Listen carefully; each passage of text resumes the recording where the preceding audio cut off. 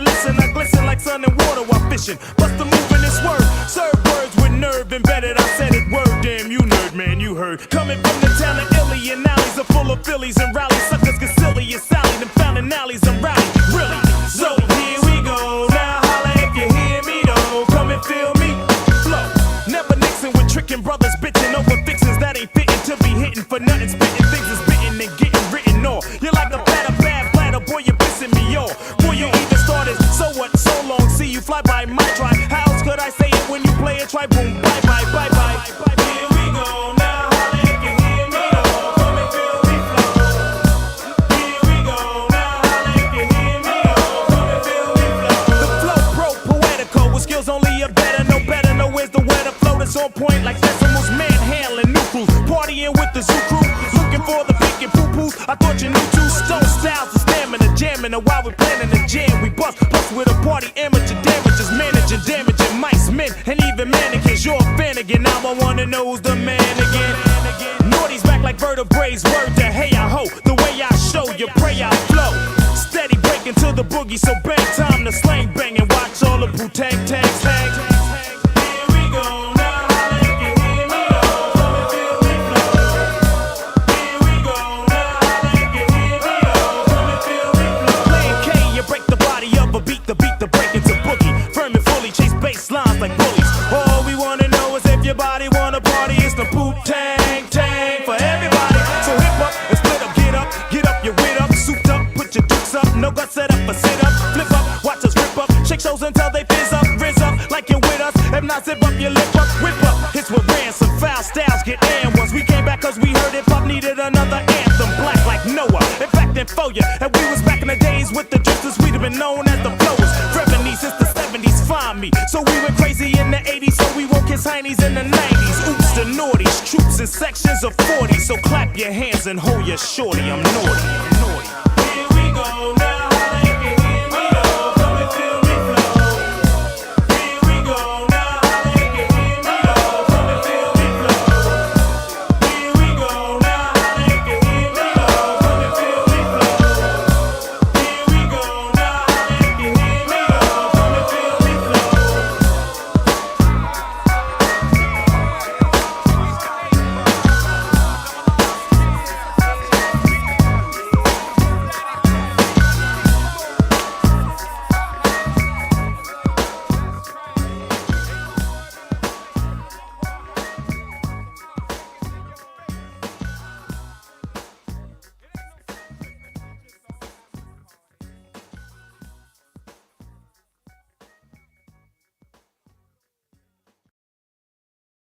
We Japanese still. You getting cooked in front of your family like a Japanese meal. It's y'all shoot the hibachi and none of you niggas can stop me.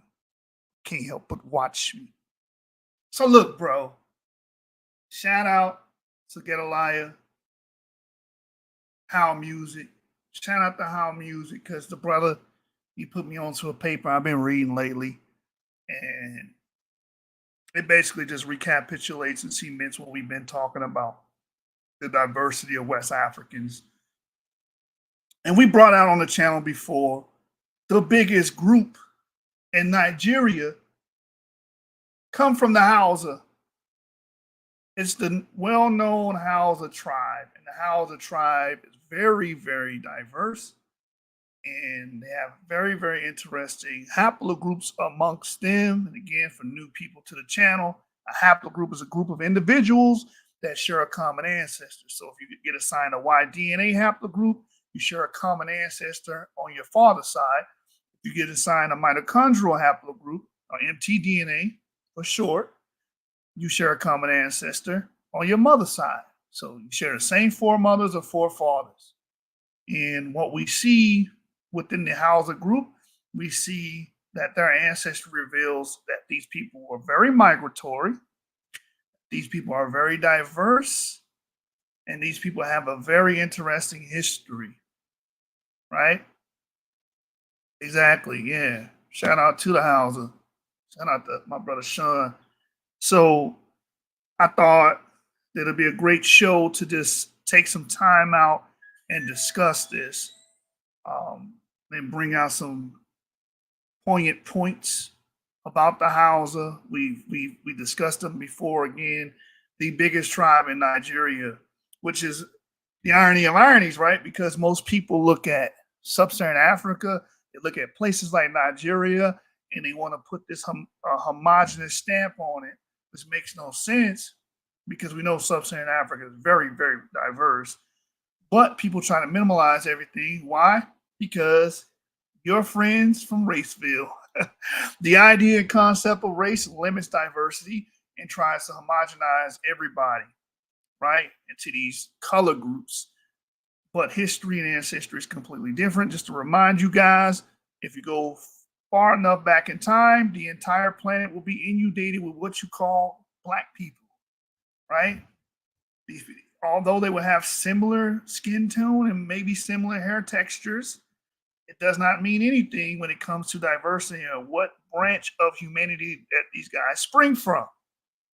We got to keep bringing that up on the channel because that race monster keeps creeping up in your mind and obfuscates everything. And now you're not able to learn about ancestry. This is why we've been having this discussion in the first place, because there's ideas from several talking heads on YouTube and social media of stagnant populations that don't move, which is just not true. Even when you look at isolated groups on islands, how did they get to the goddamn island in the first place? Through migration. All right, so that's what we're going to learn today. We're going to learn about Hausa. We're going to learn about West Africans with North African ancestry, their connection to the Mozambique people. And when we read that, just to give you guys a disclaimer, the paper's not making the claim that these West African groups descend from Mozambique people. They're just using the Mozambique people as a proxy to show that these North African groups, these Nigerian groups, do indeed have North African ancestry. So I got my brother Ivry in the building. What's going on? Yo, what's up? What's up? Good to be back. Good to be back. Yeah, this seems like a pretty interesting discussion. Talking about basically Nigerians having North African ancestry, like the Hausa.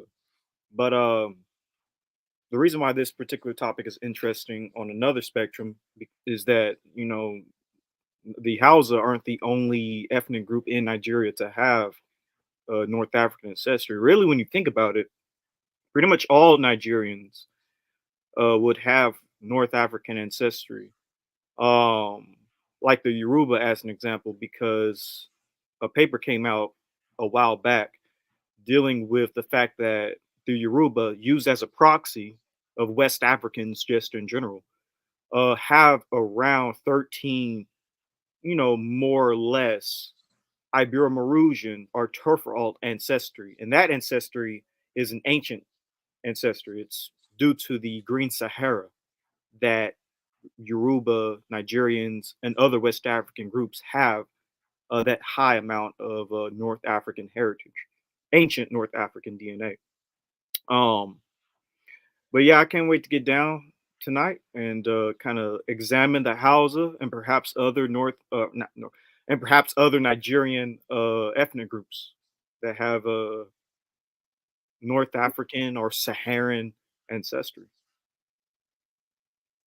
Exactly. So let's get into the first source here.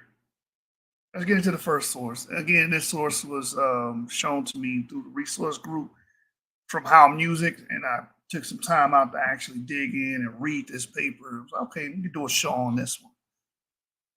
With that being said, let me drop my overlay and share the screen. So this is the paper here. Impact of patriarchality on contrasting patterns of paternal and maternal heritage in Central West Africa. Brand spanking new paper, came out July 8, 2024. And Masenda et al. And anybody that's new, et al. Just means and others. I believe it's Latin for and others, the other people that were involved, the other geneticists that were involved in, you know, writing and formulating this paper here. We're going to read the abstract, and again, the abstract is a summation of the paper. It's a summary of the paper, right? And it reads, despite their ancient past and high diversity, and it's got to point this out, West Central Africans do have high diversity. Africans in general have high diversity. They're not homogenous. The race myth is truly indeed a myth. It does not exist. There are no static ethnic groups. Through time, people migrate, mix with other people, and this is what creates diversity, which is differences within the population. It says African populations are the least represented in human population genetic studies. In this study, uniparental markers, mtDNA and Y chromosome, were used to investigate the impact of social-cultural factors on the genetic diversity and inter-ethno-linguistic gene flow in the three major Nigerian groups. Hausa, and for the Hausa, they have 89 samples. Yoruba, they have 135 samples. Igbo, 134 samples representing them. It said the results show a distinct history from the maternal and paternal perspectives.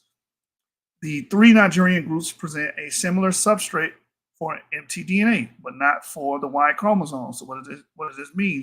They're more similar on the mother's side than they are on the male side. That's what that means. The two Niger-Congo groups, Yoruba and Igbo, are paternally genetically correlated with populations from the same ethno-linguistic affiliation.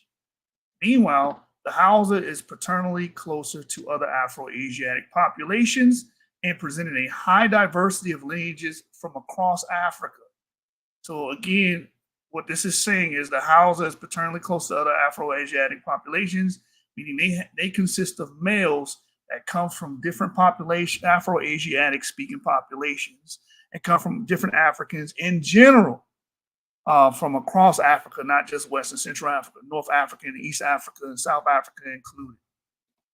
It says when expanding the analysis to other African populations, it is observed that language did not act as a major barrier to female-mediated gene flow, and that the differentiation of paternal lineages is better correlated with linguistic than geographic distances.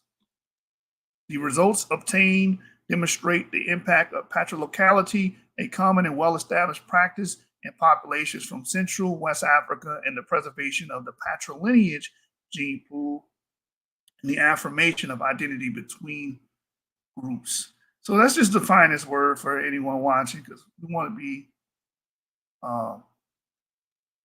to be able to educate you guys as much as possible. So that's define what patrilocality means. So patrilocality definition. Patrilocality. Patrilocal. It means relating to a pattern of marriage in which the couple settles in the husband's home or community. So that's what patrilocality means. We're going to run into another word that defines what was going on with the women as well here shortly. So back to the paper. We're going to read the introduction, and it reads, as the homeland of the anatomically modern human, Africa harbors a high cultural, linguistic, and ethnic diversity. This continent comprises almost a third of the world's ethno-linguistic groups, with four major linguistic families distributed in continental Africa: Niger-Congo, which many of my ancestors belong to; Afro-Asiatic, some of my ancestors belong to this as well, especially my Arabic ancestry; Nilo-Saharan, some of my ancestors belong to that as well, and Khoisan. While Niger-Congo groups are widespread in the African territory, the Afro-Asiatic, Nilo-Saharan, and Khoisan families have a more restricted geographic distribution, being confined to northern and eastern, central and east and south regions, respectively. So Afro-Asiatic is normally associated with northern eastern, Nilo-Saharan is normally associated with central eastern, and Khoisan families, of course, are associated with southern regions of Africa. And by the way, just I don't mean to cut you off, but just to emphasize, they're talking about modern day distribution. In terms of origin, of course, things are different. Because when it comes to Niger-Congo, as an example, there are several different places as to where that family of languages possibly originated. Some say in Eastern Africa, such as the Nile Valley region. Some say in between the Maghreb and the Nile Valley, like McDonald would. Blinch, Roger Blinch would say the Green Sahara. Some would say within the Sahel or the Sahara, a lot of different places where Proto-Niger Congo could have originated, um, and would have migrated into West Africa, or it could have been somewhere in the Western Sahel of West Africa or the Western Sahara of West Africa. But yeah, I just want to point out in terms of these language families, geographical origins and whatnot, the difference between the origin and the distribution. Because obviously, some people might say, "Oh, Niger Congo is only in Western Central Africa, therefore it's always there." Like, no, it doesn't really mean that in Yeah, terms of modern distribution. that doesn't make any sense because we know it's tied with Kordofanian, which is in Sudan. That's true. Yeah, it's technically Niger Kordofanian. Yeah, even though most people say Niger Congo, it's Niger Kordofanian. That's correct. Yeah. Same thing with Afro-Asiatic. Various different interpretations for its origins. I'm not going to get into it, but a lot of different places that Afro-Asiatic could have originated. But I just want to. Right. LEE says it does actually say Niger Congo are widespread in African territory. Yes, don't confuse that. There are Niger Congo speakers in more regions than just West and Central Africa. Yes. But it's saying in general, that's where you find it. It's like there's Afro-Asiatic speakers, obviously in Nigeria, that's West Africa. Mm-hmm. But in general, you find it in Northeast Africa as opposed to the West. That's correct. The last thing I'll say is also be careful not to always associate. Not saying you, by the way, Jashu, I'm just speaking to folks in the audience. Don't immediately associate E1B1A with Niger Congo in the sense that every single person that speaks Niger Congo has to carry E1B1A or does carry E1B1A. Obviously, language shifts occurs and other ethnic groups can speak, or people with different haplogroups, should I say, can speak a language family. Because you have a lot of people in sub-Saharan Africa that carry haplogroup B that speak Bantu languages. I believe it's haplogroup B2A that's associated with Bantu speakers because way back in ancient times, I guess men carrying haplogroup B2A kind of assimilated into Niger Congo speaking peoples. So yeah, that's the last thing I'll say. But yeah, in their language, and it's also hypothesized or postulated that their original language is lost. They spoke an ancient, archaic ancient language that was lost through assimilation through the Bantu way of life. That's a good point. Yeah, it's believed that the indigenous West Africans, not the E1B1A population, but the indigenous, I guess you can say A and B markers of West Africa, spoke, like you said, their own linguistic branch, their own like African linguistic indigenous branch. That was not Niger Congo related, something else entirely. Potentially could be Khoisan related or Pygmy related, but that would be speculation. But yeah, you're right, Jashoot there. West Africa had a completely different language family before Niger Congos came in and colonized the area. Right, and colonize the area, man. Great way of putting it because most people associate colonization with just Western Europe and American colonies, and that's it. But this has been going on for thousands of years. We see another group that will be seen as foreign coming and dominating and taking over and pretty much forcing other elements or other groups to assimilate with their way of life. And language is one of those components. We've seen it in ancient China. We've seen it in ancient Africa. We've seen it in ancient Europe. You know what I'm saying? So it's just not associated in modern times and just, with Western Europeans. LEE goes on to say Bantu is not a people, but a language family. People need to understand that. Yes, we understand that. Yeah, that's true. Yep. Or Bantu. Anybody? My bad. Go ahead. Yeah, so we're talking about the Bantu people. When we say that, we're talking about the speakers of Bantu. And in ancient time, we're talking about the people that may have originated or brought forth the Bantoid languages. Go ahead, brother. You were saying. No, exactly. That's why I was saying there can be people who carry various haplogroups that can speak different language families. Like I said, B2A is among Bantu speaking peoples. Like there are people who carry haplogroup B2A that would be considered ethnically Bantu, even though most people would assume like most Bantus are E1B1A. Like, no, there's people that even carry R markers that speak Niger Congo languages, Exactly. you Exactly. know, and vice versa. You know, people with E1B1A that speak Afro-Asiatic languages. But anyway, I can give so a quick example to that. So let me show you guys this, because I had to show a brother this on Facebook. Because he was confused because he took an African ancestry test and it came back to the Gabon people, I think it was, but he had haplogroup R1A. So mm, how does my ancestry point back to Europe if African ancestry is telling me that I could connect to the Gabon people? I said very simple. In modern times, or within the recent 500-year time span, your ancestors are descendants of some of those European migrants that came down and did and conducted business with some of those West African polities. And during that conducting of business, they possibly married with the locals and ingratiated themselves and assimilated with several West African groups, including Bantu speaking groups as well. That's why you have R1A and like R1B European clades found amongst West African indigenous tribes.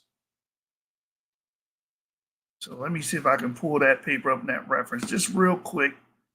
Now, by the way, Avery, I don't want to be up at 1 o'clock in the morning. I'm gonna tell you that right now.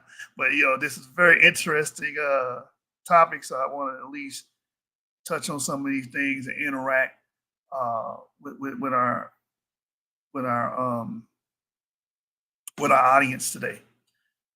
So here's the paper here at the southern fringe of the Bantu expansion. Let me get that just to exemplify what I was talking about. Let me go to PubMed real quick. Share this tab. So at the southeast fringe of the Bantu expansion, genetic diversity and phylogenetic relationship to other sub-Saharan tribes. Diane Rowald et al. This was published in 2014. It's the abstract. The abstract, again, is the summation of the paper. It says here we present 12 loci paternal haplotypes against the backdrop of the Y-SNP marker system of Bantu males from the Maputo province of Southeast Africa. This is just a very technical way of saying we're studying the male ancestry of the Bantus, or in other words, the fathers of the Bantus. It says a region believed to represent the southeastern fringe of the Bantu expansion. Our Maputo Bantu groups was analyzed within the context of 27 geographically relevant reference populations in order to ascertain its genetic relationship to other Bantu and non-Bantu, i.e. the Pygmy, Khoisan, and Nilotic sub-equatorial tribes from West and East Africa. The study entails statistical pairwise comparisons and multidimensional scaling based on YSTR, RSC distances, network analysis of Bantus. Again, just like Avery told you, B2A was found among Bantus. The Pygmies, we also see B2B. Exactly, Sean, exactly. Lineages, as well as an assessment of Y-SNP distribution patterns. Several notable findings include the following. Maputo province Bantu exhibits a relatively close paternal affinity with both East and West Bantu tribes due to the high proportion of Bantu Y chromosomal markers. So basically saying they share many of the same fathers, or common ancestors on the male side. Number two, only traces of Khoisan, 1.3%, and Pygmy, 1.3%. Markers persist in the Maputo province Bantu gene pool. The occurrence of R1A, we see R1A, which we know is a Eurasian marker, what it's going to tell you. M17, a member of the Eurasian R1A M420 branch in the population of the Maputo province, may represent back migration events and or recent admixture events.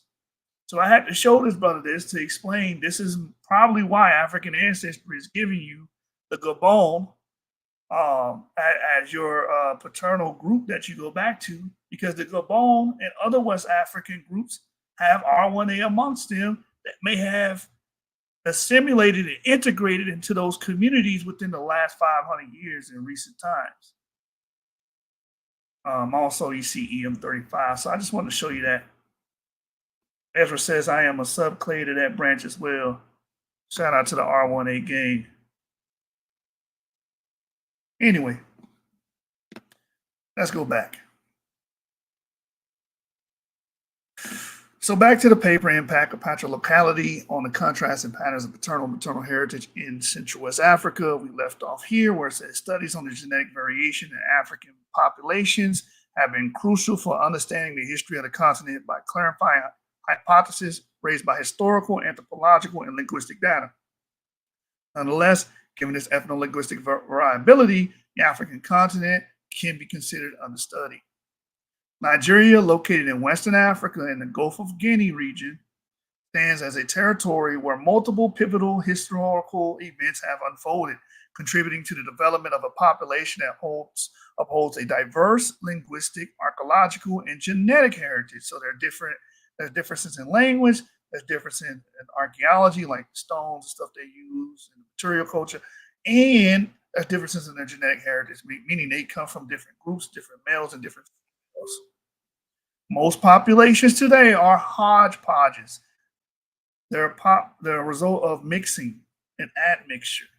That's why it's so weird and strange when this race myth and anti-miscegenation and all these things that were made up by racist white rednecks of the past being adopted by quote unquote Afrocentrics. When we look at Africa, we study sub-Saharan Africa, we can see that they were very diverse in many ways, not just genetic, linguistic, and through material culture. They didn't all practice the same thing.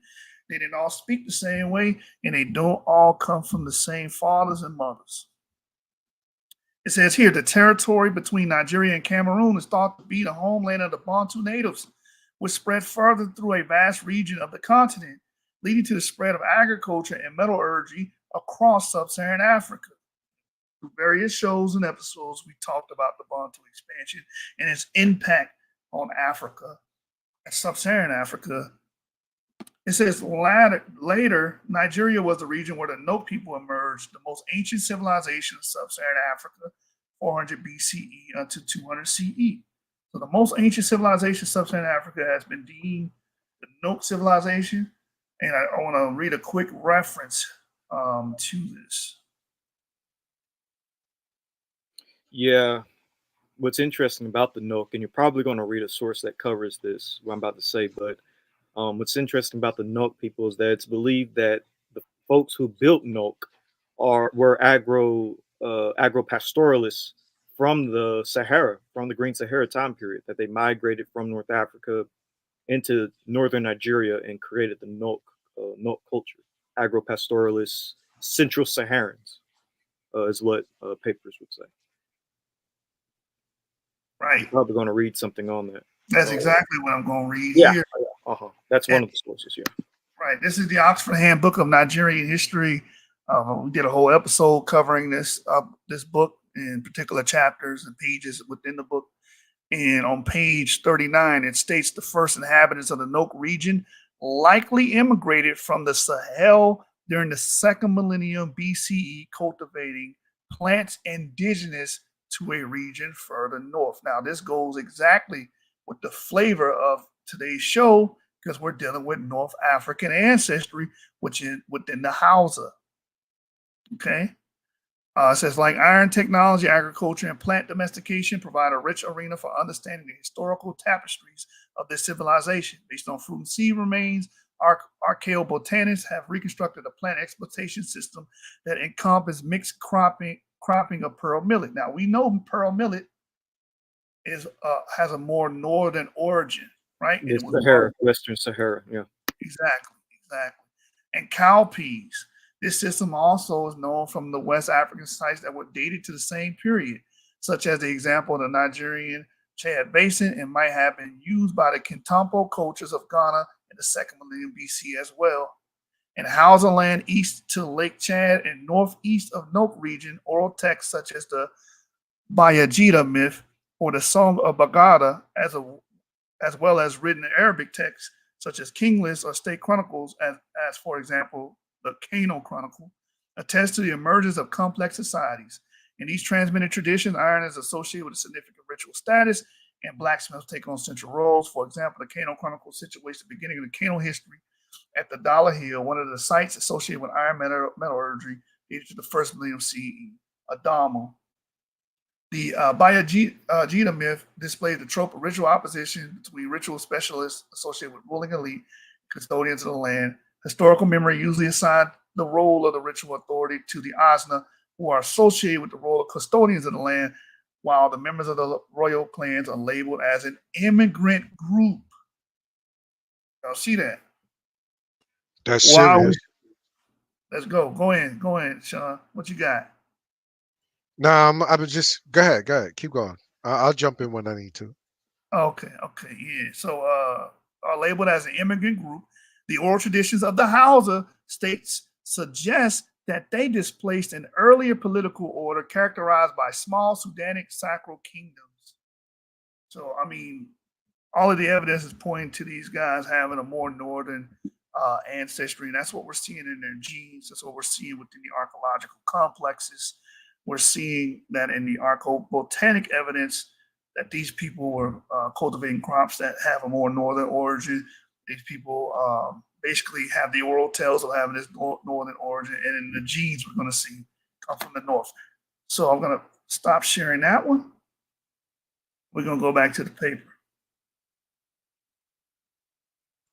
Hey, I want to give a quick shout out to How Music again. I know you brothers already gave him a shout out, but he's been sharing these papers that he keep running across. You know, we're always busy, we're always working, and as soon as we grab something, we get to it. But How, thank you very much, bro. Shout out to How again. Yeah, that's facts. That's facts. Nigeria is currently the most populous African country and comprises a multiplicity of ethno-linguistic groups. At least 250 distinct groups currently exist in this country. So, when a lot of Afrocentrics would say, you need to go back to an African culture. Which one? So, it's so many of them. Man. It says the existence of the major current ethno-linguistic groups in their kingdoms in the country is dated before the 15th century. Due to their divergent beliefs and varied cultures, different dynamics and political organizations were implemented, which led to the geographic separation of the groups as they gradually emerged. The largest and most representative ethno-linguistic groups are the Hausa, which represent 29% of the population. The Yoruba, which represents 20%, and the Igbo at 17%. That's a whole lot. Yes. The Hausa people belong to the Afro-Asiatic linguistic family and live mainly in the north of Nigeria, in the savannas where the ancient Hausa land kingdom was established 9th century CE. This ethnic group is an important member of the Chadic branch, and it settled close to the Lake Chad Basin, a region that comprehends diverse ethno-linguistic populations. Their location also allowed contact with people from the Middle East and North Africa during the trans-Saharan trade, who introduced Islam to the Hausa people as a result of cultural exchanges. Real quick, I want to show an example of what this paper is referring to. I got another paper that's going to use this group as a proxy. The Tangali people. Now, if you type in the Tangali people, this is what is going to pop up. Tangali people. The Tangali people are migrants from where? Yemen. Through Egypt and then to the present Borno state. They are a people group of Nigeria numbering 303,000. Their primary language is Tangali. So this is an example of what the paper is talking about, allowing people coming from the Middle East and North Africa. We can go on and bring more and more examples. Recently, Baram was one of those examples where you have an Eastern African group coming all the way over to Nigeria and settling.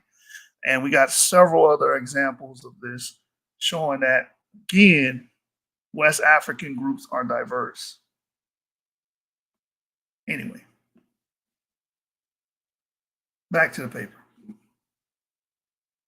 The Yoruba and Igbo of the Niger-Congo linguistic family emerged in South Nigeria and the former Yoruba land and still inhabit this region. These groups had strong contact with Christian religious beliefs after the European arrival in the 15th century. Culturally, these three ethnic groups have patrilineal descent systems and practice polygamy, which is common to most traditional Nigerian societies. Data retrieved from the area database of the Global Data Lab shows that patrilocality still prevails in Nigeria. Again, patrilocality just means you stay wherever the husband is, right? With positive patrilocality indexes obtained in recent demographic surveys in all states. The European colonization and subsequent exploitation of the people in the Nigerian territory prompted interactions between different ethnic groups. During this period, while some groups in Nigeria were extinguished, others, as Hausa, Igbo, and Yoruba, grew with the incorporation of people from more vulnerable groups. Furthermore, with the European colonization, new political divisions in the country were implemented, which resulted in the current state limits. The wide diversity of ethnicity, linguistic affiliation, and religious beliefs of the Nigerian groups had important political and social impacts. Several conflicts emerged over the years due to religious and ethnic divergences. The Civil War or Biafran War, 1967 to 1970, was the most important and brutal conflict in Nigeria that ended up with more than 1 million civilian deaths. The war started shortly after the independence of the country because of inter-ethnic and inter-religious turmoil episodes involving mostly Igbo and Hausa groups. During that time, that was pushed, or that war was pushed by the British colonists. Yes. It says the territory pluralistic mosaic history has raised questions related to the impact of such historic events on the genetic differentiation of current Nigerian population groups. Genetic markers located on mitochondrial DNA and non-recombining regions of the Y chromosome allow the identification of maternal and paternal lineages, respectively, providing independent evolutionary histories. Thus, these markers are commonly used to provide information on population demographic history, meaning demographic history is pretty much the migratory history of these people, sex-specific migrations, and mating patterns. By combining information on mtDNA control region, YSTRs, and YSNPs, the main goal of this study was to investigate the impact of social cultural factors such as matrimonial practices. I'm gonna look that up real quick. What does matrimonial mean? Marriage.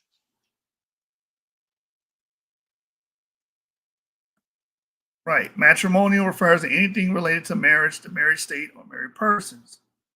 It is an adjective used to describe matters or aspects connected to matrimony, such as marital relationships, nuptials, or conjugal life. So matrimonial practices, cultural exchanges, inter-ethno-linguistic migrations, and post-colonial inter-ethno-linguistic conflicts on the genetic composition of Hausa, Yoruba, and Igbo ethnic groups from Nigeria. These inquiries were further extended to encompass the Central West African context by supplementing our findings with data previously reported for other ethno-linguistic groups from Nigeria and neighboring countries. So we're going to go all the way down to the results. So the mtDNA and YSTR haplotypes and corresponding haplogroups obtained in this study are listed in supplementary table S2. A total of 94 different mtDNA haplogroups were detected. So again, this is showing diversity amongst West Africans. 94 mtDNA groups, that means 94 different females, 94 different mother groups, or 4 mothers spawn these groups. They're not homogenous, they're very diverse. Even when you look at just the L markers, there's a diversity within those. Let's keep reading. It says 36 of which were observed only once. For the Y chromosome, 17 different haplogroups were detected. So again, 17 different male groups, 17 different forefathers. These West Africans, they're not the same. 7 of them observed only in one sample. The frequency distribution of the main mtDNA and Y chromosome haplogroups in 3 ethnic groups are represented in Figure 1. The Three Nigerian groups showed a similar distribution of mtDNA haplogroups. Although the number of mtDNA haplogroups was higher in the Hausa than in the Yoruba and Igbo samples, it presented a slightly lower diversity due to a less even distribution of most frequent haplogroups. A much more heterogeneous pattern was observed in the frequencies of distributions of Y haplogroups among the three groups. The Hausa showed the highest diversity of Y chromosome haplogroups. So they have a bunch of males coming together to create what we know as the Hausa. With the most frequent lineage, RV88 not being present in Yoruba and Igbo samples. The Igbo showed low Y chromosome haplogroup diversity due to the high prevalence of EU174 lineage in a low number of different haplogroups. So they're the closest to being homogeneous amongst all three groups. And I believe the paper explains why. Pretty much what a lot of people have a hard time swallowing. This pill is a hard pill to swallow for Afrocentrics, is that what Africans were doing during the slave trade were capturing and enslaving their own tribe. I'm gonna have to say this again. What these Africans were doing during the slave trade were capturing and enslaving their own tribes, members of their own tribes, their own villages. This is what they were doing. And the Igbo did it so much that they reduced the diversity amongst them. They reduced it. Whoa. Hold on. You said the Igbos? The Igbos were involved in the slave trade. The Yoruba was as well. No. You lie. The Igbos are the Israelites, and they were the ones being enslaved by the other Hamitic tribes, like the Yoruba. The Yoruba are Hamites. The Igbo are Israelites, bro. Stop lying. The Igbos, just like the Yoruba, were involved in the slave trade. You lie. Facts. So the Yoruba was just as guilty as anybody else, as the Igbo. Mm-hmm. I think that you may need to read that again for the audience. Wait, I got a reference here. Hold on, because I was gonna. Not only that, but 94 different mtDNA haplogroups these men were mating with. Mm-hmm. So would that be sex bias? Kind of, sort of.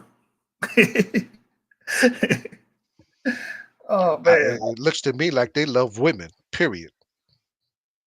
yeah, man. 94 No groups. matter where they came from. Yeah, no matter where they came from, they love. They if you look good, you're getting touched. And when it comes to the Igbos enslaving other groups and Yoruba enslaving other groups, this is an unfortunate reality when it comes to just ancient human populations. Like, you're going to enslave the people who you're around most of the time. If not, maybe expand into other territory to enslave people. You see the same thing when it comes to, let's say, how the Vikings would enslave Slavic people. It's believed that's where we get the word slave from, Slav.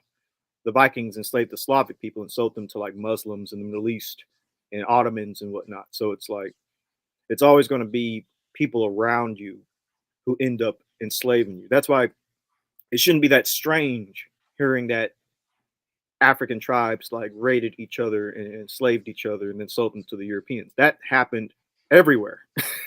So you mean that there was a caste system amongst the Yoruba and the Igbo, amongst their own people, and yeah, it was tribalism?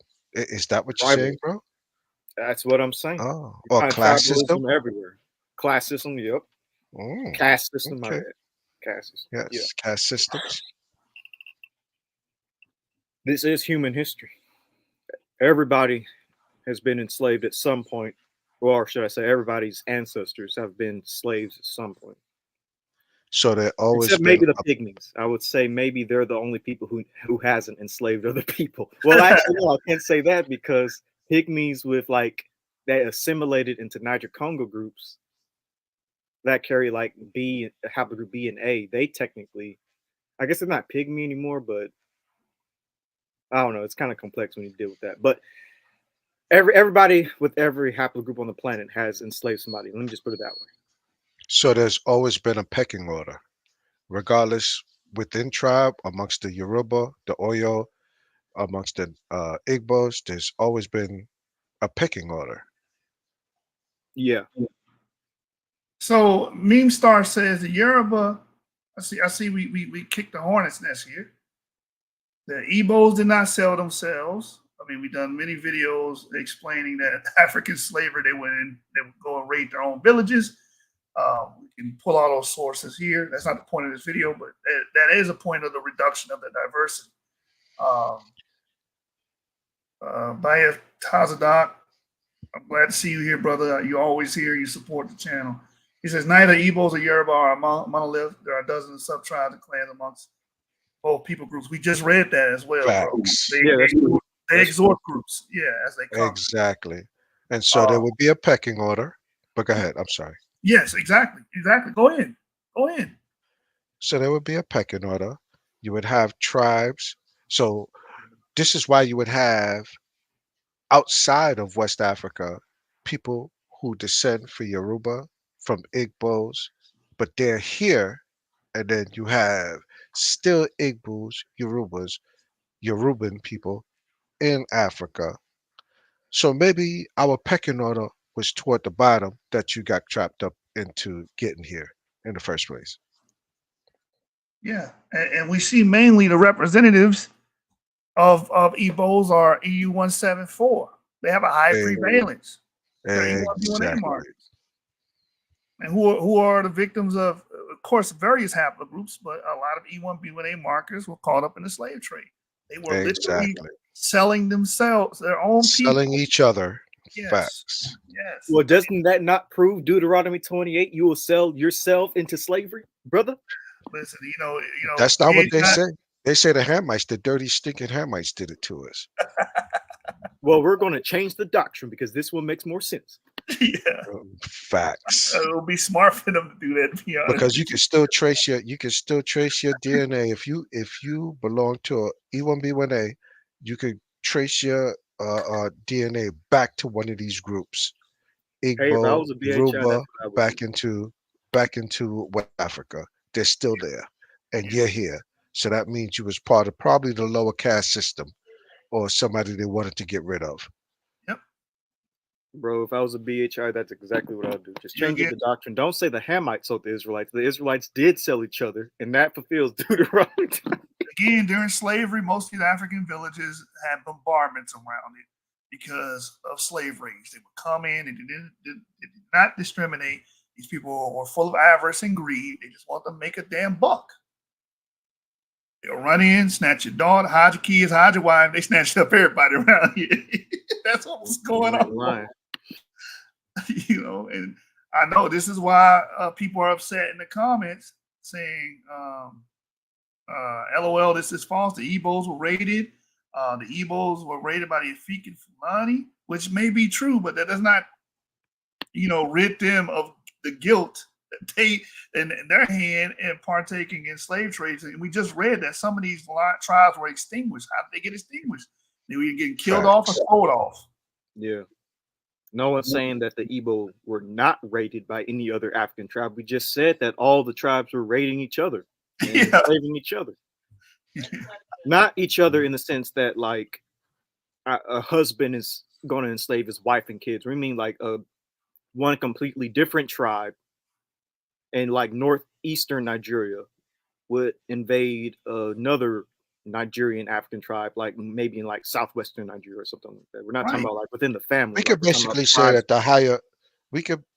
say that those who belong to the higher caste system probably didn't have to go through what the lower caste system of the Igbos had to go through.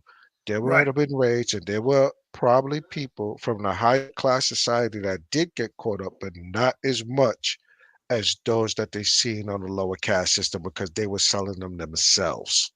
Yes. Yes.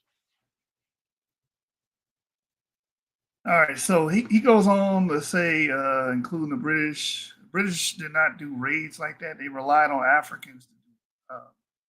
We need to brush you up on history. Yeah, that's very I don't want to be disrespectful, but that's pretty remedial. He also said the Igbos did not sell themselves. LOL. He goes on to say the Yoruba didn't sell themselves too. They got invaded by Fulani Muslims around 1800. So let me just share Fulani. I mean, they were big. They were another big. another E1B1A group. You know what I'm saying? Exactly. Right. Exactly. So then you're saying that if one set were Hamites, then they all were Hamites. They all belong to the same group of people. You're saying Hamites sold Shemites, but these are Shemites selling Shemites. If that's the take you want to view it as, uh, what's his name, Memstar? I don't know if he's a big child. I was just making jokes, like, but I think he might be Afrocentric because he hasn't said anything that's really big childish. I think he just might be a bit Oh, Afrocentric. okay. The fact is that these people sold each other regardless to what, when they want to get rid of you or they wanted to put your specific clan down, even though, or they wanted to get rid of your clan, even though y'all belong to the same Y chromosome group, they got rid of you. If it Yeah. was a problem, or you know what I'm saying, they just got rid of you. You know what I'm saying, I'm stuck on how these people can't understand whether you're Afrocentric, Israelite, Christian, like how you don't understand these people sold each other. This is what they did. They might not have thought that you was getting sold into this the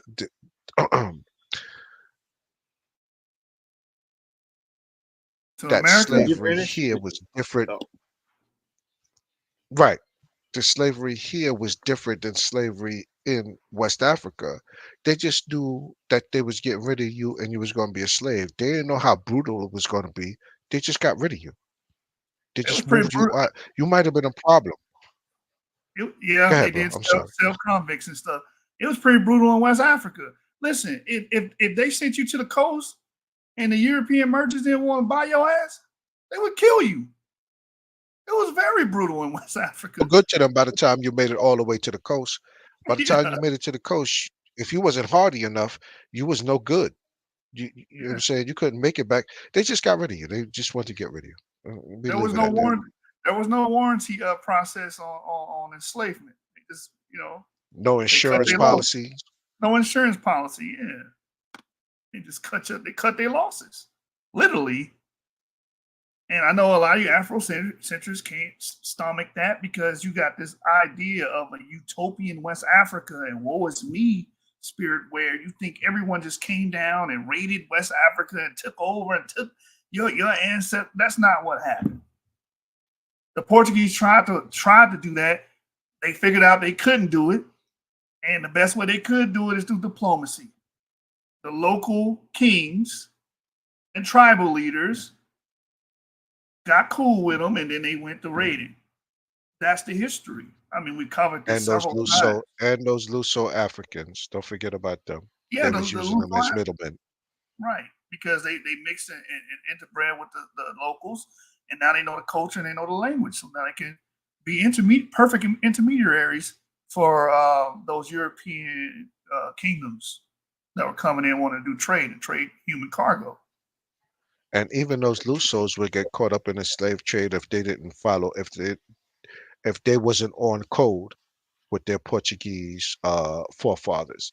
If they didn't operate, you know what I'm saying, if they got too familiar with the population that they were amongst, meaning like, they wanted to marry into them, they started having, emotions about people being taken into the slave trade, their asses would go into the slave trade too. Hmm?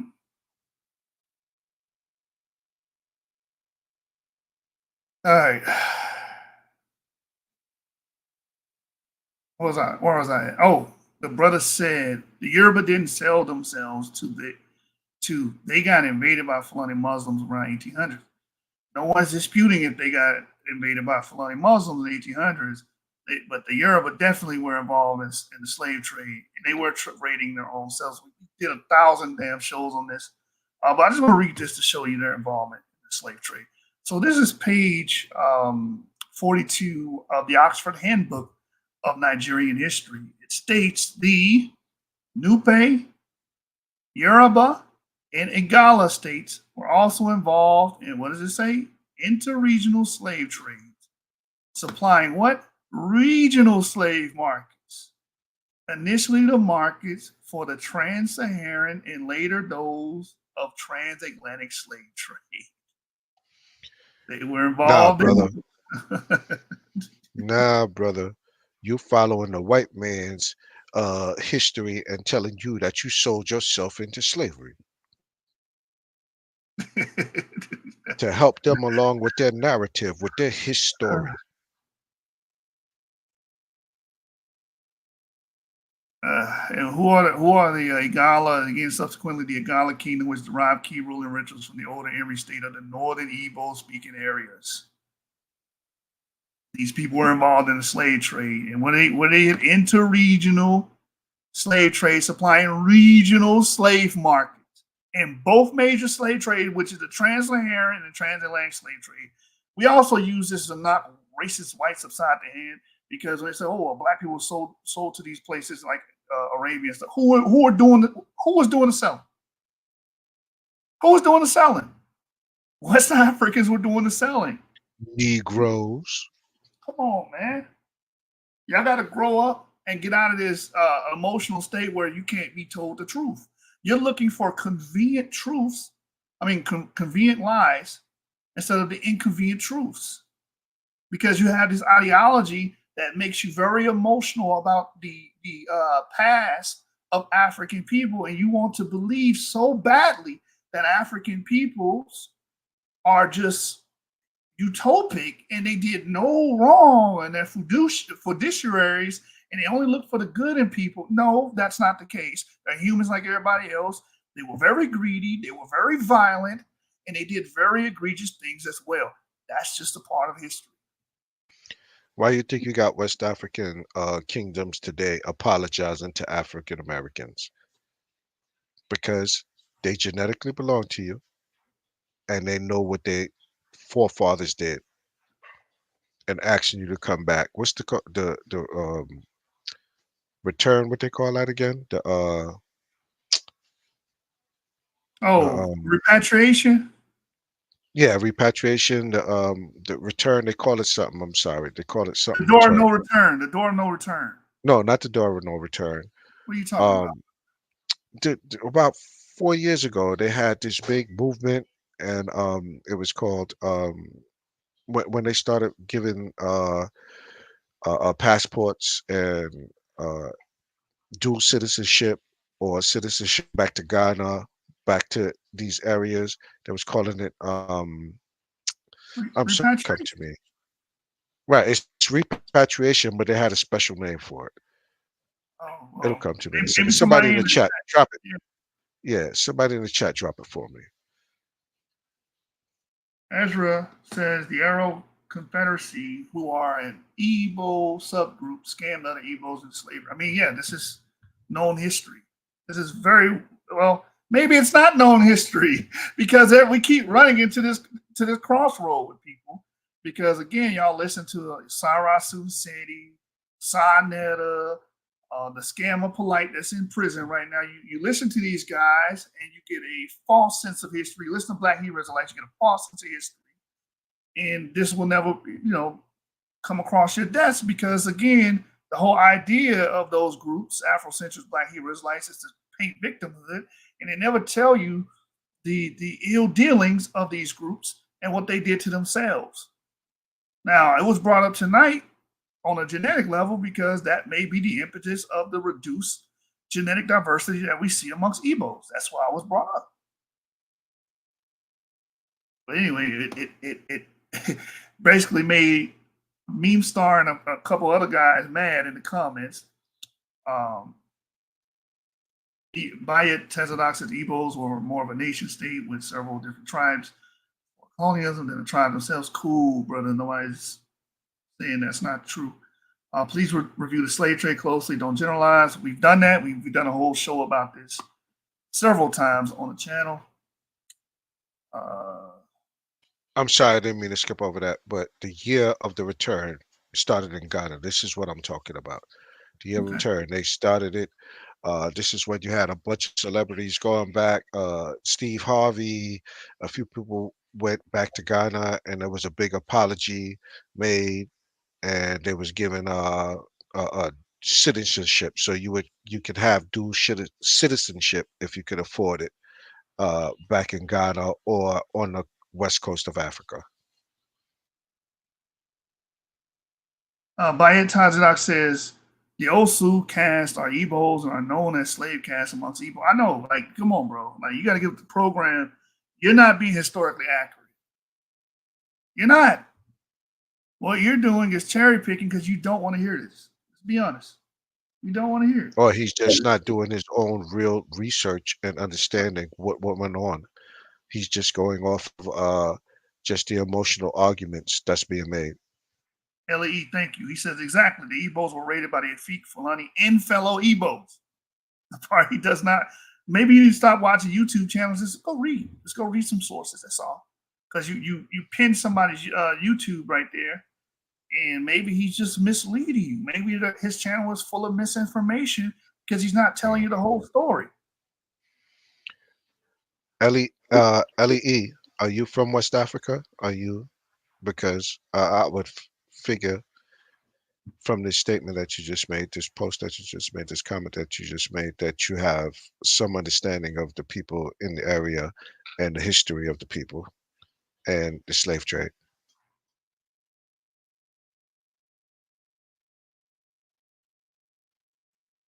Yeah, man. So this dude said we gave sources, and his brother says we need to read old books or whatever. This brother sounds like what's that guy named Benaiah? It's the truth's in the old books. Benaiah, Dante, Teo. He sound like the whole crew. Yeah, it's in the old books. In the old books. Well, we gave you up to date, up to date scholarship here. I don't know what else to do for you, brother. You said the Yoruba did not sell slaves or didn't sell themselves. You said the same thing about the Igbo. We gave you a source encompassing all that, and that's not good enough for you because it's not scratching your ear. Right, and this is actual scholars doing real genetic work, real archaeological finds. This is what we do over here is real scholarly work. I don't know what y'all listen to over in those channels. Well, actually, I do know.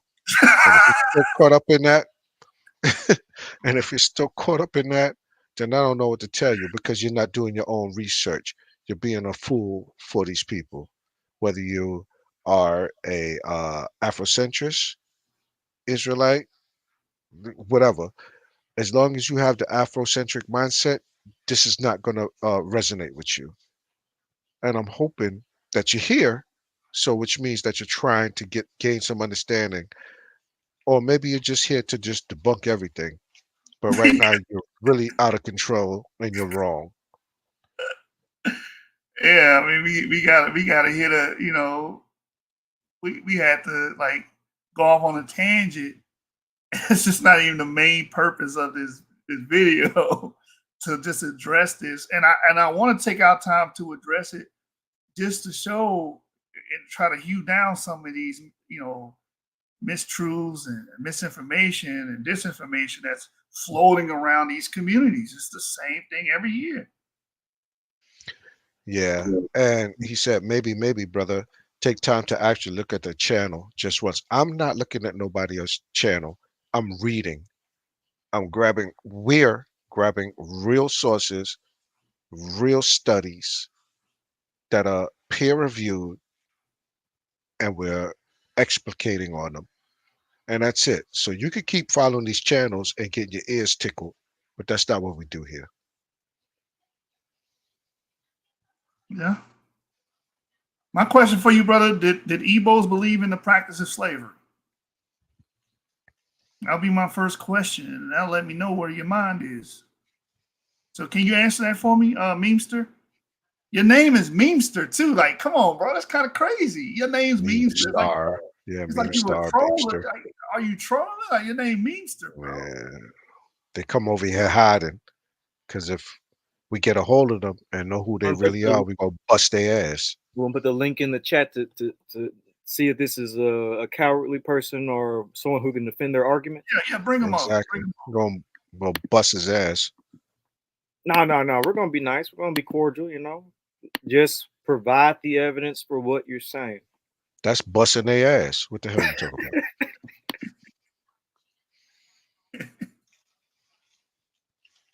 Oh man. Domestic slavery, yes. But while So we what is domestic slavery? What do you mean by domestic slavery? Well, that blows up in his face. Because that means they Exactly. were enslaving themselves. They would deal with regional slave markets. They would go in and raid themselves, their own tribes. They would go raid them and bring them to these regional slave markets and sell them to Northerners, or East Africans, or Arabs, or whatever, and then Europeans. All right, so let's finish reading. I'm gonna put one more up here just to show where his head is at. He's like the rest of the Afrocentrics, just dealing with Saharan and European slave trade, the transatlantic and the trans-Saharan slave trade.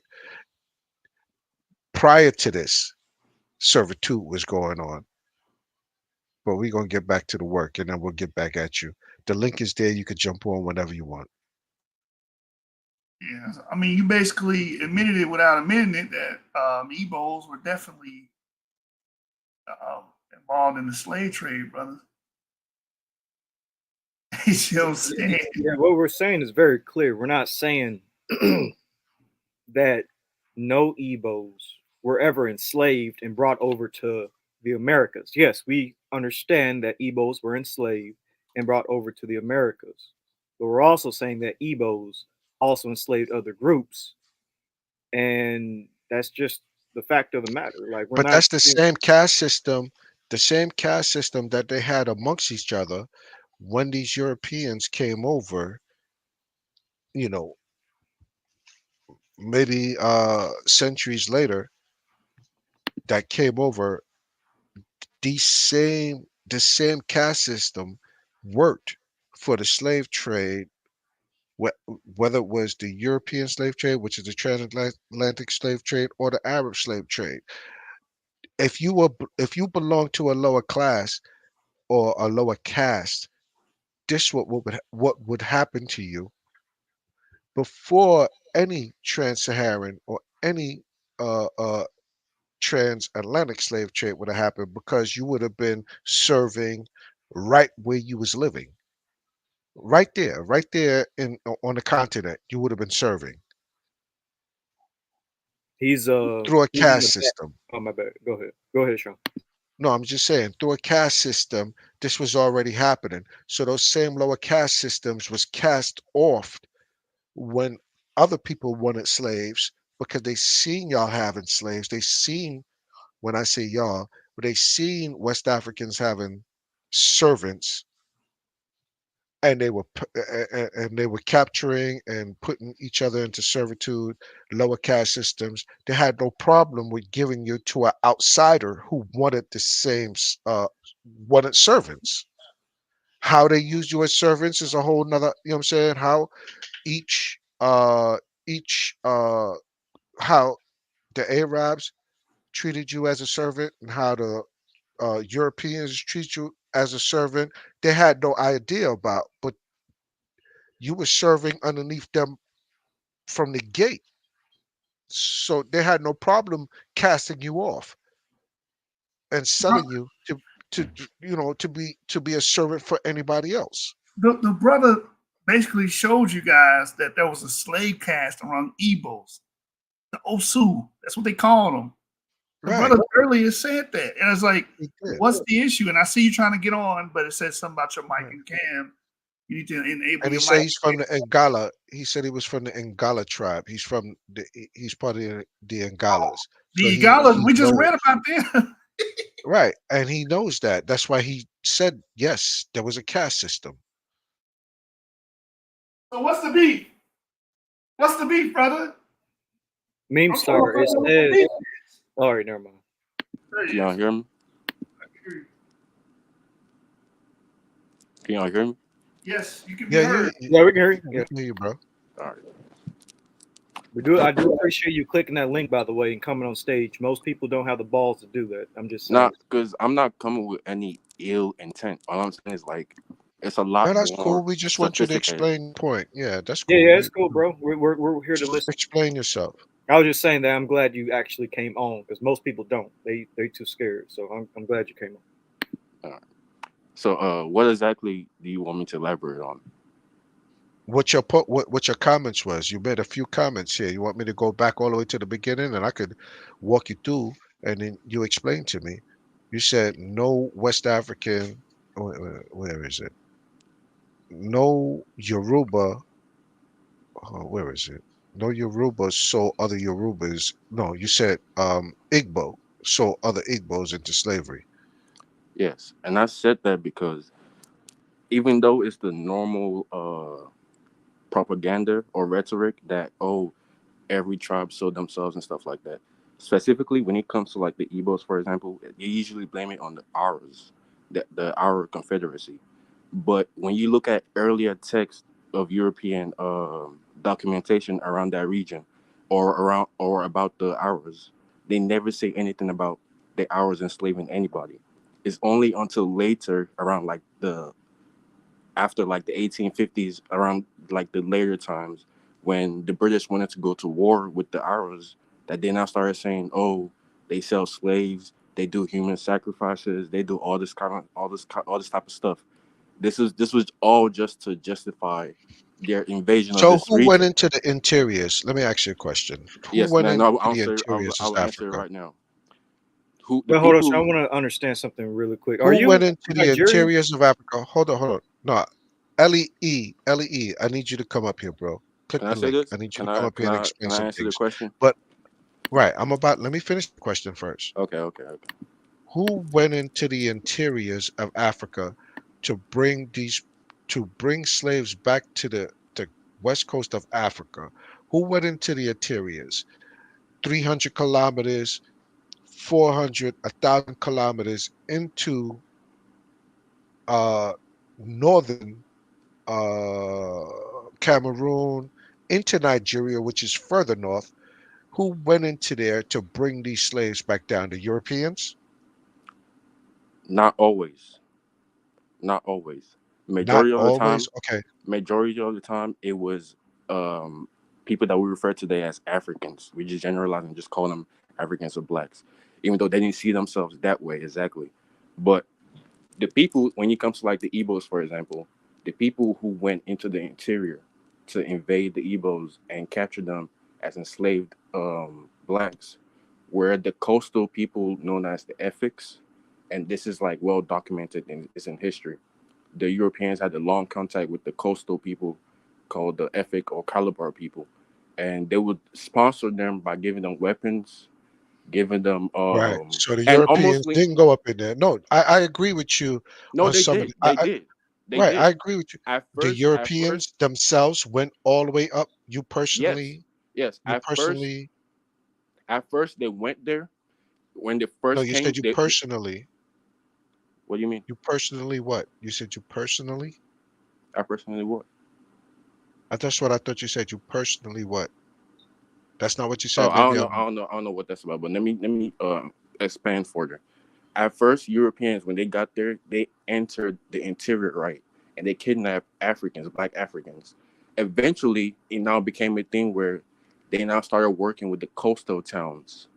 Now, even these coastal people, they didn't even have too much options to not work with these Europeans because it is documented in one of these history books that when they didn't want to, when they weren't, which history book? Please don't just tell me. okay, let me, because my whole Please grab library, some sources because that's what we do here. okay, Grab some sources. Don't just give me lyric. my whole library is on Okay, archive. fine. I'm not saying it's not. I'm asking you to grab one for Don't, me. Just it's don't okay, give me lyric. it's okay. I I'm gonna thought find it for I you. thought LEE was Emmanuel. What's up, Emmanuel? It's been a long time. That's Emmanuel? Yeah, it's Emmanuel. LE was on point. I don't know why you call Yeah, him LE. on point. Yeah. Emmanuel. Oh shit. Yeah, I didn't Emmanuel. know I that was haven't spoken Emmanuel to you in a long from time either, Clubhouse. bro. Here's a source. Here's a source. The Igbo were among the lead exporters of slaves to Europe and Americas. That's from the Slave Trade Warfare. Yeah, can you hear me? Please, what date? What Yeah, we church can hear is you, that? Emmanuel. Yeah, hold on for a second. 19 Hold what? on. What date was the book published? 1987. 1987. Now, by this time, you can't be trusting sources from this late. Here we go. You Okay, can't be hold trusting on. sources from this late. LEE, hold on. Bro, I haven't spoken to you in a long time. What's going on, bro? We heard you. We heard you a second ago. Now we can't hear you. You're on mute. But you're still You here, can't trust nothing but you. bro. This is the same thing we go By the way, through with. Meme Star, are you Nigerian? Like, I'm not saying you have to be Nigerian to have this conversation, but I'm just saying it sounds like you have an Are you accent. West African? Period. Or are you West African? Yeah. I'm black. Okay, What you're the like hell an is that? African, You don't come African up here with American. that. Like, What is black, bro? Give me a definition of black. Don't do that, bro. What do you mean I'm you're black. black? What do you? I'm What black. does are black you- mean? What are does you black African, mean? Are you African American? Yeah. When you say black, you mean okay? Okay. Because Are it- you? all right. How many generations back does your family Let's go see. here? Do you have anybody from the This Caribbean? is Do you have anybody? you're asking me about my generation. This is not about me. We're talking about history. No, you right said here. you're black. Yeah, we are talking about history, but we asked you a personal Hold question. on, let me see. Well, and I said this is not about me. Let's stay focused. Let's stay Understand? focused. All right. Let's stay All right. focused. I'm gonna give you the. We're gonna give you the I'm floor. trying. I'm trying to You find want to these share sources. some? You want to share? You want to share a screen? You want to share your screen to show us the source? Hold on. I'm not ready yet. I'm trying to find it. All right, get it together, and then you come back and let us know. But we're Alright. gonna move forward. So don't interrupt our sources, brother. You be Right. trying to jump in. Let us. All right. Let us move forward. When you grab your sources, we'll bring you up. Just Shub, you need to rename this live to "Did Africans sell other Africans in the slave trade?" You just scratch the whole Hausa and North African and No, Central. because it's integral, and I'm gonna go back to that. And I'm gonna finish this. Yeah, we point. got to finish that up. We have to finish that We're up. done with this, But brother. yeah, we're gonna give him a moment to because he.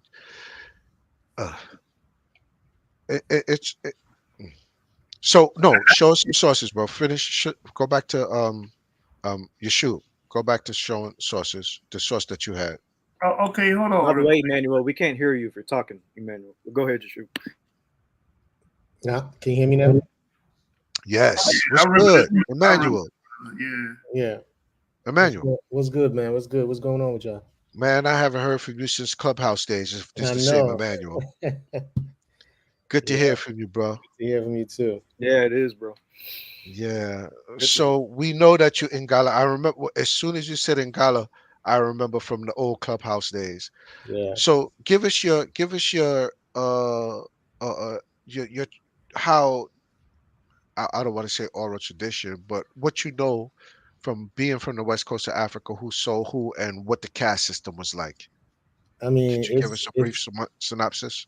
Yeah, it's just straightforward. The honest truth is that, as in addition to you can say the Fulanis or the Europeans that came and sold the slaves, we sold ourselves as well, and we were actually even in business with the Europeans when that happened. So, I mean, that link that Yeshua just dropped in, that was straight up. That link from the New Yorker, that article talks about the different caste systems amongst the Igbos. And we know that already. It's not just from that link. We know about the Osu and the Dialu and the other caste systems where slavery was already going on. The moment that the Europeans came, it was just elevated because they were getting more things. They were getting mirrors, they were getting bottles and, all Didn't different. we speak about this back in the old Clubhouse days, bro? Didn't you put us on to this? Are you first generation here? Yeah, I'm second generation? No, I'm first generation. I just Right. grew up. So right. So you have some real insight on how things went. Oh yeah, I mean, I Okay, go to my very good. village. I go to my village. I know my, ancestors, like everything. I could Right. even switch up and start speaking. I could speak my language. Yeah. So what part of the caste system would you put the Ingala at, if you don't No, mind me asking? so that's why I said now this article, it's very rich what you guys are reading, and I love it, even though I know some of the things, but I think there's a lot that I can gain from that. I was gonna say if you could just drop that link so I can read it up myself, because I do know that the Igalas actually, even in terms of political, we had a very strong political influence because we're neighbors with the Igbos. In fact, you know, my lineage actually connects with the Igbos as well. So, and politically, we controlled that particular place from which actually the Igbos even say that we are, Hebrew and things like that, which is from the Anambra and the Inri kingdom, right? So the political structure was ruled by the Igalas, Yep. and it's there. It Not was just there. necessarily Israel, but just Hebrew or just Semitic. I just want to use I just want to use Semitic. Yeah, Right. A yeah, broad, you want to use yeah, the yeah, broad yeah, yeah, term, which is yeah. Hebrew. That's why I Exactly. wanted. That's why I So the didn't even link, say Israel initially. So right. just say Semitic. That's fine. Right. So Yeah. the link, he just dropped it for you. The Genesis 49. So grab that real quick Okay, before appreciate it. it spills out. But go ahead. I'm sorry. Go Yeah. ahead, bro. So it shows that at that time, because our kingdom controlled the River Niger all the way, it was really the whole, in that area, we actually controlled it.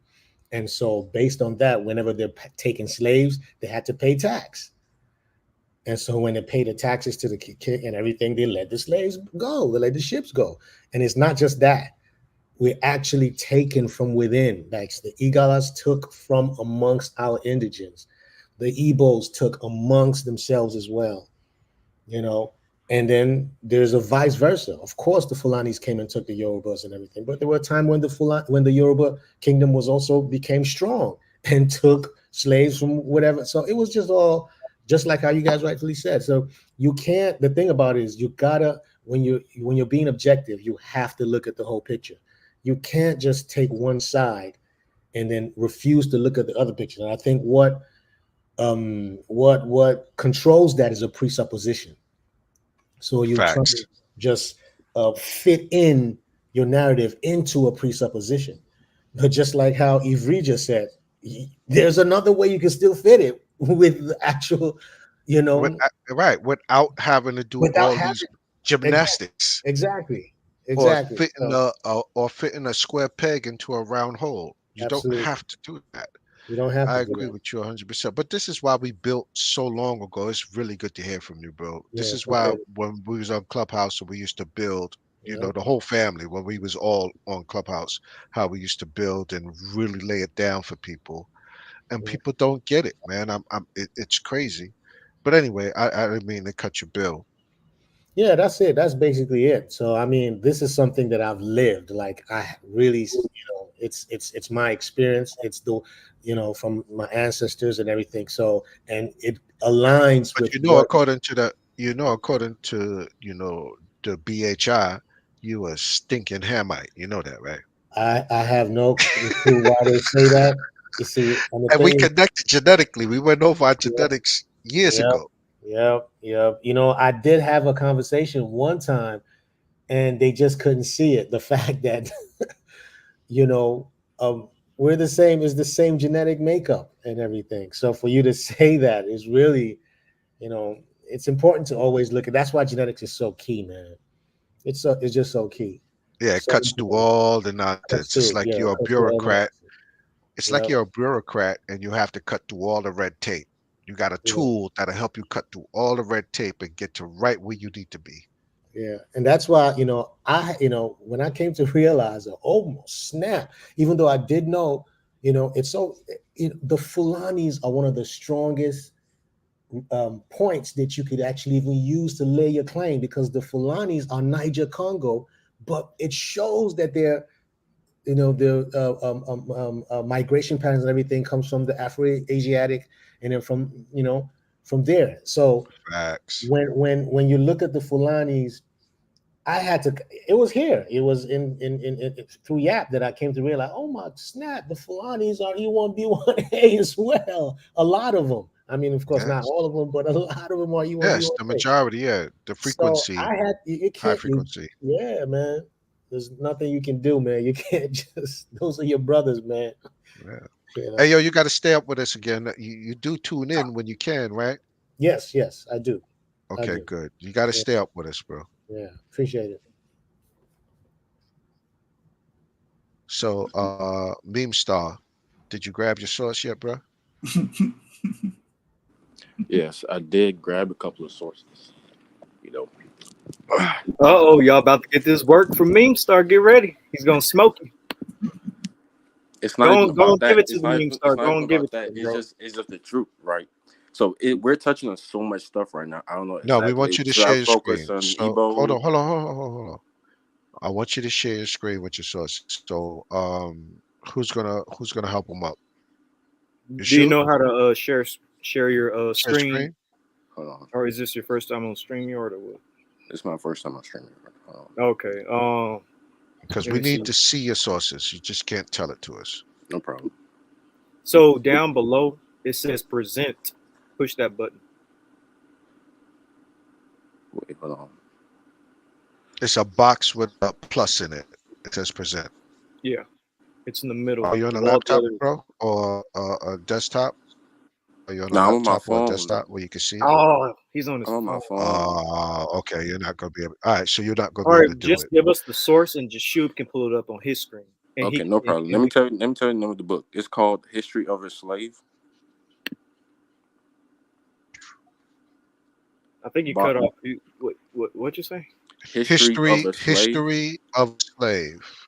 And who's the author? History Yeah, of well, a who's the slave. author? That's a bit vague. And who's the author?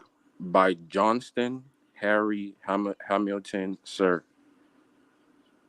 Okay, did you get Johnston. that? Harry Hamilton. Harry Hamilton. Yeah. 1858. The shoe. You there? 1858. Yeah. Yeah, I thought, but Jashub had a source from the 1800s as well. Nah, he was talking All about right, but some let 19 him something. present. Let him present. Yeah, We yeah, gave him a little I'll back up. let him present. I'll be on your side, Meme Star. I can go to the 13th century, but okay. What were you Yeah, but saying? let him present. Let him present.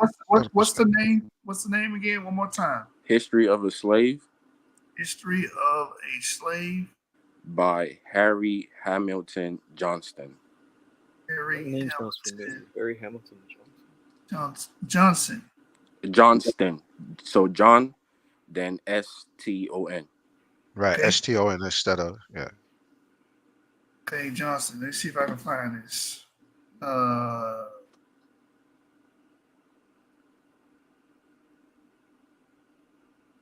It says it's a fictionalized account of the life of a slave. Wait, what? All right, show it, bro. Show What are it. you Show it. even Pull it up. talking Pull it about, up. bro? Pull it up. That's what I'm saying. Put it on the screen. Put it That's on the the screen. summary of the book. I'm trying to find the book, but I can show you the summary of the book. I'm trying to see if I can see if it's available. The summary of the book reads this.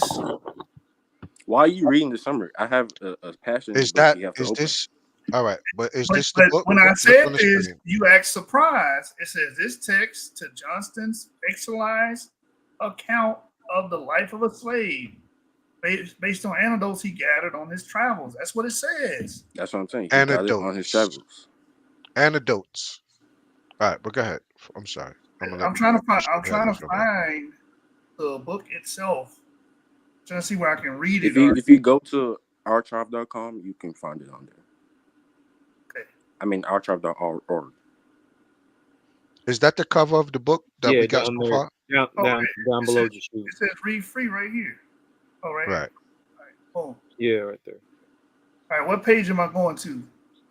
Go to let's say for example, go to 113.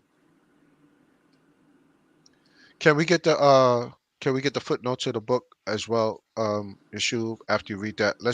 We can't see your screen, Jashub, when you click the button. Oh, my bad. Where's the I'm not familiar with this website. Where's the the index.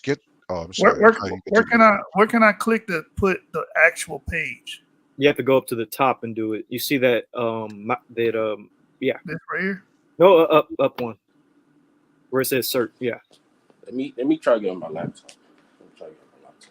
Yeah, do that, bro. But hey, Yeshua, Okay, if you page can find 115. There we go. Right. All right, I'm here. So read it. It says, you want me to start at this paragraph here? Yeah. It says, I who had been a favorite of the Sultan of Yakuba. This is a slave, by the way. Got you. And consider myself as much as a Muslim as any Arab or Pulo follower of the Prophet. Pulo means Fulani. Yes, we know. Yeah, the Polaire. Yeah. I was now forced to walk in step with a poor wild pagan slave from the Igbo country. That's exactly what I'm saying. Okay, no one disputed this. Yes. So No, wait, hold on. I want you to understand. I said earlier, no one disputed that Fulani enslaved Igbo. No one. Yeah, I literally said What that the too. dispute is that Igbo sold other Igbo, that which you haven't agreed to yet at all. You haven't conceded to. We know this. listen, but what I'm saying is that when you say that, you make it look like the vast majority of the Igbo people that were gotten as enslaved Africans were sold by their own people. Yes, Yes. actually, that's true. That And did happen. that's where Because- that's why I disagree.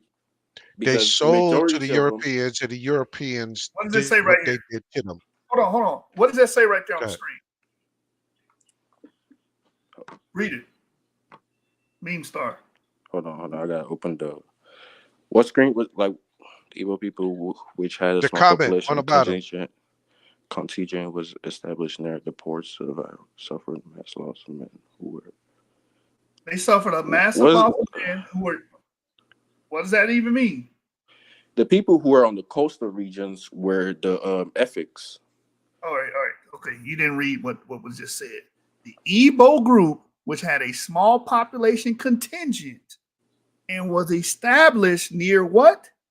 The ports of ports. arrival, suffered from what? A massive loss of men who were used for forced labor.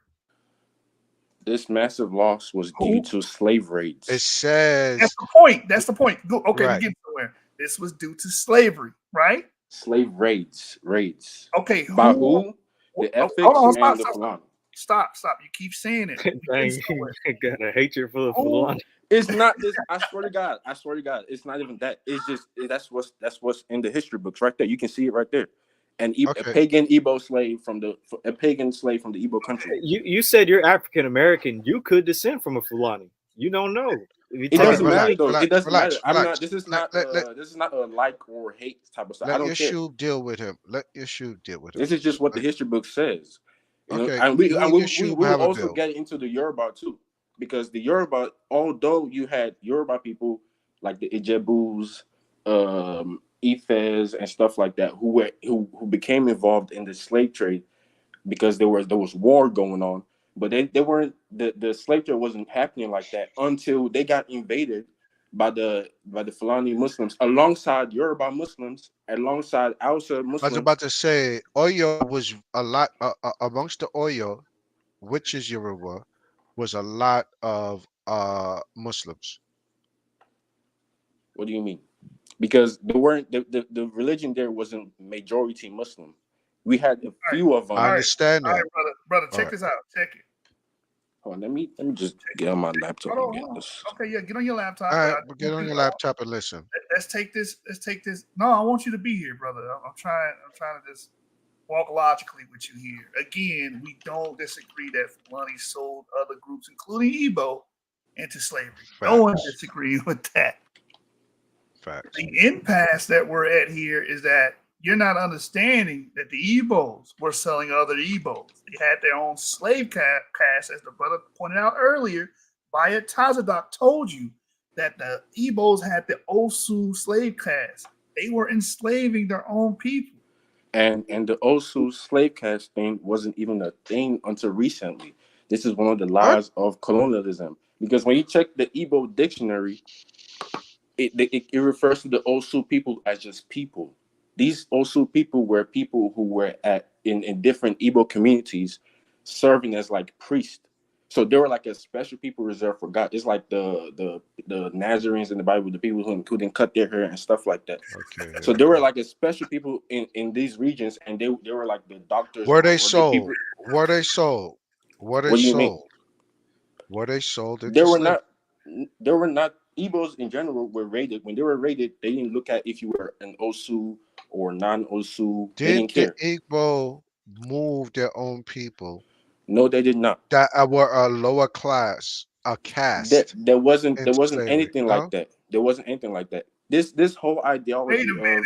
Wait a minute, brother. Hold on. You Can do I finish? understand Can I that finish? yeah, I will let you finish in a minute. You do realize Igbos continued to practice slavery after it was outlawed by the British. They continued to do it and enslave other Igbos and hold slaves even after it was abolished. You do understand that. They did it before and after. And what evidence do you have of this? I got plenty documents. Because are you talking about There's a whole domestic book slavery? written about it. Are you talking about domestic slavery, which was practiced almost universally across Africa? Because domestic slavery is vastly different from that is from true. Hold on. What you're saying is true, and that's why I went back to a Can y'all lot please of send that times. link to the? Wait, Can y'all could you please send that please? link to the Hold on. to the chat? Just hear Yeah, me I got out. you. I got you. Thank you. Hear me out. Sorry, Didn't I say earlier that a lot of the Igbo or a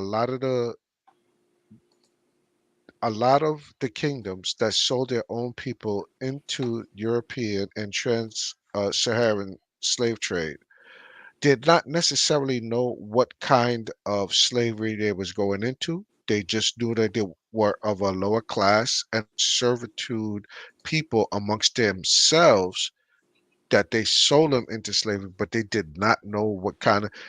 They may have thought that they were going into the same social class system as they were under while they were still in Igbo land or in Cameroon, but we're going to stick with Igbo land. In Igbo land, they just didn't know what kind of what would happen to them when they reached where they were going. All they knew was that they were selling servants. And This is the yes, part that you're not understanding. we had cases where Igbos would sell criminals or the rejects of the people who have Everybody offended. wasn't everybody wasn't rejects, bro. There was a caste system. You got to be careful how And I'm you saying, and I'm telling place you, these. I'm not saying that they weren't criminals. They made of made I them can look show like you. criminals Let me because they get this conquered though. those Let me get people this. and they put them. Why don't you listen for a second? I'm going to listen to you because nobody's disagreeing basically what you're saying. What we're saying is that the point that you're missing is that Igbos sold other Igbos into slavery by caste system because those same servants were of a lower caste system than those they were serving in Igbo land. When they sold them to the Arabs, when they sold them to the Europeans, those who sold them did not know what kind of servitude they would be in. All they knew was that they were servants and they were selling them because they were of a lower class system. Does that resonate with you at all? And I'm saying we did not have a class system. We didn't have a class system. Uh, um, uh, uh, uh, E, where E at? Igala. LE, explain to him, my brother Yeah. from the. Please explain to him the caste system in If you're Igbo talking about land. the Igbos In specifically, Yes, they amongst yes, the didn't Igbos, there's a caste system. specifically they didn't yes, have a caste system. And I'm trying to tell you that this was something that was they created didn't have a caste recently. system. Cannot you E, see now did you're they have a interrupting caste me. system? Wait, See now you're interrupting me. because I need to make a point to you first. Because now we have a brother who's first generation here as the Igbo and belonged to the Igbo, the Igala, and he's saying that there was a caste system. There was a caste. You're saying that there was no. You're American. He's, you know what? I'm gonna leave it at that, bro. E, explain to him, please, the caste system. Yeah, I mean, look, if he's saying that it's not, right, you have to show a document that says there is no caste system. Let's look at that document that you're saying, because if you look at what Yeshub just posted from the New Yorker, it clearly states that there was, and there was a caste system. There's a caste system, and it calls the different, you know, versions of the caste system. The elite, you know, the ones who are being slaves in the middle, and then also the Osu as well too. So it's right, it's there. Okay. Any Igbo person will tell you that there's a caste system. There's no doubt about And that's because they've been brainwashed. Like, I know it sounds comical, you know. Generation. This is a It, difficult thing that a lot of black people deal with. You know, Wait, let me ask you though, where you from? brother, this is not about me. No. yeah, I I'm just gonna want let to E know. handle Please. E. I'm Brother, just Emmanuel, handle this, all right? Don't worry about me. Don't worry about me. Focus, please. no. The reason why I'm saying that though is because I do hear a little bit of an accent in your. I do Well, hear one. That's what I was saying well, too. It sounds like he has an it is. accent. It is what it is, right? It is Yeah, what but it just is. tell, But just say it. just focus, I just don't. focus, I please. tell you, Just and focus. I'm just saying it because I noticed it. I'm just telling you, and I would just like to know so I can tell, see where you're coming from. I'm not, Just focus. I could have Please just just focus. I This could is have not came. about me. No one where I'm from would not change the facts. You know, it would change the history books. Okay, all right. You're Igbo, aren't you? You're here to defend your people, aren't you? No, you can't say. We can talk about the Yoruba if you want to. We can Yeah, talk about Bro, because the we don't play yeah, those it look games here. If you're not gonna be honest with us about who you are, and you don't have to tell us your name. You I can haven't keep the even name gotten that to a you're point. using. But I all we're haven't even gotten asking, to a point. because I don't want to go any further, because Okay, now everybody is now noticing that you now have an now they don't accent. even hear anything.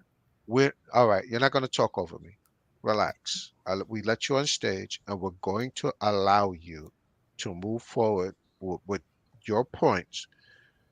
But if you're coming from a point of view where you are maybe first generation or second generation with your accent that comes from West Africa, put that on the table.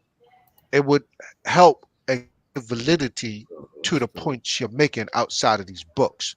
So I'm asking you straight up, are you within the past two generations West African, or are you from the Caribbean? Caribbean, no. All right. So are you from Africa, not necessarily West Africa, from anywhere on the continent? Yes, Okay. Do you mind telling us so we know what, if you have firsthand, if you have firsthand understanding, could you please tell us where you're from? That's all we're asking. So this I, way it I helps with haven't asked y'all. validity. It helps with validity to your argument outside of these books, I because you might haven't. have an oral tradition that says I have different. no oral tradition at all. All I'm Right. saying is from the Are books. you West African? I have ancestry in West Africa. How many generations removed? I'm not too sure about that, You're not too sure. You're not too sure. Okay, but I so haven't let's move asked on from y'all. there. I haven't asked you about where you're from or anything like that because I frankly don't You care. can ask me because I I'm gonna want to tell get you. into the sources. I will tell you. You want to ask me? I don't care. It does. It wouldn't change anything for me. You understand? All Like right. I Well, don't it care. makes a difference to us on this platform, and it makes a difference to me. This is why I'm telling my brother, who's from the Ngala tribe, one generation removed from West Africa, that has descendancy from Igbo land, to explain to us what he's with. Emmanuel, we've been rocking with him for years. I know who he is. So I have no problem with listening to him. So this is why I gave him the floor with you, and I'm gonna allow him to deal So with you is this for a about? little while, because we got to get through this. We got to get through this genetic study that's peer reviewed Is this about? outside of your banter. I'll leave it at that. Is this about identity or people or rather than the sources themselves? So if What do somebody we you do? had to What are we know. doing here? We're talking about a people group. This is about the Hausa and the No, slave trade. I'm saying And who Igbo, you wait, you listen asked me to. a question. You asked me a question.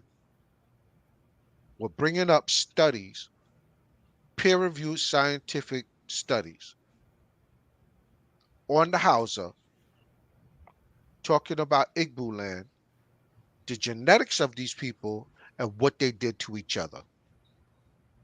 Not books of just full of conjecture outside of that. So I have no problem with listening to you, what you have to say, but we have something that we have to finish up today. Tonight, we will listen to you, but you've been going against genetic studies in the chat. You've been going against genetic studies, peer-reviewed genetic studies of a people and what they did to each other that share the same genetics. You know, you realize genetic studies can be interpreted differently. You know, Yeah, because if you don't read enough of them, you're going to read them differently than somebody that understands the work. Okay? anyways, I'm All right. going back to Exactly. I'm going back. Okay, let me share my screen. Let me show you this. Let me show you my screen. So Emmanuel, deal with him, Yeah. please. Huh? Deal with him, bro. Yeah, Deal I with him, got you. please. I got you.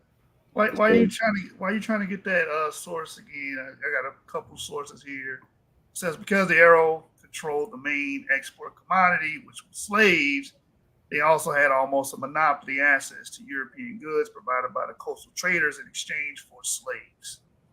That's also from the Oxford Handbook of Nigerian History. Are you sharing the book, bro? We can't see it. No, I showed the. I just been while he's been talking, I've been using that time to snip some sources from the book and just show them. Okay. can y'all see my screen? Yeah, right here. You see it? Yes. Oh hell yeah. Okay. So when you look at this dictionary right here, this is a dictionary from 1899. It's called Grammar Igbo by Gena A. It says right here when you search Osu, it says right here people, not outcast. Now I will show you the other version that says outcast, which is later on down the line in history or timeline. This is just to show you how they have changed things over time and introduced propaganda. Because you have to understand when you're talking about the Igbo people specifically, you had to lie to conquer these people, and it's not just with them. There's the same thing with the Yorubas and so on and so forth. Hold on, let me see my list. Hold on, what's my favorite? So this is about I'll say apologetic. this though,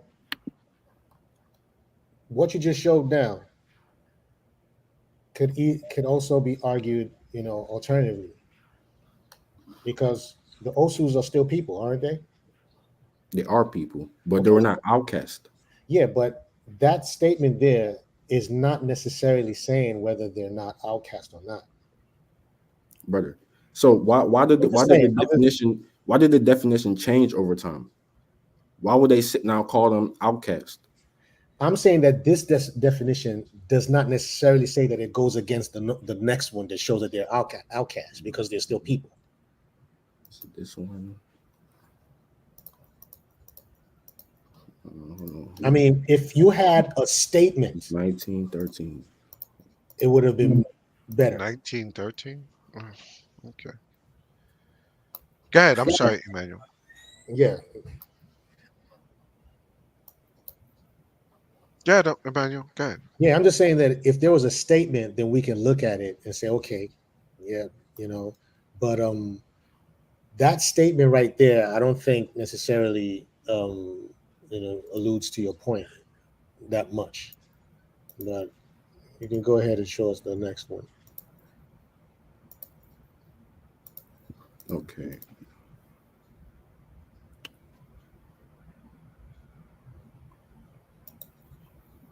For everybody watching, we got to this point of this video due to the fact that I read a portion of the scientific paper that talked about the lack of diversity amongst Igbos, and I said one of the impetuses of them having a lack of diversity is because they sold a lot of their people off.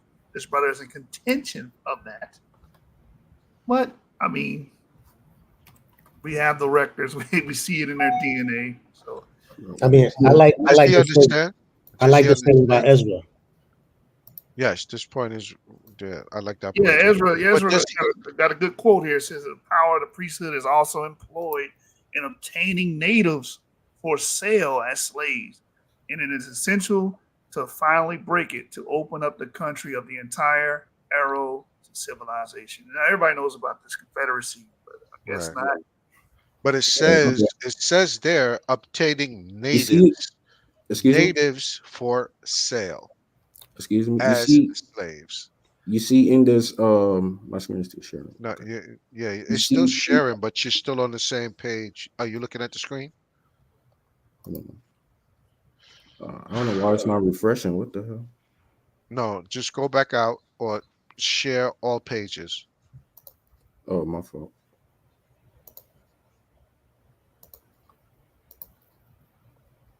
Okay.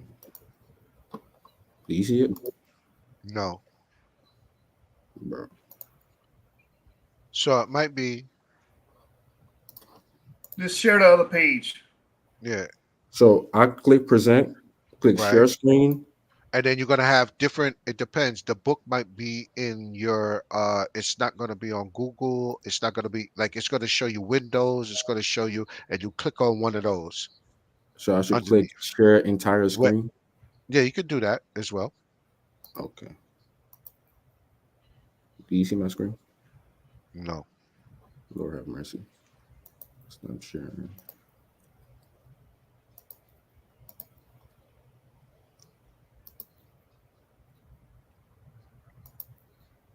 Do you see it? No. So you have to click on once you click share screen or present. Once you click present and you go back up, you're gonna see a list of what you of things that you can share. A box is going to show a list of what you can share. Something might be in like your notes or where you Google or where you're sharing. It's going to be a list, and you click on one of those, and it'll start sharing, just like they did with the last one. But now you probably got 2 or 3 things up there, Yeah. and now you have to pick which one of them.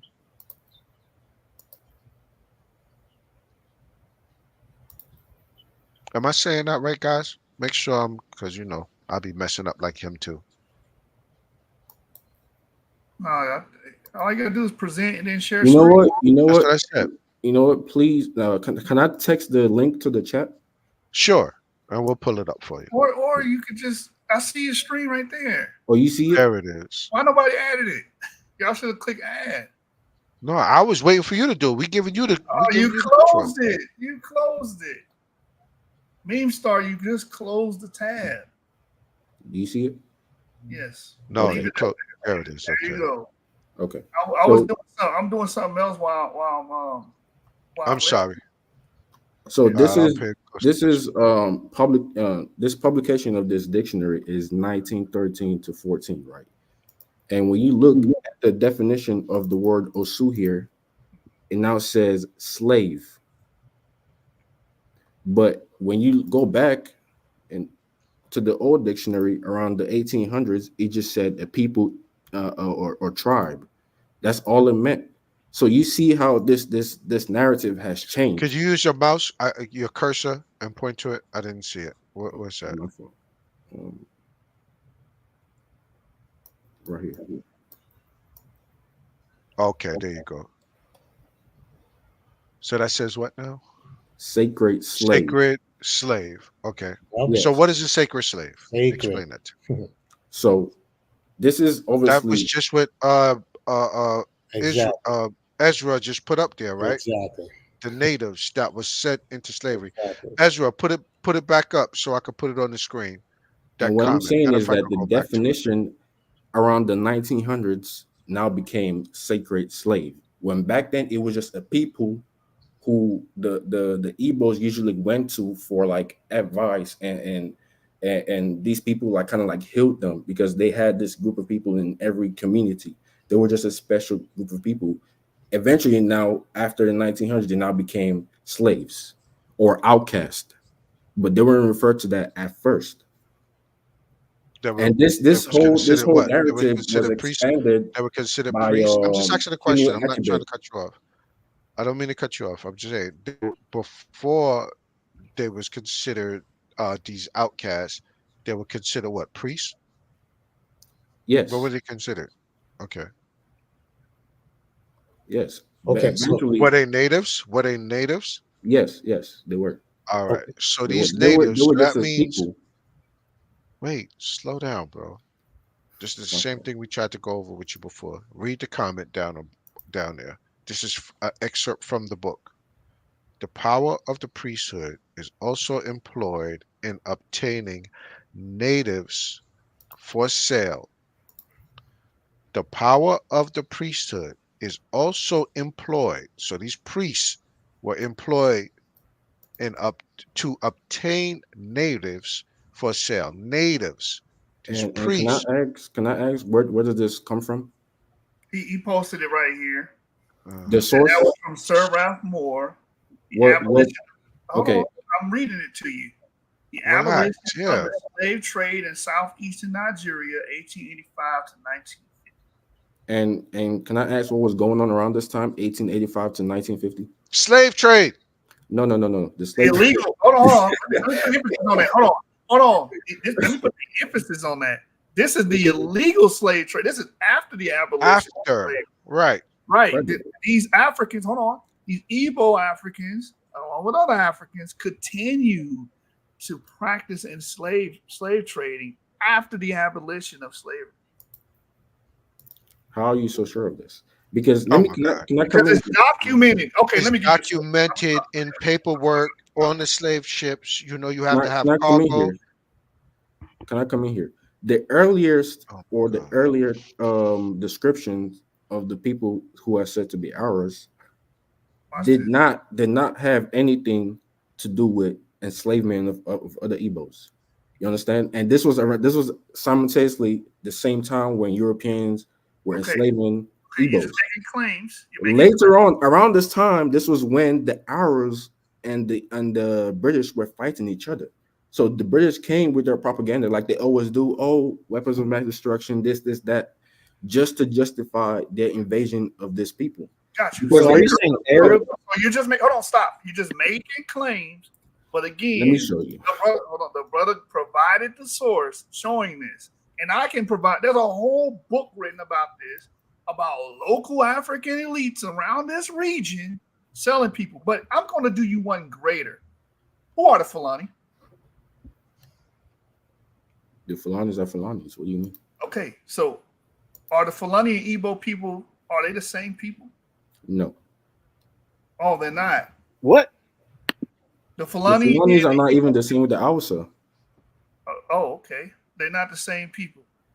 No. Okay, so let me just go back. This is I have these videos to just show you this. Do you believe that the Fulani and Igbos have any type of like relatedness to each other?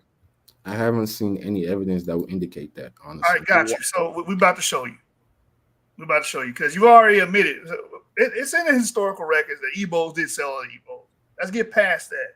The Igbos and Fulani. You said the Fulani sold Igbos, right? So, do you know what haplogroups are? I have a fair idea. Okay, a haplogroup means you share a common ancestor, right? Sure. Okay. What does this say right here? Can you read this?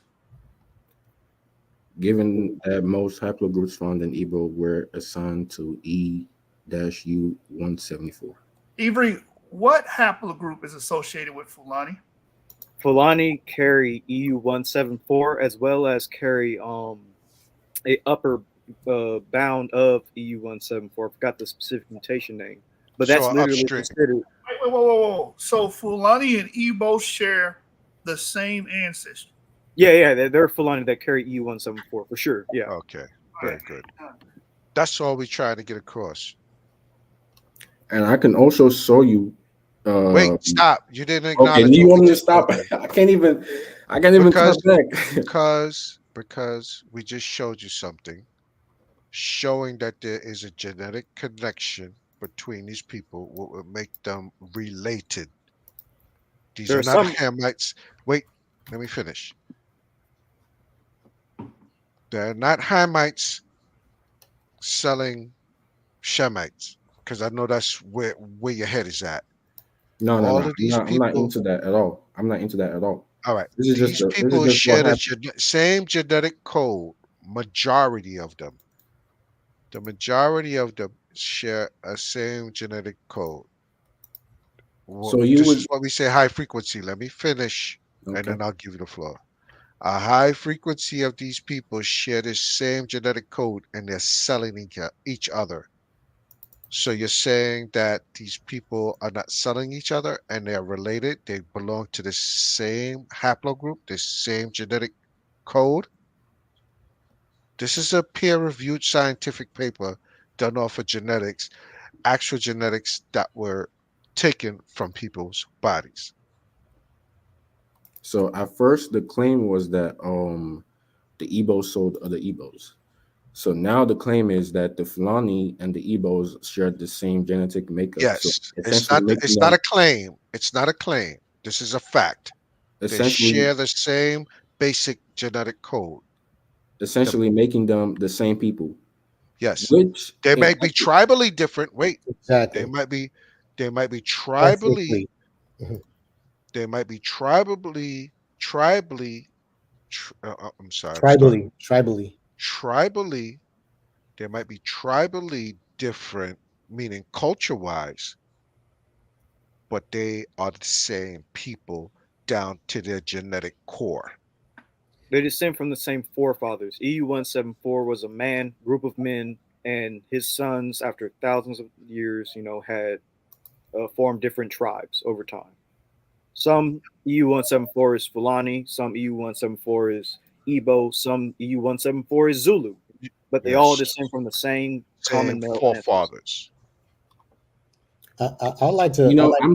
I'm sure if you go back far enough, we all share some type of genetic affinities together. Okay, we're But that talking doesn't about at exactly this mean time period. We're talking at this time period that we're talking about. but Yeah, that to make it doesn't clear, I'm not talking about like 300,000 years ago to Right. like Y We're chromosome talking Adam. at I'm this talking time about period when they're trading each other. I'm They talking about the all go back to share. this. but that I'm talking doesn't about to go back to exactly the mean that same. these I'm people talking are about to the go back same. to the same paternal What do you forefathers. mean it I'm doesn't like, mean they're the same? Actually, When you look at the it does. language, It when you doesn't look matter. at the culture, It when doesn't you look matter. at Right. That's what I when, just said to None of you. none of that Culturally, they matters. were different, Hold on, yeah, but hold on. they Meme star. okay. Everybody. Meme star. If you watch any of our video, I don't know if you're new here. yes, The sir. whole point is to show diversity. So we know there's different language groups, cultural groups, material culture. I opened the show with that. We understand that. But this whole African savant idea that they didn't sell each other, they didn't sell themselves is a lie. And I wanted to show you the genetic component of this argument because it shows the ridiculousness of the argument. Just because you're from the same group or the same blood or from the same stock does not prevent or stop anyone from selling their own kind. Okay, We please, see, please, we please, see that. please, We please, see that. please, We see please, that. please, please, Hold please, on, please, stop, please, stop, stop, stop, please, stop. can I I'm come in gonna let here, you talk in please? a minute. Just for a brief second, I'm gonna just for let a you brief talk. You're second. blocking everything that's being said to you because you want Y'all to been rebut talking because you more don't than want to me. be I can wrong. barely even get anything out. All right, so watch this. Watch this. I'm dropping everybody. I'm gonna give you 5 minutes to talk. Then when I get back, ain't no interrupting. All right? I'm dropping everybody. Can I speak? Okay, thank you. So what I'm saying is that Africans back then during the enslavement of African people, they didn't see themselves as Africans. That's not the identity that they carried with them. They had different identities and so on and so forth. And it doesn't mean that they didn't share some genetic makeup that are similar. It doesn't mean that. But saying that they sold themselves doesn't make any sense because they didn't see themselves as one. These are different people with different languages, different culture, different backgrounds, different ways of doing stuff, different languages. I already said that before. So saying that the Fulani and the Igbos share genetic ancestry, so that means that they sold themselves and so on and so forth. It's ridiculous because even when you even look at the slave trade itself and you look at what happened actually, even the coastal people who were collaborative with the enslavement of black people, I'm just referring to them as black people, even though they didn't see themselves as that at the time. They were very different people, and the Europeans kind of like forced them to participate in this because this coastal people would get shot up if they didn't comply with whatever enslavement was going on at the time. They would get shot and killed. Now, the slave trade, the transatlantic slave trade started off as the Islamic Arab slave trade, which went on for like for about 800 years before the transatlantic slave trade started. About 1400 years or so. And it's still going on today. Some people can, if you go to Libya and stuff like that, you still see it. And black people that we refer to them today as, even though they didn't see themselves as that, They enslaved or raided other people on the basis that these people are not Muslim like them. So Europeans came in and gave these people weapons, and they took these weapons and invaded other Africans like the Arabs did to them. Like like if you know about the Almoravids, they were invaded by the Arabs and they eventually became Muslim, and they now went further down and invaded like the Ghana Empire and so on and so forth. And these people were black people that we refer to them today as, you know what I'm saying? But saying that they sold themselves, it makes it look like they have no sense. It makes it look like they like an African man would just be chilling and he would just go take his brother and just give him to the Europeans just like that. Like you make them look like they don't love their own people, like they have no sense of what's going on. You understand? Which is very redundant of what actually happened during that time period, because it's not that simple. You cannot just say, oh, Africans or other Africans, black people, so that they didn't even see themselves as such at the time. And there were different ways of selecting the people who were subject for enslavement, and these people most of the time were non-Muslims, because this was the culture that came in with the Arab invasion around the 7th century. When it come down to the Igbo specifically, the earliest, or whatever that means. When you come down to the Igbo specifically, or as a matter of fact, let me go to Yoruba. Because the Yorubas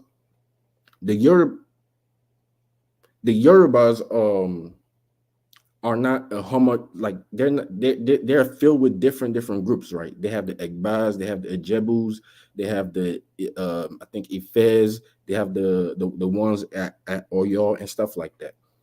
They weren't involved in the slave trade until, or you didn't have Yoruba people getting enslaved in such high numbers until the 1800s, because around this time, this was when a Yoruba king or leader wanted more power, so he went to seek help from the Fulani in the north, and they came together and put heads together and invaded to topple the Oyo kingdom that was going on, that was ruling at that time, because the Oyo was the headquarters. The Oyo made sure there was order around the whole Yoruba country.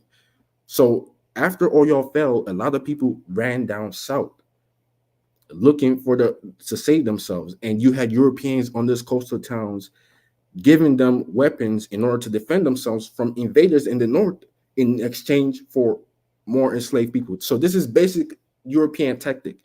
You come in and you cause war and you make the people fight each other, and what's the end result? The people it produces slaves. That's how the Yorubas got into being enslaved. And so if you have Yoruba ancestry, which is most likely if you're from Brazil, African American, Caribbean, and so on and so forth, that's how your ancestors got into the transatlantic slave trade. It doesn't mean that these people were just chilling and just raiding themselves for no reason and giving themselves to Europeans. That's not the case. They got invaded by another power, and this power took over their stronghold, and now they didn't really have any defense against these people, and now they started resorting to Europeans who would only give weapons to them to defend themselves against the Islamic invaders by them exchanging slaves. So this fueled intertribal warfare, you know what I'm saying, and eventually you start having different Yoruba people on the slave ships. When you come to the Igbos, as a matter of fact, let me share my screen. Let me share my damn screen. Let me not just be talking. Let me share my screen, because this is a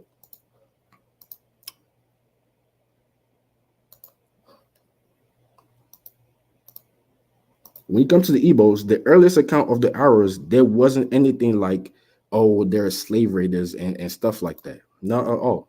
This was not the case this was not the case at all. It was only until later. What's happening, brother? When you say they sold their own people, you reduce everything to such a dumb scenario. Like you make it seem like everybody's just chilling and they just take their brothers and sisters and they just start selling them just like that. You don't take into context of what's going on in Africa at the time. You make him look stupid. You make him look senseless. Meme star. I gave you 10 minutes. Look here, brother. That was my It's been 10 minutes. I didn't even know that. Yeah, I just let you go. I let you go. And you gave the people a lot of confabulation. A lot of confabulation. You made a lot of claims. And I didn't hear anything. And I mean anything to absolve what you said earlier. Basically saying they didn't sell themselves. You even said that they sold themselves. You just tried to write the guilt away. That's all you did. Brother, so what's the point of saying that they sold themselves when you don't get into the context about what's going on? Meme star. Because they didn't that behavior wasn't originally what was going on at the time. I know this is what later on. Afrocentrics do. Afrocentrics try to see West Africans as living in a utopia. They didn't enslave them, so they didn't do no ill will towards each other. Brother, I'm not saying that at all. Yes, you are. That is what you're doing, meme star. That's I'm what acknowledging their involvement later on after wars. You went on a 10-minute spiel. You went on a 10-minute spiel just trying to wipe and wash the guilt away. We don't care about that. What we care about is being historically accurate. What you brought up earlier and what Shiki is saying is true. Culture and religion doesn't take away the fact they sold their own people. You even brought in religion with the Islamic conversion of many West Africans. And he was like, oh, they were selling non-Muslims. Well, they're still their people. That's why I was telling you about the diversity. No. Oh, stop. Oh my days. I gave you 10 minutes. He gave you 10 minutes. Listen. He gave you 10 minutes. Listen. Brother, it doesn't change anything though. Will you listen? I'm gonna give you two more attempts. I gave you 10 minutes, and you're not honoring the other side of it. Because what you want me to agree with you is that, what you want me to agree with you is that I don't want you to agree with anything. Just listen. Just be quiet. Just listen. I'm listening. You brought up the religious aspect of it, which goes into my point earlier, that you can have the same people being diversified and having different culture, which you just explained yourself throughout that 10-minute spiel. That does not change the fact, like Shiki so eloquently put it, that they sold their own people. No matter how you try to twist and contort it, the evidence still points towards West African groups, whether it be Yoruba, Isan, whatever, sold their own people groups into slavery. That's it. And when we look at it on a genetic level, we see that lowering the diversity of some of these groups, like the Yoruba and the Igbo, especially the Igbo, because they took a lot of their population mass and shipped them over and sold them to the slave traders that shipped them over to the Americas. That's why Igbos constitute a large portion of African Americans. This is not hard to understand. Maybe you should disconnect your emotionalism and just deal with the facts. You didn't give me any facts. You gave me some history mixed up and contorted because you're trying to find a way around what was actually said earlier. When we can read source after source, academic source after academic source. I'm going to show you one now. Again. So just get ready. Let me share my screen. Pop up the Kindle. I'm just going to read this. And I don't need no emotional sidebarring. I don't need you to explain the source for me. I'm just going to read it to you so the audience can be educated. I'm not the type of person to convince anybody. I'm not here to convince. I'm here to provide the evidence. That's the whole purpose of this channel.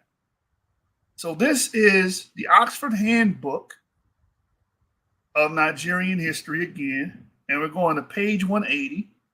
And it says here, in southeastern Nigeria, the interior communities had developed a well-organized distribution network. The Arrow were a major supplier of slaves.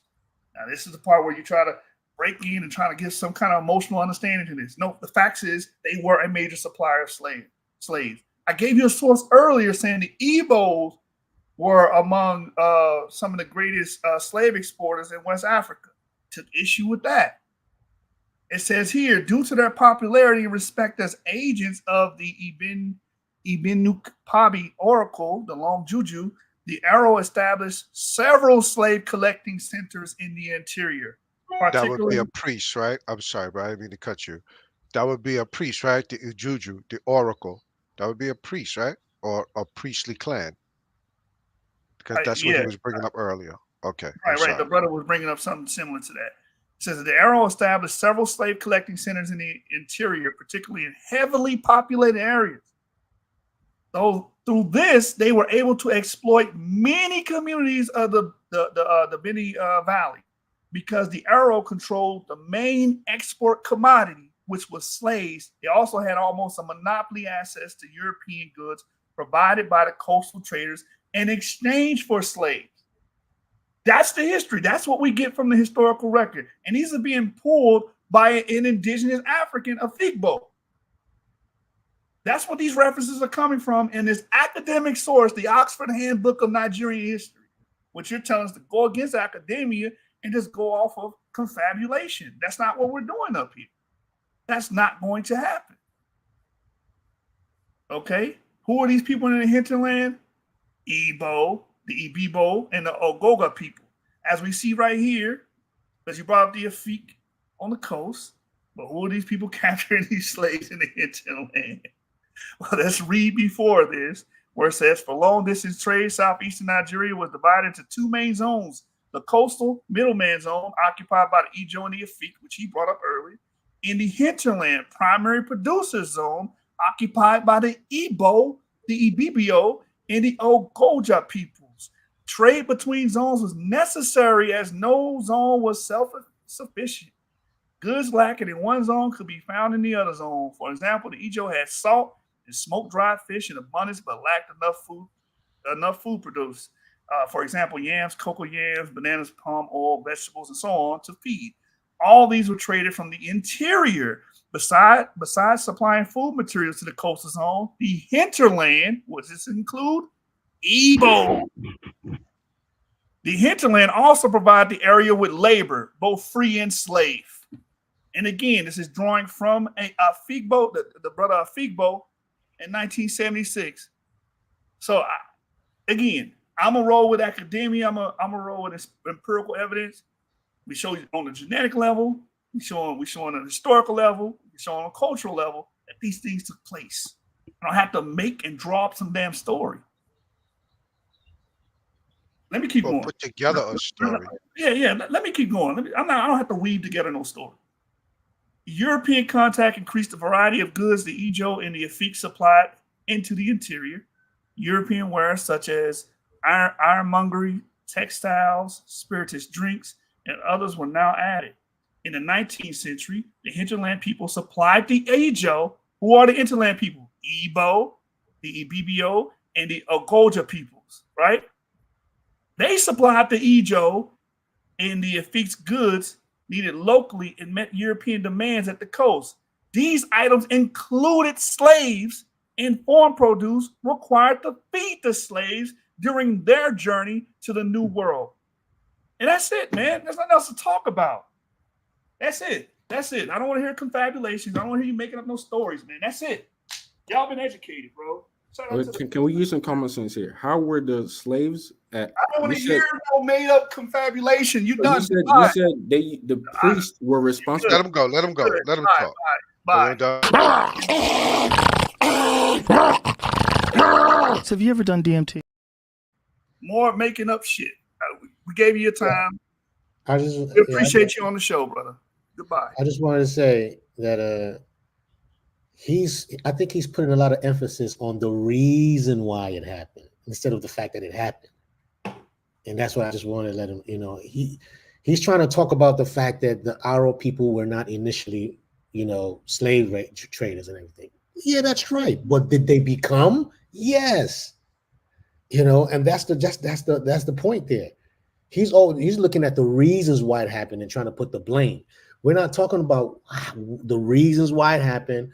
or everything, but the fact that it happened and that the people were instrumental in getting it done. That's just the honest truth. Well, he also made a point, Emmanuel, issue, all my brothers on the panel. He also made a point that he said when he was explaining himself when he gave him the 10 minutes that these people weren't sitting around and all of a sudden they started trading each other.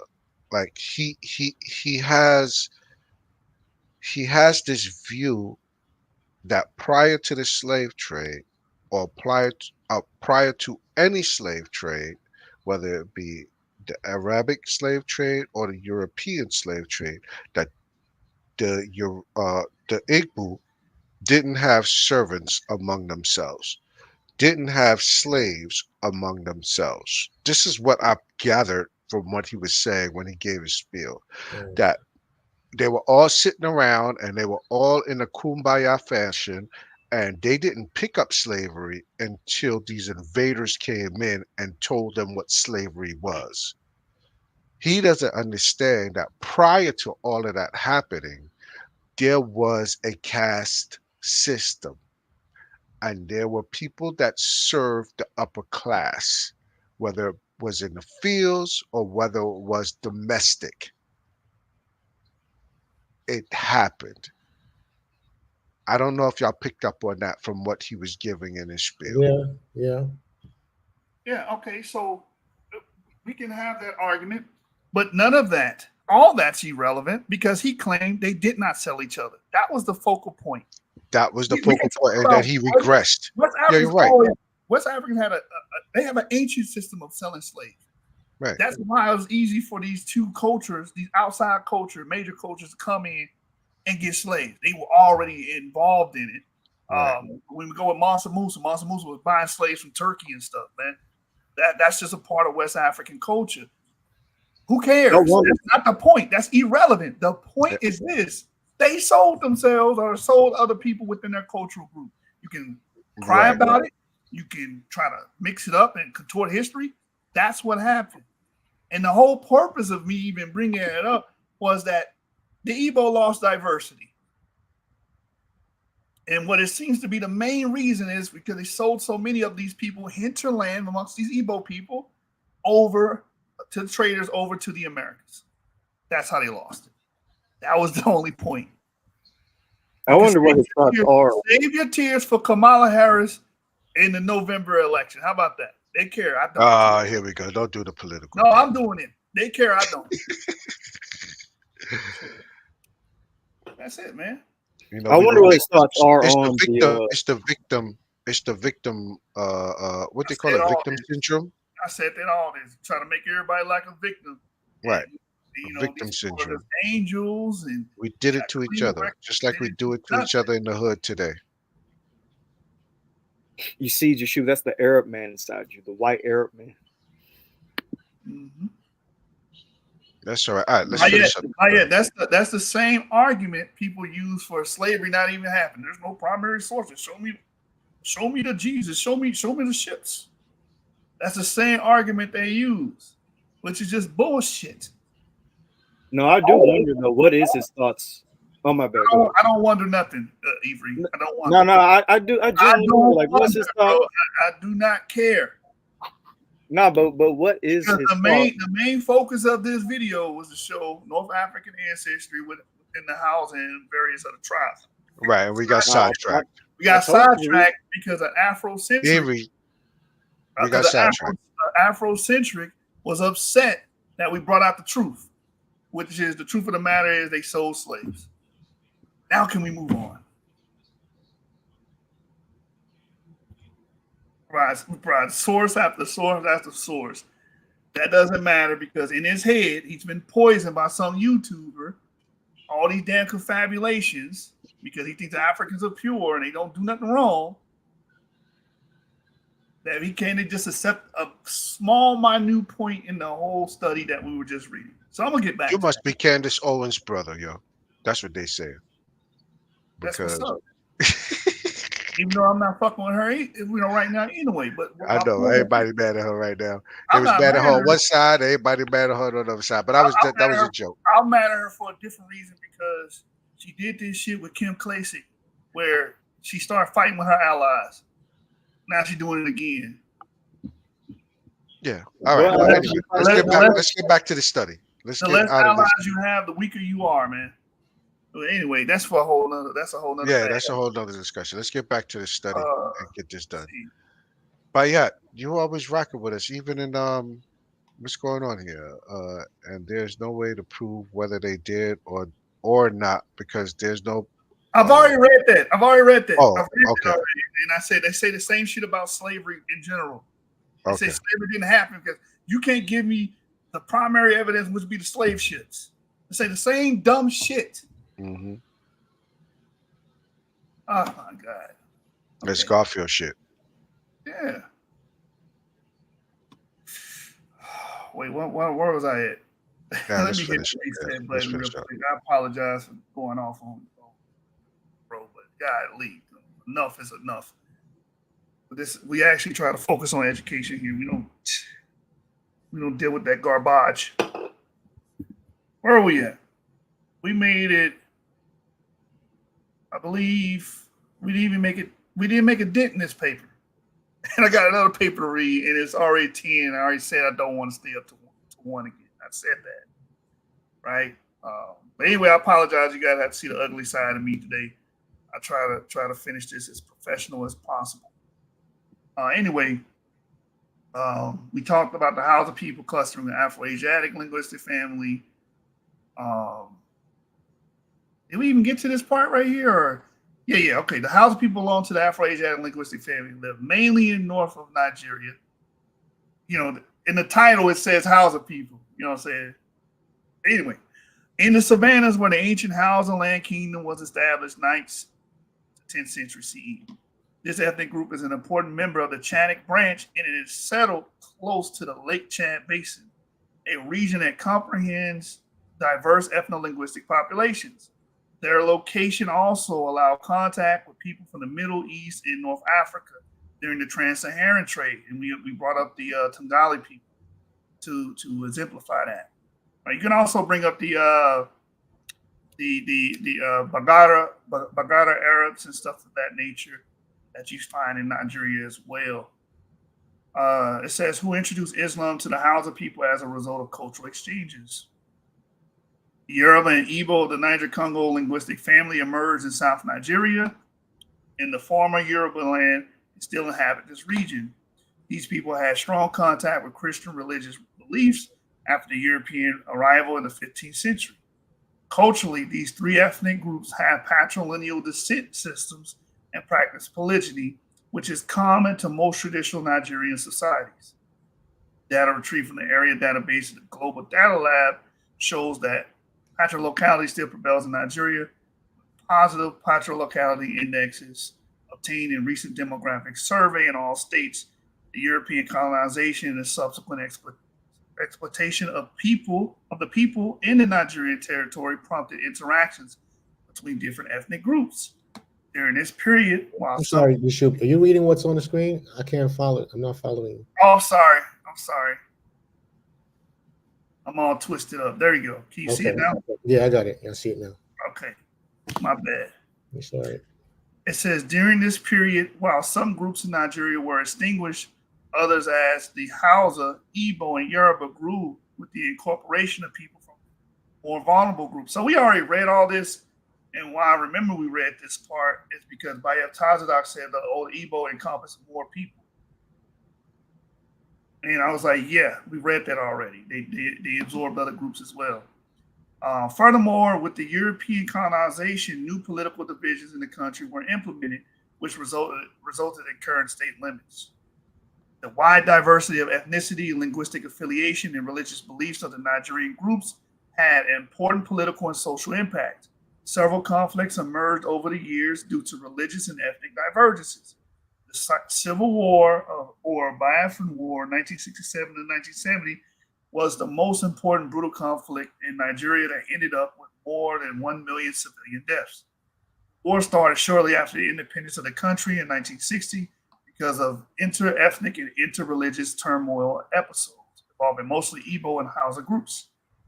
Territory pluralistic mosaic history has raised questions related to the impact of such historic events on the genetic differentiation of current Nigerian population groups. Genetic markers located on the mitochondrial DNA and non-recombining region of the Y chromosome allow the identification of maternal and paternal lineages, respectively, providing independent evolutionary histories. Thus, these markers are commonly used to provide information on population demographic history, sex-specific migrations, and mating patterns. By combining information on mitochondrial DNA control region, YSDRs, and YSNPs, the main goal of this study was to investigate the impact of social cultural factors such as matrimonial practices, cultural exchanges, inter-ethno-linguistic migrations, and post-colonial inter-ethno-linguistic conflicts on the genetic composition of Hausa, Yoruba, and Igbo ethnic groups from Nigeria. These inquiries were further extended to encompass the Central West African context by supplementing our findings with data previously reported for other ethno-linguistic groups from Nigeria and neighboring countries. So we're going to go down. Sorry if I'm like speed listing this, but got to get through this. Or I might do another video where I can just purely focus on it. So I believe we did get here earlier. So it says the frequency of distribution of the main mtDNA, which is the female lineages, and Y chromosome haplogroups, which is the male lineages, and the three ethnic groups are represented in Figure 1. The three Nigerian groups showed a similar distribution of mtDNA haplogroups, although the number of mtDNA haplogroups was higher in the Hausa than in the Yoruba and Igbo samples. It presented slightly lower diversity due to less even distribution of the most frequent haplogroups. A much more heterogeneous pattern was observed in the frequency of distributions of Y haplogroups among the three groups. The Hausa showed the highest diversity of Y chromosome haplogroups. Why? Because the Hausa are composed of many different male groups that came together and amalgamated with each other. It says here, with the most frequent lineage RV88 not being present in the Yoruba and Igbo samples. Igbo showed a low Y chromosome haplogroup diversity. This is what brought this whole argument up with this guy, because I was like, one of the reasons why, because they lost a lot of men through slavery, which many of the Igbo caused themselves. Can't tell the truth. Can't say it to a damn fanatic. It says here, due to the high prevalence of the EU174 lineage in a low number of different haplogroups. So when we look down here, we can see these various haplogroups. We're going to start with the female lineages. Let me see if I can get that a little better here, so you guys can see that. Y'all should be able to see that right there, more clear. But at the bottom, you can see the different haplogroups. We got a bunch of L haplogroups. But again, this also shows, even if we just deal with the L's, we can see that there's diversity amongst West Africans, because they're not just all of the same L branch, L clade, L4B here, L3K, L3F, L3E, L3D, L3, L2E, L2D, L2C, L2A, L1C, and L1B, and then L0A. And then we got some Eurasian clades here, H and 1B, R0, 5. And what do we see here with the Igbo? U6A. Now, we covered in prior episodes, and I don't have time through time constraints to show you this, but I'm just going to reference it lightly, that U6, matter of fact, I might have this on Facebook. You know what? I'm not going to. I'll spend a little extra time here researching my Facebook group real quick. Probably pop this up. But anyway, U6 is a Eurasian or European haplogroup. So what this shows is there was a group of European females in ancient time that migrated and intermixed and interbreeded with West and Central Africans. And they've been there so long, they developed their own sub-Saharan specific U6 clades. Let me see if I can find that paper real quick. Just quick reference here. If not, I will move on. If I can't find it. But we have brought that out in prior episodes about mitochondrial DNA U6 and its presence in sub-Saharan Africa. All right, here we go. I got one here. Let me share this tab right here. So this is from the history of the North African mitochondrial DNA haplogroup U6 gene flow into the African, Eurasian, and American continents, written in 2014 by Bernard Setcher and others. And it states, it is also confirmed that U6B has the most widespread geographic range. However, haplotypic matches occur only between geographically continuous regions in the West, linking the Maghreb up to the Atlantic Europe and down to the Canaries in West Africa. And in the East, the Levant with the Arabian Peninsula is absent, and East Africa makes the search for its origin and dispersion routes difficult. In any case, its present day western and eastern areas must have been connected sometime in the past, perhaps to the Sahara during the Holocene humid period. So when the Sahara was green, it's speculated that these females coming from Eurasia made their way down into what is now known as Western Central Africa. Let's go back. So as you can see, U6A is found among the Igbos. If you go back here to this relevant source, it does talk about that U6A2 may have reached the region through the Sahara by maritime contacts. Let's go back. What else do we see here? What do we see in Yoruba?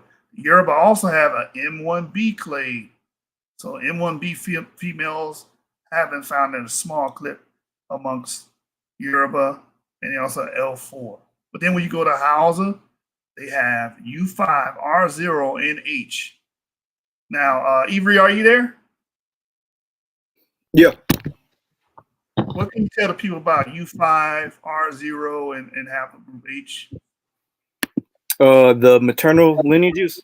Yes, amongst the Hausa.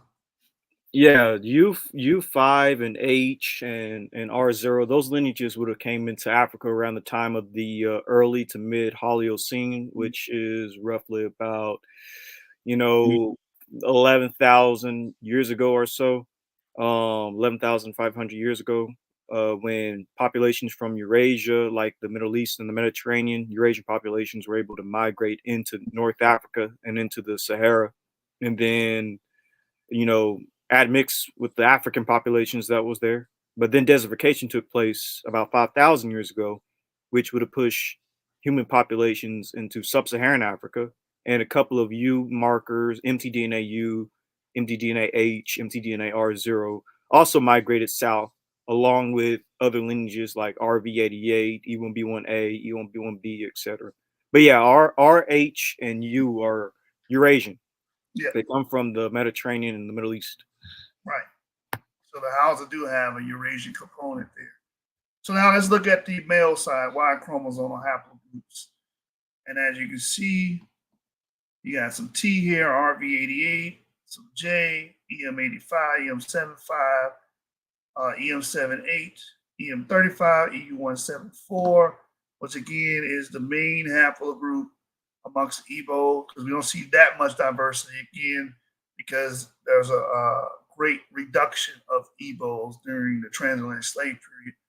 EM191, EU290, EU209, and EM2 ancestral. I'm going to talk about this EM2 ancestral and where these EM2 markers may have been before they coagulated and formed what we know as the Igbo people and the Yoruba people, because they also have it as well. Yeah, I got a quick question. Go right ahead. The EM191, is that where the EP252 descends from? Avery? Yeah, that's true. EM191. Yeah, that's its ancestral marker. Yeah. Oh, the EP252. Okay, got it.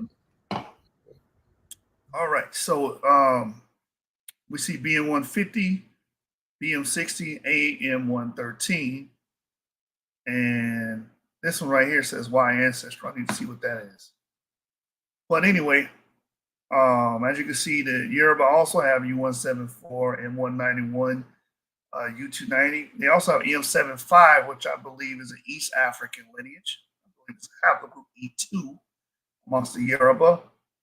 U209. They got EM33. and they got B, and they got BM60.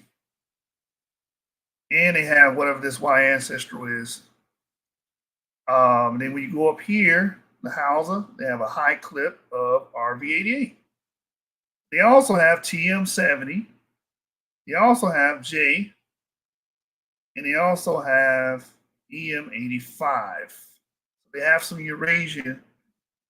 They have some Eurasian men in their ranks, as we see here. They're very diverse. They also have, it looks like EM78 and EM35, so some E1B1B carriers as well. Maybe Berber or something like that related. EU174, they do have that haplogroup. They also have U290, U209, and EM2 ancestral. Again, we're gonna talk about that EM2 ancestral in a minute. EM33, they have B, and they also have AM13, which is amongst Sudanese, East Africans, and South Africans as well. They also have that. So the Hausa are very diverse on the male side, as we read earlier. So from there, we're going to go back to the paper and go down. It says haplotype diversities for the entire mtDNA control region and for the 27 YSTRs were above 99% in 3 population groups. For mtDNA, and 1 haplotype was shared by 2 individuals in Hausa, 5 in Yoruba, and 7 in Igbo. For the Y chromosome, no shared haplotypes were detected in the Hausa, while 1 haplotype occurred twice in Yoruba, and another haplotype was detected in 3 Igbo samples. To explore haplotype sharing in between the 3 ethno-linguistic groups, networks were constructed for the major haplotypes inside mtDNA haplogroups L2A and L3E, and Y chromosome haplogroup EU174. For mtDNA, haplotypes are spread among the 3 groups of Nigeria, with few haplotypes being shared among populations. No ethnic specificity was detected, even if considering close haplotypes. Again, this is what I was trying to explain to the brother, and it's what I always try to explain, that you see some crossover, genetic crossover, even if it's a different ethnic group or a cultural group. You're just going to see that, right? Because again, culture is not biological. Culture is something you learn after you're born. You get your genetics through the process of being born. It's 2 different processes right there. It says here, for the West YSTRs, extremely reticulated networks were obtained that were difficult to visualize. Aiming to achieve a better resolution of the networks, further analysis were performed by retaining only the most stable loci, considering only loci with variances up to 0.5 and 0.3 as cutoff values. Reduction of 9 YSTRs allowed a better resolution to network, although with high haplotype sharing, intermingling in the 3 ethnic groups not being informative of any kinds of groups, interactions, or population structure. So I'm going to go down, and of course the Igbos have the highest. I mean, not the Igbos. The Hausa present the highest values of haplotype diversity. For the sake of time, let me go all the way down, and maybe at another time I'll read this entire thing, but I really don't want to be up past 1. All right, so this is what I want here. Probably with linguistic. Let me just read this. The principal component analysis of Y chromosome haplogroups. A PCA was performed to infer the most likely origin of the main Y chromosome haplogroups that are contributing to population differentiation. In this analysis, we used the frequency of 22 haplogroups obtained after retaining the maximum number of Y SNPs in common among selected populations from Africa. In the PCA, Igbo and Yoruba are located close to other Niger-Congo populations, which separates from most Afro-Asiatic populations in PC1 and Nilo-Saharans in PC2. The separation observed along PC2 can also be explained by geography and not by language, since the Nilo-Saharan populations are from East Africa, while the Chadic population is a part of the Central Western cluster. There are, however, exceptions to any of these patterns. On one hand, there's a Kenyan Niger-Congo group that appears to support linguistic separation. On the other hand, despite having different linguistic affiliations, the Chadic, Afro-Asiatic, and Sudanic Nilo-Saharan groups from Central West stand close to surrounding Niger-Congo populations. To assess the weight of each of these factors, and observed variation of mobiles with performed grouping populations based on geography and linguistics. For the two population groupings, a high variation within groups was attained, similar or higher than that found between them, showing that none of these criteria alone is sufficient to explain the existing variation. However, when populations are grouped based on linguistics, we see less variation between populations within groups than when based on geography. So we're going to go down, but you can see how these different Y haplogroups cluster with each other.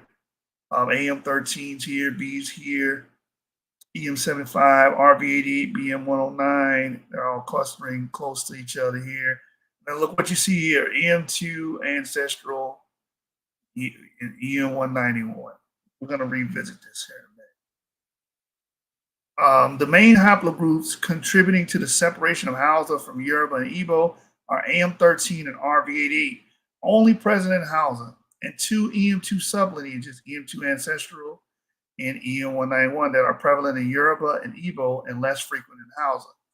The haplogroup AM13 has the highest frequency in Nilo-Saharan populations from East Africa, but was detected in other Chadic populations with frequencies similar to Hausa. The haplogroup RV88, which is the most frequent in Hausa, has been associated to the dispersion of the Chadic languages and described at high frequencies in the region of Chad, North Nigeria, Cameroon, and Niger.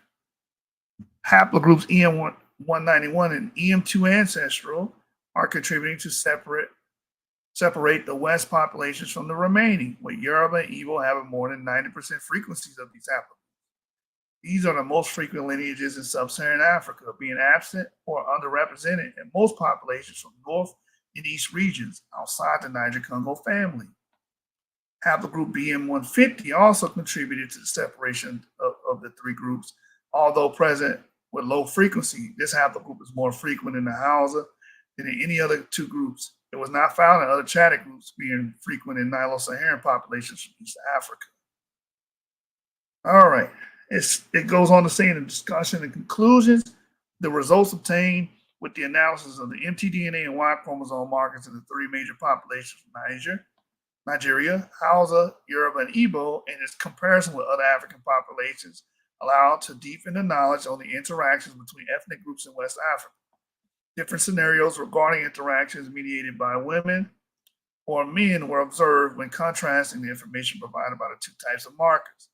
Considering that population studies have traditionally been patrilocal and polygamy is common to most Nigerian societies, we would expect Y chromosomal genetic differentiation to be high between populations and low within populations compared to mtDNA. In fact, a higher Y chromosome than mtDNA differentiation on the study populations was found, which supports a greater movement of females.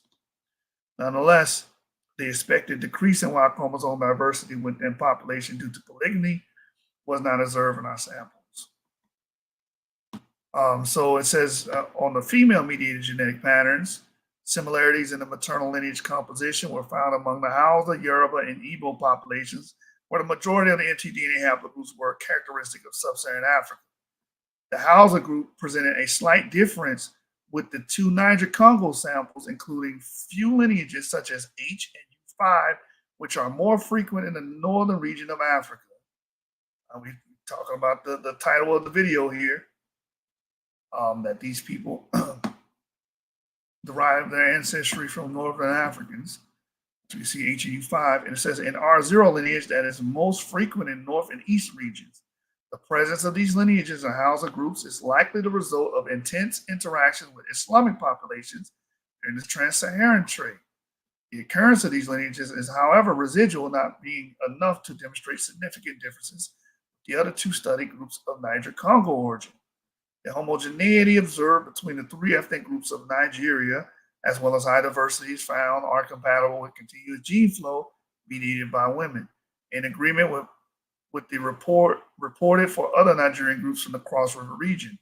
Our results show that gene flow occurred regardless of linguistic affiliations. Matrimonial practices may be behind genetic homogeneity among Nigerian groups. Patrilocality, where newly married couples reside with or near the husband's family, is a very common practice in several African populations. leading to a continuous movement of women among different ethno-linguistic groups. When expanding the analysis to other African populations, it was possible to see that this female-mediated gene flow extends to nearby populations from the West region, although influenced by geographic distance. And again, this makes perfect sense when you see different L markers on the move, whether they go to Europe, whether they go deep into East Africa, or they go into what is now known as the Levant. It makes perfect sense. Anyway, it goes on to say our results allowed discerning significant differences between West and Central West African populations in their local homogenization of the female component, with more intense interactions between populations along the Gold Coast and the Gulf of Benin. Now we're going to deal with the male-mediated genetic patterns. In opposition to the mtDNA, the Y chromosome reveals significant genetic distances among the three study groups, as well as differences in their diversity levels. The Hausa ethnic group was the most diverse, considering both haplotype and haplogroup data. The diversity characterized by the presence of typical haplogroups from East, North, and Central Africa, showing a genetic contribution to this population at a continental level. So again, the Hausa, very diverse. They got components. They got men coming from East, North, and Central Africa.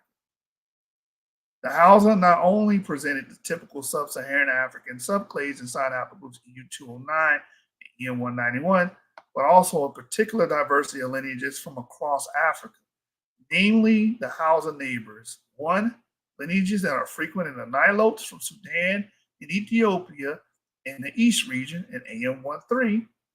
2, lineages that are more frequent in North and East African populations, EM78. You see that a lot with Berbers. Or 3, a Middle Eastern haplogroup that is found in high frequencies in the northern region, which is haplogroup TM70. 4, in a Proto-Chadic lineage, RV88, with significant frequencies in the Central Sahel region of Africa and in Equatorial Guinea. It is also worth highlighting the presence of relatively high proportion of EM2 lineages without EM191 or U209. This is why I was bringing up earlier. Let's go all the way back up. That EM2 ancestral, which we do see it amongst the Igbos, we see it amongst the Yoruba, we also see it amongst the Hausa. Now let's go back down. Hopefully I didn't lose nobody. I know I might be putting some of y'all to sleep or whatever, but I want y'all to remember that. EM2 ancestral, right? These are lineages without the M191 or U209 mutations, which may belong to EM2 subclades present in North Africa. Read that again, which may belong to EM2 subclades present in North Africa. You see what happens when we actually are going over the material? And not, dealing with dilettantes. We were actually going over the material here. This was the whole purpose of this video tonight, was to explicate this point here, that the Hausa are diverse and they have North African ancestry amongst them. Now, it goes on to say, these results can be explained by ancient trade routes explored by men and by the natural connectors of the Sahel corridor and the Chad Basin. The presence of Chadic and Nilotic lineages found in the population must have entered West Africa in more ancient times before the desertification of the Sahel, as indicated in other studies. So, 3 hours later, we get to the point of the video. This is the main point here. As usual.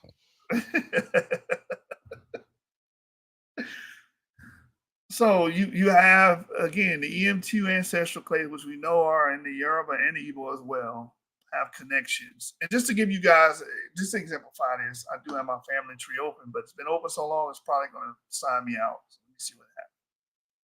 Yep, sign me out, just like I thought. Let me sign back in.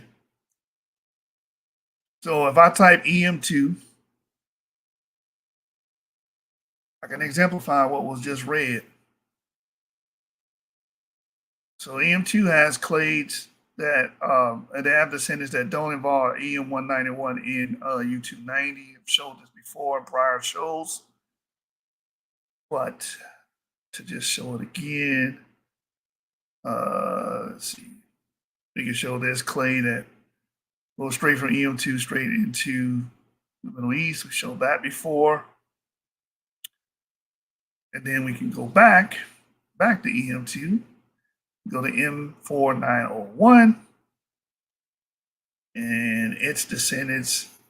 Here's another clade that doesn't involve M191 or U209. As you can see, it's over here. And north of Burkina Faso and Mali.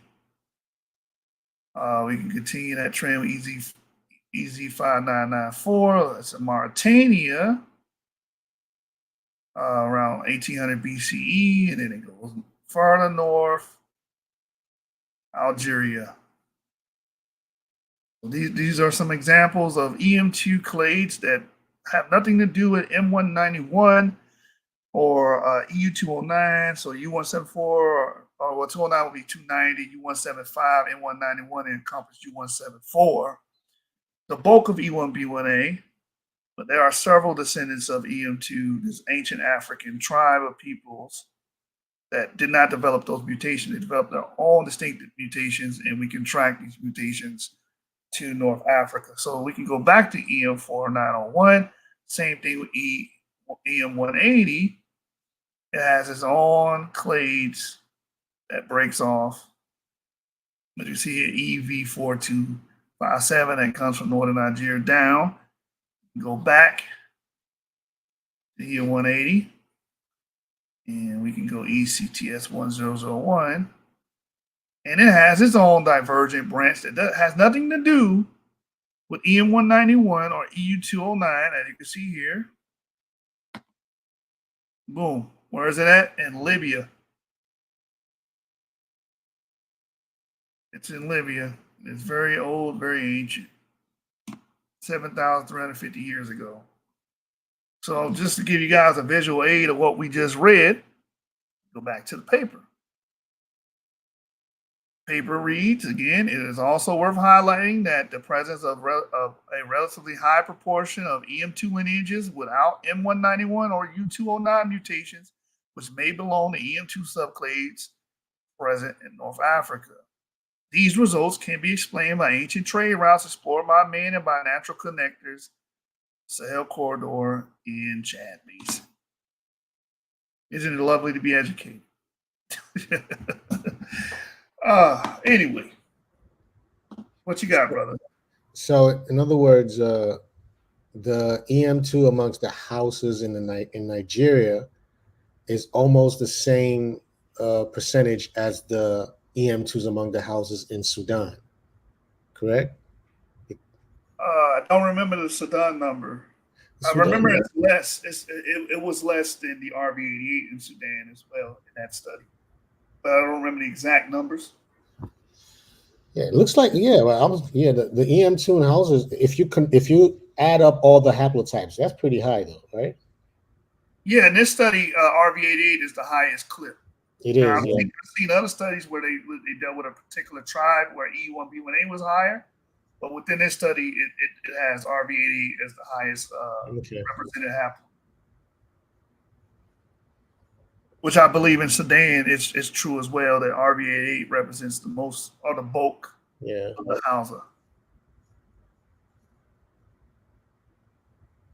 All right, so it says, despite the diverse influences, the current Hausa group remain relatively differentiated from other neighboring groups, other ethnicities, showing a restricted gene flow at a micro-geographic level. Different patterns observed in other two groups from Nigeria, although significant differences could be detected in all pairwise comparisons of the three groups. They were larger when involving the Hausa, which harbors many lineages that are not present in the Yoruba and Igbo. On the other hand, differentiation between Yoruba and Igbo is mainly due to differences in the frequency of the main haplogroups that are shared by both populations. Most lineages found in Yoruba and Igbo were from haplogroups inside of EM2 mostly carrying N191 or U209 mutated alleles. Just a quick sidebar, this is why BHI logic is off, because some BHI will be like, oh, the Yoruba are ham or some crazy stuff like that. I remember the Nigerian brother, what's his name? His face is in my mind right now, but I can't put a name. But the brother's known for writing books about connection with Abraham and all that stuff. Oh, you mean Ilona? Thank you. Him, that brother. Yeah. Remy, right? Remy Ilona. Yeah. He believes that the Yoruba are like Hamites, but again, that's impossible. They're the same peoples, just culturally different. That's what I was trying to explain earlier. You have the same people be culturally different.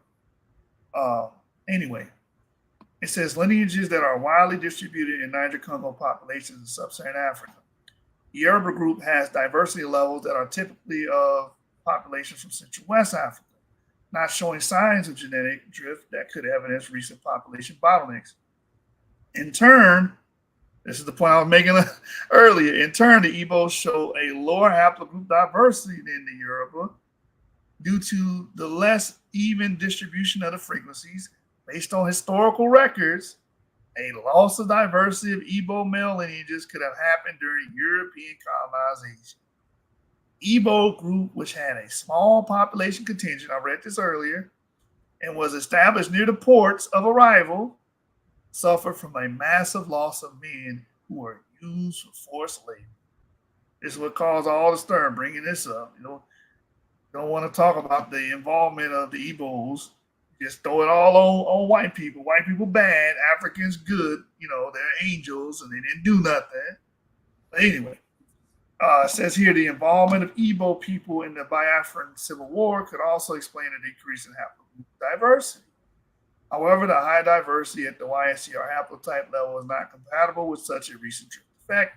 In fact, the high haplotype diversity inside the haplogroup E sublineage is compatible with an ancient drift event marked by the loss of haplogroup diversity and subsequent rapid expansion of the population in or could be a reflection of Y stems reflected for analysis in the present study. Given that most haplotypes found in Igbo were assigned to EU174, a network analysis was performed for this haplogroup.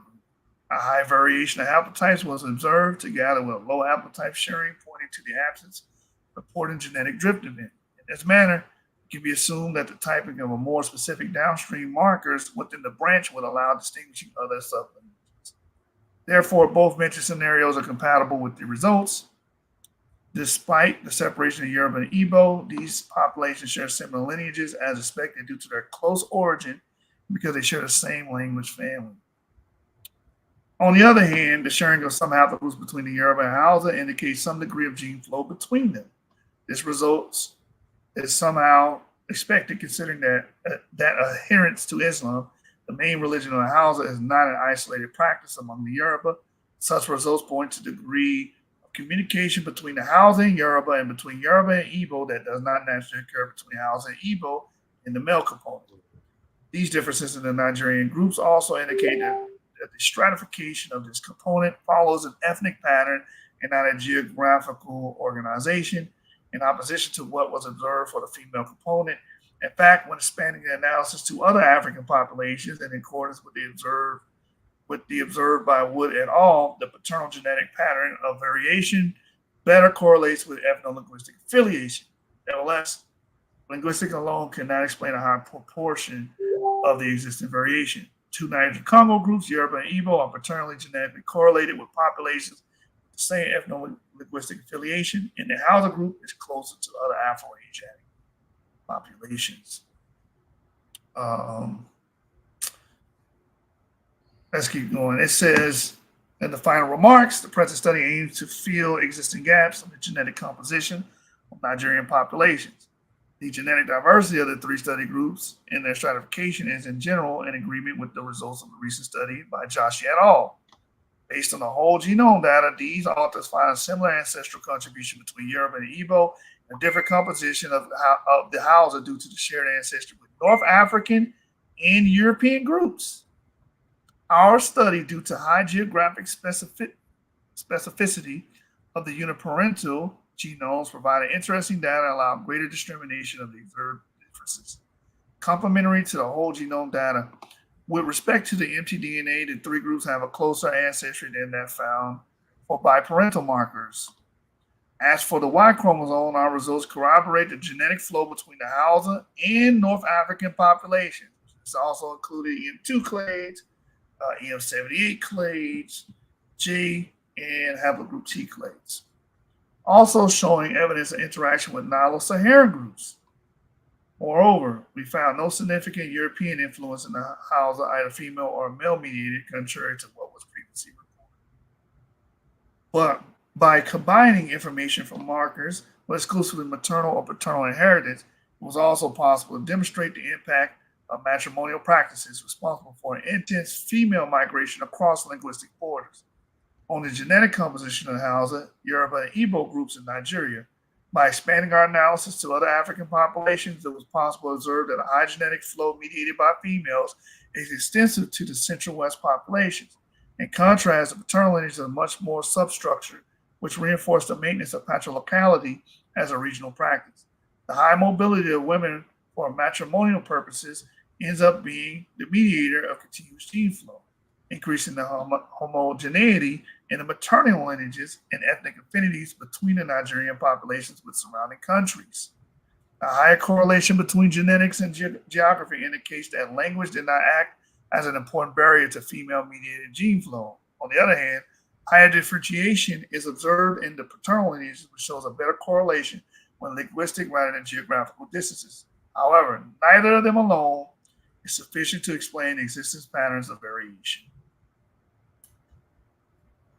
And that's the end of the paper. So I wanted to read the other paper, and I wanted to dive more into the Oxford Handbook to just reinforce some of the things that were in the book.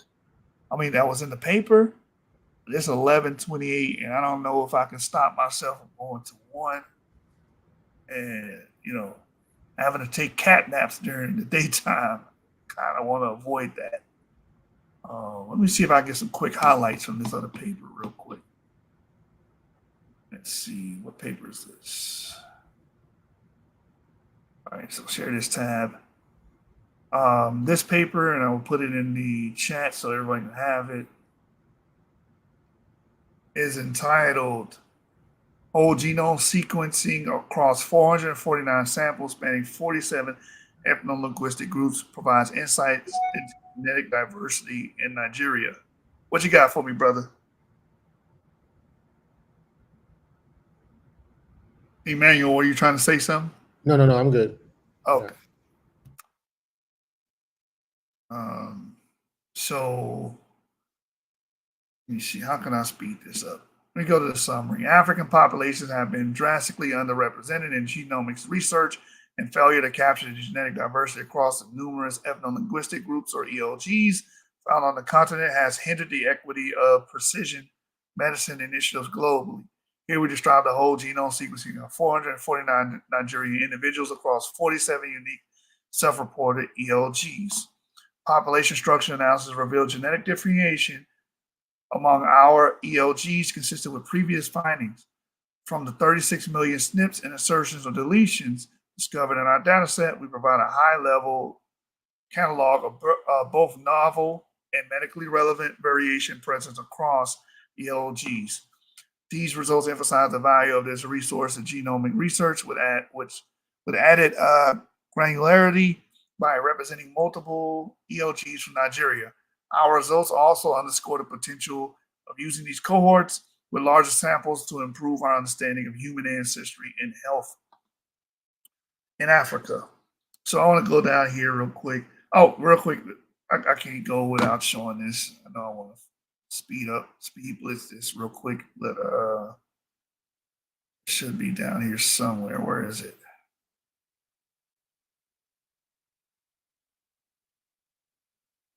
Well, I know I got it here somewhere.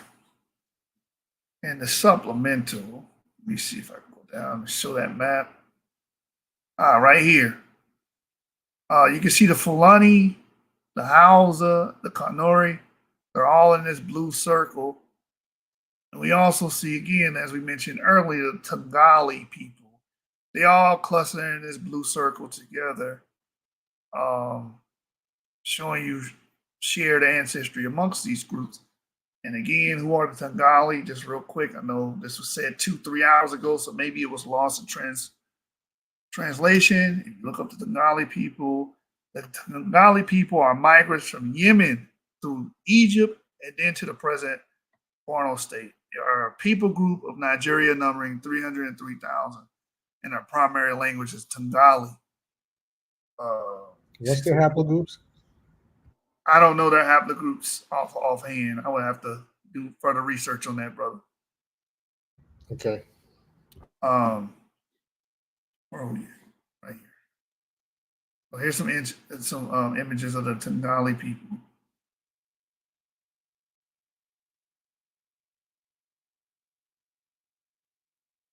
Not to be confused with the Sri Lankan people. We're talking about the Nigerian Tangali. All right. So back to that paper, you can see again the Fulani, Hausa, and Kanuri people are within that same clustering. And then there's some other groups here that overlaps to that blue circle, as you can see on the screen there. And you read down here. He took us out. Okay. What do you say now? We don't see it anymore, or did you take it out? What? Oh. Yeah. Yeah, I don't know what happened. But anyway, where was I at? Let me go back. So you guys can see this, right? Yeah. Okay, so I just wanted to show that clustering where the Fulani and the Tangali and the Kanuri are overlapping one another within that blue circle here. From there, go back to the main paper because that's the supplement.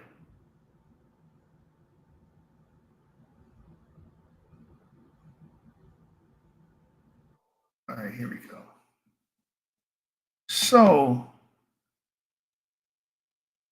here it says population structure across the ELGs across Nigeria.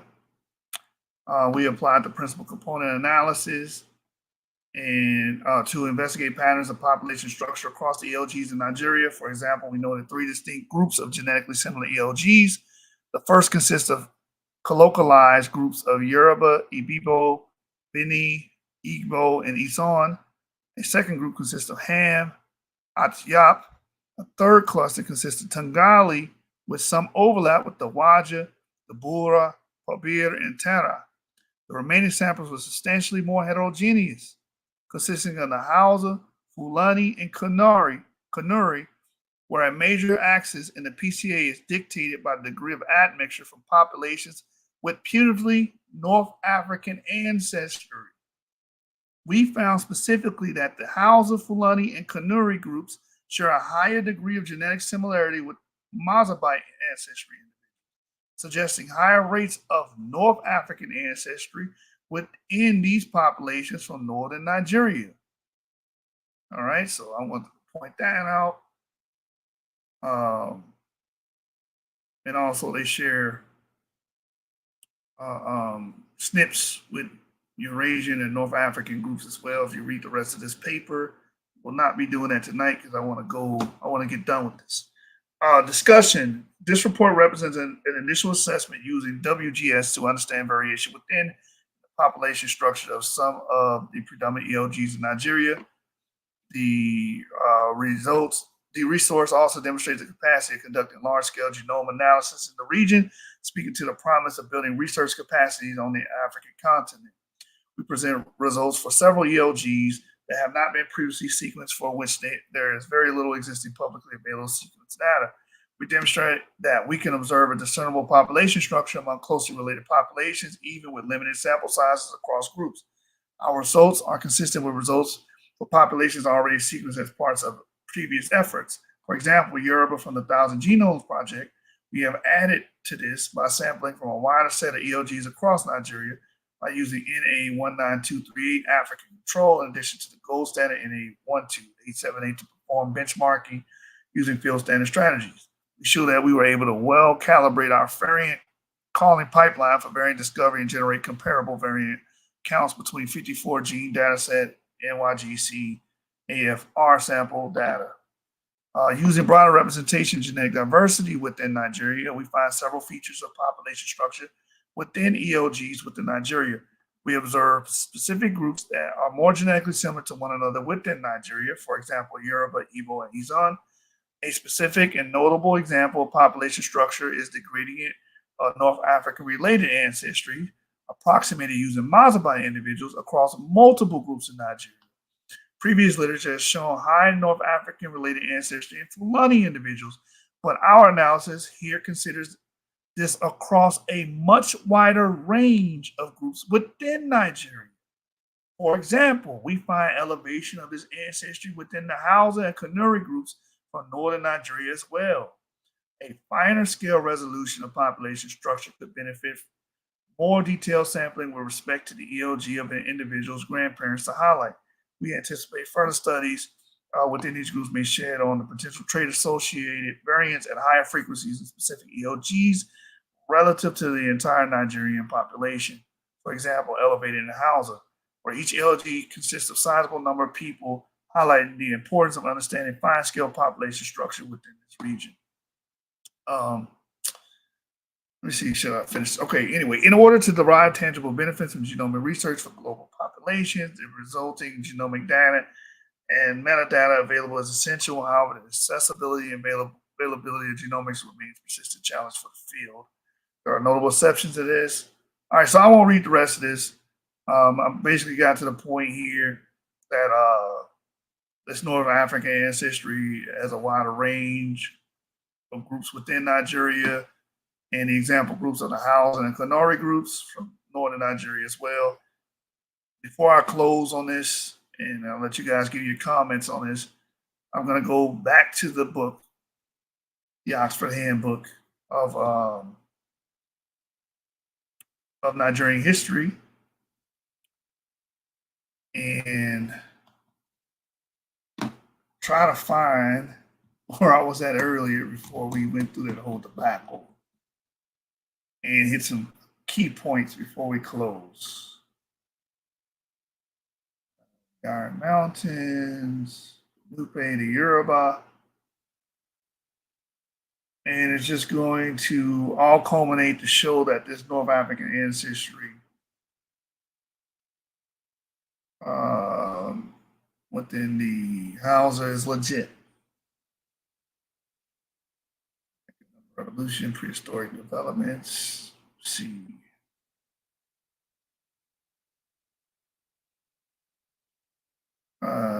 Links, right here, links between the Sahara. This is what I want here. So I'm going to drop this and share the book.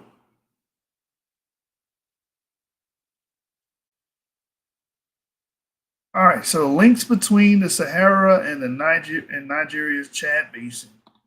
As the Sahara once began to become drier from about 5,000 years ago, pastoralism spread from its Saharan origins toward Western Africa along a northeast-southwest axis. Now remember, we just got done reading 2 papers showing that there were groups coming from North Africa and making their way to West Africa in ancient times, most likely during the last African human period, aka the last Green Sahara. We brought up the EM2 ancestral markers that don't include EM191 or EU209, which make up the bulk of the sub-Saharan groups that we have today. We mentioned other groups as well, EM78, haplogroup T, EM70 amongst the Hausa, and J markers amongst the Hausa as well. It says again, as the Sahara once became drier from about 5,000 years ago, pastoralism spread from its Saharan origins towards Western Africa along a northeast-southwest axis, reaching the Sahel and northern Nigeria in the early 2nd millennium BCE. So this is about 4,000 years ago. Around the same time, other West African regions too see pastoral and agricultural food-producing economies and associated social changes Among the examples which have been well documented and studied are the Dahar-Chit complex in Mauritania, Ghana's Kintampo culture, the inland Niger Delta, and Mali's Tlemcen Valley, with the thus far earliest evidence of the aforementioned economic innovations. These areas are the few widely known key areas in West Africa where the social economic transition between hunter-gatherer lifestyles and pastoralist and agrarian communities can be mostly clearly observed.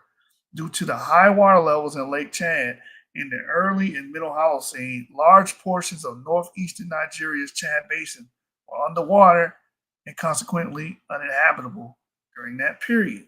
However, hunter-gatherers and fishers lived around the shores of the lake. Their presence is attested by the find of a dugout canoe 8 meters long near the village of Dufuna, dated approximately 8,000 years ago. It represents Africa's oldest known watercraft. The invention of water travel brought human beings a variety of advantages. It enabled the use of lacustrine resources through more efficient fishing, increased mobility, allowed the transport of objects more effectively than had been possible on land. Given such advantages, boats are certain to have been a fixture of communities living near water, even though the next archaeological evidence of their use in Nigeria occurs only 5,000 years later during the Note culture. Paleological and sedimentary data, in addition to climate simulations, and archaeological sequencing, have established that the Holocene climate of the Sahara moved from high humidity in the early Holocene to arid conditions in the late Holocene. Around 3000 BCE, accordingly, the southern Sahara lakes began to dry up and even the enormous Lake Chad decreased. By 2000 BCE, at the latest, this late Holocene aridity pushed the pastoralists living in the southern Sahara into the Sahel zone of West Africa, where they initiated the beginning of a new epoch with deep social economic changes. So again, to recapitulate, this goes with what we were reading in the paper, that the Hausa, the Kanuri, and the Fulani, they have these North African ties, ancestral ties, and it's easy to see from an anthropological and archaeological standpoint that these people came north, and we can see it also through the genetic component because these people have Mozambique-like ancestry amongst them, showing you that their ancestors were somewhere in the north in ancient times. And again, the greatest explanation of this is during the Green Saharan period. It says, though diffusionist explanatory models are met with more skepticism today than they were in the 20th century, population movements cannot be dismissed out of hand. In the case of migration from the Sahara to the Sahel, the evidence provided not only by the plausibility of climatic arguments, but also by the various finds and fine contexts. Strong evidence is also given by the origins of cattle and caprines, such as sheep and goats. None of these have wild ancestors south of the Sahara, but only in northern Africa, read it again, only in northern Africa and in Near East. What haplogroups we found amongst the Hausa? Haplogroup T. We saw some J variants, RV88. We saw some EM2 ancestral clades that don't have the EM191 or U209 mutations that are relative to the North African EM2s that we see. So E1B1A North African specific clades. All of this evidence is culminating to show that these people, as we just read, migrated from the north. Because again, archaeological standpoint, zoological standpoint, they got cattle and caprines, meaning cattle like auroch, goats and stuff of that nature, which we know do not originate south of the Sahara. They don't originate in Burkina Faso or Nigeria anywhere. They originate in the Near East to the north, to northern regions, and then they make their way westward, south. As we can see in this map here. Oh, now it doesn't want to do it. Give me my double click, man. Hold on, y'all. Before this video started, I had mastered this, and now it's not doing it. So when you double click these these images, they grow big. They're supposed to grow big, and now they're not doing it. Why? I don't know. Why? Because I want it to happen. Let me see if I can flip back and flip forward. Well, anyway, it doesn't want to do it. There it is. There it is. Come on. Work with me, not against me. So I want this image. Do the same thing.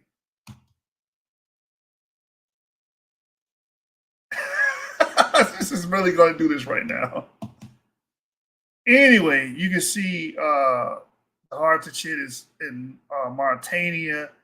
The Tilemsi Valley is in Mali, northern Mali, and the inland Niger Delta is here. So you can see that these complexes and these cultures, these agrarian cultures, pastoralist cultures, start northward, then work their way south. And as you can see, the Kintampo complex in Ghana and modern day Ghana arises then. I'm really pissed because I can't get this damn thing to enlarge the image. But anyway, hopefully you guys can see that because it doesn't want to go get any bigger than that. But that goes also with the evidence that these people would have been in the Sahara and then worked their way southwards. And then later in modern time formed the people that we know as Hausa, Fulani, and Kanuri people. Anyway, as you can see, that goats and caprines, they have their origin not in the south of Sahara, but in northern Africa and the Near East, where the domestication is attested long before their appearance in the Sahel zone. The origins must therefore lie in the north because domesticated animals do not migrate alone.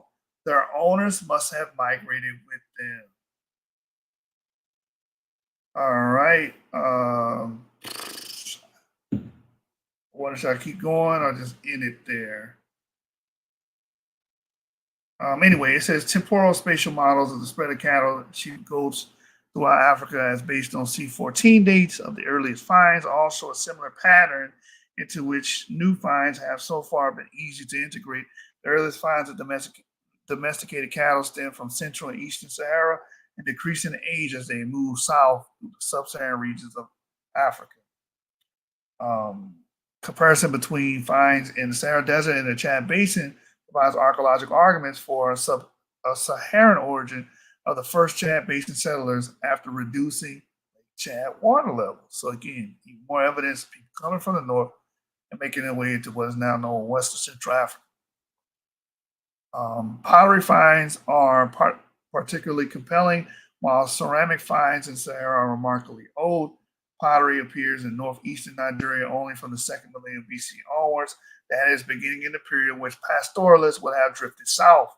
Occasionally, older finds date back as early as 5000 BCE, and based on stylistic similarities, these suggest contact between the Sahara and the Sahelian Chad Basin. Such finds, however, were exceptions and did not mark a profound innovation in the life of the hunter-gatherer groups. It is only in the early 2nd millennium BCE that a significant change in pottery occurrence can be determined, likely indicating the immigration of Saharan pastoralists. Only from this period onwards do ceramic finds predominate numerically and can therefore be considered a fine category characteristic of the time. The resulting conclusion that popularity of ceramic technology is linked with arrival of Saharan migrants is bolstered by the fact that ceramics in the southern Sahara and northeastern Nigeria Sahel during the time exhibit a marked similarity of production technique and decorative patterns. However, large-scale studies systematically examine both ecological zones as to how cultural similarities arising from shared roots have yet to be attempted. The same is true for the different fine category bifacially retouched arrowheads, most often with a concave base and edges made from various fine grain or amorphous flint variants. Such finds occur in large numbers in the Sahara, but appear more rarely in the more humid regions south of the Sahara, and they're only in the context of hypothesized immigration of Saharan populations. This suggests that the tradition of bifacially retouched arrowheads was imported southward into the Sahel zone by migrating Saharan pastoralists. In one case, finds of this type of even appear far south as the wetter Guinea savanna, which spread has been advanced as an argument for linking Ghana's earliest food-producing complex the Contempo culture to the migration of Sahel populations southward. Although Arrowhead suggests hunting, the archaeological examination of fauna remains from Chad Basin sites at which bifacial arrowheads occur show that hunting wild animals, reptiles, and birds did not play a significant role during the time of early agro-pastoralist communities. After the arrowheads were used for hunting animals that are not represented in archaeological record, or bows and arrows serve other purposes such as hunting of predators to protect the livestock. Let's see, what were we at? 1151. Yeah, I'm gonna stop it there. So the point was made here. Again, the Hausa have various elements and components that point them back to North Africans. West Africans are diverse. That is the message here. The Hausa are a great example of that. The Kanuri are a great example of that. And of course, the Fulani are a great example of that. EB, he poses a question here. Which group was close to the Mozabites? I just told you. Maybe I should show you the paper again. Pull it up here. Basically, northern Nigerians, basically. Yeah, the Kanuri Fulanis and Hausas. Right.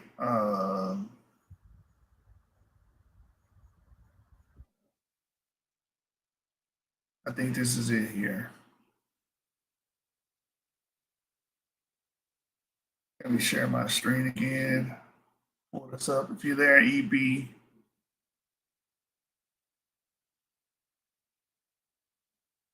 Can you drop that overlay, brother? So they can see. I didn't put it up there. Hold on.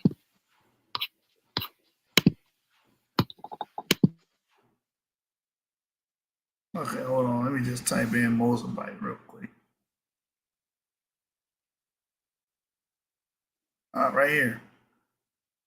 So EB, we read this paper earlier. I'll give you the title and I'll drop it again. It says here the remaining samples were substantially more heterogeneous, consisting of the Hausa, Fulani, and Kanuri, where a major axis in the PCA is dictated by the degree of admixture from populations with putatively North African ancestry. We found specifically that the Hausa, Fulani, and Kanuri groups share a higher degree of genetic similarity with Mozambique ancestry individuals, suggesting higher rates of North African ancestry within these populations from northern Nigeria. So you got your answer, EB. Again, there's your source from Seth. And I give you the title here. Shout out to the northern Nigerians. Right.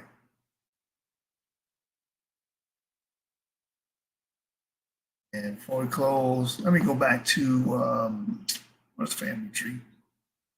I'll show you this is true for the whole family here. So we can go back to E2. Actually, put DM2. I'll put an EM2 here.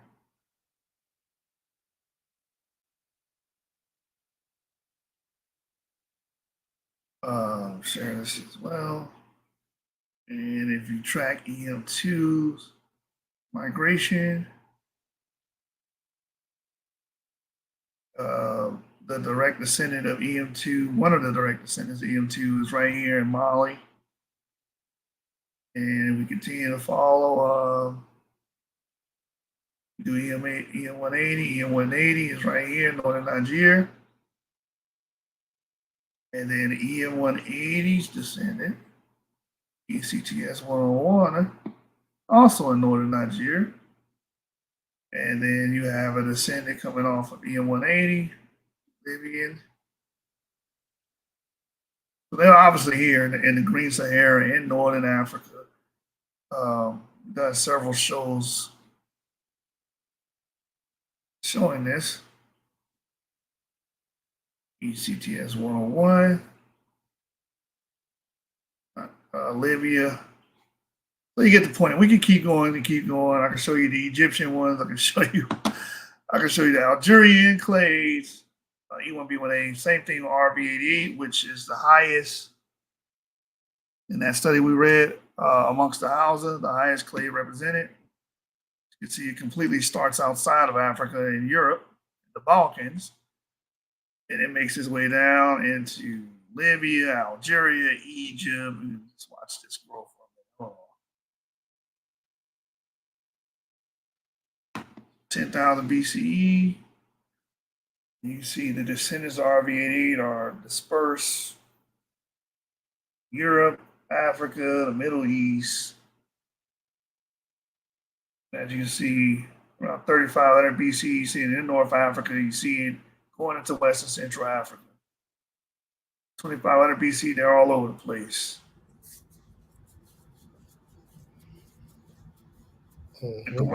Going into modern times. AM13 was also mentioned, so we can bring that up as well.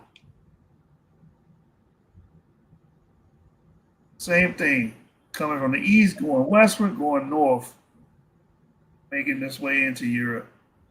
What, this is A? Yeah, AM13.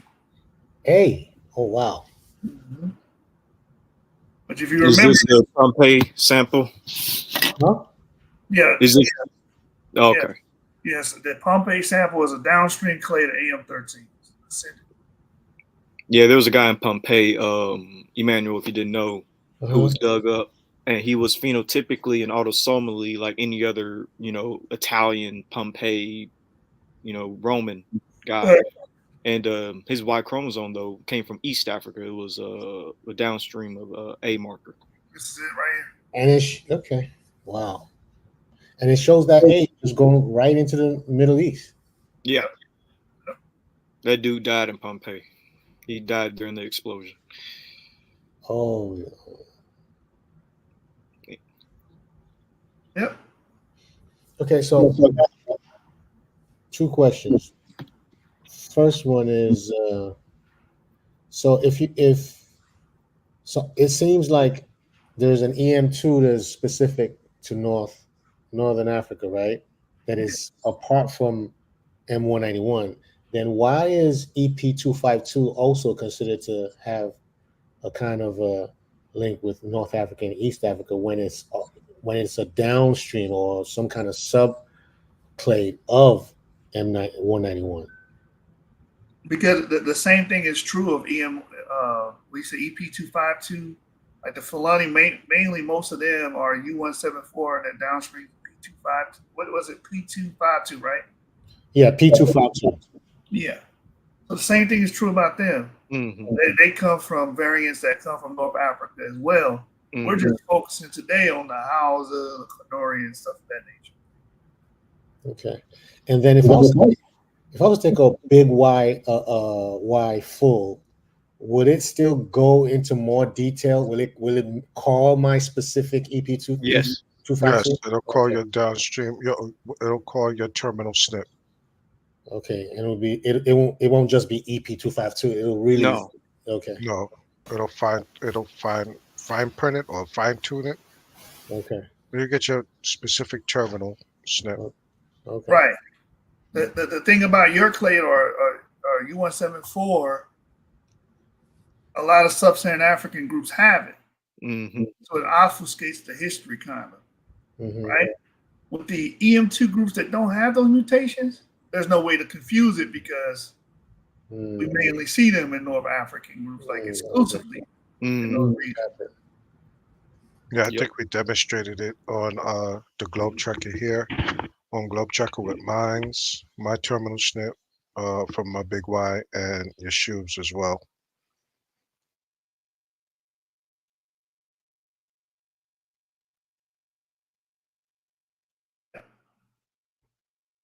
You said you had 2 questions.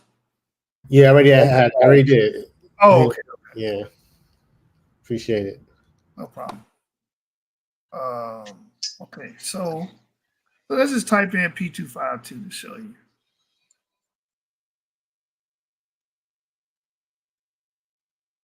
See how broad this haplogroup is. Yeah. So you got As long as sub-Saharan. it even goes into Europe. Yep.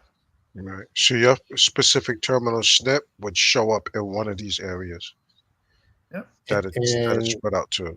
if I do it, and you want to do this globe trekker, can you type that specific SNP or no? Yes, and it'll give. All right. So Yeshua, type in your specific terminal SNP on mines to show them what it does. Right. So this is my specific clip. You see this right here, Yeah. EFT185266. This is Yeah. my terminal SNP. When I Okay. click it, Hmm. this is my ancestry here. And if I go to Globe Tracker, you'll see where my most recent ancestor would come from, Hmm. or the group that's associated with it. It's an Arabian. Jashub's latest ancestor was an Arab. That's why he hates black people. Now, That's why I didn't put up with what's his name? Nonsense. What the guy that was on there? Mean Star. Yeah. He's Jashub descends from Arab slave traders. That's why he was so gung ho. Nah, I'm playing.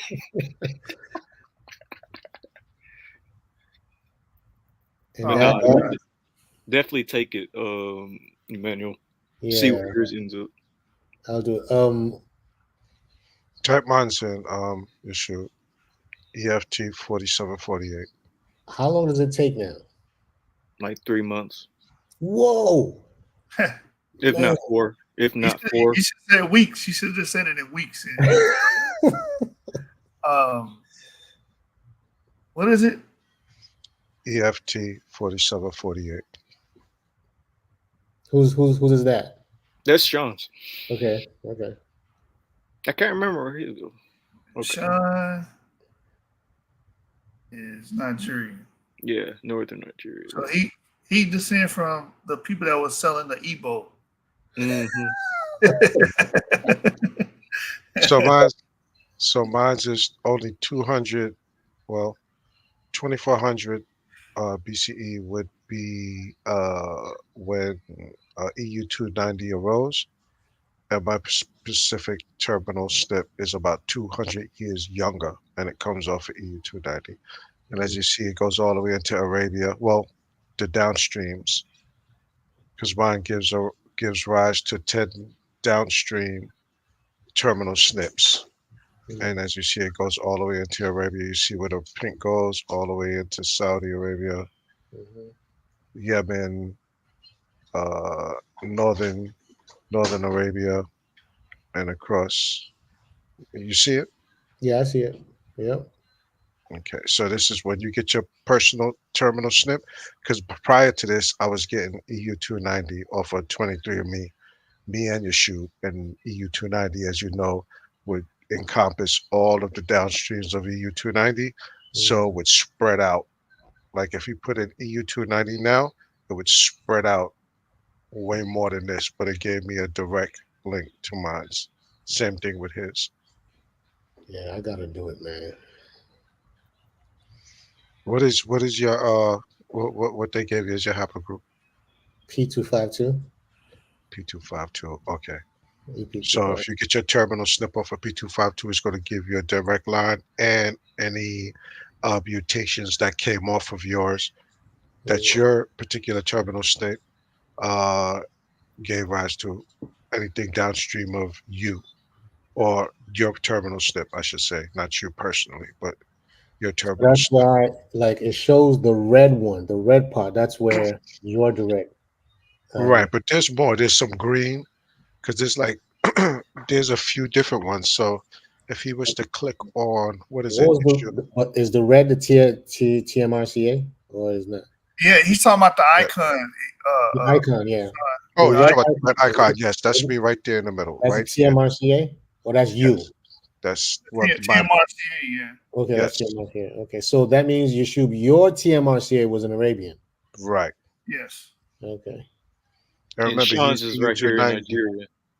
Right, Huh? but you see that yeah. EU 290 ended up in those same areas, all because he's a downstream of EU 292, was all up in Arabia, from Yemen, what I'm saying, all the way across. If you see his again, Mhm. EU 290 pretty much track the same area. Yeah, got it. Yep. Avery, what's yours, man? Never I'm heard. gonna Oh I'm shit! gonna reveal Here we my go. DNA. Here I'm we gonna go. reveal my DNA in the future. You already know when it comes to this dude. I'm gonna make a Oh whole my video goodness! about it. I Come haven't on, given man. it out publicly He yet. belongs to the Bell Beaker complex. Uh, That was a joke. I'm telling Yeah, you, I'm have a room to the super highest elite. bidder. You know what I'm saying? We would start the bidding at $100. You know what I'm saying? Orthodox. I think you got your big Y. Yeah, Reasonable. yeah. We could plug his in too. Hmm. You want to plug it in more? Well,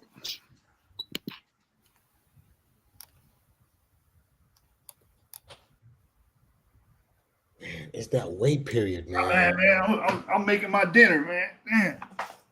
Hey, listen. This is breakfast. I know. I'm gonna eat my dinner and go to bed. But I want to say this real quick. I'm gonna show you Ivory's haplogroup. I'm sorry, Ivory. I got to do Please do. it. I need to see It goes to the Bell Beaker Cup. No, it's Japanese actually. It's DM DM 55. I'll show you too. What's this? Yeah. Ivory Lebanese. Mm-hmm. Man, you done He betrayed is me for shoot. Just shoot. Why you betray me like that, bro? That's Ivory's haplogroup. Avery, Hey, you are? what Avery don't want you to know is Avery's a whole hurrying in this piece. You understand what I'm Yeah, saying? he's a whole. Wait. He's, Avery, you are? no, Nah, he's they just playing. messing with Nah, him. he J1, son. He J1, son. J1. He's Zagros Mountains. Man, you guys, man, stop messing with me, man. He's from the Zagros. Lebanese, man. You I can't told you tell. he's from the Bell Beaker complex. Oh, my goodness. OG Phoenician up in this. He's the Canaanite of Israel. You understand what I'm saying?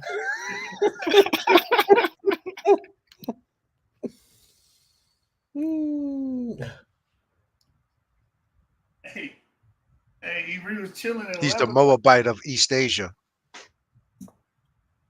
Oh, bro, not the Moabites. Coraxis. Okay, the Ammonites. Hey, that's a little bit better. They're the Japanese. I like anime. I like manga. And Japanese. It's really not in Christ. Hey, yeah, but I explained that most of the major EM2 clades are bidirectional, while there are multiple unique EM2 clades that are specifically found in North Africa, Israel, and Arabia, but not in sub-Saharan Africa. So I can show you the Palestinian one. Hold on. Okay, yeah, let me see that one.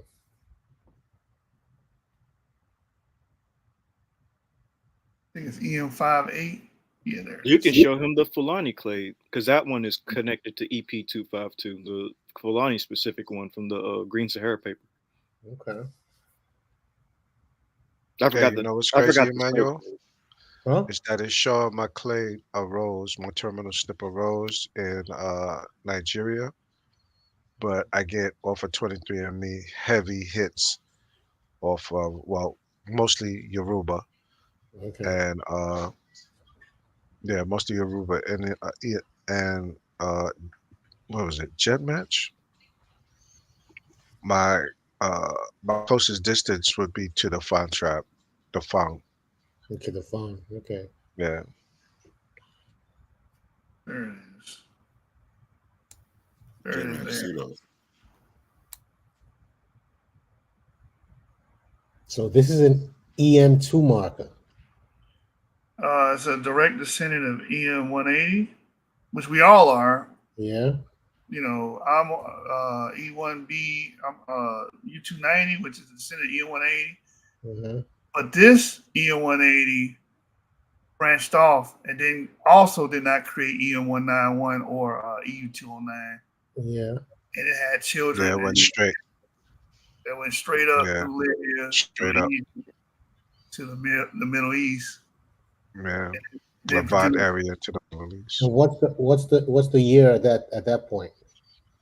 600 CE.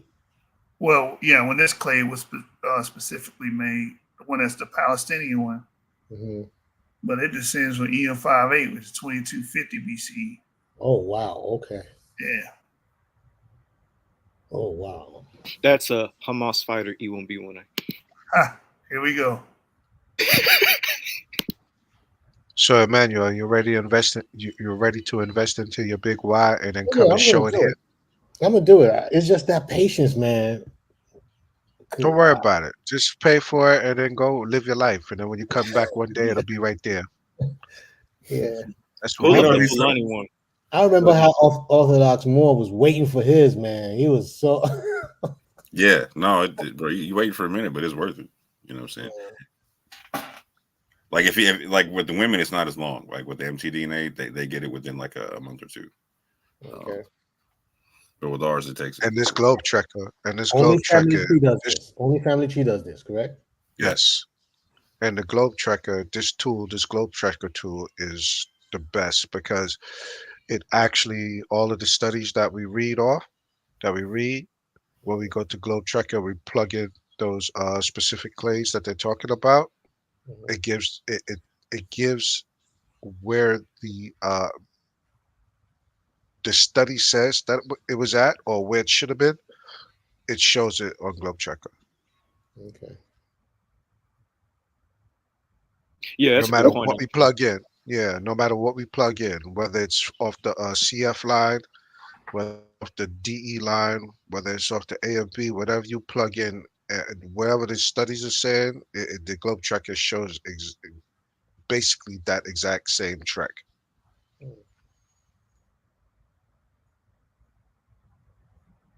Hey, I just want to let y'all know. Meme Star said y'all moving to ignorance. It's all right. Because Y'all I'm moving. about ignorant. I'm about ignorant right now because I don't understand my bed. I should have been in it already. I know, right? I'm about to go to bed right after, Yeah. like in 2 minutes. Moving into 4 hours, man. I know. I blame Eve. Yeah, I missed the majority of this joint, man. No, I blame Emmanuel because he showed up and made a whole mess. He was dragging. He drug trolls in with us tonight. He drug a bunch of trolls in here tonight with us. Yo, With him. what I miss? Okay, basically, somebody got upset because I brought up that Igbo was selling other Igbos into slavery. Bro, the Ebos say they were selling other Ebos. I know. Listen, you got a brother right here, Emmanuel. He's in Ghana. And you know what I'm saying? He's first generation. He's saying that's what it was. Yeah, the Ebos will tell you straight up. Yeah, we were slaying other Ebos. Like, wow, that's not even disputed. Yeah, man. Brother, you got the white man in your brain telling you that you got the white man in your brain telling you that you basically, you know, subjected yourself or subjugated your own people, brother. Where'd you get where'd you get this? Where'd you get this? Oh my goodness! Why didn't you pull this up? I had it right there, man. It's just like the dude just was spazzing, bro. So it's kind of hard to, Yo, it was that bad, bro. Oh wow. Just you let him speak for like 10 minutes with everybody off the stage. Oh, And it then- was one of them, bro. And then he countered man. himself, and he actually went against his own position. Yeah. Yo, Yeah. I'm afraid to go look. That's Bro, too bad. I was like, bro, You know, you do know that Igbo were practicing slavery after it was outlawed, right? Yeah, like, bro, this is so wild. Like, people want to make up their own history now. It's like, I don't like, bro. We live in a time period we can look up all this stuff now. Like, how do you justify living in fantasy land? Like, I don't even understand. Like, I'm glad when I jumped on, y'all were talking about the stuff that completely just shot like Remy Lona stuff in the face, right?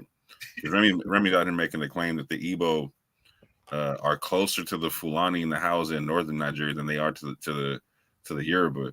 I'm like, Yoruba, how does this? Yeah, Yoruba, however you want to say it, right? Mm-hmm. Like, and I'm like, how do you figure when the Yoruba they carry R1B and y'all don't. And like the Hausa carry R1B and y'all don't. And the Fulani they carry R1B and y'all don't. Like obviously there was like somebody had a Chadic mixing that you didn't have, you know what I'm saying? That they all still they like, but oh no, we're closer to them. How? But the Yoruba are Hamites and the Fulani in the Hausa ain't. Like it's so wild, bro. I was so happy when y'all got to that stuff about Northern Nigeria. I was like, yeah, shoot all that stuff in the face, bro. Yeah, I know you made Remy big man tonight. it's all ethnocentrism, man. Yeah. You know, he does that Tribalism. a lot. Tribalism, yeah, he does that a lot. You know, and I noticed like a lot of.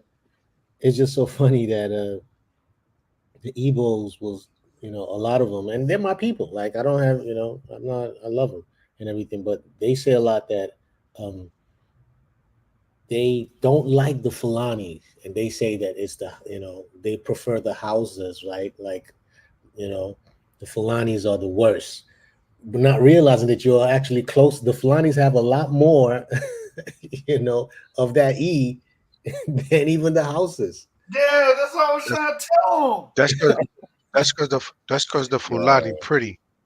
That's because the Fulani pretty like Ivory. him. The Fulani look like true Semites, and the Igbos are Yeah, jealous. see, there we go. He's a Igbos damn are Fulani supremacist. The He's a Fulani Fulani have the supremacist. Hamitic, they have the Hamitic phenotype. You're a Fulani supremacist. I know. At least you acknowledge it. Shit, I can respect that. Bro, people love bringing up Egypt, but they don't want to bring up the fact that they made their whole like population base semi peasants and pretty much servants to the damn crown. Only 3% could actually read. Everybody served the crown in Egypt. Everybody. But I'm bringing that up because when someone has a love affair to a certain group, especially when they think they descend from them, they excuse every damn thing, or they just refuse to, you know, take in information that may be controversial or as deemed as evil to them. Yeah, I brought that up to brother Reggie. He was over on Titan TV the other day, and he was like, "Well, at least it wasn't chattel slavery." I was like, "My God, my God." The tomfoolery is serious. See, they had this love affair with ancient cultures, and they don't want to associate things they deem as being evil with those cultures. They're doing exactly what they try to blame white people for doing, which is distorting history. And the facts of the matter, there's aspects of the West African slave trade of West Africans, like from West Africans themselves, like internally, that was worse than the slave trade that we went through in the transatlantic slave trade. Exactly. Like when I finally understood that, I was like, damn, like it literally, like the craziest thought hit my head. I was like, you mean I might have been lucky to be one of the people who ended up on the slave ships? Hell yeah. Like that part Yeah, that's blew just like the my brother mind. earlier. I'm sorry, it's just like the brother that was Go ahead, on stage sacrifice. with us earlier. You know, he was making a big stink about Igbos selling Igbos, but then, you know, your claim in North America or in the Americas or the Caribbean itself is that you descend from these Igbos. So how the hell you think they got here? Like they genetically match how they get here, right? Yeah, Through the slave because you trade. got a big ass evil population here and a big ass evil population over there. Like so, how like somebody, you know what I'm saying, got some splaining. We didn't Well, slang them. according to him, in the interior, we didn't do anything to ourselves. The Europeans went all the way up into the interior and took us out, and the Arabs went all the way into the interior and Yeah, took just us shoot. out and moved us Yeah, around. the That's white It man his is was that's the God. that's his Shoots spiel. people. That's what it Yeah, was. The white man is God. yeah. I think one of the major things that I can consider and say, hey, that was really worse, and or say that, okay, is just have a scenario that you are a slave and they say, oh, okay, you're about to get buried with the king, or you're about to get Mhm. sacrifice, and then they ask you, well, what will you take, sacrifice or you get on this ship?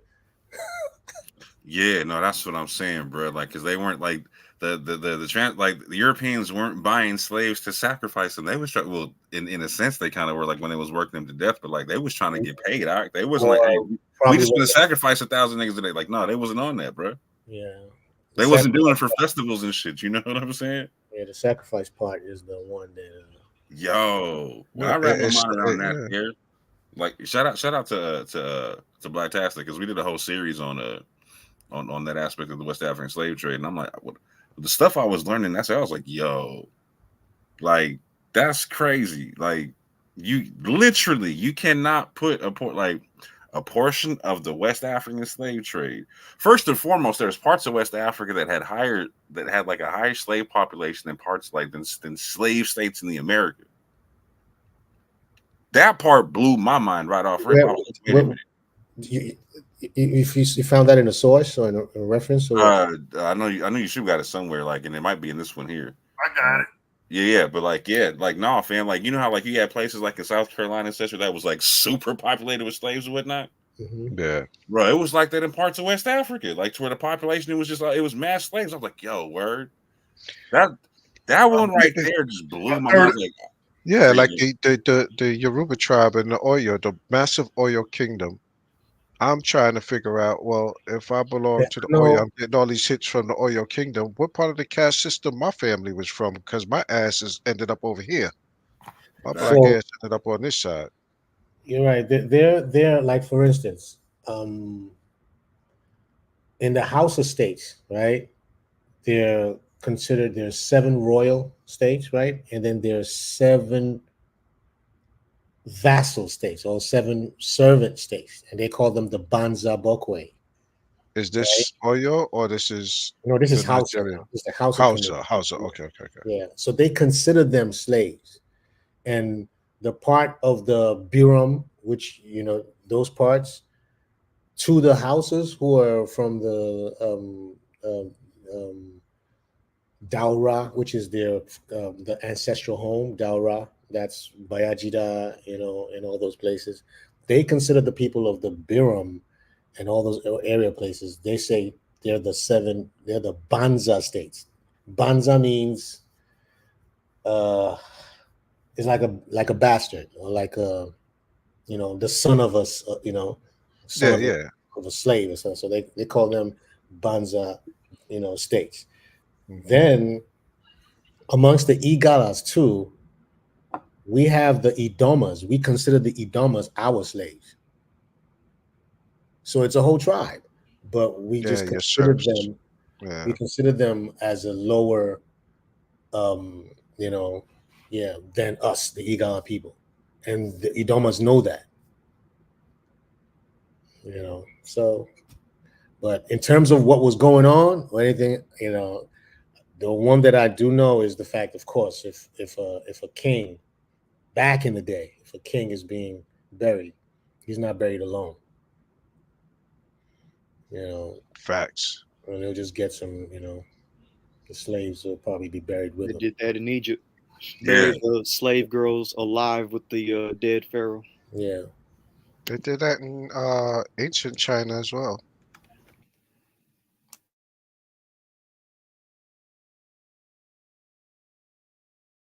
Yeah, the whole ancient world was ran on slavery. If you study Rome, that whole empire was ran on slaves.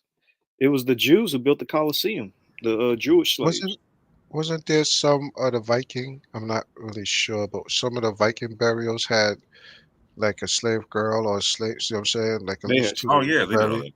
that same stuff. they Yeah, enslaved the same Slavic shit. people. That's where it's believed the word slave even comes from, Slav, because the Slavic Hmm. women and men were getting enslaved like crazy. I mean, like, even if you look in the scriptures, even though there's rules on how you treat them, but it was all populated with a lot. Almost everybody had a slave, right? To the point where if a slave cuts his hand off or you cut wrong, it's not death or anything. Like, it's almost as if it's on the same level as probably your cattle. Mm. Now, yeah, even Abraham had slaves, Hagar the Egyptian, like everybody. Serfs, servants, yeah. So I don't know where the Fang fell at because, like I said, I get heavy hits off of the Fang, but I know my black ass is over here. So I don't know where the hell, what part of the caste system I was under in the Oyo, but You got to leave that match alone, OG. yeah, I get it. Yeah, for me, I see Ishan, Yoruba, and also the Anambra place, which is Igbo.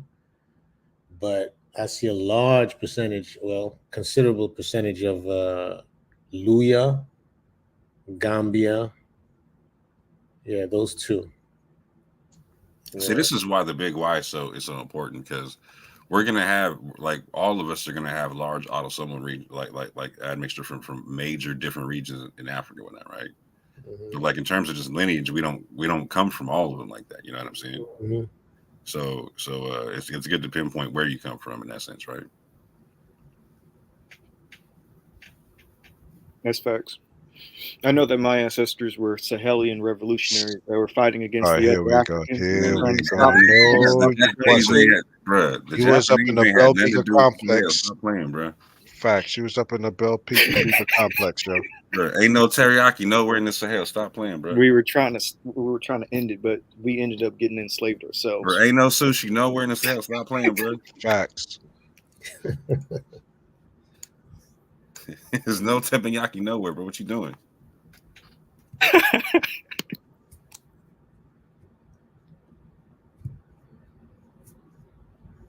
No egg rolls. You was That's a a shame. steep goat herder. Hey, I like goats, bro. Pastoralism rules all day, bro. Come on now. I need some room for my cattle. Y'all need to move You was a and let steep me. pastoralist. Hey, bro, coats and cattle all day. That's biblical, bro. Oh, y'all was rocking them furs, huh? In that cold ass weather up in the mountains. He be coming through talking about, can I give you 40 goats for your daughter? You know what I'm saying? Facts. Man, who cares about farming anyways? Those farmers and their pearl men. Who cares about all that? Imagine still trying to figure out who the hell you are. With all our jokes, imagine was sitting there I'm like, gonna get it. I'm gonna get it. One day. we all would get it one day.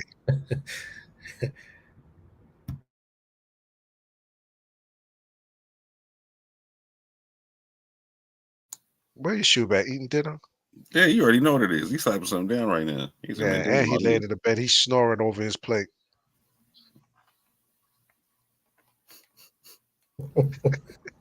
He's snoring over his plate.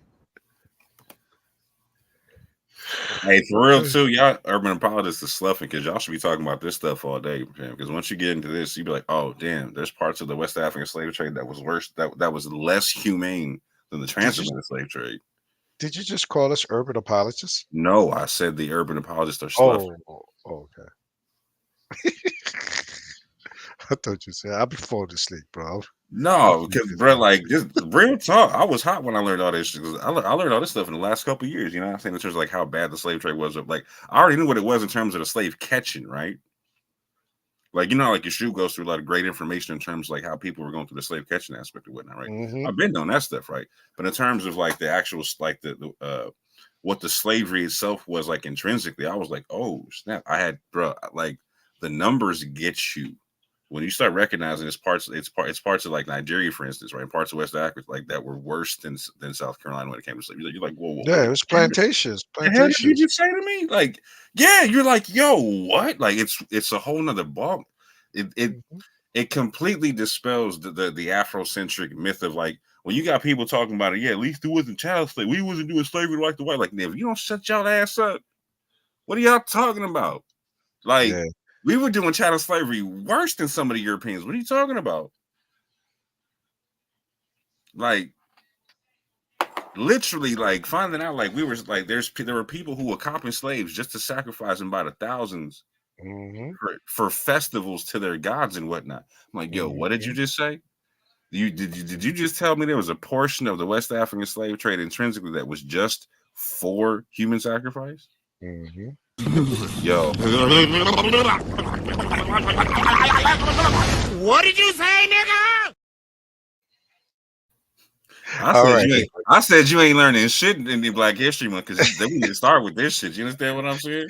All right, Avery, take it easy. He started to get trigger happy now. You need to be No, on I the was video good though. games. He was on point with it. I was right there with it. You know what I'm saying? I was digging that shit just, but no, for real. Like we need this needs to be emphasized hard or whatnot because Facts. so for instance, like this takes a lot of wind out of the BHI sales and other people's sales or whatnot, right? Who were trying to go crazy. We're like, no, this big bad evil white man, homie. Like we at least had like so for instance, like I'm talking about a place like South Carolina and whatnot, right? Like there's documentation of people like in South Carolina, like buying their freedom and like going back to Africa and other things. Fam, there's certain kind of slavery in West Africa. That wasn't happening. If you were a slave bought for human sacrifice, bro, you aren't buying your way out of that shit, bro. You're done. Like if you're one of the king's servants, and you know what? He like especially, especially if you go back and land in the wrong part of Africa that you didn't even come from. Oh, you a real foreigner. Your ass is going. You're getting sacrificed. You going? Wait a minute more. So you're you're going in telling the me stew pot. You're going in the stew pot. so more? You telling me that people like Igbos were enslaving other Igbos, correct? Yep. Well, you know what this proves, right? This actually truly proves that people like the Igbos are the Israelites, because doesn't it say in Deuteronomy 28 that you will enslave, you will sell yourself as a bond servant? Uh-oh. I'm gonna start a camp, bro. I'm starting a camp, bro. They were actually Edomites, you know. I'm gonna switch up the BHI doctrine to give them a better fighting chance. Bro, you out here competing with Zion Lux and Rabbi Mordecai and whatnot. You know what I'm saying? Now they're trying to say, hey, everybody's an Igbo and whatnot. And, you know what I'm saying? Everybody's got the ability to convert without being a convert. You know what I'm saying? Is that what he said, Mordecai, in the video you sent? Yeah. Everybody's an Igbo? So no, he didn't say everyone's an Igbo. He said that all African Americans have a particular status. Not even Anusim. It's a different status. That claims that we were stolen and raised by Gentiles or whatnot. So therefore we can come back. Basically, you get it's the same rights as Anusim. You come back and you go through the mikveh. You know what I'm saying? Mm-hmm. You make your commitments or whatnot, and you're a revert, not a convert, is how they say it. So you're just going back to your cultural roots as an Israelite, basically. Yeah. As long as you put down Jesus, though, too. You know. You can't be a Christian. Oh, okay. Who said that? Rabbi, I forgot his last. That's just him, or is that he's trying to say that the Obadiah Alliance came out with something, and I'm waiting to see what it is or whatnot, and I'm actually kind of scared to look at it because I've been seeing I've been seeing the kind of information that they've been putting out in terms like how they've been trying to connect African Americans to Igbos. Yeah, and it's super pseudo, and so let me say it like this: like I'm not certain, like I'm not putting all this. So I have a lot of respect for Rabbi Demota, right? Because Rabbi Demota, like literally, like he actually did field research in Nigeria about the Igbo and whatnot, right? So I'm not even tripping on him, right?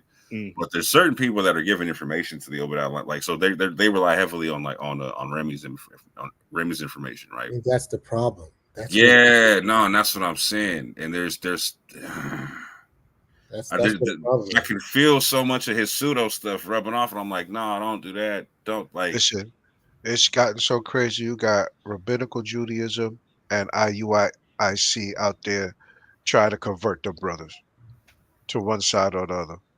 Yeah, that's what it is. It's, bro, I was trying to tell you, I smell Rosenberg somewhere, fam. Like it's like I've been telling people this. I was like, so who's gonna convert more people, Rosenberg or you know what I'm saying? Nathaniel. No, I said vocab, right? Shit, I say Nathaniel. Nathaniel's gonna get more, but like, so they're coming through with like, oh, we can bring y'all to the land type thing. You know what I'm saying? They're doing them kind of things, right? but yeah, they're gonna tell everybody that they're an Igbo Jew or whatnot. You know, what I'm saying? That's It kind of reminds that's their whole spin. that kind of reminds me of the whole Jewish soul concept. You know, in Judaism, the whole Yeah. idea that you could be born a Gentile, but you actually have a Jewish soul. Yeah. That's what it reminds me of. The whole like Israelite, the whole African Americans can like revert back. I kind of get those vibes from that.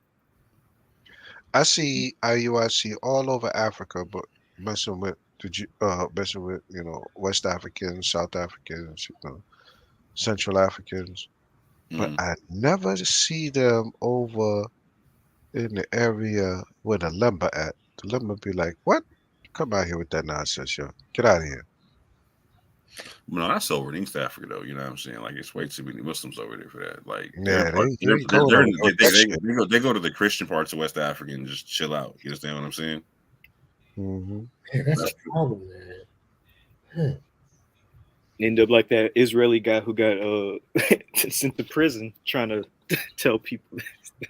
Hey, What was that guy? Rudy Rockman. Oh, Rudy, it's your man. That's Yeah. your homie. What did you date? No, he's cool. You date? Rudy's cool, but he should have probably thought about that before. Wasn't you dating his sister? real quick. So I want to address something real quick. So I was listening to what the rabbi was saying, and he was naming the Mota. He didn't say the Obadiah alliance, but he named a couple of people who were with them and whatnot in terms of what he was talking about. So about like I can't say for certain it was the Obadiah. It sounds like it was him, and he was definitely saying that he was dropping Rabbi the Mota's name and whatnot. And so I can't really see anybody else outside the Obadiah alliance saying this stuff. I can't see any other Beit Din or Sakdin who'd be interested in the concept or whatnot. But Mordecai's been putting on a lot of info. It's been coming out more and more recently about this particular. Like they're going Igbo centric with the thing. You know what I'm saying? It's Why does bad. everybody overstep the Sahelian African populations and go? Bro, I'll never understand. And But that's where they should be at going. the same point in time, though, I'm cool. Like, so I had literally like drawn up a whole thing, Avery, like that I was gonna send to the month about African Americans, like from the Sahel or whatnot, and actually connecting it through like the Gullah population, etc. Whatnot. That actually had more information that was like that was obviously it was more correct, but like it had more information tying the population to Jews than what they had. Tying the Igbos to Jews in the ruling that they gave or whatnot, right? Mm-hmm. But I didn't send it to him because of stuff like this, right? Yeah. Because I was like, yo, like y'all gotta let the Remy stuff go. Because if you let it go, like I'm not even mad at you because it can be we can do a lot of it can be real legit or whatnot. Mm-hmm. But I see what it is too, because at the end of the day, it's just like a Trojan horse for just trying to get like rabbinic Judaism into the hoods or whatnot, right? And I got no issue with that. You know what I'm saying? It's just my issue is the pseudo route being taken to do so, right? It's they're trying to be like it's almost like, well, hell, they got they believe that BHI shit. Let's see if they believe this over here. You know what I'm saying? I was like, come on, fam. Mm-hmm. Mm-hmm. And it's a troubled time we live in, bro. And the funny thing is, the Igbos. So you have the Igbo faction. And the thing, the Igalas are just right in the middle because you have the Igbos. Right. When they try to give their, talking about, the lineage and everything, they add the Igalas and say, yeah, they're part of it. Mm-hmm. But when you mention the Yoruba, they'll say, no way, they're not. Then you got the Yorubas who, when they're talking about theirs too, they'll say, yeah, the Igalas are with them. But when you mention the Igbos, they'll say, never, they're not. and we're all the same. Yeah, and it doesn't make sense because in the Doesn't make crossover sense. areas, and this is what I appreciated what we should was reading off in all these studies and whatnot. Because like so he was mentioning a lot of stuff with the cross river area and whatnot, right? And so basically what you see is like so you have the Igbo, the Ibibio, that like everyone you're talking about right there, right? You got all the people there, and then they're like, yeah, they got the Yoruba whatnot. Like so the Yoruba are like a basic like a mixture of all the other people, like the Igbos, like we were talking about, essentially like the same genetic base of them, but then also like the Fulani and the Hausa in the north, right? Yep. And you see that with the R1 image that you have, right? Like so they're right in between the two populations and whatnot. Which is you should expect to see that if there's admixture and whatnot, right? And so like again, this is why this is an important show. Actually, I wish we're gonna have to go over this in smaller segments and whatnot, because there was a lot of good stuff that was said that was said way too late in the show. You know what I'm saying? That a lot of people aren't going to catch it, whatnot. But like that part of Africa, like northern Nigeria, like that was a big area. That's a big area to focus on and whatnot. A, there was a lot of slaves in West Africa taken from that area, but B, like there's a lot of trade that went to that area for the longest time and whatnot. A lot of people got stories talking about they came from East Africa and stopped off in northern Nigeria before they came to West Africa. You see what I'm saying? Like that was a major HUD of trade. I always used to ask myself, I'm like, okay, I mean, how can you just leave out a people that linguistically is closer to even, not even if you just leave, genetics, but look at the linguistics. I mean, why would you push away an Afro-Asiatic people when you're not necessarily? I know that the migrations and everything. So if we're saying, because you already know what it is, bro. Like the tribalism in Africa is crazy, and people want to act like it's not. Xenophobia. East Africa, West Africa, it don't matter. North Africa, it don't matter. Like the tribalism is crazy, and people want to act like it's not. Clubhouse taught us that. Yeah, I felt that too. I learned that on Hangouts years ago. You understand what I'm saying? Am I pronouncing this right? Xenophobia or xenophobia? How you? Yeah, xenophobia. Yeah. Mm-hmm. Yeah, there's some Nigerians and South Africans. Oh man, phew. Yeah, it's bad. Oh, Nigerians and South Africans, Nigerians and the Berbers and the Somalis. Facts. Oh man. Now you remember when we used to hang out? You remember when we used to hang out in Clubhouse and the despicable things the men of population would say to us? Man, Clubhouse was something else. Mm-hmm. Hey, real quick, Bates the doc. Like, so he's saying the Sahelian tribes that are historically linked with Israel in the region, like the Mandinka, etc., are all B1A dominant. There's truth to that, but you're also not looking at the fact that their non-E1B 1A haplogroups are heavily linked to why they have that Israel link and whatnot. So I'm not saying that you're never going to find like E1B1A in Israel and whatnot, but we got to be clear about the fact that like a lot of the autosomes that are brought in from that area come in with haplogroups that are not E1B1A. And I just feel what you just said right now, that's the objectivity that I'm talking about that needs to be accepted. You can't just accept it. That's what it is, right? It doesn't take what you're saying out, but you can't take others out. Right. Can't do that. You just have to accept it. Well, Betzadok is actually wrong because according to Truth Unedited, the Mandinka and the Mali Empire are Hamites. He said Truth Unedited. Yeah, the Mandinka are Hamites, and so is the Mali Empire. I heard that too. He really need to get his mind right. Stop all that nonsense. Yeah, he ready to start a whole new live with that one. I heard that. I heard that too. Unedited. He ready to get at truth, and he ready to get at his head. Truth Unedited's head. The Israelites are actually the song. Man, that's word. He been saying his name all day for real. For facts, bro. No, he been saying it even when we was off the phone earlier today for the past 2 weeks on in our group chat.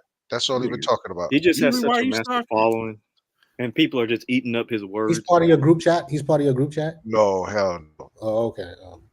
We just, we're very familiar with about it. Yeah, okay. Yeah, we're very familiar with the pseudo bullshit that be going on in the social media landscape.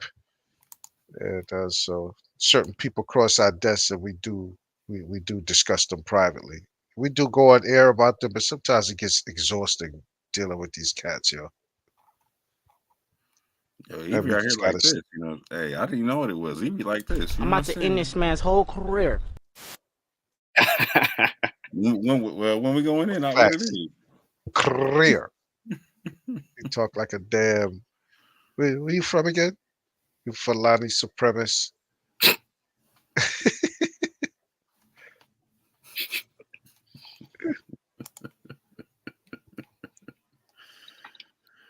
He said, y'all dropping the link? Oh, man. Yeah, That's you want the link? Give him the link. We got a little time. We up here bull crapping anyway. Let him up here. Who's the doc? Bet. Yeah. He comes up every once in a while. You know, we have discussions. He follow us. You know, he respects some of the things Hold we on. say Wait. and some of the things that he No, just no, don't yeah, really we mess got to clear this about. up. My guy said, I strongly disagree. The other markers that they carry are EM81 are rare basically EM35. Uh-oh. We gotta start pulling out. We gotta start pulling out sources for him. Moore's Hey, been he's studying. studied, though. Moore's been studies, studying this Sahelian topic for a good minute now. So I'll let Moore take that. Yeah. No, I mean, I could talk on it, but Moore's no, been studying. bro. No, my Drop head's the gonna link. explode. My head's going to explode, bro, if I do it. Y'all don't want to bring him up? No, we put the link Emmanuel want a down. piece of him too. Emmanuel want a piece No. of him. I just want to. You know how they do Emmanuel want the smoke. Emmanuel, He's got his gun cocked and loaded. Emmanuel treating it like we on Clubhouse. I remember Emmanuel used to bring motherfuckers up on. He used to bring people up on Clubhouse. We give him a green bean. He be up there pulling people up. And I remember Emmanuel used to be, yeah, you piece of work, bro. We Drop put the link down there, by the way. Yeah, we both do. Drop the link. Drop the link. We already did this down there twice. Oh, okay. It'd be crazy if we stepped away right Come on, when we dropped the link. I know, right? No, they ain't gonna drop the link. Peace. You know it's all peace up here, bro. Come on. No, yeah, for real. It ain't no My beef. question is, what's wrong with the EM81? Or EM35. Or EM35. What's wrong with it? I don't know. Can we recognize that there's not that neither one of those are E1B1A, my G? Yeah. Like that's all I want to know. Is like if we can do that, in the world. What's wrong with it though? If it's E, it's Edomites, yeah. That's why. Even if it wasn't E, right? Like because you got other haplogroups that aren't that, right? Even if it wasn't, yeah. See, the thing is, I just like objectivity, man. But everybody want to hold on to their presuppositions. Nobody wants to just, put some stuff to the side and just allow themselves to soak in some, some work. Mm-hmm. Some certain things trigger people as they read or they hear us reading. They hear us reading, especially they hear Yeshua reading things, and immediately they hear something that doesn't, it doesn't go along with their narrative, and they start losing it. But you just said it right there, right? They get triggered. Why are you getting triggered over information? Because what you're holding on to is emotional based. It's not fact based. And so I will say this from what Ibri was talking about in my studies and whatnot, right? So one thing that blew my mind in the last year was finding out because I was trying to put basically do a little haplogroup overview of Sahel and do distributions down to 30 whatnot and a few other projects with that, right? And I was shocked and I was like, wait a minute. Why is the Western Sahel looking exactly like African Americans in a sense to where, again, it's like a population for 20% of the genetics is Eurasian, non-sub-Saharan African, and the haplogroups are the damn same. I'm like, wait a minute, there's haplogroup I in the Sahel, it's haplogroup G in the Sahel, nigga, it's haplogroup F in the Sahel. I was like, whoa. Caucasus, steeps, all kind of stuff. Belbika. We got R1A in the Sahel, R1B. Whoa. Like before stepping on a slave ship. I'm like, so we literally in the Western Sahel almost look like the same exact population like we look like over here with the haplogroups and whatnot. That's why we couldn't catch no diseases when we got here off the boat, and they could put us on the goddamn slave plantations, and we wasn't getting sick being around them. Damn that. We had the sickle cell trait. Damn that. Like the Indians and stuff, you know what I'm saying, was dying off, just being around them. We could stand being around them because shit, we was mixed with these cats. Anciently. But this is what we need to know. We need to know, no, West Africa was way more mixed than what we think. West Africa, the slavery was crazier than what we think. You know what I'm saying? The reality of the story is not is It needs to get put out there. Hey, Doc, Snow, what up? Shalom alaikum. What's going on? Hey, now talk to us, baby. What you got for us, man? Yeah, I wanted to know what typically or what you identify as an Israelite marker do you see associated with the tribes that I named? Israelite markers. Yeah, because you said I said there no well whoever made the claim. Whoever made the claim that the links to Israel has to come through some type of Eurasian marker. And even though E1B1A is predominant among certain tribes that have been historically linked with Israel, somehow it will be the minority marker that's likely responsible for the. I would presume what you would say is the introgression into some of these populations in West Africa. But can somebody clarify what you disagreed about what I said? Yeah. So you pointed out that so you're talking about the Mandinka, Malinke, Sidinke, and who else was it? It was Wolof. And Wolof. There we go. And so you were saying that they're E1B1A dominant, right? Yep. And so it sounded like you were saying that you were assuming that link, like their link to Israel, had to come from the E1B1A. Do I have that right or wrong? Absolutely. So my point is that even though we don't have an E1B1A sample from the Levant, we're eventually going to find one and whatnot. My point was that the majority of those autosomes that come in from the Levant don't come in from an E1B1A E1B1A set of haplogroups and whatnot. And we can see this because there's like a good, like we were doing a good study of the Fulani paperwork and whatnot, right? So we're talking like this is very this you can link this to the Mandinka, etc. whatnot, right? And into a bunch of Western Salian populations and whatnot, to where 20% of their DNA is like haplogroup and autosomes are Eurasian and whatnot, right? Or they come from Eurasian populations and whatnot. So we can go to Israel, we can go to those populations and whatnot. We can see historically what haplogroups they had, right? We can see the migrations into North Africa. We can see the migrations into the Western Sahara, etc. With those migrations, they're bringing those autosomes from the areas they're coming from and whatnot, right? So I'm not saying E1B1A can't be amongst that, right? But to act like it's the majority of the thing like that, like we don't see anything that points to that yet. Yeah, so but basically what hold on. So can I basically respond what real he's quick? saying. Can I No, I respond got you. I just want to just clarify something he was saying. I'm not gonna be long. So what he's saying is so far with material culture coming out the ground in the Levant, we have it, we're finding Eurasian ancient DNA or samples that were found in areas of the Levant where these people were practicing Israelite culture. So that's all we have to go off right now. And like you said, we're not saying that E1B1A won't be found or it's not part of the thing. It's just that we can't prove it right now.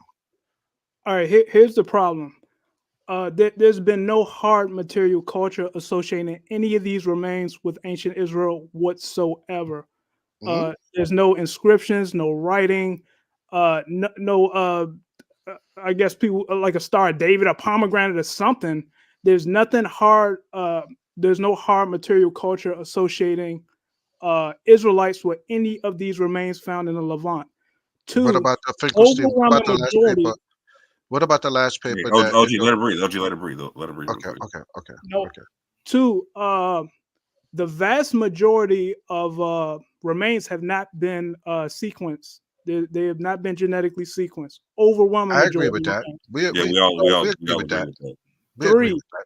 Three, the vast majority of the remains, matter of fact, practically all of the Bronze Age samples that have been extracted are associated with Canaanites. And my point of view is that it's either one or the other. Either they're going to be Israelite or Canaanite.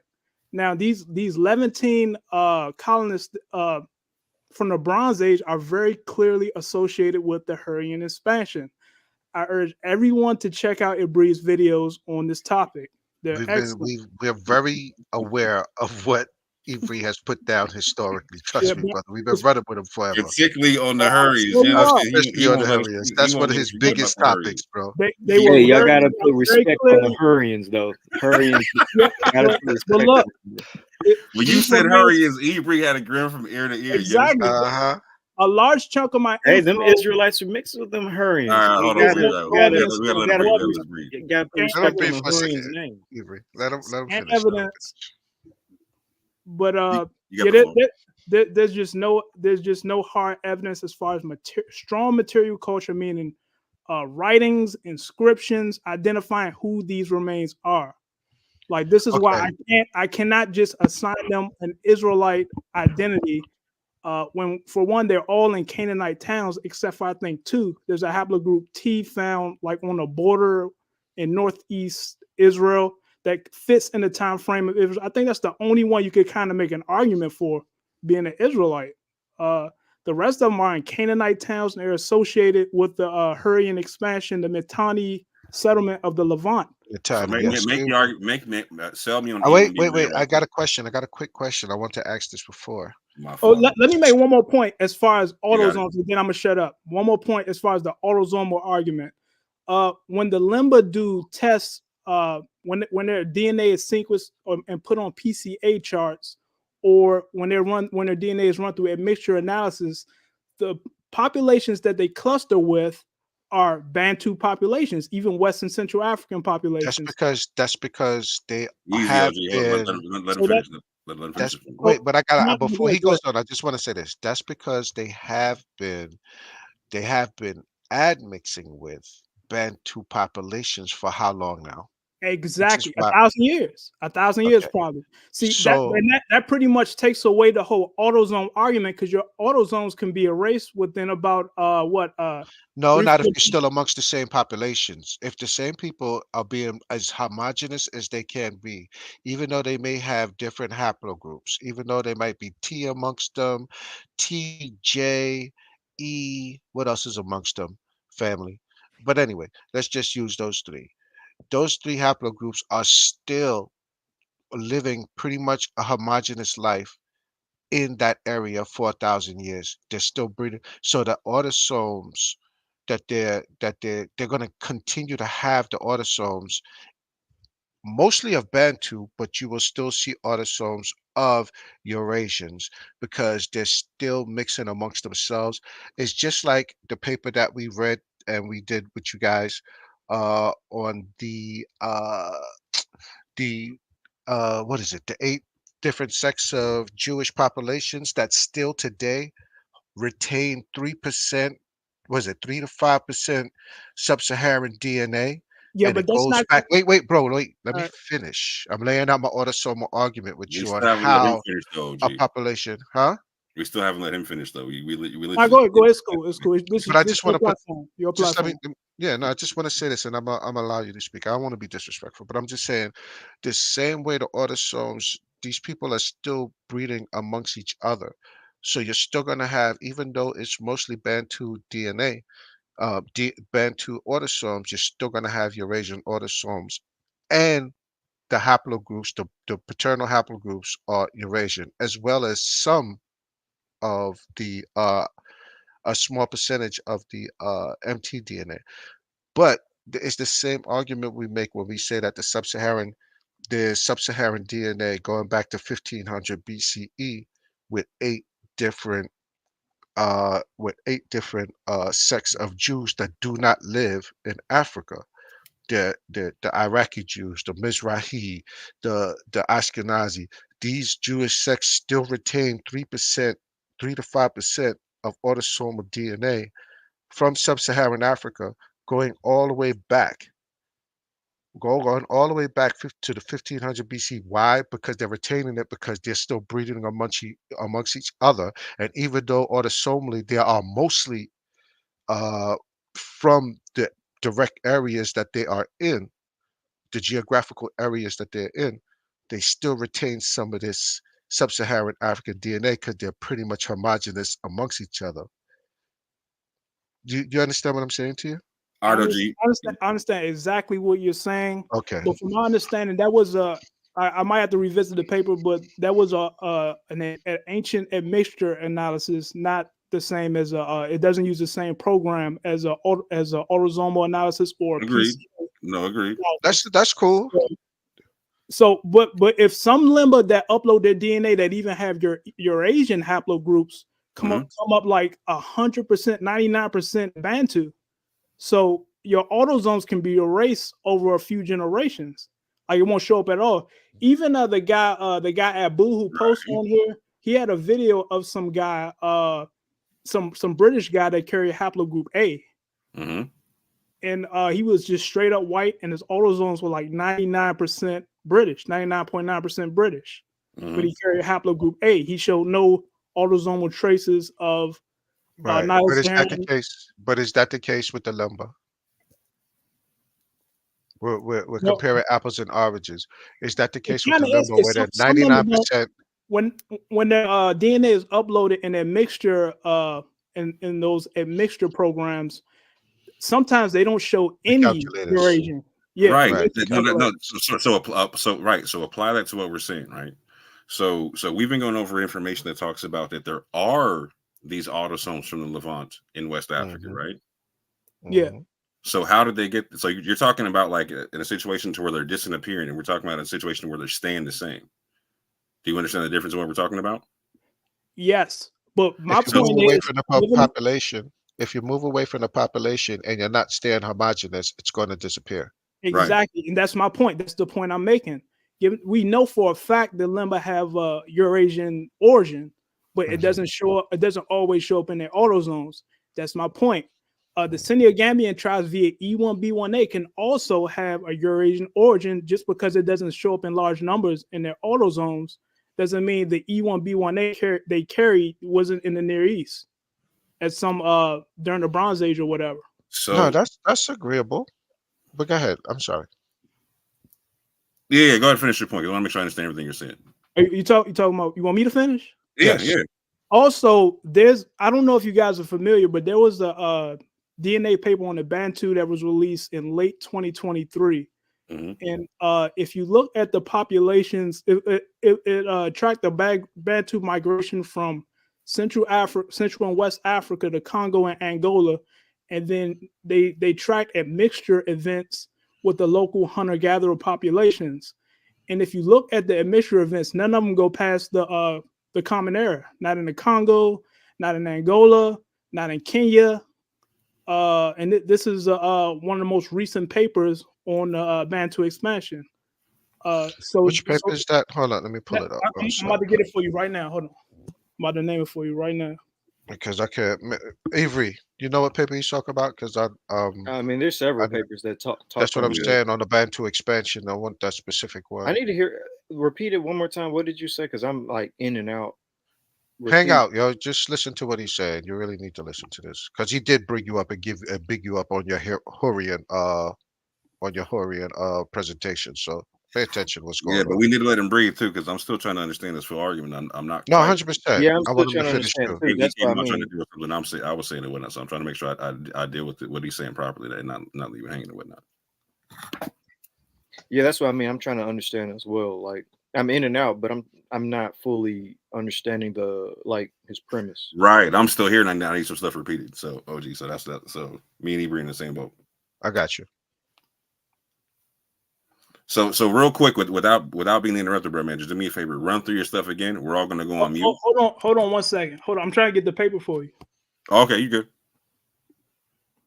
Yeah, we'll let you talk like a meme star. I mean, I'm not pressed like that. I mean, this is your platform, so I'm gonna talk when y'all finish talking. But this is the name. We want to hear you out, though. Right, this is the name of the paper. It's called "The Genetic Legacy of the Expansion of Bantu-Speaking Peoples in Africa," published November 29th, 2023. It's by Cesar A. Fortes Lima. All right, we can walk. Wait, say that one more time. The genetic legacy of what? Of the expansion of Bantu-speaking peoples in Africa. Expansion. Go ahead. All right, I was just saying Fortes Lima 2023. 2023. It says 2024. This came out recently. All right, yeah. So can you repeat everything you said? Give us your premise. Can you, if you can, Well, again, if you can you just start at the beginning, like I'm at not going to Noah? make it real long-winded. It's real simple. I posted in the chat. I believe E1B1A is the Israelite marker. I need it definitively proven that it's not before I move off that point. But I mainly do this. I'm linking it via the historic Israelite populations or the tribes that were linked historically in written documents, like the Malinke, Mandinka, Wolof, and Soninke. Mainly, this is mainly the tribes that were linked in written documents with Israelites during the medieval period. And I'm asserting that the EM2 is the primary haplogroup of all these tribes. I'm saying that is the Israelite marker. Okay, so the cold I part want of to say the something cold really part, quick the because cold he part. does mention me. We need you to pump brakes real quick. Yeah, he did mention me earlier about the Hurrians, so I want to make things very clear. Like I do mention the Hurrians and I do talk about them. Very interesting ethnic group that do have ties to Israel, but I want to make it clear. I don't say that E1B1A is like the Israelite haplogroup in the sense that E1B1A, like Abraham, Isaac, and Jacob carried the paternal haplogroup E1B1A. I don't say that. I want to make that clear. Oh, I I'm say that 100% clear on that. Abraham, Isaac, and Jacob, if you go back to my videos, Yeah. have Oh, no, three hypotheses.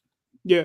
And in all three of those hypotheses, I say that E1B1B is the likely lineage of Abraham, Isaac, and Jacob, specifically EM78, downstreams of it, that's connected to the Samaritan Jews, and to a particular rabbinical family that has ties to King David, or that Abraham, Isaac, and Jacob are downstreams of EM123, which is typically shared with various Ashkenazi, Sephardic, Mizrahi, and Arab populations and whatnot.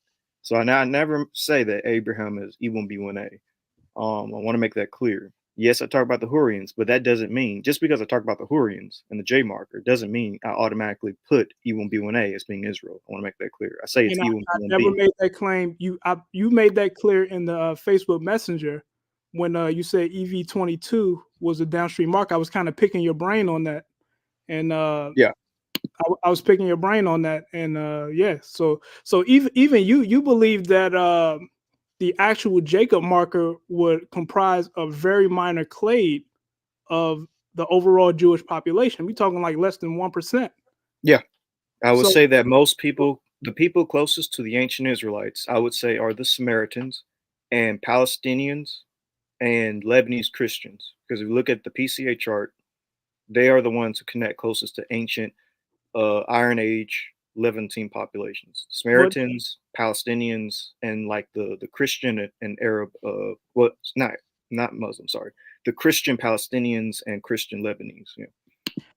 Yeah, see, and here's the problem with PCA analysis. You just like I mentioned with the Limba, you move to a different region and mix with somebody else, your PCA isn't going to look the same in about 8 generations, or really 3-4 generations. So I mean that's the problem with PCA analysis. They carry the Y chromosomes also that go back to Bronze Age and Iron Age Levant. So it's not just their autosomes, it's also their Y chromosomes. None of these are proven to be Israelites. That's the point. Like, who are they? Well, we know the Israelites are amalgam of different ethnic groups, but that's why I say the Samaritans specifically, because the Samaritans carry EV 22 downstream of it, and that's a Y chromosome. It's been in the Levant for a very long time, and they have the autosomes. They have all 3 criteria: autosomes, Y chromosome, and the 2 criteria: autosomes and Y chromosomes. So, well, based upon your argument for EV22, do they really have the Y chromosomes? Because as we went through in the Facebook Messenger, there are distinct clades that split off 4,000 years before Jacob was even born, and they started developing on their own. So it would be impossible.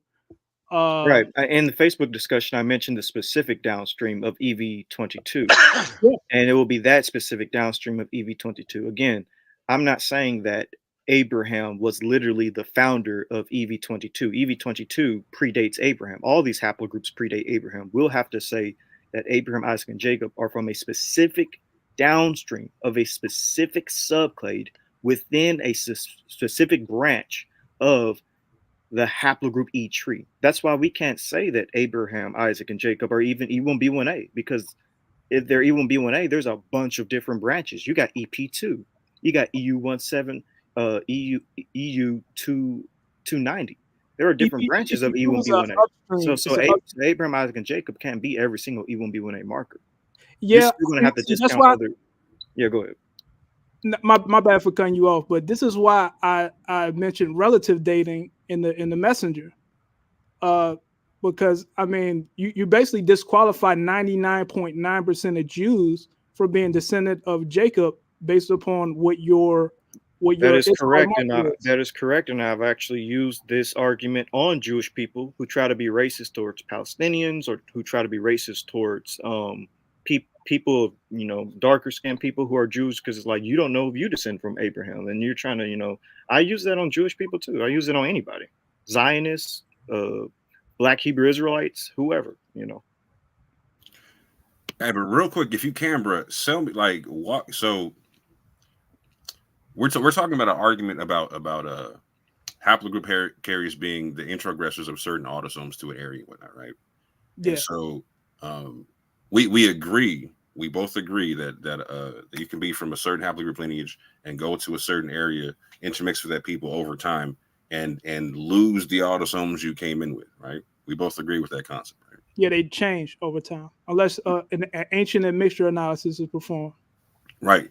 And so OG brought out the beautiful concept of like you can also retain some of those your original autosomes if the admixture, if the group you're populating with, they do some level of mate guarding to where they intermix with themselves as well as intermixing with the local populations and whatnot, right? Yeah. So you agree with that too, right? Yeah. Okay. Like Lebanese Christians and Palestinian Christians, but go ahead. So, like Avery was saying, we don't exclude E1B1A from being part of the founding population of Israelites and whatnot, right? So if we go to that to the study that OG was talking about in terms of like the 8 modern Israelite or Jewish populations that have 3 to 5% sub-Saharan DNA whatnot from an ancient concept or whatnot, we're going to see that paper is going to link that sub-Saharan DNA to that being consistent with the Luya population and also the Yoruba population and whatnot, right? So I can go to both of those populations and whatnot, and I can look at their haplogroups and whatnot, right? I'm going to see E1B1A amongst them. I'm going to see haplogroup A, haplogroup B, R1B, E1B1B, you know what I'm saying, etc. Yeah, but and this herein lies. This further bolsters my point. The fact that also African Americans were a reference population in that study as well. But the fact that it believes that a very minor clade amongst the Jews can represent a descendant of Jacob that would represent 0.00000.4% of the overall Jewish population. That could be Jacob. I don't see why it's outrageous that EM2 is Jacob being that is admixed into the population. So it's not outrageous. Let's slow down. Let's slow down real quick, right? So no one is saying it's outrageous. In fact, what I was literally trying to do was just giving you the scientific backing for why we make an argument for why E1B1A could be part of the founding population. Okay, my bad. I got you. Yeah, I never said. Let me make it clear again, because maybe I wasn't clear enough. Do I need to make it? All right. Yeah, do it one more time, and then I'm gonna roll with them real quick because I think we can clear this up. Go ahead. Okay. Like I'm saying that whether we're talking about E1B1B or E1B1A, these haplogroups, these subclades predate Abraham. If we're talking about E1B1B, EM78, EV22, etc., they're older than Abraham. They go back to the Holocene and the Pleistocene. Allegedly. Same thing with E1B1A. The TMRCA of E1B1A, EV38, is 39,000 years old. And when it comes to EM2, the TMRCA is 16,000 years old. They predate Abraham. Abraham can't be the founder of these haplogroups. We will have It just depends on who's doing who's calculating the mutation rates and what methods they use. I'm going It's with not the a perfect. standard. Do you know there's some that say EM2? We know that's wait. Didn't I drop? Hold on. Let me say something. I did make mention in that same string that we was having the discussion and you brought up relative dating. And I did break down how we use bro, please, how we use different formulas for who we having discussions with. We're working off a circular model. All right. So when we say that dating could be, we're going with the dates that are given, right? Because it's a circular, we're dealing with a circular science, a secular science. We're dealing with a secular science. So we're going off of those dates. It doesn't necessarily have to be those dates. But the point is that what Eve is trying to explain to you is that all of these haplogroups would more than likely be older, or these subclades would be older, right? They were here previous to Jacob because you have a whole Semitic line. If you want to go that route, if you just want to go that route, we have a whole Semitic line of people well before Abraham. So these clades, this haplogroup E would go back well before Abraham. The point he's trying to make is that it would be a small subset of one of these clades that would make up. If we pull up, I'm gonna find one now. If we pull up a line of Shem, just a tree, not a haplogroup, a phylogenetic tree, but a regular philo. How would I call it? What's that tree? Let me find it. But I'm gonna find it. Let me make my point, and then I'll find it. We have a whole line of Semitic people. Haplogroup D and E would make up the bulk of them and their subclades. We don't get to Abraham, Isaac, and Jacob until way down the line. Down the line.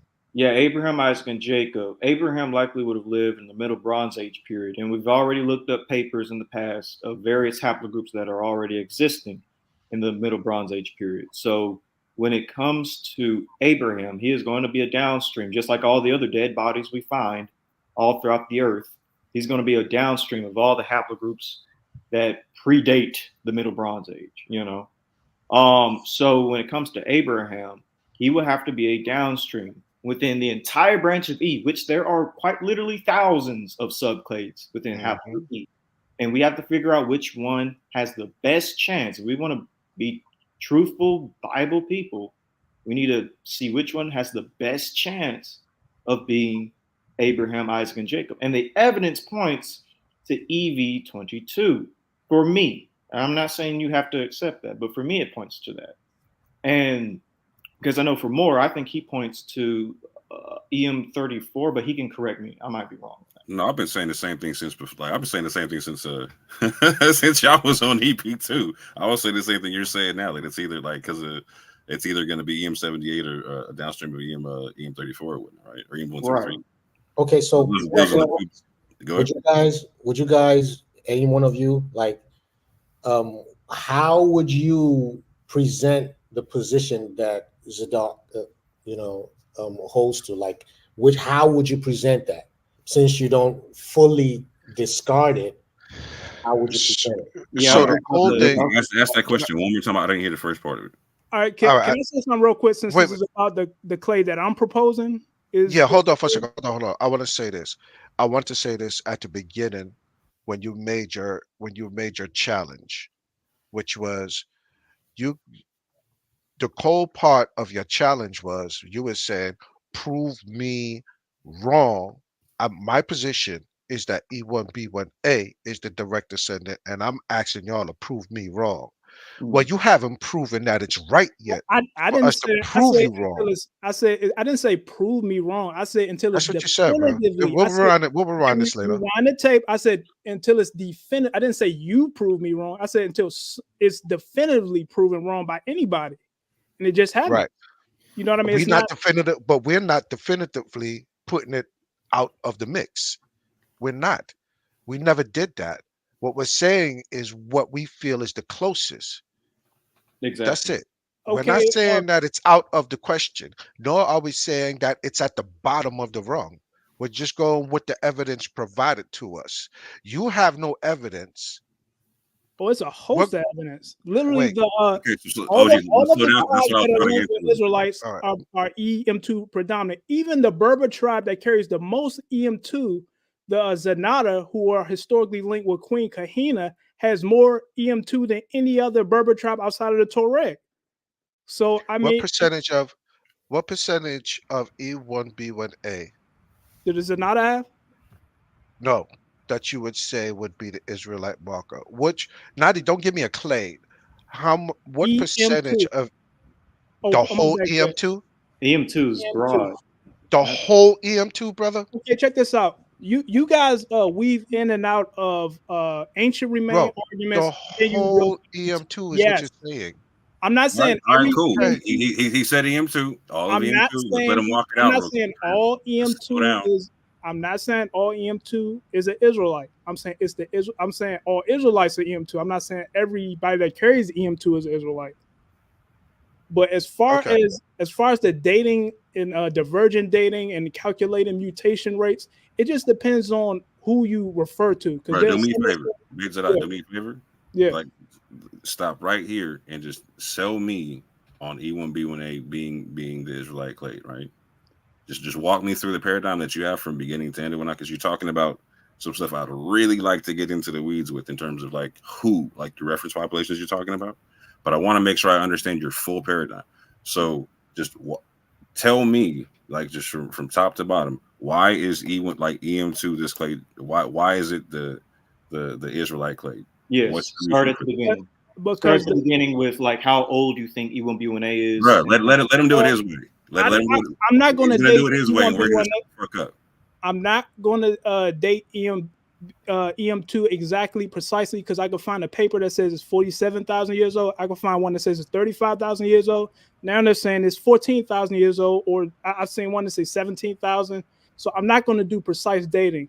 Also, if you read the book, what's the name of the book? You guys are familiar with it though.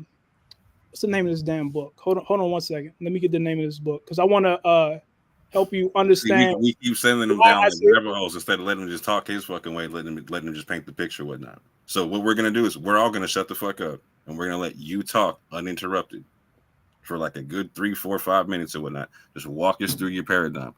We're gonna go in the back real quick and let you talk. Now, I mean, if you want to challenge, I mean, I ain't going to get offended. No. I don't want to challenge because we keep. Every time I need your picture painted, one of us jumps in when you got the paint in your hand and you start getting detailed or whatnot, right? And we keep fucking up your picture. So what we're gonna do is I got to jump in. It's not a big deal, you know what I mean? But the book I was talking about. But look, this is why I say calculating mutation rates. This is why starting at the middle. Don't start at the middle. Start at the beginning. Sure, I forgot where I was. I was going into the beginning is you believe E1B1A is E1B1A, and you said based upon some ancient some writings from West Africa, some other stuff.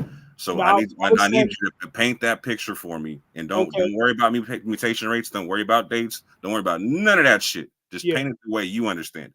Well, that's a huge part of it, as understanding why EM2 might not be as old as people think. But I'll get to that after I give the initial presentation or whatever. But okay, in West Africa, there are several tribes that have been historically linked in written documents. These written documents, like Tariq al-Fatash, Tariq al-Sudan, various Arab writings from Arab traders like al-Idrisi, al-Bakri, Leo Africanus, have long documented a link with these particular tribes, particularly the Sonink, the Malinke, Mandinka, and the Wolof. These are the ones that have been linked. And these are substantiated by several scholars like Dr. Dana Marnici, Tudor Parfit, Edith Bruder. There are a few other names I can't off the top of my head. I could get them for you though, but I probably got 5 or 6 scholars that substantiate the historic link between these tribes and ancient Israel. Now, the haplogroup that these tribes primarily carry is EM2 E1B1A. Yes, they do carry various downstream claims. I can explain why the dating might not be exact on some of the mutation rates on the SNPs. If you want, it's in the book. If you want information on that, I will urge you to pick up the book, Molecular Photo Fitting, Predicting Ancestry and Phenotype. Flip to page 193 and 194 and show you why calculating mutation rates is not a perfect and exact science. Why there's so many divergences between various genetic papers on the calculation of mutation rates. The We EM2 do have might. that book. Yeah, that's why I said I know y'all are familiar You with have it. I know y'all are familiar with it. I've seen y'all mention it on your stream, but yeah, you can go page 193 and page 194. It'll show you how the calculation of mutation rates is not an exact science. And that's why there's so many different genetic papers that diverge from each other on a proposed origin and splitting off of various SNPs within the core haplogroup. But my viewpoint is that EM2 is nowhere near as old as is purported to be. Like when you do a simple Google search or whatever. I mean, the oldest remain we have is from the Bronze. It's from the early Iron Age, Ramses III, I believe.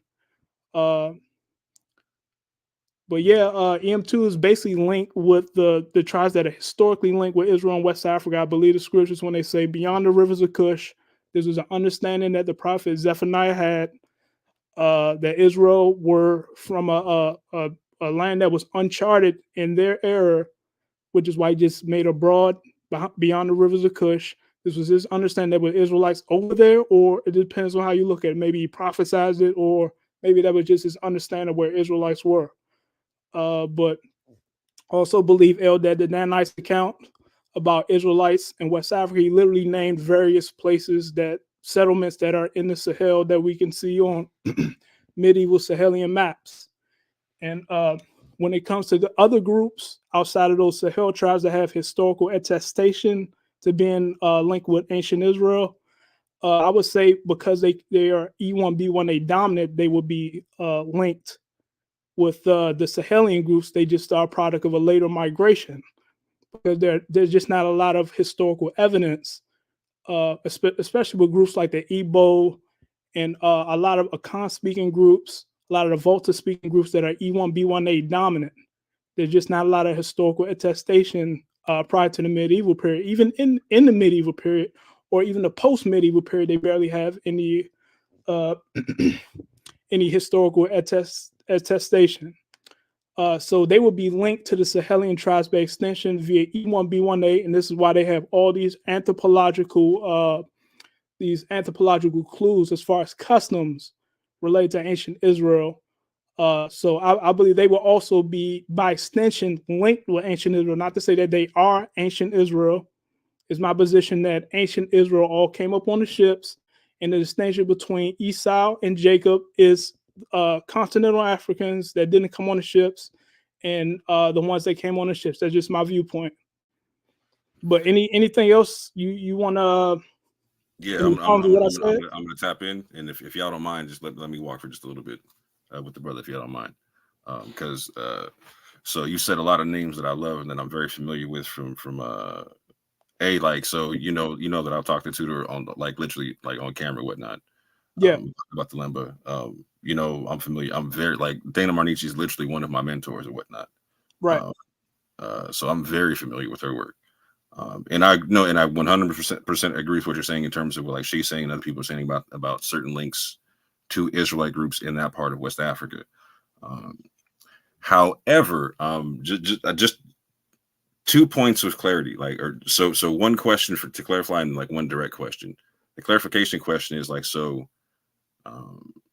you accept that they have other haplogroup, like, so that the Soninke, the Wolof, the Malinke, the Mandinka, etc., all the different groups you're talking about, you accept it in total, like, so the E1B is a dominant haplogroup. It's not the only haplogroup, right? Yeah. So you accept that there's integration of other haplogroups, right? Yeah, for sure. So here's the direct question. So understanding that all these different haplogroups are part of the population, how do you then exclude the ones that are not E1B1A? What's your criteria for that? Because there's absolutely nothing suggesting that that they got absorbed. And first, what haplogroups are you referring to specifically amongst the tribes that I named? So, for instance, with the Mandinka, with literally all these groups you're talking about, the Wolof, etc., we can see E1A, we can see E1B1B, we can see so you acknowledge with multiple different E1B1As, correct? Not just one.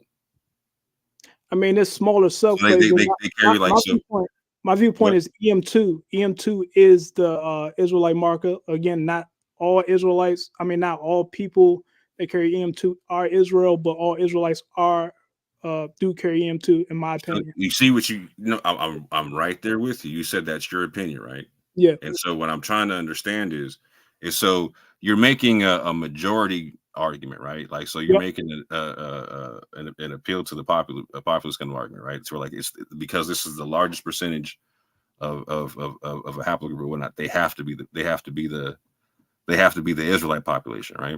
That and a variety of other scriptural factors. Yes. Scriptural factors like what? Like what's written, everything that was written to before Israel, as far as Deuteronomy 28 and 68. We got into this before. Refresh my memory. No, because I brought the scripture out and you didn't want to hear it, if you recall, because I don't read English Bibles, and you had a problem with that. Well, I apologize. So can you summarize what the point was?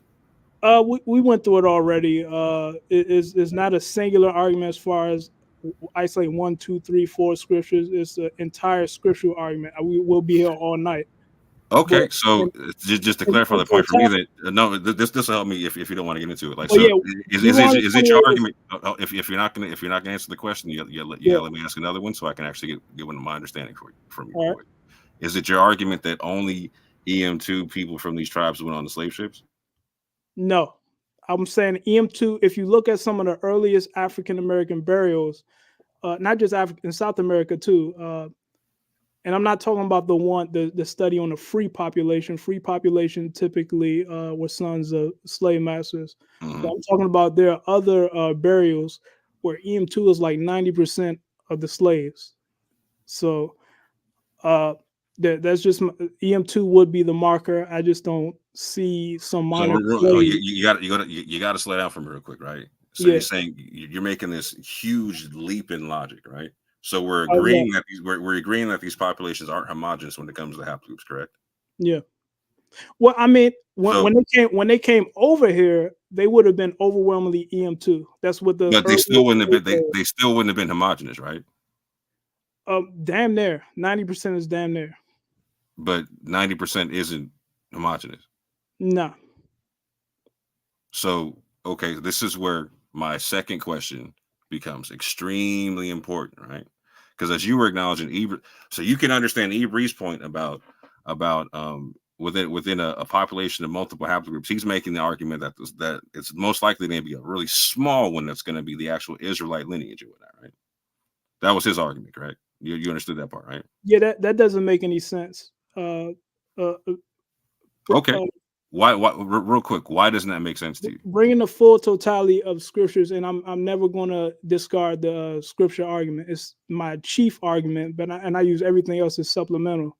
Uh-huh. But I'm never going to discard that argument.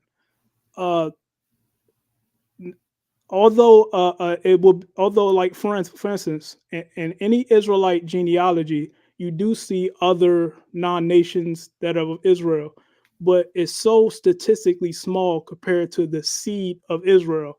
And that's what it says in the text. It's very clear that there's a seed. All this stuff is going to befall a seed line. And it doesn't say that there are non-Israelites amongst them, but they're small. They're very small in number. They're not going to be 0.1000014% of the population. So let's slow down right there. If we can, let's slow down right there, because I don't think you should discard the scriptures. And I think if we were having a previous conversation, you might have misunderstood something I'm saying, because I don't think you should discard the scriptures from if that's part of your argument or whatnot. If I was talking about something in particular that wasn't scriptural, I might have said let's put them down for a second right there. but I always like to understand where people are coming from the scriptures and whatnot. Right? And what you just said was a very important point because it correlates with Avery was talking about, right? So it says there that the population is going to be small in number, right? But like what you said, it's going to be a particular lineage and whatnot, right? And so what I'm trying to understand from you is why are you expecting a population to move from the Levant to West Africa and be the dominant population in West Africa? Because the West Africa was mostly uninhabited until the mid Iron Age. And I have a genetic paper that says this around 2500 BC. In fact, it's another Bantu expansion paper. It's not the one I cited earlier, but it's another. But it was mostly uninhabited, except for about hunter-gatherer tribes, and likely they were cleared out. Most of the tribes that were there, referencing Eldad the Danite, when they said they cleared out a lot of the local tribes in the Sahel, and he named actual Sahel locations. So for instance, y'all didn't clear me out, right? Like, so let's say what you're talking about is just a specifically EM2 population. What do you mean? What do you mean clear you out? So this is exactly what I was saying. You asked earlier, like, what haplogroups do these people carry? One of the haplogroups that the Wolof and the Mendika carry is mine, which is EM132, right? Are you familiar with this or no? Yes, EM132 is E1A. It has a decent. Matter of fact, it probably has a relatively wider distribution in the Near East than EM2 to an extent. So I wouldn't say it's a West African. It probably migrated over with EM2 because it's a minor clade within West African population. Now herein lies the issue. What you just said there, it probably migrated with, right? Like, so we're both going to agree that neither E1A nor EM2 are native to West Africa. No, neither one. We both agree that they both migrated. Like, so if I find EM78 over there, like, again, there's E1B1B amongst the populations that we're talking about, right? We're both going to agree that they also would have had to migrate into West Africa, right? But what clades and what is the prevalence rate? Can we real quick, like, so again, let's just stick with EM35 for right now, because again, for right now, just for sake of argument, just not to get bogged down in the nonsense, right? So I'm going to stick with just general clades right now. We're going to see these tribes that they have E1B1A, that they're going to have E1B1B, E1A. We're going to even see some traces of A and B in certain spots and other things and whatnot, right? It's not commodity, but we're trying to real quick, bro. I'm trying to let everyone let you take off and land. You got to let me do the same. So let me land real quick, right? So the point I'm making is we should be able to agree is that all the different E haplogroups, right? All of those are not native to West Africa, right? I would agree with that. And so the tribes that you're talking about, they all carry multiple different E haplogroups, correct? The tribes I'm talking about are predominantly EM2 overwhelmingly, but I got to mention this. You're not answering before you mention anything. You're not answering my question. What's that? You keep saying the same thing over and over again, like it's an answer to the question. So I'm going to agree with you that all the tribes that you just mentioned, they predominantly do have E1B1A. So that doesn't even at that point. Hold on, real quick. This is going to ask you a question. No, hold on. I'm not done making my point. So we never got to bring up the fact that they're predominantly E1B1A. The point on the floor was you do agree that they have other E haplogroups, yes? Yes. And that those E haplogroups would have also had to migrate to West Africa, being that they're not native to West Africa. Yes, they could have migrated at different points. Let me tell you why. EM78, there's some EM78 clades and also EM123 clades that are associated with the Arab expansion during the medieval period, not during the proposed Israelite exodus from the Levant into West Africa. So some of those would have arrived in the medieval period, whether E1A did or not, because it does have a presence, a significant presence in Saudi Arabia. We were there way before the medieval period, fam. And how do you establish that? Do you have ancient remains? Oh God. So Okay, I know. I hear what you're saying because your argument is that you don't believe the mutation rates and whatnot, right? So I didn't say I don't believe the mutation rate. I referred you to the book I cited, Right. the specific page, and they'll give you the argument that it's not a perfect science. You'll see why I come to the conclusion I came to. No worries. And I'm not even mad at you with that. You know what I'm saying? Because again, like so what OG was talking about is we can take the arguments into different models or whatnot, right? So I don't want to sidetrack onto that or rabbit hole off that because I want to keep to this point here. You know what I'm saying? So no matter, so you're saying, so at one point you were saying that E could have come in with E, like the other E clades could have come in with EM2. Now your point now is that they could have come in at different times, correct? I said they could have came in with EM. Well, it depends on which one. E1A, it could very likely have came in at the same time period, or it could have came in during various waves, starting in the mid Iron Age with the Book of Zephaniah when he said Israelites were beyond the rivers of Cush. It could have been multiple waves of migrations of different peoples. But the EM78 and EM123 clades are largely associated with the Arab expansion during the medieval period, according to the genetic paper, The Genomic History of Chad. And yeah, I think we went through this on the last stream. They're associated with a recent medieval expansion. Even the Hassania Arabs that carry EM123 or EM34, that's again associated. That's Hassania Arabs got there like in the 16th century. So some of these clades can't be associated with an ancient Israelite migration, but EM2 fits the bill. Because you got to read that paper I sent you about the Bantu expansion and some of the dates, the intermixture dates with the local hunter-gatherer populations. They don't go past the common era. So just so I'm clear in understanding what you're saying. So like with like the Hassania Arabic, so the population that brought in like Hassania Arabic into West Africa, you're saying they didn't have Israelite groups connected to them. I would say no.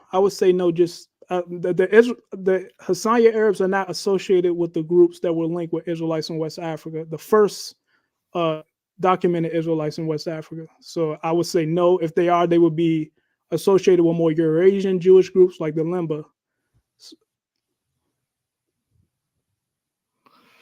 So correct me if I'm wrong, because I just want to make sure I'm clearly understanding this. Because and forgive me for not remembering our prior conversation. I don't remember at all. Like I talked to a lot. It was of people, long. so.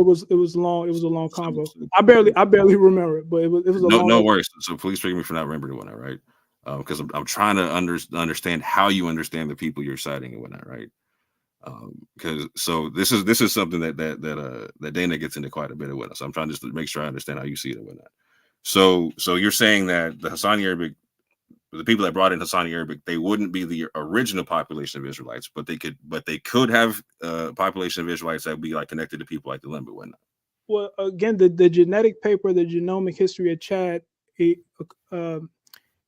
dated the Arab migrations and it associated specifically EM123 that they carry with and the Tubu carrier too. They associated that with a recent Arab expansion from Sudan and Egypt.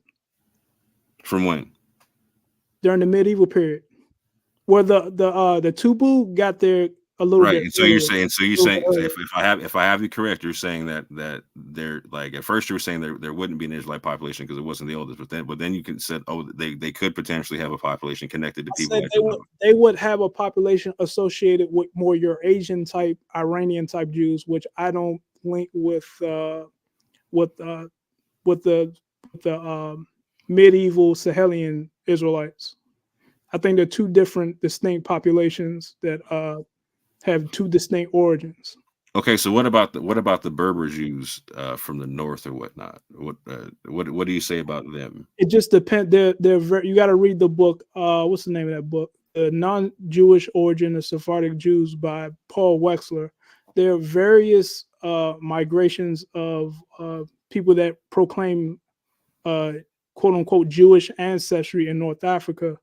The most recent one were the Sephardic Jews that came after the Inquisition. By the way, they are white people. Just saying, they're the ones that settled the North African coast.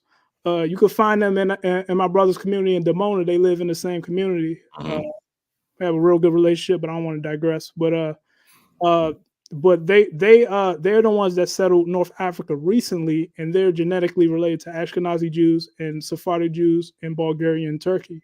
Real quick, so when you say recently, give me a time period.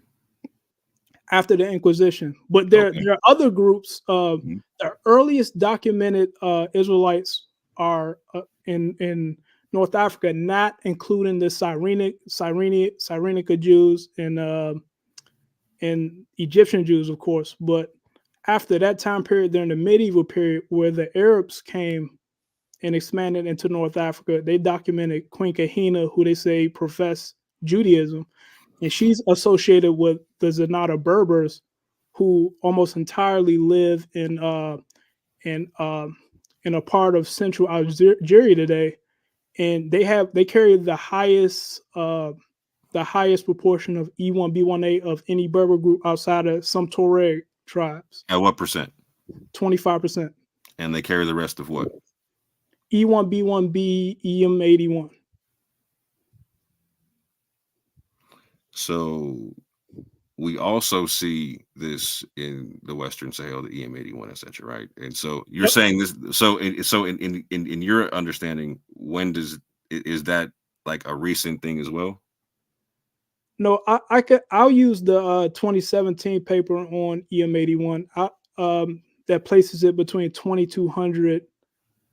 Places its arrival and dispersion between 2200 years ago and 1400 years ago. So it is kind of recent, but not as recent as like Hassaniya Arabs or the Tubu or Shua Arabs, people like that. But so just to be clear, you're not making the claim that like E1B1B, or are you making the claim that E1B1A E1B1B only came into West Africa during the medieval time period? I'm not 100% sure that can be determined, but I will say that there's very clearly, I mean, according to Dana Marnishi's work, there's very clear link between those Sahelian and also the evidence you displayed in the show today, that there's evidence of those Sahelian northern Niger groups. There's a very clear genetic link between the Sahelian groups and the Berber groups in the genetic exchange. When exactly that took place, I think you need some type of mixture calculator or something to determine that. So real quick, Avery, OG, correct me if I'm wrong, because I didn't catch the whole show, but I believe I heard Yeshub talking about North African E1B1As that were non-EM2. Yeah, that's right. That was Yeah. Yeah. Wait a minute, that were non-EM2? Yes. They're not they're EM2s, but they're not from the branch of EM191 or EU2 209. Is it 209 or 290? I was multitasking during most of the show, but I'm already familiar with that paper. And like I mentioned in the chat, most of the major EM2 clades are bidirectional. They go to North Africa, Sub-Saharan Africa, they're in Arabia, and they're in the Levant. They're everywhere. They're in Iraq, they're Syria, they're everywhere, Europe. But there's some minor clades that are restricted to the north. And this goes back into what I said about mutation rates. So I don't believe none of these clades are nowhere. There's just not strong enough definitive evidence. So real quick. So take the rates off the table. Like, do you believe the mutations exist? Of course. Without okay, right. So that's what I was saying. So we can, whatever you're talking about time and dates, we can always just table that, right? Because there's multiple different models when it comes to time and dates and whatnot. But what ain't going to change is the mutations, right? And this is what needs to be accounted for, right? This is something that you're not going to find any disagreement with. There's objective. Right. That's why we can table the time. There's no disagreement on this part, right? That's why we can table the time. Yeah. And so this is where we need to circle back to the point that so we all agree with Avery in the concept to where it's just, and like what you were talking about, right? In a scriptural concept, to where it's said that the Israelites are going to be a small group, not a large group. right? I think like a verse after this says something they're going to be the sand of the sea. Agreed. But like, okay, let's But say they're not. But so the scripture doesn't paint the picture that, for instance, that they go into captivity and become the majority of the people that they're like in the captivity, right? there's certain unique events in scripture, particularly Deuteronomy 28 and 68, that it only applies to Israelites. As far as the other captivities, uh, all of those the other nations are actually prophesied. Well, it already happened, but it was said that several different nations were going to go into captivity in Babylon. It says several different nations were going into captivity in Syria. It says certain nations were going to be victim of the Greeks. All of that happened. All those groups attacked all tribes, but this one is unique to Israel. Okay, so is there anything in that particular verse that or any of the verses in the Bible that specifies that Israel in their captivity is going to be the dominant people in the area? Well, what makes it unique, again, I got to repeat myself. What makes it unique is the fact that this is something that only applies to Israel. It literally said Israel. This is one of the only major captivities where it only applied to Israel, because it doesn't mention any other nation, unlike all the other captivities. So we just agreed that there wasn't a homogenous haplogroup that went on the slave ship, right? Yeah, there will be minor clades, just like there were minor, very small minority that came with them out of Egypt, and there was a small minority that was a part of the nation as they were in the land. So according to the genealogies, that is, I mean, the genealogy. Maybe I'm not hearing you correctly, and maybe I'm getting confused off of something that I shouldn't be getting confused off of, because it sounds like it sounds like you're telling me that on the one hand it only applies to Israel, and that it shouldn't apply to other nations, and that in other captivities other nations went, but like not this one. This one's specific to Israel, but that you're also acknowledging that other nations went into captivity with Israel this time. Very tiny minority, just like there was a small amount of nations that went out of Egypt with them. Okay, cool. Now, so we're agreeing that it wasn't in a homogenous population on the slave ship. Now, I need you to answer my actual question. Whoa. I need you to answer my actual question, though. My actual question was, what in the scripture leads you to believe that that Israel in captivity to another nation is going to be a dominant population within that nation? I just said it again. I think I'm repeating it for the third time. Deuteronomy 28 and 68 says Israel. Nowhere else in the scripture does it pertain to any other nation, unlike all the other captivities. Where the Babylonian captivity, it was prophesied that the people of Lebanon was going to go into captivity. It was prophesied that Egypt, Moab, Ammon, practically every tribe in the region. You're missing the whole question. I So heard you. No. Real quick, just I just told Deuteronomy 28. Just listen one more time. I'm gonna rephrase it for you because I see where you're missing it. I'm not saying the dominant people of captivity, not the people taken in captivity. My question is, so there's the people in captivity and the people taking them captive. We agree? Yes. So where in the scripture are you getting the idea that the people in captivity are going to be dominant in number to the people taking them captive? I mean, how many times do I got to repeat this? Did I not just draw a contrast with other captivities that Israel went through, where other nations were involved and they were all mentioned as they went into captivity? Israel is the only one mentioned in Deuteronomy that pertains to Deuteronomy 28 and 68, because you can't find it anywhere else in the scripture. It's the very last of a long line of curses for a reason. So there's nothing in Deuteronomy 28 anywhere, right? Well, you can't read it. I tried to read it to you, and I tried to read it to you before. So I was literally the one pounding the table for you to be able to take off of land, right? So you're not going to cut me off it. So I need you to read for me then. Where in Deuteronomy 28 does it specify that Israel is going to be a bigger number than the people that's taking them captive. I tried to read that to you before. So read it for me. Did No, I read not? it for me. No, you can't understand it. Read it for me real quick. We can set Teach something up, me. and I'll teach you Hebrew someday, and maybe you'll understand it. Why you can't teach me now? Because I tried, and you cut me off on another stream, and you made. Yeah, but today is a new day. I'm Today doing is this a for new your day. own good. I'm doing today, it. bro. I'm doing Relax.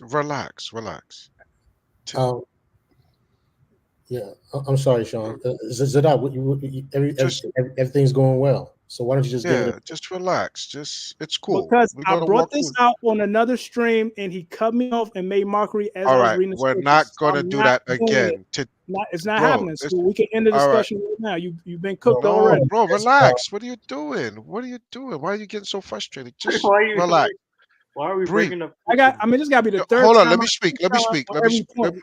Third So time. y'all, Let me hold on, speak to real him. quick, real quick. Y'all understood my question, right?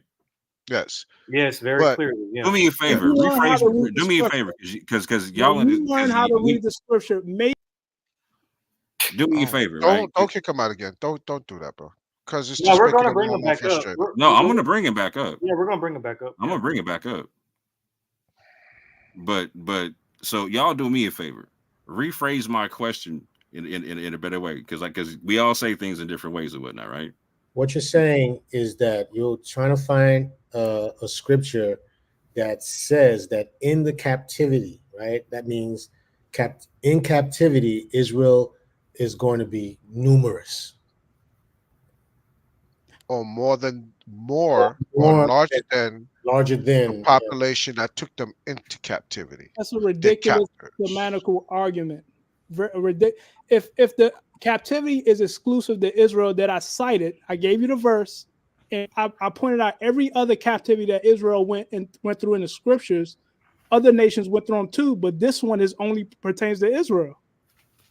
Okay, So got you. I'm with you. Nation, I'm walking with you. So let's just say Israel was the only people taken in captivity, and they were 100% of the people on the slave ship, right? I didn't say that. No. I'm not saying you said that. I'm for sake of argument, I'm saying that. Does that make sense? Okay. So before we got to this, you were referencing scriptures about how they were going to be small in number at this juncture, right? Going within the captivity concept, right? Do I have that part correct? Yes or no? I think you referenced that. No, I didn't at all. I'm pretty sure you did. On my father's grave, I didn't reference that. Oh, that's horrible. You would say that. You clearly, that was your talking point. I think what happened is that when he said that, he was, trying to say that was your talking point. Yes, I literally referenced you reciting the How are you scripture. placing a talking point I never even mentioned? Well, okay. Pull up Deuteronomy 28 and 68 and show me small in number in Deuteronomy 28 and 68. So you were literally making a point about there being a particular seed. Do you remember this? Yes. What was your point about the seed? Because you made the reference at that juncture. Like you said the small in number part at that juncture. The only time I mentioned seed was to show that the scriptures clearly distinguish Israel from any other nation. So I was making a point when you guys were saying, claiming that Israel was a bunch of different people, but we can't find this concept in the Tanakh. I think I heard, because I've been hearing the conversation very clearly. So I think what happened was when Moore actually mentioned that you didn't disagree, like you accepted it, you acquiesced to his reference of that. I think I responded with yes. It also says that they're going to be more numerous than the sand or something like that. Okay, I guess I'm right. So that means you said yes, but then went ahead to talk about the fact that they were going to be numerous. Yes. No worries. I promise you, I'll put the whole thing up for clarity and whatnot, right? But you didn't. Okay, go ahead. No. Go ahead, man. Go. No, I just want to say that you didn't deny the fact that he was trying to reference the fact that you agreeing that they were not going to be numerous. That's part of the captivity, right? Yes, and I agree. It also said they would be as numerous as the sand as well. Y'all can move on from here now. So yeah, no worries. This is like beating the head against the wall and whatnot. So you're at the point where you're refusing to show a scripture that specifies that they're going to be, while they're in captivity, they're going to be a more dominant population than the population that has them in captivity, right? And that's the point that I was trying to go into real quick, because you can go on your old stream and read the scripture I brought out for you. I'm not gonna waste my time if you. Okay, then you don't want to see it then, because you can't read it anyway. What's the point? So if I can't read it, what would be the point of what would be the if I can't read it? Exactly, you can't read it, so you don't know what it's saying. That's my point. Thank you. And All right, you so don't now want to you're teach getting me. argued. Yeah. So now you're getting I'm literally trying to give you the floor to teach me. You're like, no. Facts. That's all I'm doing. All right, relax. Then again, you're getting argumentative. You're saying, because listen to your tone. Relax, bro. Just hear me out, because you ready to get on me too. I'm just starting to speak. I'm not a sugarcoat, beat around Nobody's the bush. asking you to sugarcoat or beat around the bro. If somebody's going to play games, then I guess we got to play games. How is he playing games? He's slowing down the conversation, and he's trying to get to it point by point. Because what usually happens, little bro, young Ak, when we have these conversations with people, we allow them to talk, and what happens is there's certain points that they make as they're given their spiel, and there's maybe 4 or 5 different points that they're making in that spiel. So now we have to slow down and dissect each one of those points. This is nobody's playing games.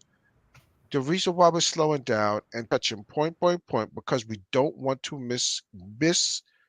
misconstrue or miss something you're saying, or misunderstand what it is you're saying. And then we don't want to turn around and say, well, you said this, that, and the third, without making sure that we understand you clearly before we say that this is your position. Right. I'm pretty sure he could understand me clearly. He just can't deal with what I'm saying. That's it. No. All right. So, bro, I'm going to say something to you real quick. I know Moore had you for a second. I want to talk about this. I want to talk about the rapid radiation. I had this discussion with you in Facebook Messenger. Did we not? Did I just? Yeah. We was talking about relative dating, right? Yeah. We was talking about relative. So let's take dating off the table, which Moore said. Let's remove dating, because you brought that up 4 times. I can't, because you said that mutation rates, calculations of mutation rates are not accurate. We kind of agree with that, because depending on where you are as a population, certain mutations may happen faster or slower, depending on where you're at, who you're mating with, what your diet is, and all of these things. And a lot of environmental variables. Yep. Yes. Okay. Can I add something real quick? It also depends on what method the particular whoever's doing the genetic sequencing. The calculating, right? They use different methods. They upload it in a program called Beast, and some use different calculations to reach certain conclusions. That's why whatever calculator they use it. Yeah. I agree with that. You don't have to explain that. You know us well enough now. Been listening to us long enough. You know you pretty much know what we know. We don't know what you know. We know that you know what we know, because we're always doing lives, and everybody hears us, and we make it a point to make sure that everybody understands but we don't understand we don't know what you know. That's what I should say. We don't know what you know, because you don't do lives. You're in the chat, you speak to us through the chat, you speak to us, we don't have these, you don't do lives where you're laying down your baseline understanding or your baseline point of where you're coming from. I don't, but I have brought out the whole, before there was a such thing as Yap Gang, I brought up the whole connection between Lebanese and Canaanites and Eurasia. How long has the Yap Gang been around, bro? I brought this up on Judah Nazareth's show years ago, like 6-7 years ago, about the link between the Canaanites and Caucasus populations and the Mitanni. And their phenotype, because it was some guys called Ancient Watchmen going around saying we know who they are. Yeah, and I went on and I beat them up with the historical data. So Hispanic brothers, there was no such thing as Yap Gang. There was no this channel was promoting. Wait. This right, channel was but promoting Native American are the real Israelites type stuff. When I was right, bringing but out, we all weren't on this channel at that time. We all were doing our own thing, and we were already, some of us were dealing with DNA prior to us linking up here. We didn't just start this when we got together. Some did, some didn't. Yeah, I was Right. debating So Taylor on DNA right. before. Yeah. So this is nothing new to us. So just I want to slow down again. So let's get back to the point. We were dealing with. I had a discussion with you. You brought up 4 times about rapid radiation or mutation calculations. Mutation, yeah, calculations. Um, we I made it very clear that we have to be very careful. Relative dating is probably something we will employ when dealing with certain subjects or dealing with certain people, right? Is that not what I said basically in um in Facebook Messenger? and I can agree Right. exactly with the how you laid it out. Right. Okay. So we don't have to hear you repeat, it depends on the mutation, and I don't go by them because we get it. We see that you are learned enough that you don't use it. You know that we don't necessarily use it on a regular basis. Depends on who we're discussing. You don't use it, so we won't use it. We took it off the table. Moore said, "Let's take it off the table." Y'all took it off the table, but you kept bringing it up as he already told you. Take time off the table. Take it off the table. Let's just discuss the events. But then when he asked you about just real time on when certain events happen, not mutation calculations, but just when events happen, some of you answered, some of them you got frustrated with, and you went back to, I can't make those calculations because I don't really trust, you know, how they do the calculations. It's not really, and we agree with that, but you kept No, going me back to that. me and Moore got stuck on a point for like 15, seemed like 15 minutes about uh how many Israelites went into captivity. That's the point we got stuck on. And it seemed like he's either doesn't know or is pretending to not understand what I was saying, because I very clearly said this. I drew a parallel how every other captivity was other nations were mentioned and they all went into captivity with Israel. But I drew a parallel with the one I mentioned in Deuteronomy 28 and 68, where this only pertains to Israel. That's why they are the predominant one that underwent this captivity. And we Okay, kept so going back and forth. I mean, that's a clear answer. no, that's cool. That's cool. So going from there, so you're saying that mostly E1B1A carriers were the predominant population in the slave trade. Let's stop using words like Israel and stuff just for a moment. Let's get back to the genetic part of it. You're saying the dominant people that came over in the slave trade was E1B1A. Yes, this is according to the earliest burials, Okay. 90% or so.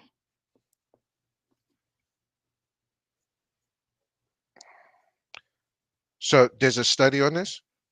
Yeah, if you give me time, I could find it. I'm pretty sure you guys are already familiar with it, but it would basically be one of the earliest slave burials. I think it was in Georgetown or something, Georgetown University.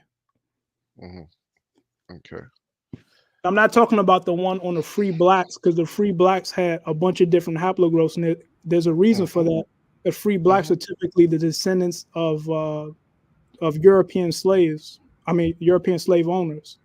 So there's a reason why their haplogroups were so diverse in that free black study. I think was in South America somewhere. But there's a one in I think it was a graveyard in Georgetown, I think, where practically all of the clays were EM2. I think a handful were like B, E2, R1B, V88. Right. I was about to say, what about the RV88s then? Okay, but anyway, let's go back. Um, so all right, I'm starting to lose my chain of thought over this stuff right here. But anyway, I love to finish.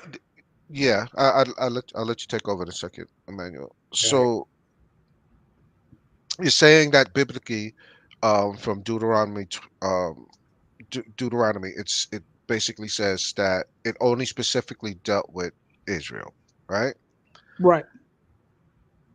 You're saying that there would be the majority here. So were there any freemen here? You said most of the freemen were from descendants of slaves, Slave right? owners.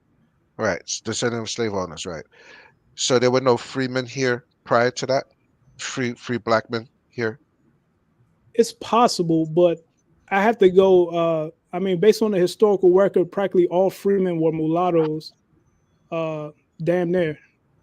Okay. If you look at the historical census records, uh, let me try to find that study on graveyards.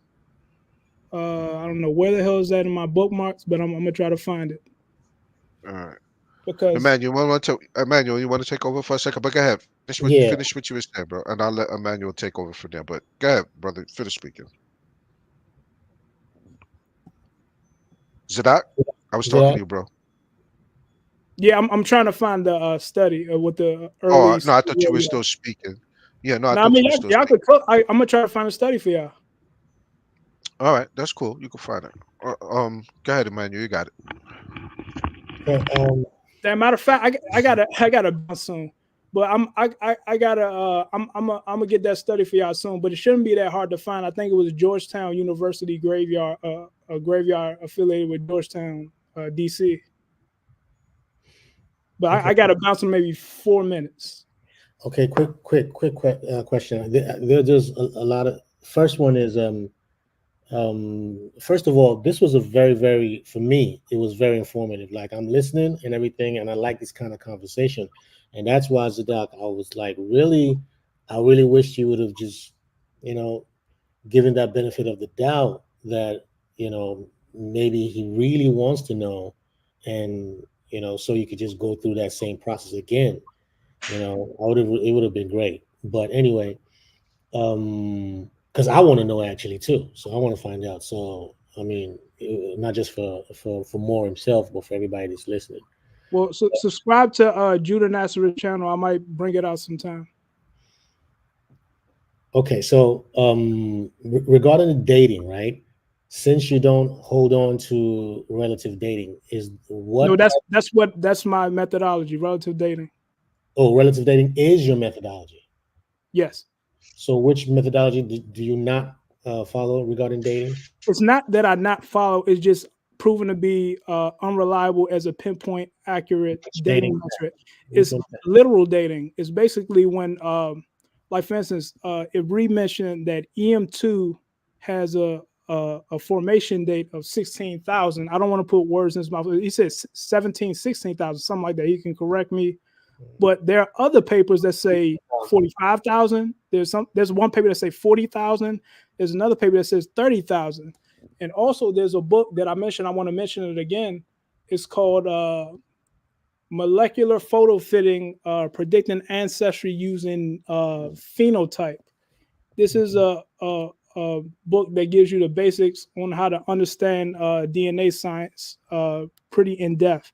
If you go to page 193 and 194 and read, they'll tell you they basically tell you that it's not a perfect. They outline how it's not a perfect science, how it's based upon calculations and hypothesis. They can diverge based on a variety of environmental factors and also methodology used. Because there's a program called Beast that they use to get these calculations from. And there's a variety of ways to get calculations with this program, and not all scientists use the same methods when trying to find calculations on mutation rates. So it's not that it's a completely wrong science, but it's just not wholly reliable when given exact dates. Okay. Like and just one more thing, the divergences. Yeah, that would make sense. I agree with that because I have the same book. But I agree with that because depending, like we said earlier, depending on where you are, what I'm saying, mutation rates, they tried to give the best formula they could for it. Yeah, and all For scientists don't have the exact mutation same rates. methodology. And they have like what, three? It's like three or four. Right, it's about 3 or 4 different formulas for it. They have 3 or 4 different formulas for it. I have that book. It's But it's been probably a more minute than since that. I read it. I think it's more than that. Okay. Right. So Yeah, you're saying different. now, yeah. So you're saying the but the relative dating though, does that answer exact? Does it hold on to an exact date, or it's relative as it is, right? So that means that too doesn't really hold on to a specific date. It's just No, what relative dating does is just show you direct, clear cut ancestry that's not really in dispute. Like it shows you a direct father to son to grandson type line.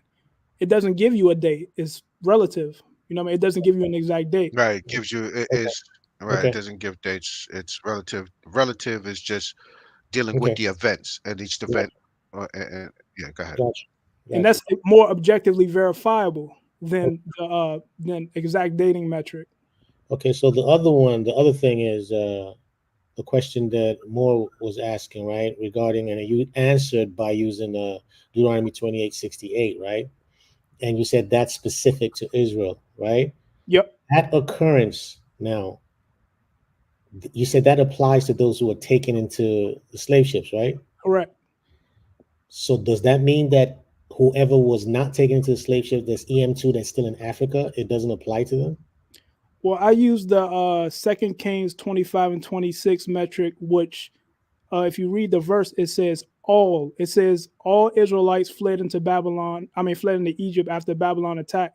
Now we know all Israelites didn't flee into Babylon. Just the overwhelming majority. I mean, didn't flee into Egypt when they underwent the Babylonian invasion. It was just the overwhelming majority, practically all, except for the ruling class of Judah, Levi, and Benjamin, which went into Babylonian captivity.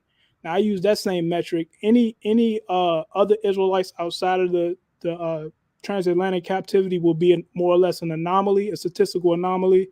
I don't deny that there's a small remnant globally, but that's what I mean when I say all, So like the you're word saying, all in Hebrew. oh wow. So that means now the the tribes that you are verifying historically to be of Israel, right, are Yeah. still in West Africa today. No, the ones that this is my viewpoint. The ones that actually practice Israelite culture would have been both Israelites and Edomites, because the vast majority of Judea and Idumea that was in charge of the land at the time of the last dispersion, which would have been roughly 70 AD, were Edomites. What Okay. I'm saying is Africans are predominantly Edomites. That's my viewpoint. Oh, so you're saying that the current Soninke, the Mandinka, Yep. the Wolof, right, hmm are they're not Israelite. I'm saying the overwhelming majority are not Israelites. I'm saying they would have practiced Israelite culture just like Edomites were during the Okay. time of the dispersion. So and they're also, but What they're separated Edom from Jacob would have been the transatlantic slave trade, in my opinion. oh, wow. Mm, really? Even Edom is though, not a bad thing, by the way, because Deuteronomy 23 and 7 and 8 says after 3 generations, they oh, could come into the oh, nation. yeah, I get that, but you're using that to separate, and they're both EM2, Yeah. right? Well, they come from the exact same father, correct? Depends They're on the father you're twins, talking about. correct? Depends on the father you're talking about. Isaac. Okay, um, but that's the point. If you're saying Israel, that's probably okay. See Mm, this don't see why I have an issue with EM2. So EM2 is going to be yeah, Jacob and Esau, but I think we're forgetting about a few other family groups like the Ishmaelites, the yeah, Moabites, the Ammonites, the Midianites. There was a Only, lot of other. only related upstream clays to EP2. say that Oh, again. They so would now be you're going only backwards. related You're upstream to mutating backwards EP2. now. So EP2 is It's Abraham Uh, now? EP2, all the tribes you named came before Jacob. So they could be upstream clays of EP2 branch house, which includes E1B1B. well. So are you saying you're saying E1B1B now? Because from your No, I'm take, talking about all the tribes he just mentioned. He just mentioned a bunch of tribes that predate Jacob. All right, so now you're saying EP2 would. All right, so now you're saying that Arabs, or not say Arabs, Ishmaelites, Moabites, Ammonites, Midianites, Amalekites, whatever. You're saying that they're going to be from EP2 now. They All could right, be a so branch EP off. They could be a branch off from EP2 or any of the minor branches that branch off, like E1A. It Okay, could be that too. Some of the older upstream branches that predate EM2. got you. Okay, so now, okay. I have So something. that being said, who descends from Asher? Who descends from Amram? Who descends from Elam? The other three sons of Shem that directly come from Shem. That hasn't been fleshed out yet. I gotta think on that. But it will be an upstream somewhere in D downstream DE, somewhere in there. That's all I can say right now. So you're saying oh my goodness. So you're saying most of the people in the Bible descend from EP2. A downstream of EP, I which know includes that's what E1B1B. See, man, you're gonna have issues with that, but all right. Yeah. So let me say this now, because I get your point from the Islamic scholars, and all the other people, and like Manichi and everything, and talked about the, he gives references to the Israelite communities, right?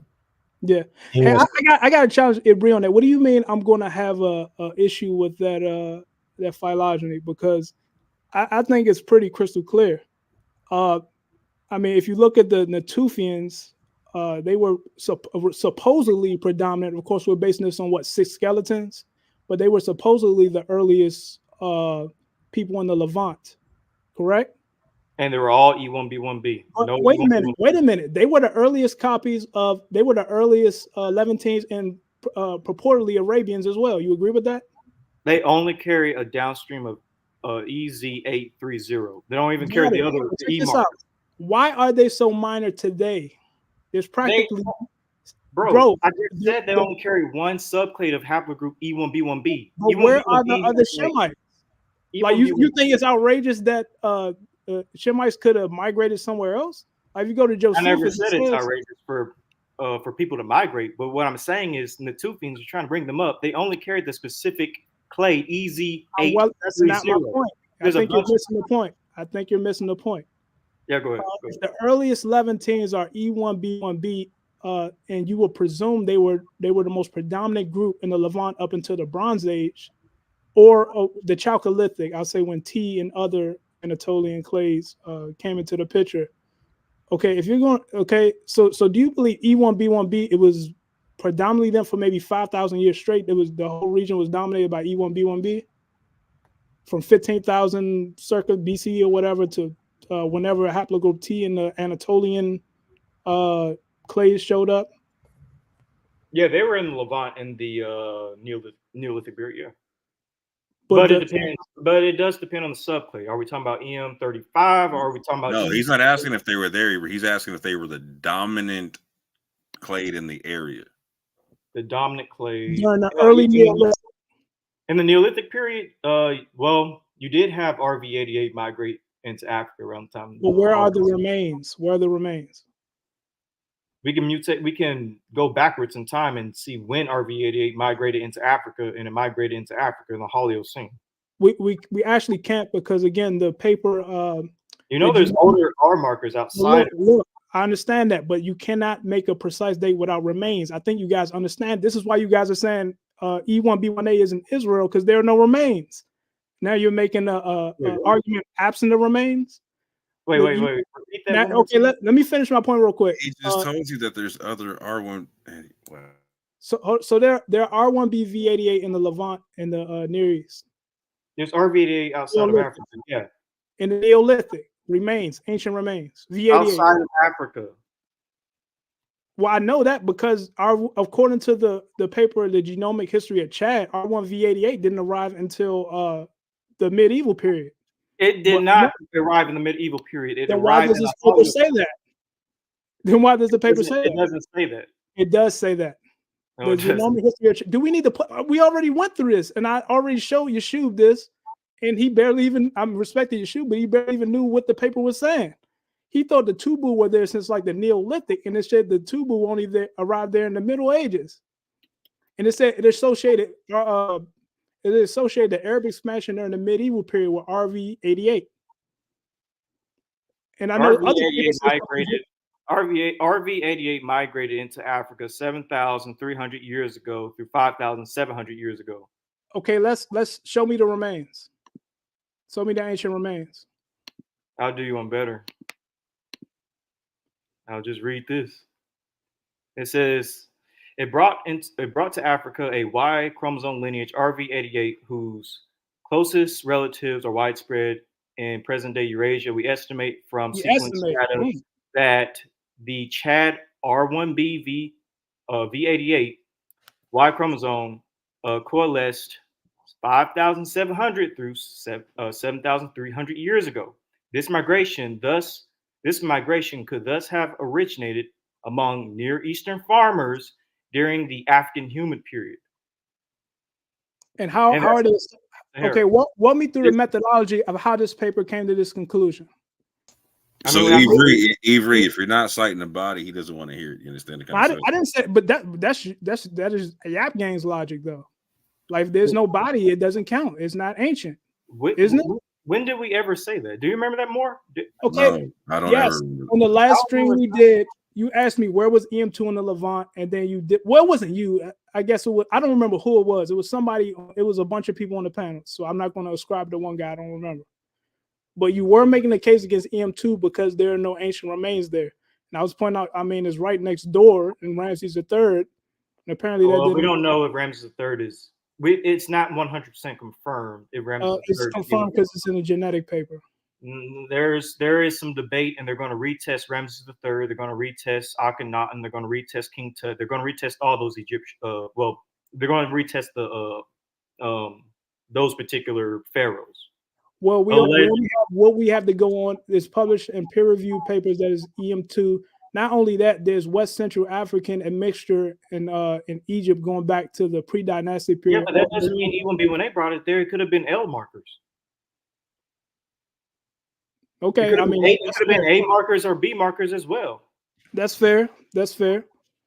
But E1B1A is there and it's been consistent. It could be E1B1A, just like the peer-reviewed paper said. The peer-reviewed paper never said that it could have been E1B1A. Yes, it did. Gad et al. 2020. Oh, wait, you're talking about the Gad paper? Oh, yeah. But apparently the Witt-Athes calculators is old and outdated. So no, there's several papers that use Witt-Athes calculators. You probably could Google that right now and then tinker it to the past year. You're going to see a bunch of genetic papers using Witt-Athes calculators. The point I'm making is I'm not going to hang all of my cards on Ramses III being E1B1A. Right now, I just say he's potentially a downstream of EP177, to be fair, because that's what the evidence. You're talking right now, and he's EM2 because the genetic paper says he's EM2. Again, there's some debate on that. I'm not going to. They can debate. Who cares who's debating? Do they have credentials? Do they have are they producing academic papers? Who cares about some weirdos on the internet's debate? All right. But the point is, when it comes to E1B1A, going off what the papers are saying, because you want to go with the papers now, what the papers illustrate, somebody else is on stage, what the papers illustrate is that, I got kind of sidetracked. Do you know who CJ is? Yeah, I got to bounce anyway, though. Thanks for the discussion, though, fellas. I was going to ask you the final question, though. Yeah, I got to bounce. What? Oh, my God, bro. I was going to say one more thing concerning E1B1A, but go ahead, say your thing, and Emmanuel ask you a question anyway, just for the camera. All right. Yeah, so when it comes to E1B1A, personally, I do go with the dates, and honestly, he's saying that there's a bunch of different time periods. He needs to provide the sources that say that, one paper is saying that it's 30,000 years ago, another one's paper is saying that it's 50,000 years ago, another one's saying that it's X, Y, and Z. One thing I want to show is when it comes to the dates, it is pretty established when it comes to the origins of EV38. All you got to do is go to WIFO. It clearly shows EV38 formed 41,400 years before present, and the TMRCA is 39,200 years before present. What he might be getting mixed up at is that a paper might say, E1B1A formed approximately 40,000 years ago, and approximately can mean, basically means, around that time, Mhm. and so you got to go and look at the actual WIFO table that shows you the exact number, but a paper can say around that time and not give the actual date. You don't get confused on like one paper is saying that it was around 40,000 years ago, and then another one saying like around 16,000 years ago. And keep in mind, EV38 is E1B1A. EP2 is not E1B1A. EP2 is E1B1A. Let me show you that real quick. And the TMRCA for this lineage, or should I say the formation of this, is 39,200 years before present, whereas the TMRCA is 16,300 years before present. He might be reading papers and getting mixed up with the fact that there's two dates given, the formation and then the most common recent ancestor. Don't get confused on that. Again, he needs to show me the papers that give all these different dates, but if it's saying approximately 40,000 years ago and then like approximately 16,000 years ago, it's still saying the same thing, as you can see right here. Like approximately 39,000 years ago is approximately 40,000 years ago. So I just want They to. do give a coalescence date as well. That could be a factor into his his view on the the time that it arose, because you do have Right. a coalescence date, which is the dating that all the geneticists come to an agreement on what could be the actual date, which would be the coalescence date. Right. And when it comes to E1B1A, like I know he was saying a lot, but most papers posit that E1B1A, EV38 more specifically, formed in Eastern Africa. Could have been like Sudan, Southern Egypt, Sudan, Horn of Africa, somewhere around that general vicinity, Northeastern Africa. And then it would have migrated into the Green Sahara, the Green Sahara being, roughly around the time of the early mid Holocene. So that's like, 14,000 years ago. And again, this is all predating Abraham. So it's like UMBUNA is mainly in Africa, but it does migrate in all directions once the Green Sahara disappears. Once desertification takes place 5,000 years ago, you have UMBUNA going into Europe, you have it going into North Africa, you even have it going into Arabia and stuff like that. So I'm not saying that UMBUNA doesn't, I'm not saying UMBUNA is just restricted to Africa. Like it does burst out and go to various different places after desertification takes place. Even before it was going, even before desertification was going places. But the point that I'm trying to make is there are various different subclades within E1B1A, and E1B1A predates Abraham. We have to figure out which lineage within E1B1A, which subclade is Abraham, which I think will be difficult. I believe going with the evidence, seeing E1B1B in the Near East, having a very ancient presence there, being very strongly associated with Semitic populations, and then looking at the Samaritans and the fact that they never left the land, the fact that their genetics is tied to Bronze Age and Iron Age Levantines. I know he likes to get into the whole Canaanite thing, but Israelites mixed with Canaanites. It literally says in the book of Judges that they gave their daughters to the sons of the Canaanites and gave the sons of the Canaanites to the Israelites' daughters. Like they were mixing heavily. So it's going to make sense that you're going to have that type of admixture. And again, I'm not saying that E1B1A can't be among the Israelites. I believe it can, but it's going to be a minority. It's not going to be the dominant population, and that goes for pretty much any haplogroup. Like if I say that Abraham, Isaac, and Jacob is EV38, that discounts, like he said, like 90% of Jewry. And it also discounts West Africans with E1B1A. But Abraham's lineage is going to be small. We're talking about a single man from the Middle Bronze Age who had descendants. He's having descendants real late in the game compared to older human populations like the Kefians and the Green Sahara and stuff like that. So he's likely going to just normally have a small population of people. But one thing about the ancient Israelites is you can always have more people convert to the faith faster than you can have offspring. So you are going to have more people that are converts to the thing rather than the original bloodline. You can even see this with the established Jewish population. Every single, like when it comes to the Jews, like if you choose EP 58 as being Abraham, this discounts Jews that have J2, G2A, R1B, R1A. It even discounts other JP58 Jews because not all Jews with JP58 even descend from the same same subclade. There's various subclades even within that. So the same logic can be used for even E1B1B as well. But yeah, one of the issues that I had with his E1B1A claim is that he's not giving me like a date for when E1B1A formed.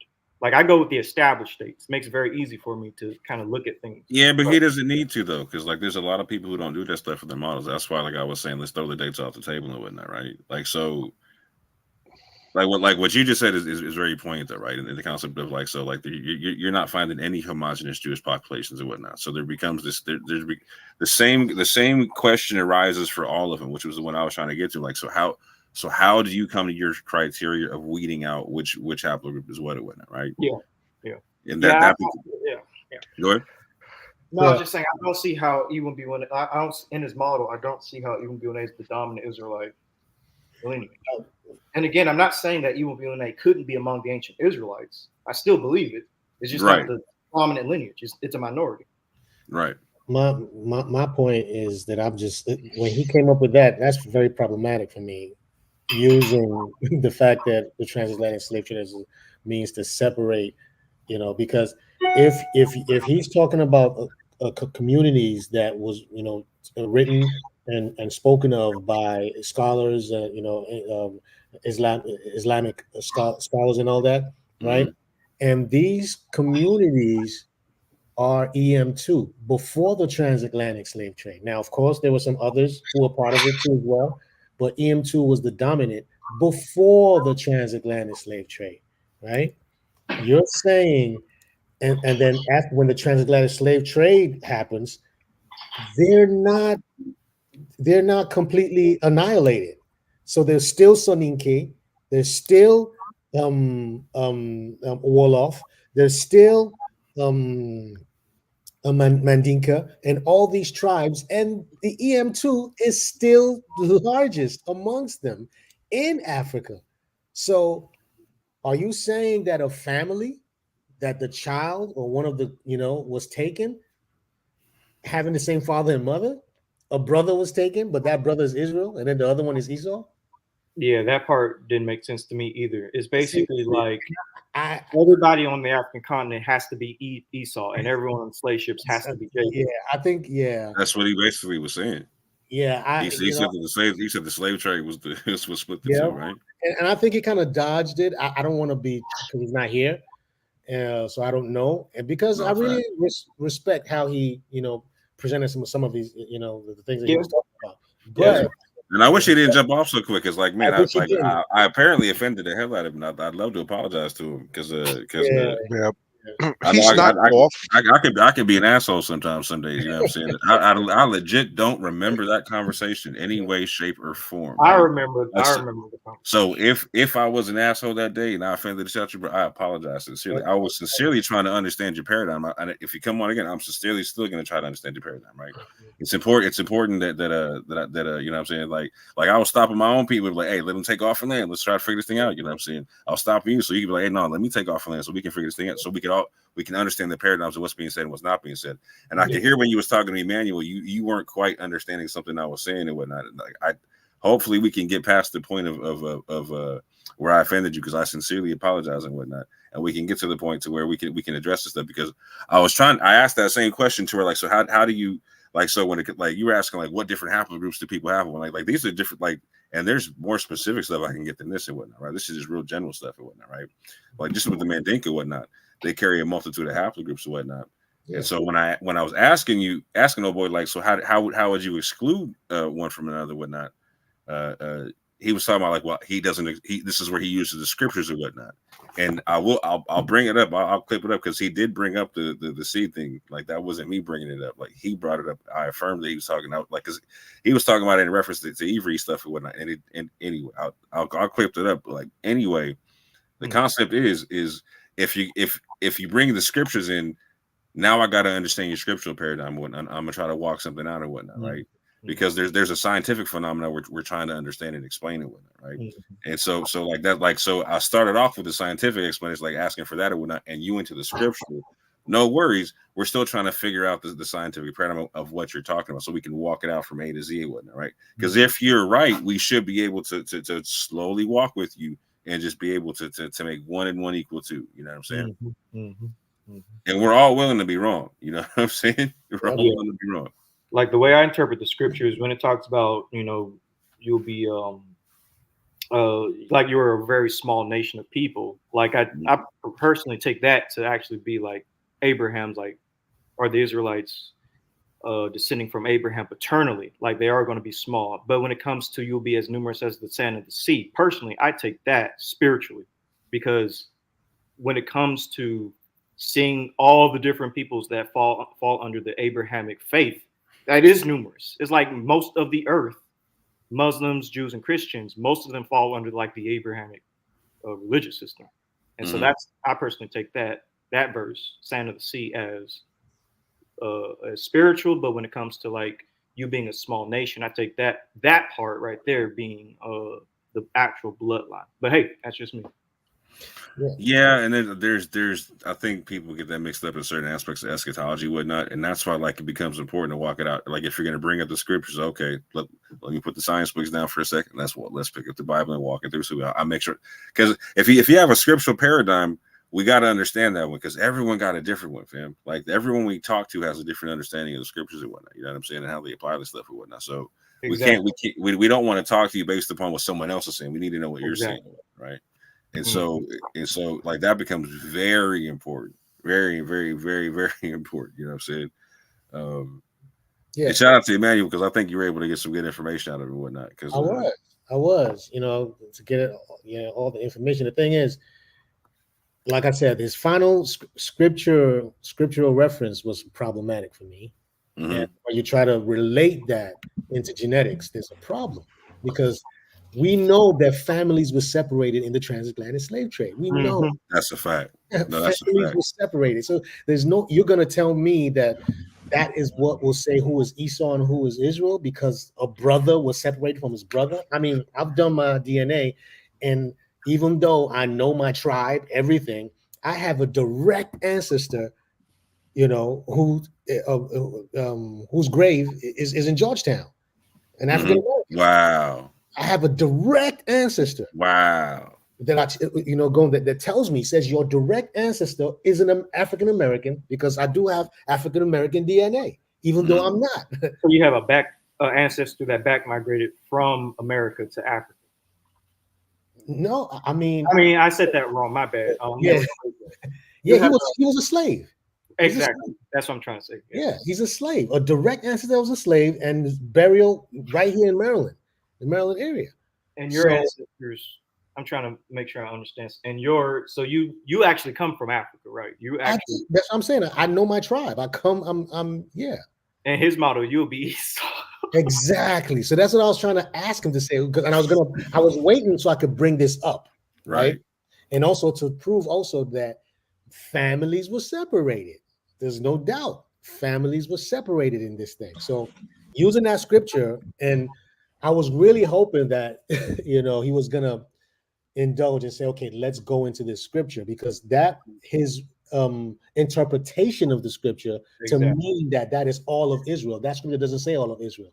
It's like saying, when you're looking at Deuteronomy 28 and the places where it says, and all these diseases, that means every Israelite had the disease. If every Israelite had the disease, then there won't be no Israelite no more. Exactly. Because they probably would have died out.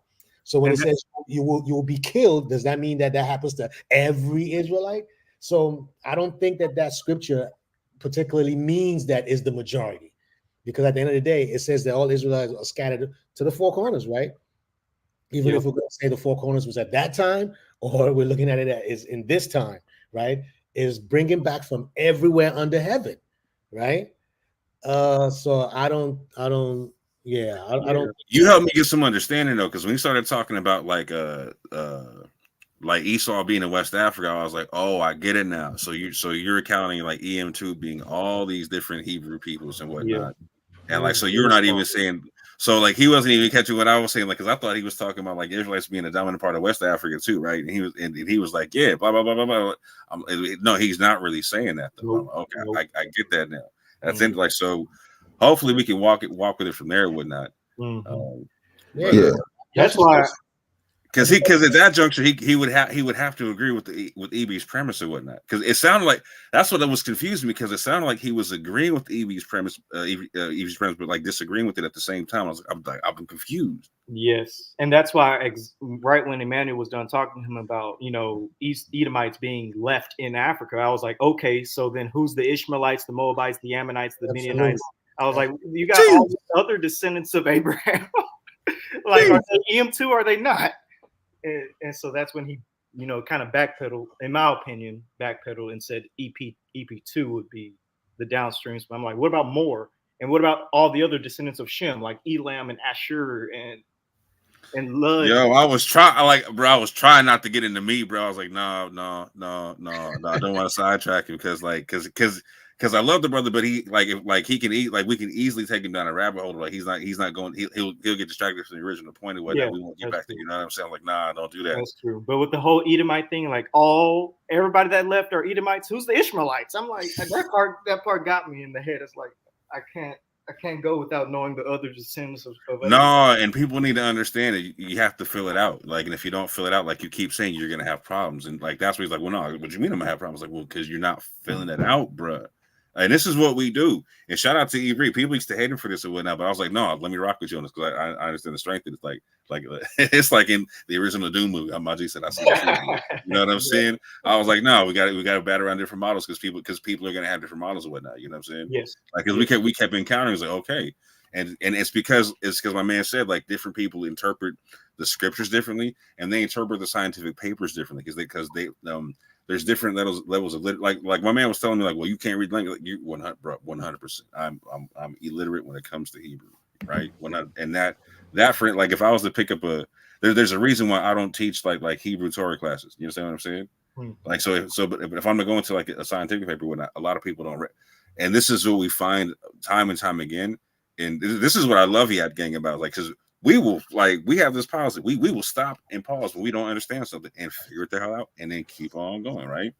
Yeah. Most people will not slow down and recognize what they don't know about what they're reading, etc. Right? They front like they understand 100% of the paper the first time or whatnot, and they just started reading papers and whatnot. And that's not going to be the case. And you're going to miss something. You know what I'm saying? And there's nothing wrong with that, because typically we'll see something like, for instance, like something we try to explain to people all the time is like Canaanite means something different in the Bible than what it means in a scientific paper. Absolutely. Things of that nature, right? Yeah. Excuse me, gentlemen. I'm sorry about that. I just got added in, and I didn't know if I could speak. So just let me know whenever I can. Go ahead. Yeah, go ahead, CJ. You good? Good.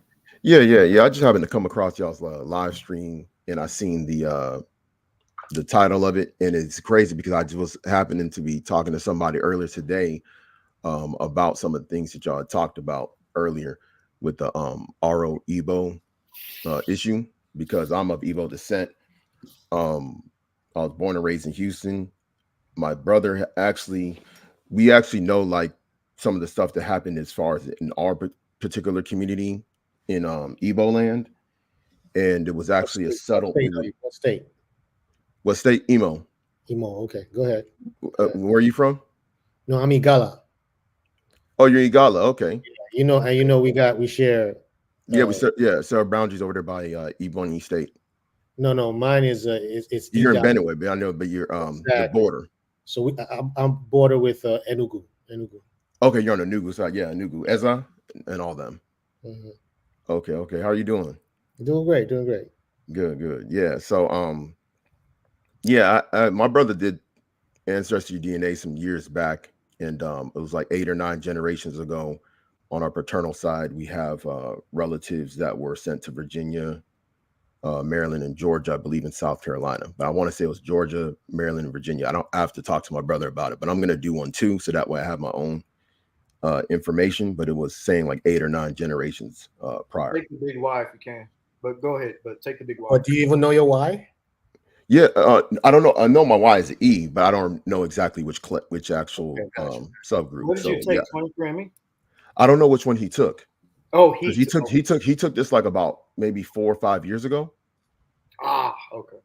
So I'm gonna do my own, and then I'm gonna upload it to different databases too, because so that way I can get in contact with those people that are on my paternal side, because so basically, yeah. So the Aro Igbo thing is like, even that particular article, if you look at even the title and how it's written, everything in there was correct except for how he started off, because Aro are like they're right outside the border of where like Igbo land was at that time in the 1600s, and Aros did not trade themselves into slavery. Aros set up communities where they use a shrine known as the Long Juju, where they would go around after they set up their different communities, because they got weapons and things from Europeans, maybe via trade, because there's people just south of Igbo people, depending on which side you go, there's like Ija people. So like, which Emmanuel will be familiar with Ija people. And they were not traded into slavery, or it was very rare for you to even find like even documents with Ija people on slave documents, because they were the main ones that would have been would have gotten slaves from the Aro people to trade to the Europeans. So they would have been on that coastal line, which Emmanuel's definitely very familiar with, because actually our tribe borders each other north of that region. So basically, but the Aros are Igbos. They're Igbo by culture, like in the grand cultural group, they will be considered Igbo today. But even within, if you see, this is the thing, if you go to Igbo land, we always designate, even within socially, our own Igbo. Now, it's in modern times, there is no what do you call it, beef with Aro communities that are in Igbo land. The language over time has, like, for example, I'm gonna give you an example. If you look at historically how some people might have viewed, even if you look at like old writings over the last like 70 to 100 years about northern Nigeria, a lot of times they would just call everybody Hausa, even though everybody wasn't Hausa, because so many tribes in northern Nigeria spoke Hausa. So what happened was, people that were living among the Hausa people, because they spoke Hausa, they wore the Hausa caps. They have caps. I was in Abuja in 2021. I was in Nigeria. I go to Nigeria every so often. I went there to bury my father back in 2021, and I was in Abuja, and I was in Imo State. So when you go to northern Nigeria, everybody that speaks Hausa and wears Hausa clothing or have the Hausa cap, you're going to assume, or even an outsider is going to assume, because they all speak the same language and they wear the same clothes, that they're all Hausa. But that's the reason why what happened what happened during the 90s and the 80s and the 90s and the 2000s, if you used to look up articles on Nigeria, they had Hausa and Fulani as a hyphenation. It would say Hausa Fulani with a dash. Yeah. It's only until recently that they removed that dash, because there's some Hausa elements that want to maintain their identity away from the Fulani, who they have a somewhat of it's a different relationship, because the northern region is more it's a love-hate. Yeah, it's a love-hate, but it's like they don't have open beef. It's same, so it's just like with Aro people. Other Igbo communities don't have issues with Aro, but there is, like, we do designate the difference, because when you go to these communities, let's say like you're going to a wedding, you're going to know they're Aro, because they're going to actually bring out their Aro Truku flag. So you're going to know it there, but there's no beef with Igbos and Aros, because a lot of stuff happened when the British came, to where when the British came, a lot of things changed in that region because Igbos were the last people in modern Nigeria to submit to colonial rule. So there was a lot of things that happened towards that time that kind of made a lot of that Aro influence dissipate the way it did in the slave trading times. So what I'm saying is that when you look at cultural groups, you have ethnicities, you have tribes, you have clans. So a lot of times, if you grow up in America, it's going to be harder to understand that unless you understand those cultures and history. That not everything's the same. Like even in like I don't know how Igala is, you know, I don't know, and I know Emmanuel can go into like Igala's cultural thing, but generally speaking, in Nigeria, we are very patrilineal people. And at least I know in Igbo land, they're very patrilineal. So everything is very patrilineal. Your son, your first son, and is very important to the family social structure. And even inheritance, homes, lands is passed down based on patrilineal lineage. Your identity, even as a woman, is based on who your father is. So when you go even into these Aro communities, it's like imagine if you're in, I don't know what city y'all are from. Any of y'all from like who's from New York on the panel? Anybody from New York? So like I'm gonna give you an example, right? Let's say you're from the Bronx, and let's say Igbos are, or let's say Hausas are considered, let's say Hausas are considered people are living in the Bronx, but Yonkers is where the Fulani stay. And then over time, Fulanis begin to live in different areas of the Bronx that everybody knows, hey, that's where the Fulani community is. It's kind of like that because everything is very land-based in Nigeria. Like Igala people, they have their own land and it's always their land. You know what I'm saying? Now you might have different skirmishes in between both sides, even within Nigerian tribes, or you could say ethnic groups and other ethnic groups. But generally speaking, where people are in Nigeria, they've always had those same lands for 1,000 years plus. Like whether it's Beni people, they've been there for 1,000 years. They have the same boundaries. You might have different borders that are maybe disputed among communities. Like if you go to Wari in Delta in the southern part of Nigeria, they have some smaller tribes and they dispute over the big city, which is Wari. And they tend to dispute more over there, but like over in other areas, they don't dispute as much over territories. So what I'm trying to say is when you look at identity or ethnicity, it's just like even Yoruba, like that. I think that's part of the reason why there's some confusion with the Yoruba part. The Oyo Empire were an actual faction of Yoruba speaking people. You have Ijebu, you have Egba, you have Oweri, you have Jesu. There's so many different factions, and they all weren't participating in the slave trade because you had factions of the Oyo Empire were conquering. That's why it's called the empire. They were conquering other Yoruba speaking people that were not from the same group as them. Even though they spoke the same language, they did not view themselves in the same group. That's why if you look up British writings go ahead. Yeah, let me just come in a little bit because go ahead, brother. And I hear everything that you're saying, right? Like for instance, when you talk about the Yorubas, right? Yeah. Despite the fact that they saw themselves distinct, in terms of tribal, these tribes began to grow and became villages, right? They still considered themselves, kith and kin under the same ancestor, and that's why they, congregated together in different, villages and clans. It's just the same clans that become large becomes a village, and is, later on becomes a little bit separate, but they still consider themselves under the same ancestor, right? It's the same thing with the Igbos, right? So just like how you say the Aros, right? They know them as Aros, right? But they still know that they're Igbos because, first of all, the name Chukwu came from the Aros.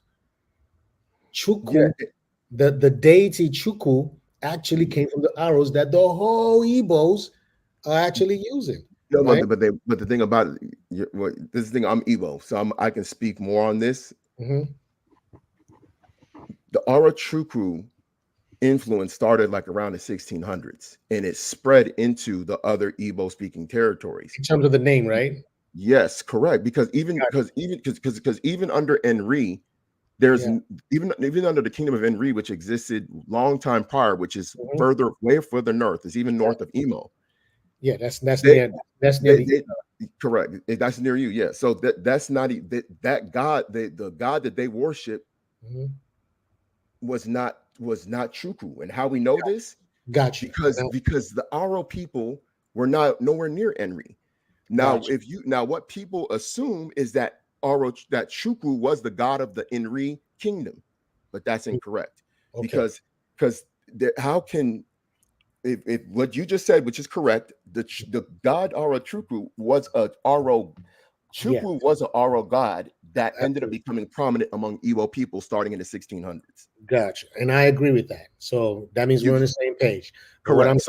So you're seeing what I'm saying is that if that's the case, Aro people who had their own separate kingdom that was prior to the Aro Chukwu Confederacy had a separate god that became prominent once the Confederacy started and it spread into the Hinter Igbo land.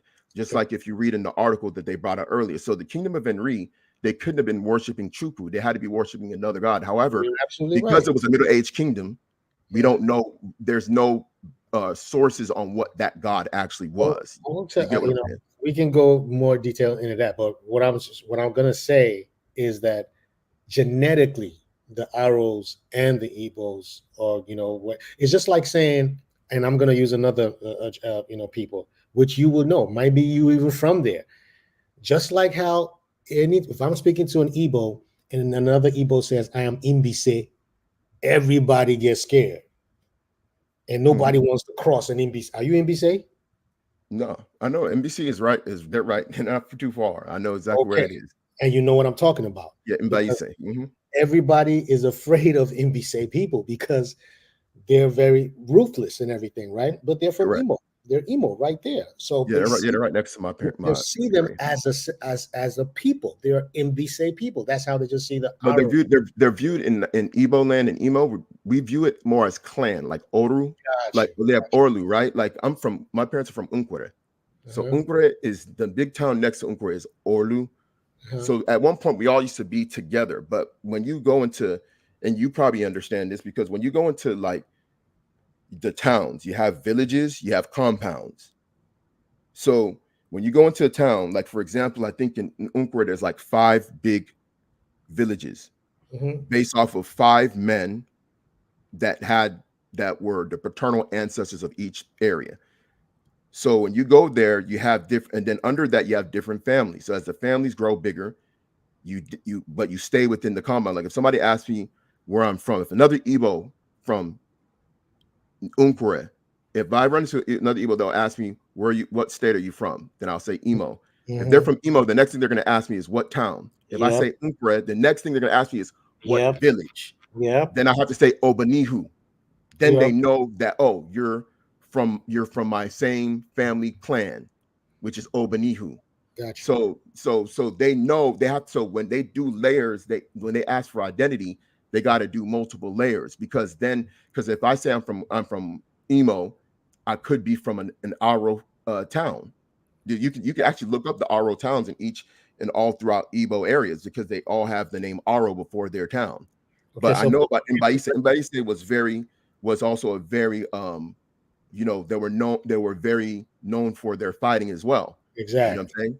So let me take this around. Let me just bring this back around, Yeah, right? go ahead, Just to show that genetically, though, is the same people because they're still the same, right? Because there's no genetic, you have to do a genetic study on that because the thing about it is I'm not saying that there isn't no maybe matrilineal, but Aro people were not trading each other, were not trading themselves into slavery.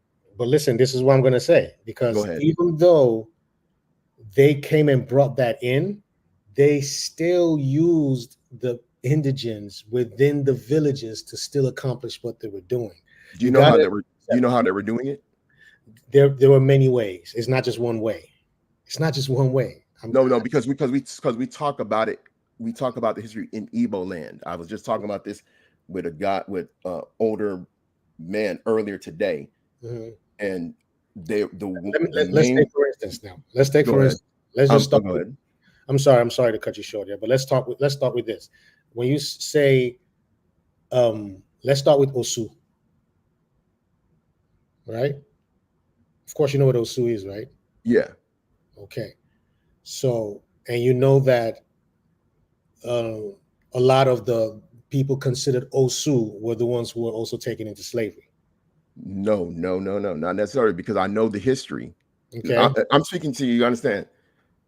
I understand your Igala. I cannot go and fully go Hey, into the intricate nuances of of Igala people. absolutely. Even though we border each other, I can't Yeah. go into the intricate Yeah. aspects of Igala people, right? Uh-huh.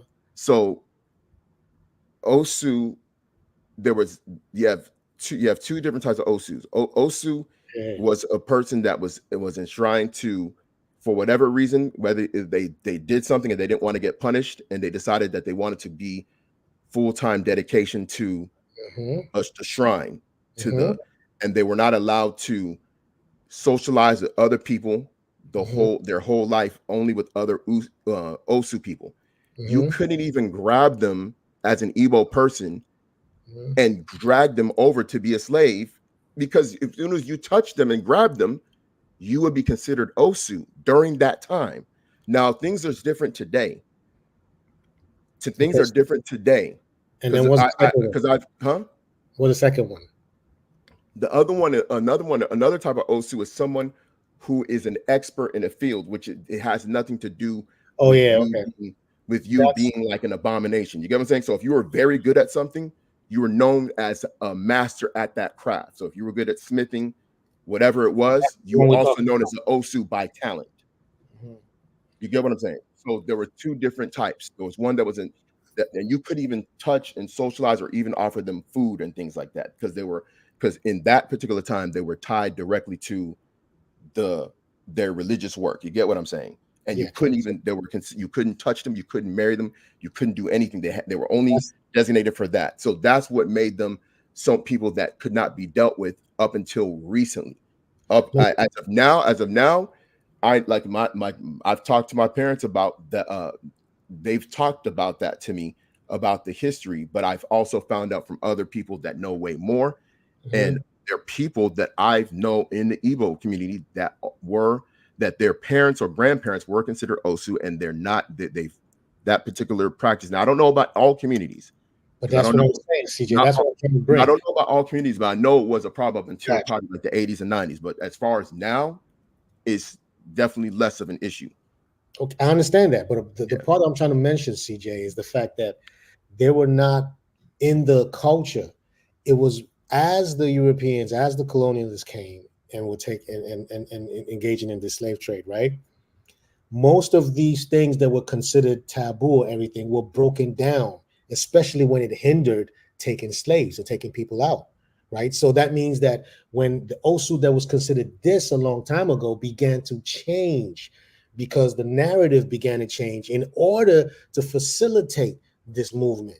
So that's what I'm trying to, because their records to show that it was that these you're telling me something. You're telling me about Igbo culture, and you're telling me about the intricate aspects of Igbo culture. Let me and I'm an Igbo person. No.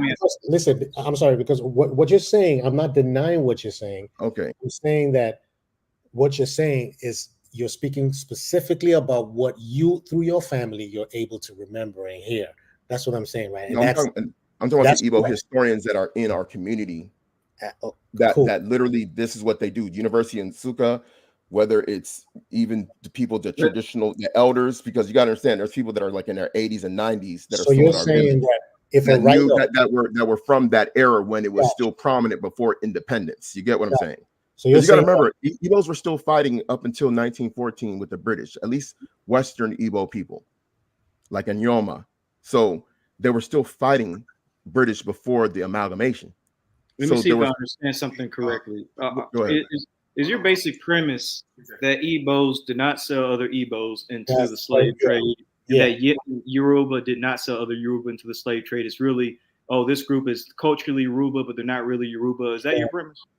No, the premises is is the oversimplification of things. So it's, for example, right? Well, Igbos did. No, I'm gonna give you an example. I'm gonna give you a prime example. If it's just like you had the indentured servants that were sent from Ireland by the British, by Cromwell, right? Those were, if I said the British sold the British, you're technically right. But when we look at it, we know it's the English sent the Irish to the new colonies. So when you say that, you have to be a little bit more specific versus saying a British people sent another British people to the Caribbean islands to be indentured servants versus the English sent Irish to the. You get what I'm saying? So I'm just talking about the nuance of it because our people did not sell themselves into slavery. That's what I'm trying to say. I get that. I say all the time, Europeans sold Europeans into slavery. You had the Vikings sell the Slavic people right after I say the ethnic group. But I mean, the same thing applies with West Africa. West Africans sold other West Africans. Maybe. Yeah, and I agree with that. I'm just trying to give you the context of the Aro slave trade issue because the Aro were not hinterland Igbo speaking people. They were a different group that brought a different god that became influential. It wasn't even a god that people in the we get Igbo there's hinterland. You get we what I'm understand saying? that there's cultural differences, just like there was cultural differences between Vikings and Slavic people, but they were still Europeans selling other Europeans who are all genetically very close to each other. So when it comes to this Igbo tribe and that Igbo tribe having different cultural connections, at the end of the day, paternally speaking, all those groups in Nigeria, a lot of those groups in Nigeria, I'm not going to say all, but a lot of those groups in Nigeria all paternally carry the exact same Y chromosome, E1B1A, which goes back to the exact same forefathers. Autosomally, all these groups are very similar genetically, West African typically. And it's like, yeah, I mean, I'd have to look into the different. We're still dealing with people who are genetically all the same, selling fellow relatives in the genetic family. Yeah, I'd have to look into the different subclades because I know with Nigeria, you have different. I mean, even there's so many different. E1B1A would definitely be the predominant haplogroup. But as far as subclades, it would probably vary because it would vary. You're mainly dealing with like E1B1A7 and E1B1A8. You know what I'm saying? Yeah, but from my understanding, from a lot of the Igbos that I've seen, as far as their subclades, of course, is going to be different than maybe like a Hausa subclade or like you could say a certain Fulani subclades and things like that. And then even by Lake Chad. We did a show today. CJ, you're gonna have to allow. We definitely want you to speak, bro, but you're gonna have to allow when other people speak. Well, my bad. One mic. Because this is genetics now. And what you're saying that you haven't checked, this is what especially we do. That's what they do. And no, they come in here to for the genetic side because I haven't looked into that, but I'm just saying as far as the historical aspect, that's what I was calling it for. So I do know about the different subclades because I did study. I did study biology at the University of Texas. Most Igbos and I'll have to brush up on my genetic. Gotcha. Most Igbos and Yorubas carry EU174. We did a show on it today. So if a Yoruba sells another person from the Yoruba tribe or the Igbo tribe, like they're going to carry EU174 more than they're going to carry something like haplogroup Q or something. Or RB88. Yeah. So it's like most of these cats are fellow E1B1As selling other E1B1As. Yeah. They're both predominantly E1B1A8 or E1B1A7 or whatnot, and like that's super close to each other. You know what I'm saying? Like again, but both groups carry both haplogroups, right? So like that lets you know that there's a lot more intermixture than what people think and whatnot. Even when you get into the Hausa and the Fulani one, like when you're talking about the types of E1B1As, they're not too different like that, right? It's not too different, Yeah. Yeah, Fulani carry. And when you go back up the tree far enough, again, they share paternal lineage like super close. You know what I'm saying? So yes, there are Fulani that carry E1B1A. E1B1A that's in the same family as Yoruba and Igbo. 100%. Yeah, because I think also you have to factor in that Fulanis, they are very nomadic and they stretch far east and west throughout the Sahel region. And in addition to that, they've when you have people that maybe have a caliphate or empire, and they begin to take in people that also are. I'm not just saying through rape. I'm sorry. Go ahead. I'm not just saying through rape or conquer. Yeah, I'm saying like they carry it from ancient times, the Green Sahara. Yeah. Yeah, No, I'm like, just saying. Okay, go ahead. Sorry, I'm on mute. I'll let you finish. But I'm just gonna show you the map. Like Go ahead, Avery. they carry E1B1A from way back when the Sahara was green, like 10,000 years ago. So I'm not saying like the Fulani like conquered and like Nigeria and acquired EU174 that way. Like, sure, there could be instances of that, but I'm saying like these groups in West Africa today all descend from the same paternal ancestors that were once in the Sahara and slowly migrated southward. And so this is why you have Yoruba and Igbo that both carry EU174 and Fulani and Mandinka and whatnot.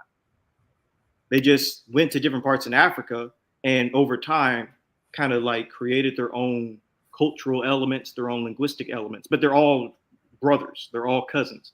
And when the slave trade occurred, well, brothers threw other brothers under the bus. We see it happen in today's time. Just like Joseph, just like how the rest of the, Reuben and the rest just sold Joseph. So exactly, and this is something you see common among all ethnic groups. I don't think it's something we should be afraid of or talk about. Like everybody. Hey, real quick, not to catch it. What's even more apropos about that, Emmanuel, was like, so they sold them to some Ishmaelites. You know what I'm saying? Like, so like sold them some brothers sold some brothers to a cousin. That's true, actually. That's funny. That completes it, right? Some brothers sold some brothers to a cousin, man. That's true. Yeah, the Joseph narrative. Yeah, the Ishmaelites. Yep. And then, well, he went to the Ishmaelites and then to the Midianites, correct? Because then he got sold to the Midianites and then to he got sold to the Egyptians and whatnot. It was Moses who went to the Midianites. So the Ishmaelites bought him first, right? And then sold him to the Egyptians, correct? Yeah. Okay, I thought he went from the Ishmaelites to the Midianites to the Egyptians. I thought he was like getting bounced around all over the place. So I believe it was the Ishmaelites that took him into Egypt. So okay. I think CJ, all you're saying, I think it just goes round. So you're absolutely right. Mm-hmm. What you're saying, we're just kind of balancing everything out to see that at the end of the day, like in the genetic, when you go into the genetic scheme of things, it's still same parental ancestry. It's paternal, going way back, right? Which goes way back. Paternal ancestry, which goes way back. And autosomal ancestry. Autosomally, they're the same. Phenotypically, to white folks, they're the same. Like if a cop stops you, they don't care if you're Igbo or Yoruba, you're black. So phenotypically, they're the same. Genetically, they're the same. From autosomes to Y chromosomes to mtDNA, it's like if you look at a PCA chart, they all plot with each other. Let me see if I can find a G25 chart that shows like all of them plotting together. But yeah, these West African groups are generally just they're the same people. They're relatives. Right. So it's just like if you're gonna grab people from the Western Sahara or whatnot, right? Like they're gonna look real similar. Like so, and we did a show on this, right? So like we were going over different people from the Cross River area and whatnot, and we're showing how close they were in genetics. Because like this became an issue. Like so, you're familiar with Remy Ilona and whatnot, or no? No, I'm not. I think I might have seen Remy. I think I So might have seen. Remy's an Igbo brother who professes to be like an Igbo Jew and pushes a whole like Igbo Jewish paradigm and whatnot. Okay, I think that I know. Okay, so I'm gonna actually kind of thanks for saying that. I think I know who you're talking about. And what the brother Hebrew of Israel? What's your name again? I'm sorry, I don't want to. Oh, you just call me Ibri if you don't want to say the Hebrew. Ibri, okay, cool. And the Orthodox Moor, I don't know what's. Yeah, you can just call me like Moor, like. Okay, I'll just call you Moor. Okay. Yeah, you right. So Ibri, like earlier, because I saw y'all's live stream, but I had other stuff going on, and I was kind of surprised y'all was still up talking. So I was like, man, let me go ahead and just talk because I still had some time. Mm-hmm. So I was gonna say something. One was the when you talked about like the different groups having the same Y genetic markers, the Natufian thing where I don't know if it was Natufians, but you were saying that they had the tomb up there in North Africa where they found traces of a Yoruba up there, right? No, I said that the Yoruba Yeah. have Ibero-Mauritian ancestry at about 13%, and all related West African populations.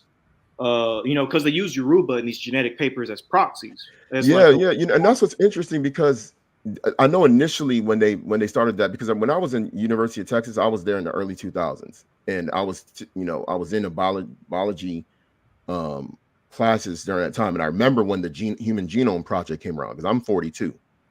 So when the Human Genome Project was being done, a lot of this information as far as like why haplogroup was still being researched, as far as like getting all the different peoples and clusters around. So it was still research going on at that time. Now I know what basically it appears to happen from what I've read different things over it. Like if you look at like the timeline, right, from the 2000 to 2010s, it appears that they kind of the scientific method that white researchers were using was trying to find a group that they can just say, this is a group that we're gonna say is the quintessential West African, and we're just gonna assume that they're all have some similarities with everybody else. And what happened was, and I've seen this because I've seen this even with people that started seeing what tribe that they were being linked to, especially like here in North America. So a lot of people were thinking they were going to pop up as Yoruba, and then when they started getting those as the databases began to being updated, they started seeing that that their marker was going back to Igbo land. So I know if you're probably seeing those databases where they have updates. I'm pretty sure every time you log into like a Ancestry DNA 23andMe, they always have updates to get more accurate information. So The more people that they test, yeah, that's how they're just testing more people, and they're adding them to the database, and correct. then it widens the net, and so you can get more accurate hits for different peoples, linking them to different tribes. yes, and the Correct. technology is getting a lot better. Like it's far better from 2010 to today. Like the Yeah, technology has gotten way better. Like we can even get bones from corpses because we can just dig in the skull and get from the petrous ear bone, and like even date really old dead bodies that way. So it's like, yeah, yeah. scientists are we're doing pretty good with it. Then again, some of Okay, those. so I see exactly what you're talking about with this. I'm glad you put that up. Go ahead. Yeah, so this is the breakdown from G25 of West African populations. And I mentioned earlier how the Yoruba have Ibero-Mauritian ancestry. And right here, it even shows it. They carry about 13%. And here are different West African populations. You got the Akan in Ghana, you got West African Igbo, Mandinka, Wolof, Gambia, Mande, Congo, et cetera, et cetera. So according to this G25 chart, the Yoruba carry about 13%, which is what the genetic paper said, the Pleistocene paper. Oh, wait, no, Paleolithic paper said, sorry. And then you see Akan, they got 13%. Igbo got about 12%. Mandinka have a little bit more, 16%. That makes sense because they're in the Sahel. Also, the Wolof are in the Sahel. They got 17%, et cetera, et cetera. So the dominant autosome is West African, obviously, West African hunter-gatherer. And some groups may carry a little bit of Shumlaka. Some may carry a little bit of Ethiopian, Motorman, Ethiopian hunter-gatherer.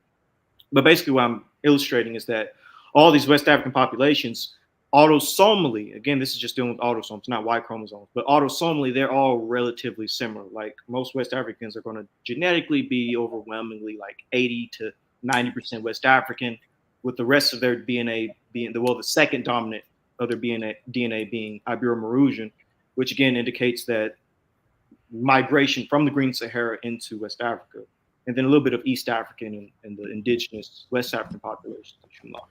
Yeah, correct. Because the autosomal will decrease the further away they get from that group over time. Exactly. Yeah. So Right. and so I also have another question too, because I've seen actually somebody, I forgot who it was, but I'm pretty sure y'all probably already talked about it, because I mean, based on what I see like on y'all's channel, y'all go into so much stuff, so I'm pretty sure y'all seen it already. I haven't gone through y'all's other videos. Now I seen somebody go into like a tomb in Lebanon that they said allegedly had markers showing it was going back to Yoruba people. Can you briefly speak on that? Because I don't even know if you've seen that. Oh yeah, but not even Israel had a show. know he's the, talking about, Evie? wait, what? I say, you know who he's talking about, Evie? Oh yeah, I know what he's talking about. That we were reviewing Benaiah ben Israel, and he incorrectly got a sample wrong, talking about a woman. It was actually a female body, but Benaiah ben Israel said it was a male body. He said the dude had E1B1A. Meanwhile, she had mtDNA-T. He read the paper wrong, and we were just reviewing that and getting it right. But Interesting. yeah, that Lebanese sample was not E1B1A.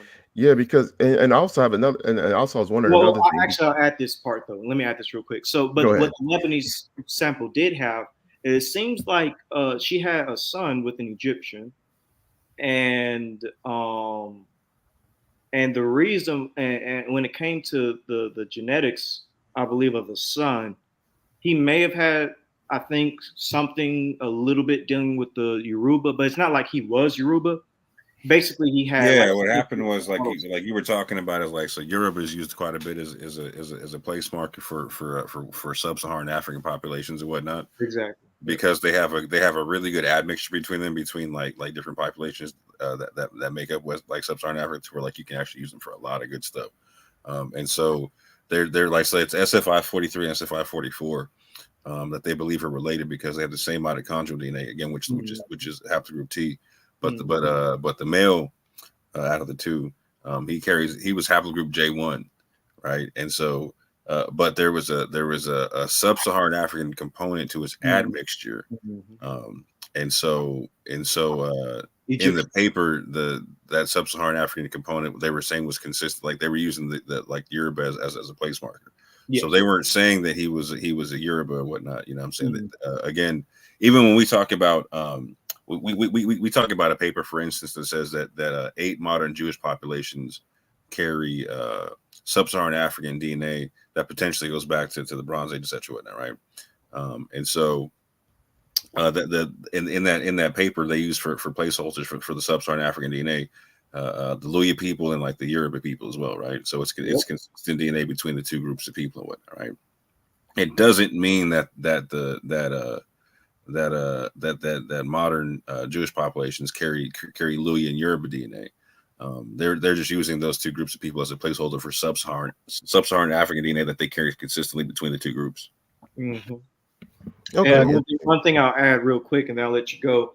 That particular sample with dealing with the Lebanese, he had either he was, I can't remember if this was the father or the son, because there was the woman. It's believed that the woman had the kid with an Egyptian man. I can't remember. I think it's the son though, but he had some Egyptian ancestry. And when it comes to the ancient Egyptians, they do carry a little bit of Yoruba DNA, West African DNA. I think, according to the be clear when you say that, because when you say Yoruba DNA again, like people don't understand you're saying it as a placeholder. You're just about, and that's the issue. Is like when I understand because I understand the scientific method and explanation, like all the terms, all I understand everything he's talking about. But I know for the people that are listening, you need to clarify. Yeah, facts. Appreciate that. Thank you. Okay, go ahead, Evie. You want to finish that? Yeah, but the ancient Egyptians, according to a particular paper, said that they carry about like 10% West African DNA, which Yoruba is used as a proxy. So that's why that Lebanese sample likely had some West African DNA, and they labeled it Yoruba because Egyptians themselves have a little bit of West African DNA. But go ahead. Yeah, I just wanted to clarify more regarding that the paper with the 8 different groups, groups of Jews, right? That shows 3 to 5%, and using Yoruba and the Luya as placeholders, but they did use the mtDNA and Y-DNA of these groups, correct? Because the paper says that, doesn't it? It said it didn't exclude the Y. It was an autosomal paper, but they said that it didn't exclude some of this DNA coming from Y chromosome. Now let me grab the paper. Yeah, because I had to go over this with somebody else. They had the same question, and it said that they didn't. It was an autosomal paper. They was going over the autosomal, and they were saying that more than likely this autosomal came from mtDNA, but they were not excluding the Y.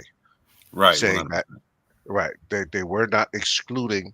They're not saying that it's all from mtDNA, and they Right. was not Yeah. The excluding. integration could have come from men and women and whatnot. Right, the Gotcha. integration could have came from Gotcha. both. Gotcha. But the overall point is they're comparing autosomes and whatnot.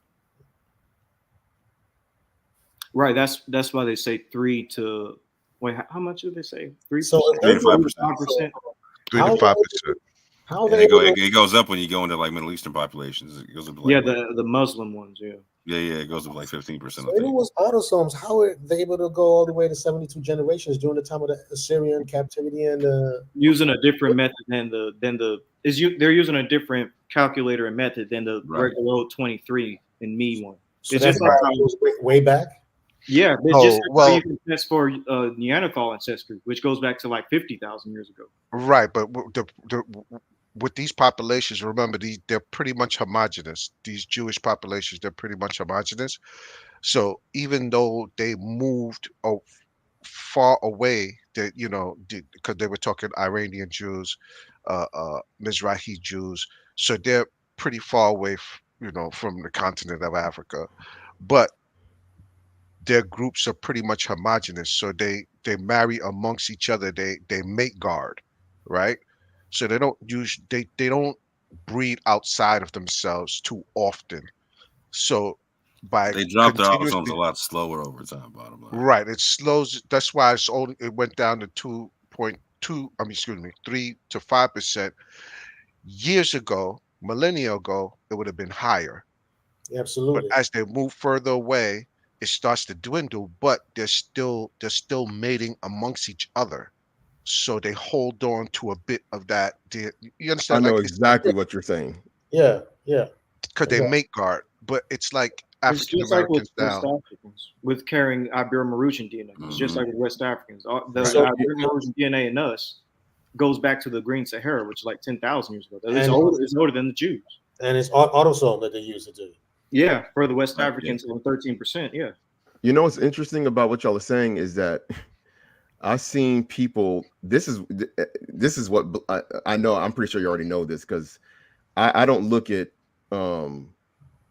when people people understand that that the modern concept of race is a modern construct, and if you go back to the ancient world, your racial identity wasn't even based off of how you look. Color. It was based off of Right. who your family was. Right. Exactly. So if your grandfather had 5 or 6 wives from 6 or 7 different races of women, and his grandkids come out looking like 12 different ethnic groups, because you go back to that same family tree, you were still that nation.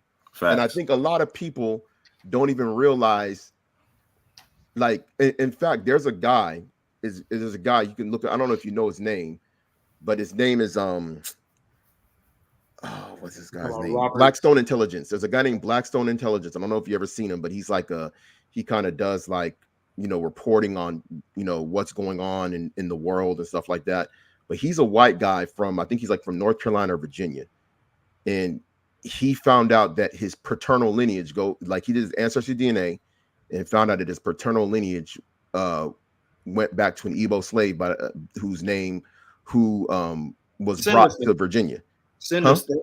Send us that. Yeah. I'll send you his. In fact, let me see if I can find the link, because I can literally send you. Down Yam so called. That's what's up. Yeah. I could literally send you his Twitter link. Hold on, of him putting it on his Twitter, and he's a straight up white dude, and he did his ancestry DNA, and his paternal lineage is an E-clade, but it showed not only was he Igbo, but they had his paternal grandfather written in the databases of the what do you call it, your ancestry databases that they have if you want to look up your family lineage, not the DNA ones. And they the genealogy. And it was let me see if I can find it, because that way y'all might want to add this to y'all's arsenal. Yeah. But no, very much so. Like, and do you know this is the thing that is crazy, because I've actually talked with an elder about this some time ago, and because if they were to find out his family in Nigeria that he was connected to paternally, like his Igbo family, they would have to take him as their people. Facts. They can't reject him. If he were to come and say, listen, 8-9 generations ago, my great-great-great-grandfather was Mr. Okoro from this village, and he has the proof, he has to be integrated back into the community. Right of That kind return. of sounds like I'm clipping this part right here for all the BHI fam. Right to return. What you're saying reminds me of what Rabbi Mordecai is saying.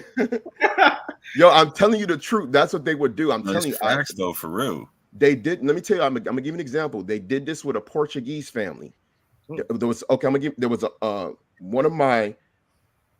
There was a guy. He was like a prominent businessman. He was like one of my dad's friends, but he was older. This guy's probably like 20 years older than my dad, and he passed away. Now he had kids. He married a Portuguese woman and had kids in Portugal back like in the 1950s. And those kids had kids. Now he ended up having to come back to Nigeria, but he still maintained relationship with them, and he would go back and forth, but he never brought them to Nigeria. So some people didn't know that he had these kids. Now, mind you, these kids, these sons, these grandsons of his look like Cristiano Ronaldo. So when he died, they came to the funeral and they were like, hey, we're the grandsons. And people are like, yo, who are these people? Who are these people? And one of his friends had to confirm that this is indeed his grandsons from the wife that he had in Portugal. And the kid was the oldest, and he was entitled to certain inheritance. Right. Came out over there and swooped down and took everything. Yeah. But his grandfather told him, when I die, go down. But they didn't know about it because he had wives. He had a wife in Nigeria, but he had an older wife that had passed away in Portugal back like probably in the 70s or 80s. So those kids had kids, and they still maintain connection. This land thing, I think the Igbos do it the most. Our tribe does it too, but no matter where they are, once they pass away, they're bringing that body back. Yeah. They're bringing that body back. Yeah, and like, and where from Emmanuel's from, they have to be very ruthless. You know what I'm saying? Like where Emmanuel's from, they have to be very ruthless, bro. Yeah, because I was gonna tell you, because they got to deal with them Fulanis heavy, bro. I know. Everybody got the hate with Fulani. Oh my! No, people from the middle belt get down. Hey, no, we don't hate all. Hey, you better familiarize yourself, Hebrew. You better know. Listen. We don't hate all Fulanis. Cattle, bro. The Fulanis is different in Nigeria than they are in Senegambia, bro. I'm telling you. For real, bro. It's a different thing. It's a whole different. Well, I'm just joking. Yeah. So but Emmanuel knows they're very Emmanuel's people. When it comes to that land, they don't play, bro. I know them. So that's why, because at the end of the day, when you talking, when you mentioning the INRI, right? Yeah. Everything about the INRI having to do with the deity, the spiritual thing, the culture, everything is connected to the Igala. Correct. It's connected. Yeah. So, and that's the part that is really even talked about. That is Israel. Yeah, it's rarely talked about because a lot of people don't know the Enri influence thing. Yeah, there was Igala connection to that. Exactly. That we still have to talk about as well to understand that history, because the Enri kingdom did not just include Igbo people. Although people think it's just that, the kingdom included, stretched into Igala region. It was all those people. A lot of stuff got lost over time. That's why, and you know who brought some of that stuff out? I know that. I don't know how you feel about him, and like I said, I'm kind of indifferent. Nandi Kanu, he's the one who. Oh yeah, I mean, he has a lot of respect for Igala people because he knows the history, and he says he even tells the Igbo people, like, listen, if anything happened to Igala people, you better be there to help them. Yeah. So we're almost obligated if you already know y'all got a backup already. Yeah. They already, so they he knows a lot of the history. He knows. Because we really at one point were considered the same people back in the Middle Ages. Exactly. It's just it was the period of expansion of Islam and the Fulani Caliphate influence, and then the other stuff coming in, the slave trade and along the coast that traded stuff. But I found the link. Let me see if I can put it up. Let me see if I can. I'm gonna send it to myself on an email, and then you could literally pull it up on your jumbotron. Let me see. I think I even took a screenshot. Or you can just tell us the name of the video or whatever, and we can pull it up that way as well. Yeah, it was on his Twitter. Twitter, okay. Yeah, it was on his Twitter, Blackstone Intelligence. And actually, what I'll do is I'll see if I can. But hey, Moore, I was going to ask you. So, what do you think? Either Moore or Ivry, Zadok's viewpoint about so. Wait, say that again. His viewpoint about the Sephardic Jews, or is it different from Portuguese Jews that he says? You know, because he says he doesn't see them as a. Looks like he doesn't. You talking about the brother from earlier? Huh? You talking about the brother from earlier? Yeah, Zadok. I honestly can't quite. I kind of remember a mention about Sephardic Jews, but I wasn't really tuned in. He said the Sephardic Jews were white. I ain't gonna lie, I didn't catch it all. He said it straight up. He said they're white. I don't hold on. You know, he said they're not white. I think he said they're. Yeah, he said they're Europeans or Caucasian or something like that. But okay, I'm glad you're bringing it up because like I missed that part, and that's what I'm saying. Like that's why I was trying to walk it. Everyone got their paradigm just a little bit different from everyone. Yeah, exactly. Exactly. Yep. I remember him saying something about Sephardics, but I was doing other stuff while, because mainly him and Moore was talking, so I was kind of off doing something else. Okay. But I do remember Sephardics, but he was kind of all over the place. I'm not gonna lie. Because one minute it was about Sephardics. I need to set up. I need to set up a part 2 with it. You know. I agree. No, I want to walk that out. Yeah, just with him alone, just with him, one live. Yeah, I think it'll be good. Yeah. Shoot, we might have to redo this house alive because someone's gonna see 8 hours and be like, "I'm not gonna watch it." I promise. Ain't nobody watching this. I'm gonna run through and look at the Ain't papers nobody and see if we can redo it again. 7 hours, man. I ain't even gonna start. Yeah, no one's gonna watch for this real. video. So we need to have one live for the Hausa again, and then another live for like Batzadok.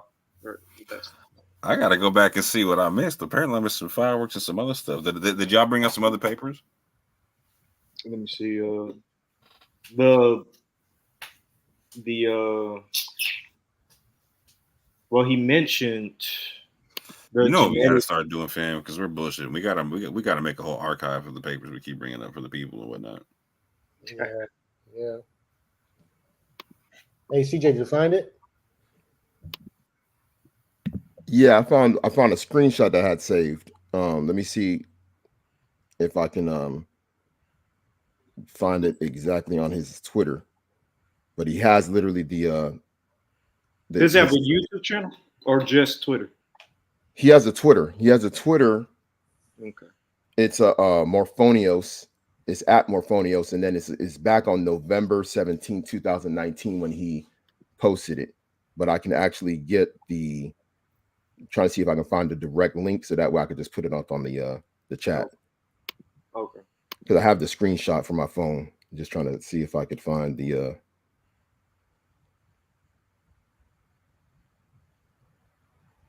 so I'm gonna email it to myself, and then you can actually follow the thread. Like you can kind of see how it is, and then you'll see you can put the link in the private chat. Yeah, I'm gonna put the link in the private chat. Yeah.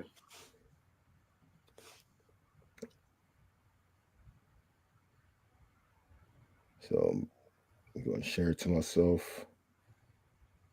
Let's see. And then maybe more what we should do, and we're going to do this also with Ready Hebrew, is let Betzadok present a presentation on what he believes. And then when he's done with this, 30-minute presentation or whatever, hour presentation, however long it takes, then we can cross-examine afterward.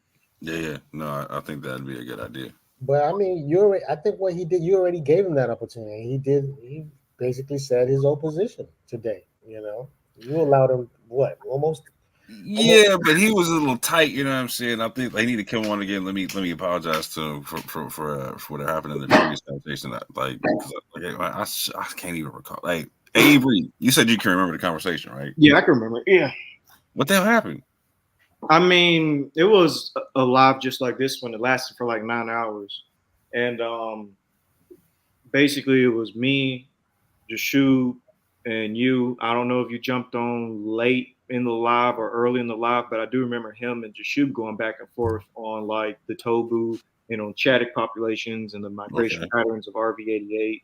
Okay. And you know, personally, I feel like everybody was clowning each other because everybody had got to their wits' end. It was late. It was a late live. Everybody was just kind of throwing ad homs here and there because we were all tired of talking about the same subject.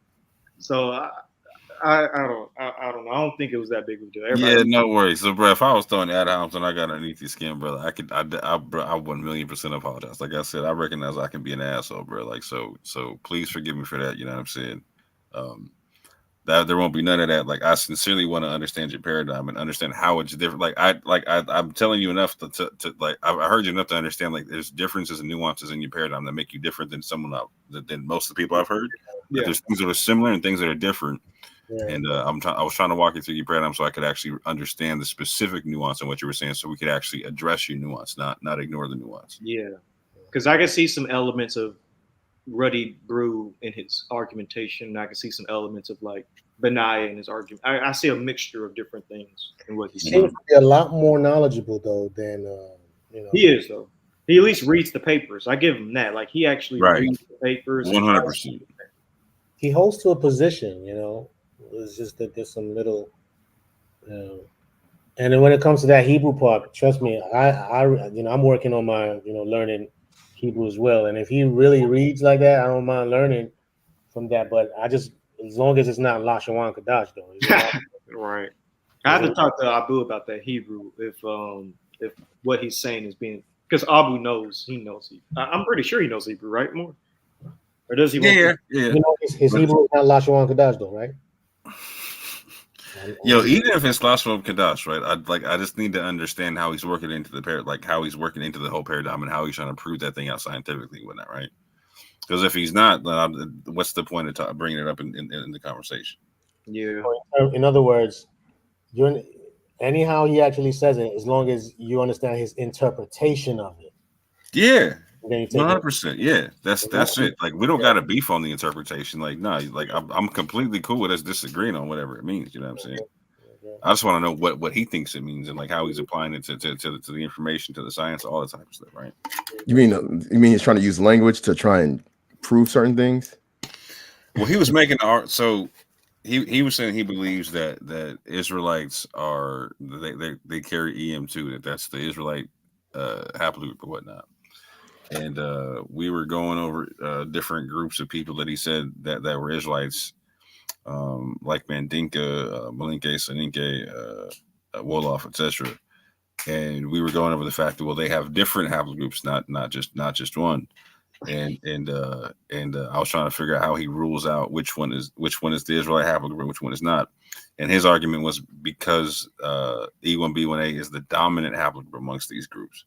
And so once I asked him, he was taking issue with something that Avery had mentioned, to where he would believe that like a minority of people in West Africa would carry the Israelite haplogroup, Israelite clade or whatnot. Are you talking about the guy before I jumped on? Yeah, not you. Yeah. Because I mean, he was on a whole different thing.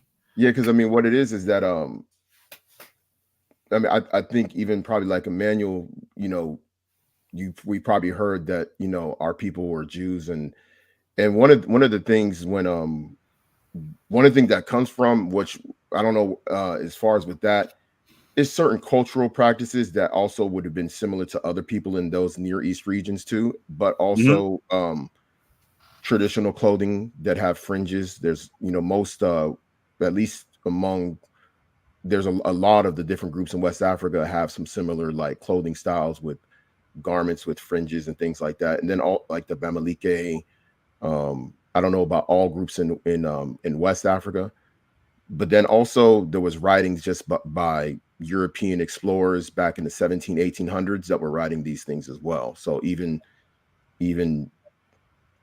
I think that's part of the reason why people would probably put more on that. But when it comes to genetics is like a whole different set of things and stuff, because of the fact that, just like I think y'all know, you have a lot of people movement, and certain regions that are more contested will have a lot of people coming in and out. And the land of Israel is probably the most hotly contested land on the planet in the ancient world. And this is why I say this, because if you think about it, the Israelites didn't even live on the land of Canaan for that long before they were going into captivities and then eventually expelled from the land. So when you look at it, let's say when the Canaanites initially inhabited the land, let's say it's around 3000 BC, right? Let's just based on biblical timeline, right?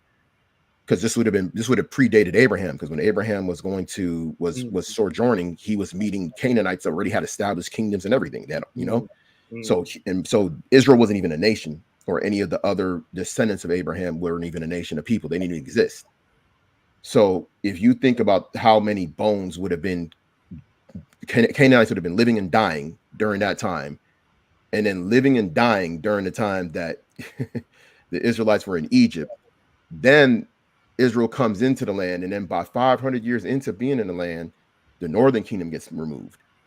Another 200 years later, the southern kingdom gets removed, and then they come back, and then they get removed again, and then you're talking about 2,000 years of other people living and dying. So if you look at the history of what people would have considered the Israelites, they've lived a fraction compared to the ancient Canaanites and the other people that later came and lived in those lands. They lived a fraction compared. So you're talking about 3000 BC all the way till now. That's 5,000 years. Of those 5,000 years, the Israelites probably lived maybe 500 to 700 years up until the first captivities, and then they came back and lived maybe another 200 to 300 years from the Greek and Roman times. So you're talking about a very small period of time. We're talking less than 20% of the time that people have been living on that land. Only about 15% of the time were the Israelites on that land.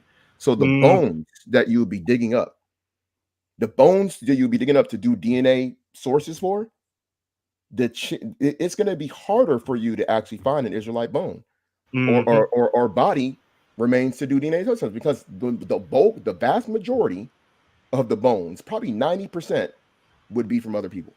Yeah. And that's why I would say so even when you do DNA samples, you can't even say that those are Jew DNA samples.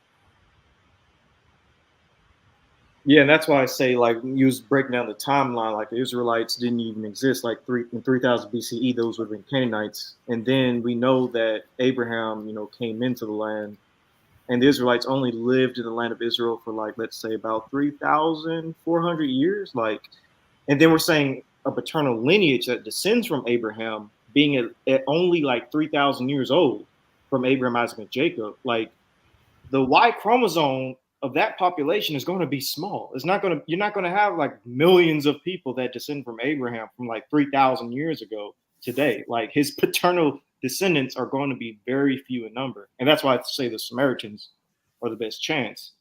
But he agrees with you. See, this is the thing, right? This is what I was trying to understand, is because I was trying to, if you analyze what he was saying, he was definitely special pleading somewhere, because he was agreeing with what both of you were saying, because he was rejecting the haplogroup. So all the people that were already found in the Levant, he was like, no, none of them are the folk, fam. I know they're not the folk because none of them are E1B1A. You know what I'm saying? Yeah, I think if you're using a scientific method such as genetics, and you're doing it, like, when it comes to science, right?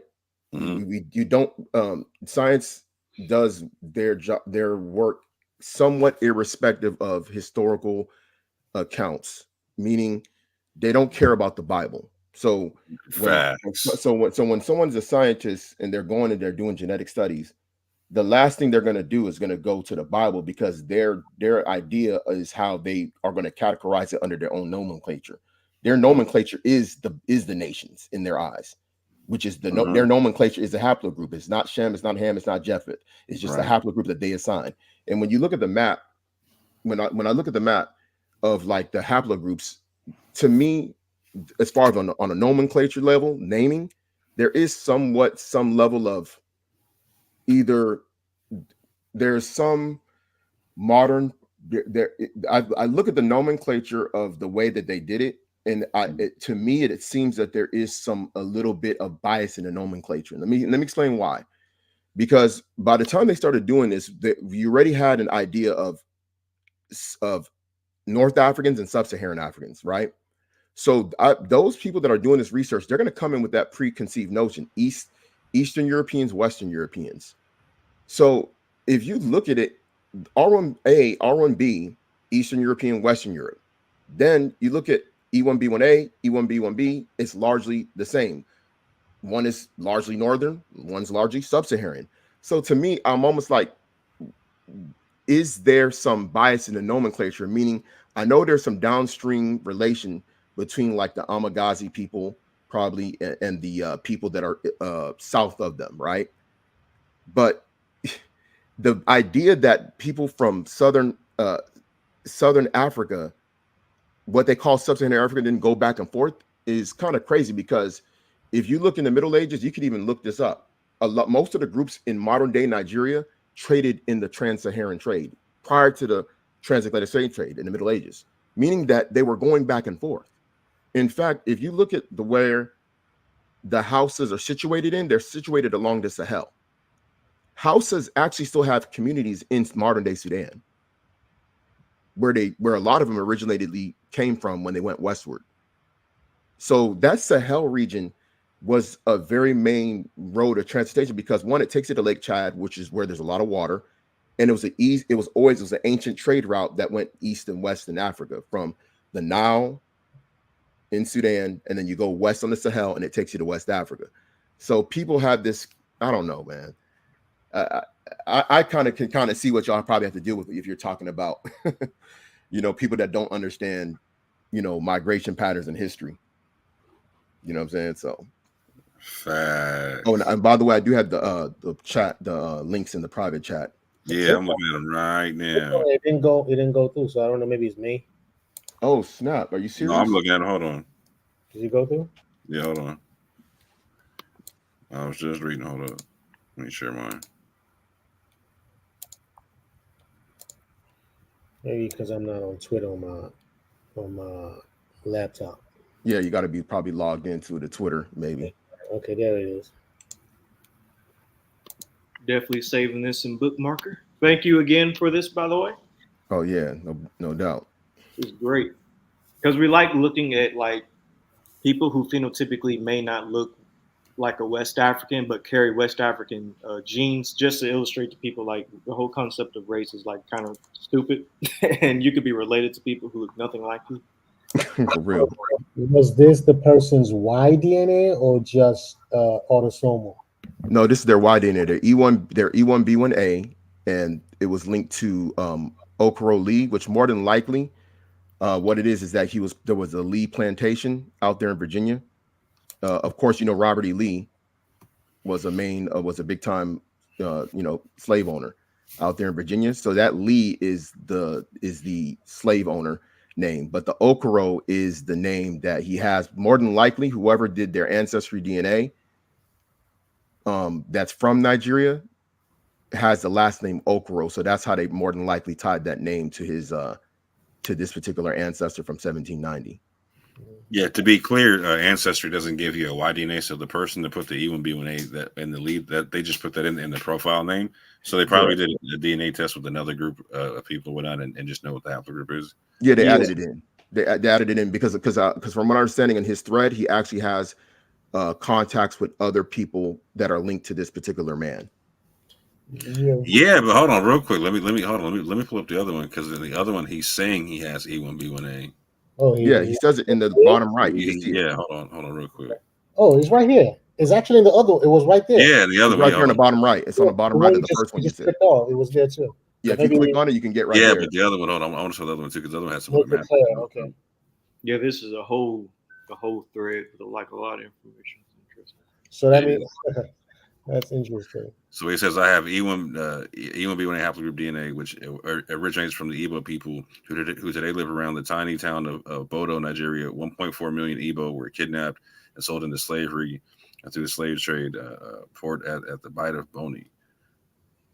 Is this dude Israeli? Because he No, has like no. He's a so-called white American that's born and raised in the U.S. He's not Israeli. He's actually but he does have a YouTube page, because that's kind of how I found out, because I had seen his YouTube page back when the Palestinian-Israeli conflict started. And he was going into, and I'd seen his video come up, and I just so happened to see his Twitter, because he wasn't posting. So I was like, man, let me see what's going on. So I went to his Twitter, and I happened to have run into this, like somehow, some way. It was crazy how I ran into it. okay, because at first I was like, he has a lot of Israeli stuff. Like he has the IDF as his Yeah. Because no. What it was is that he went to Israel in those pictures. He's against the what do you call You it? see that? Here you go, Avery. Somebody probably sent him that, bro. Yeah, I was looking at that too. Like Somebody probably sent him that. He's a real person. You can go to his YouTube. His YouTube is Black Sun Intelligence. Video, bro. I told you we needed to review that video, bro. Yeah, no, you did, bro. That's why I said. But at least he said, I'm not familiar enough with the scientific reasoning behind that position to have an opinion on the legitimacy of this claim. People who know more are welcome to send me info. Nah, you're right, Avery. We got to do it. We got to do it, bro. Even white people are. Yeah, bro. It's getting that mainstream. But you know what's crazy is that the E1B1B is not even. I don't know. It's not even the same. Generally, so you start going Northwest Africa, Northwest. There's even I know there's some Moroccans that are descendants of like people from Senegal, Gambia, and Nigeria that are in Morocco. No, that's true. They're descendants from like Nigerian men, Senegalese men, Ghanaian, Senegambian men. But they look like, what people would call a stereotypical North African. No, that's true. He out here ready to some activism against, Royal Dutch Shell over in Nigeria. Yeah, he's anti-Israeli. He's anti-Israeli. Okay, if you follow his way. content, he's against the Israeli state and he's anti-Zionism. Yeah, he's anti-Zionism. Correct. Avery, we got to interview this guy for real. I was about to say we need to contact him and talk to him. Yeah, he's a YouTuber. He has like over 100,000 subscribers. He just doesn't post as often because right now. Yeah, I'm gonna tell you this. Let me tell you this. This guy has literally, because he has contacts in the Middle East, and he's predicted a lot of events that were like, he would have insight from contacts he had in the Middle East, and he'd be like, in the next couple of months, this is about to happen. So this guy's he's very good with his information. Why was he in Israel? Is he?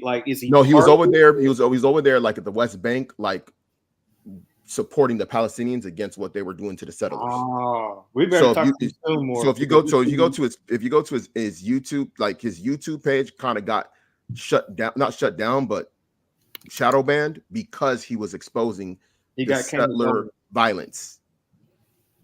He got the Candace Owens treatment. All right. Yeah. Daggone.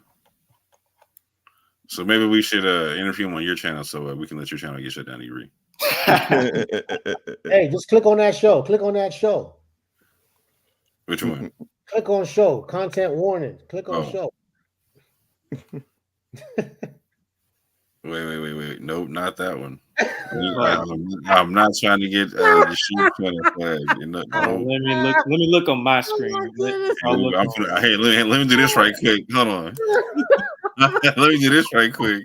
And let me see what it do. I was waiting on you, man. And also, I was wondering, even with Emmanuel, because I know that I don't know how Igala people's samples will show up, because I don't even know if they even do as much testing on Igala people as far as DNA. Yes, so that's why I'm also wondering, is like, how did his stuff show up? Because when you did yours, does it show a tribe that yours show up as? Does it show Igala, or does it try and show something else? So like Igala is not the, just like how, in the region, they'll always pick Igbo, um, Yoruba, and then they do Ishan too. I noticed that. That's crazy. The They Ishan call stuff it is Ishan. crazy. Yeah, I don't know how they do Ishan, but yeah, they do Ishan. And so, but that Ishans are They're they're just part also of connected to the Igbos, right? Yeah, they're right next to the Ika people. Yes. They border next door. You know that So the Ishans were, you know, they fought the Edo people. yeah, they ran away. Ishan means we Yeah, fled. They fled. they fled, right? They fled from. Correct. Yeah, they're not necessarily Edo like the Edo people. They're different. Correct. Yeah. Correct. So my DNA, of course, is E1B1A, but especially specifically EP252. But I'm still trying to do a big Y to get the real full. What y'all call it again? Big Y. Yeah, the big Y, but the specific branch. Subclade. Yeah, Yeah, yeah, the terminal snip. the Yeah, to terminal. me, The terminal. to me, the subclade is gonna be more important than because yeah.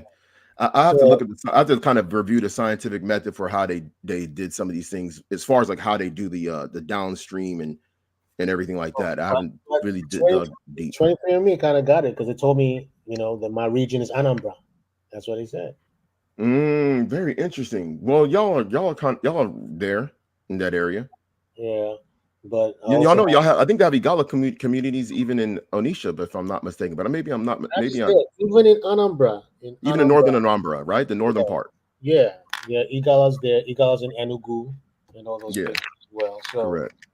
yeah, so that's correct. That's correct. They just gotta. Okay. But I mean, my tribe has been spoken of even in the writings of I think it was Al Idrisi mentioned the Igala tribe and said Correct.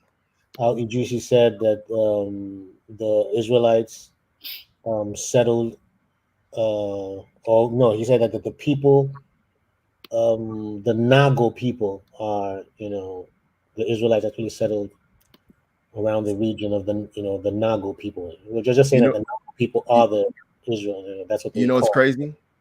Yeah. I don't know if you. I don't. Okay, because there's Angas, right? Which is like, but there's Nago. Yes. Do you know what part of Nigeria Nago people are from? No. So when you say the Nago, right? Yeah. Which part is that? Okay, so this is a very interesting thing, and I think it kind of goes back to kind of what we were talking about earlier. The Nago people, the Oyo Empire, when they were slave trading in Bagari, the main people, at certain point, the main people that they were targeting to trade for slavery, trade into slavery were the Nago people. Okay, so that's what I'm trying to tell you now. The Nago people are the Igalas. Okay. And the reason why they called us the Nago people is because that's the form of our greeting. The moment we see each other, the only thing you're gonna hear is Nago, Nago, and we can stay there like 5 minutes just greeting, and you keep on hearing Nago. So because they heard that Nago every time when we were talking, they called us the Nago people. Correct. So I have another document that comes from Cambridge that also spoke of the fact that we're also, because we are the only tribe that Nago, that word Nago actually means something. Then they also used another phrase which is also in our tribe, which is they said the Oluku people, right? The Onukumi. So the Onukumi and the Nago are ethnonyms that relate to the people that were taken in the transatlantic slave trade, right? Yeah, correct. Our tribe too, Onukumi means my friend, and it's not in any other tribe. So we kind of mixed with the Yorubas. So the Yorubas kind of changed it to Olukumi, right? So there's a particular tribe only amongst the Yorubas that they use the word Olukumi to say my friend. But the Yorubas generally don't use that. They say Oremi, that's my friend.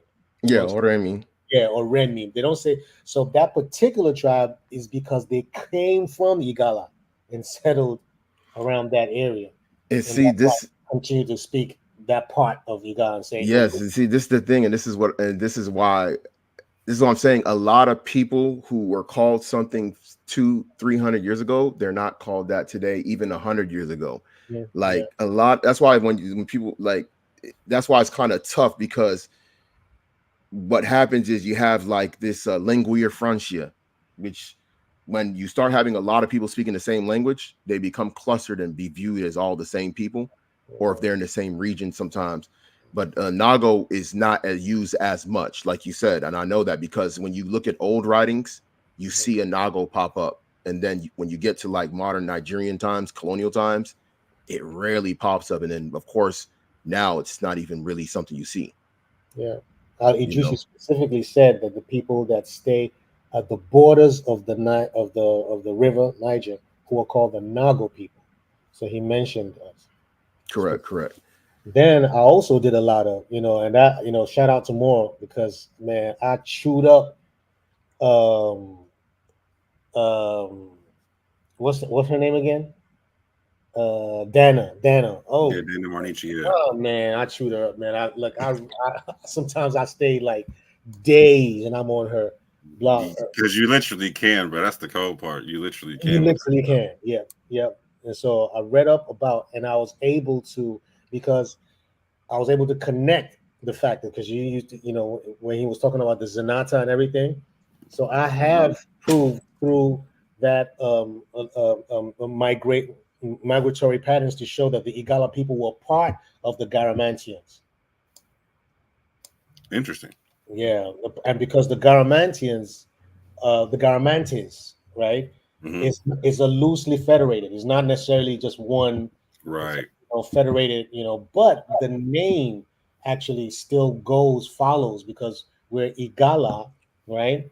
Mhm. And through who was it? I don't know if it was Boston or Palmer or one of these guys, that was talking about the Igalas and said that the people, the Usman Danfodio and the jihadists, Mhm. when they come in, taking over the Kanem Bornu, when they Mhm. looked at the Igala people, they called the Igala people the same name that I found out that the Garamantians were also called. Mhm. Mhm. So he called the Igala people Ahel Gara. Mhm. And the Okay. Garamantians are also called Ahel Gara, and that Gara, because when you're talking about linguistics, you easily call the R before you call the L. Yeah. So the R Igara Gara became L amongst Yeah, you our got me. Yeah, tribe. you can see So we that. start saying Igala. So in other words, we are linked with the Ahel Gara, which is also connected to the Garamantians.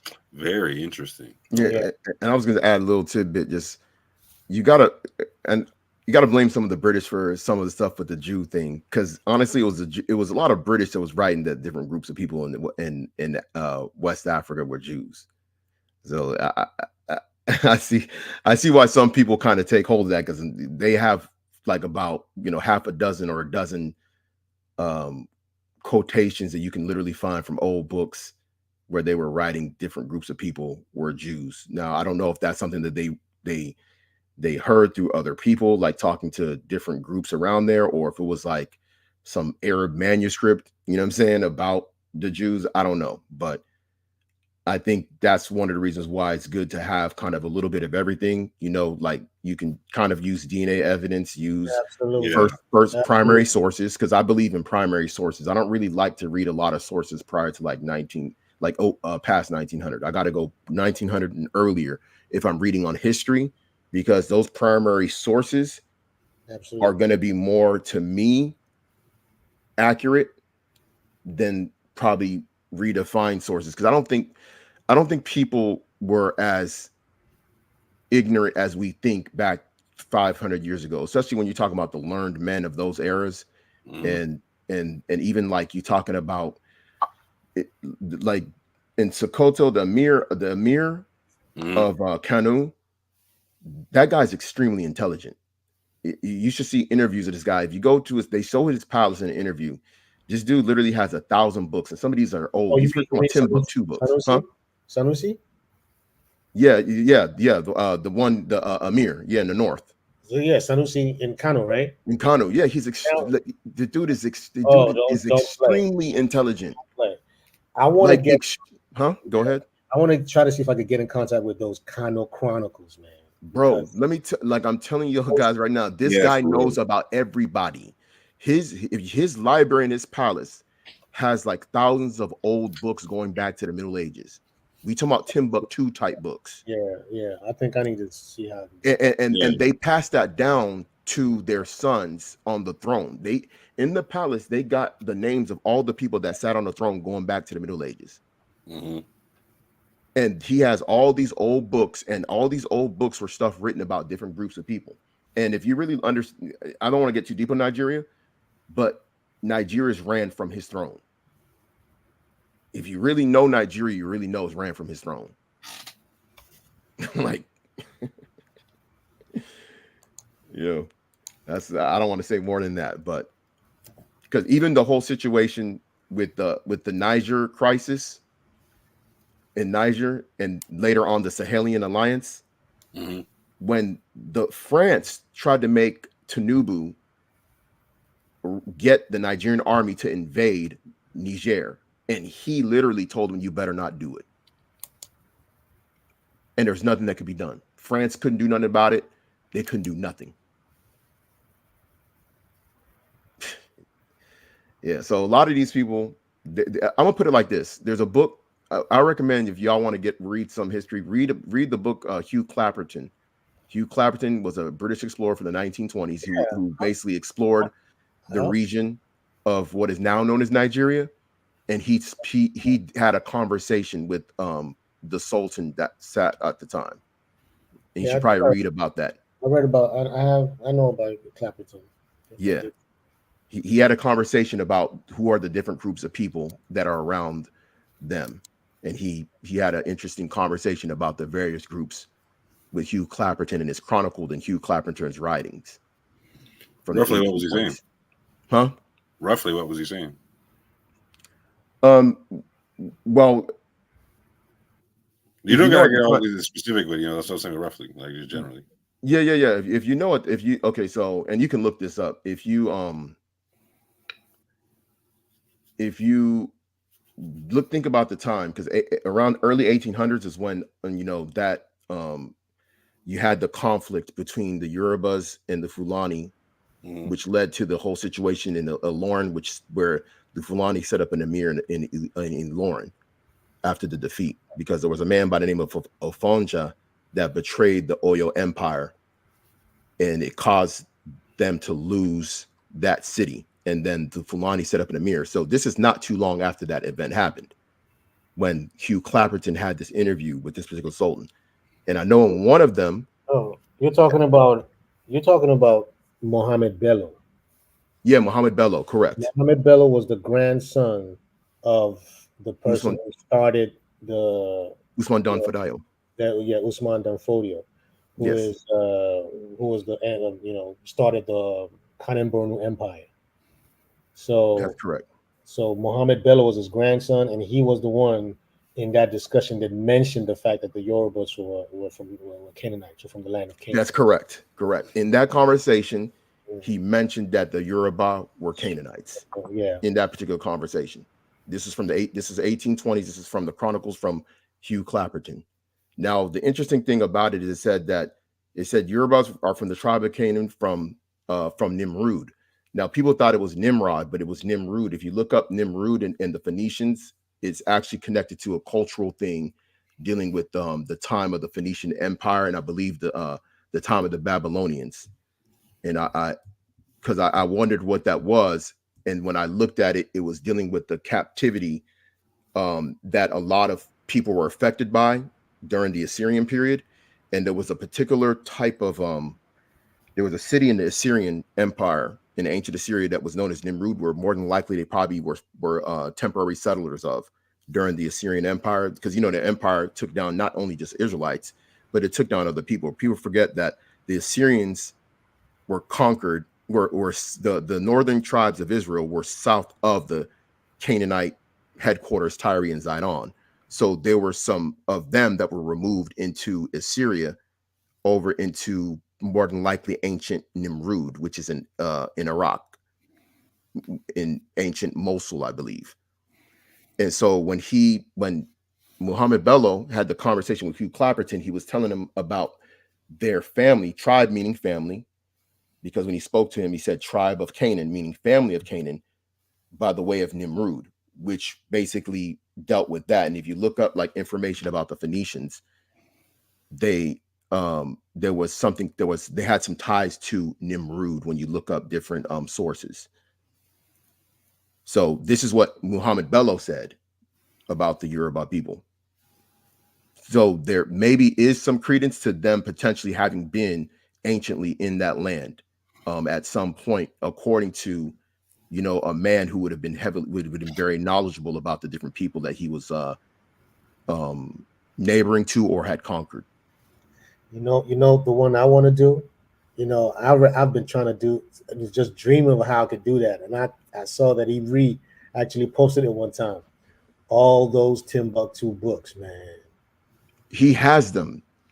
they're in Kano in the palace. He has those. Those are separate ones, right? Yeah. Yes. Timbuktu. Yes. So and that's the thing is people sleep on those too. They don't recognize it. Like, again, I keep talking about northern Nigeria, like it was a hub for a lot of stuff, and people don't recognize how deep Kano was a major trade center. Even I would love to get those books, man. And it's an ancient city. Kano is a very ancient city. Very ancient city. Yeah. Mm-hmm. And that guy, like I said, like, you know, and listen, we're saying this about this guy, you know, as you know, me and Emmanuel, our people have issues with the Fulanis, okay? But we're not going to lie about the fact that they do have some amazingly great people at the very top. Yeah. Like some of the most, and that guy, trust me, if you watch his interviews on YouTube and you see his palace and you see those ancient books, and you see the history that he lines out inside of his palace going back like 1,000 years, bro, you know he knows. What script is it? Ajami or is it Arabic? It's Arabic because it's Arabic because Usman Dan Fodayo and his family, you know, they had to Arabic. be. Of course. That's right, it's Arabic. But there was a script though that was used a lot that the British kind of forced us to stop, you know, writing in it, and that's the Ajami script. Yeah. Yes. Correct. It's a blend of Arabic and you're using the actual native languages, but you're writing in the Arabic script. Exactly, but not even all. It wasn't really all the letters of the Arabic script actually.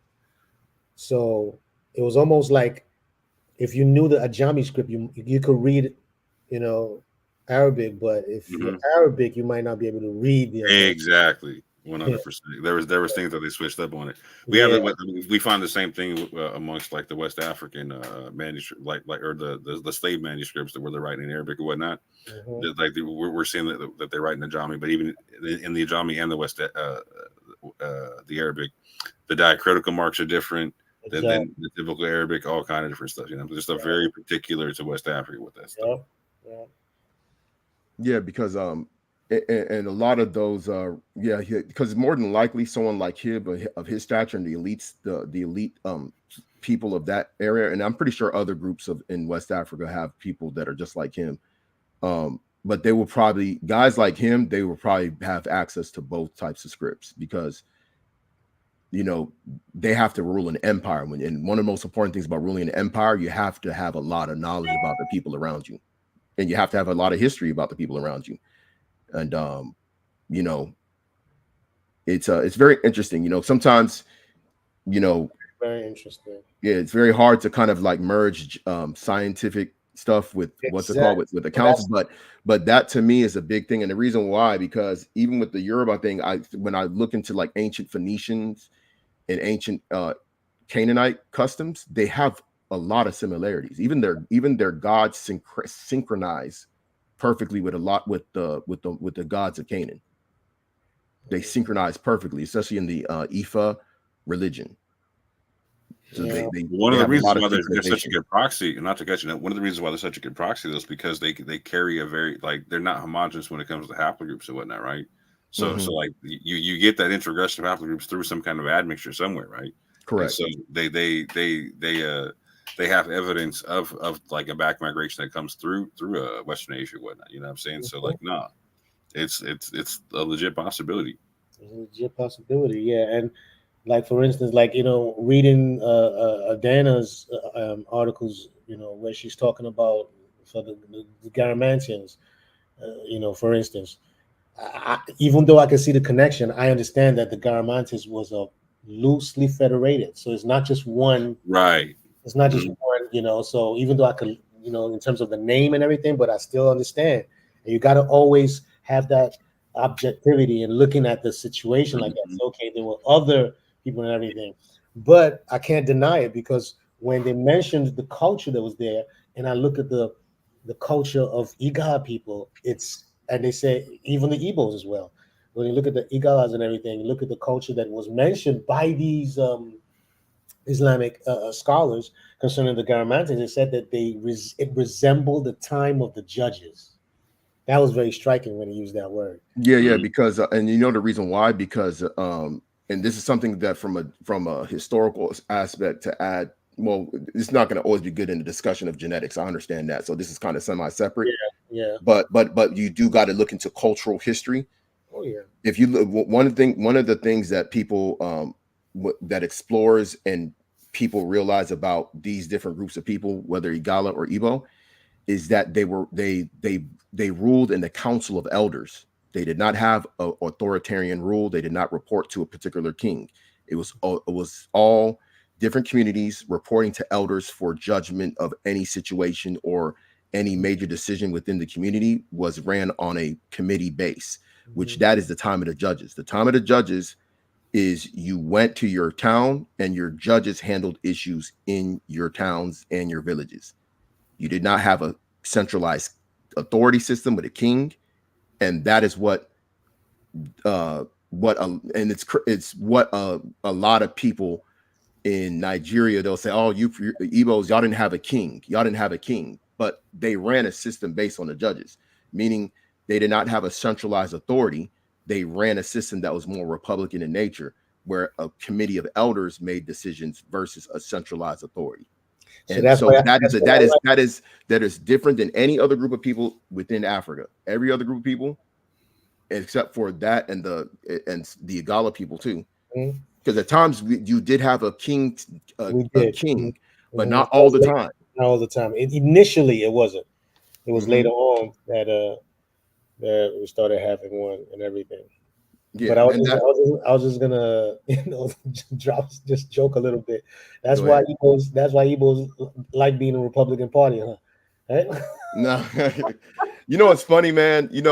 Like if you know Nigeria and Nigerians, they like brash people, and so when they saw Trump, the way Trump was acting, they liked his attitude. They don't really like his policy because if Trump is listen, when he called Africa a shithole country, I'm pretty sure they weren't happy about it, but they liked his brashness of not giving a dang and saying. I mean, the thing about it, if you really look at it, I think the party, as a Republican Party, probably have a lot more, but when it has to do with the individual, that's just where the issue is a little bit. But yeah. So, but hey, Nigeria is a funny country, bro. Like me and Emmanuel, I already know. You already know, man. Listen, bro, like Nigeria is a very weird country, bro. Like y'all have no idea. It's very weird. It's amazing and weird at the same time. Like it's something else, man. Like right now, there is like a little crisis going on. There's some new world order type, I don't want to get too conspiratorial, but there's some weird stuff going on economically with Nigeria right now. But you'll never hear from them. They're gonna be still cracking jokes. Yep. Real comedy is just too much in Nigeria, man. It is. That's why they have a saying back during the Fela Kuti days: suffering and smiling. Yeah. Comedy. That is Nigeria suffering and smiling. They will suffer, but they will be listening to they will jam their Afro beats. Mhm. They'll go to their churches, they'll go to their mosque, and they'll eat, their plate of rice, and they'll be happy.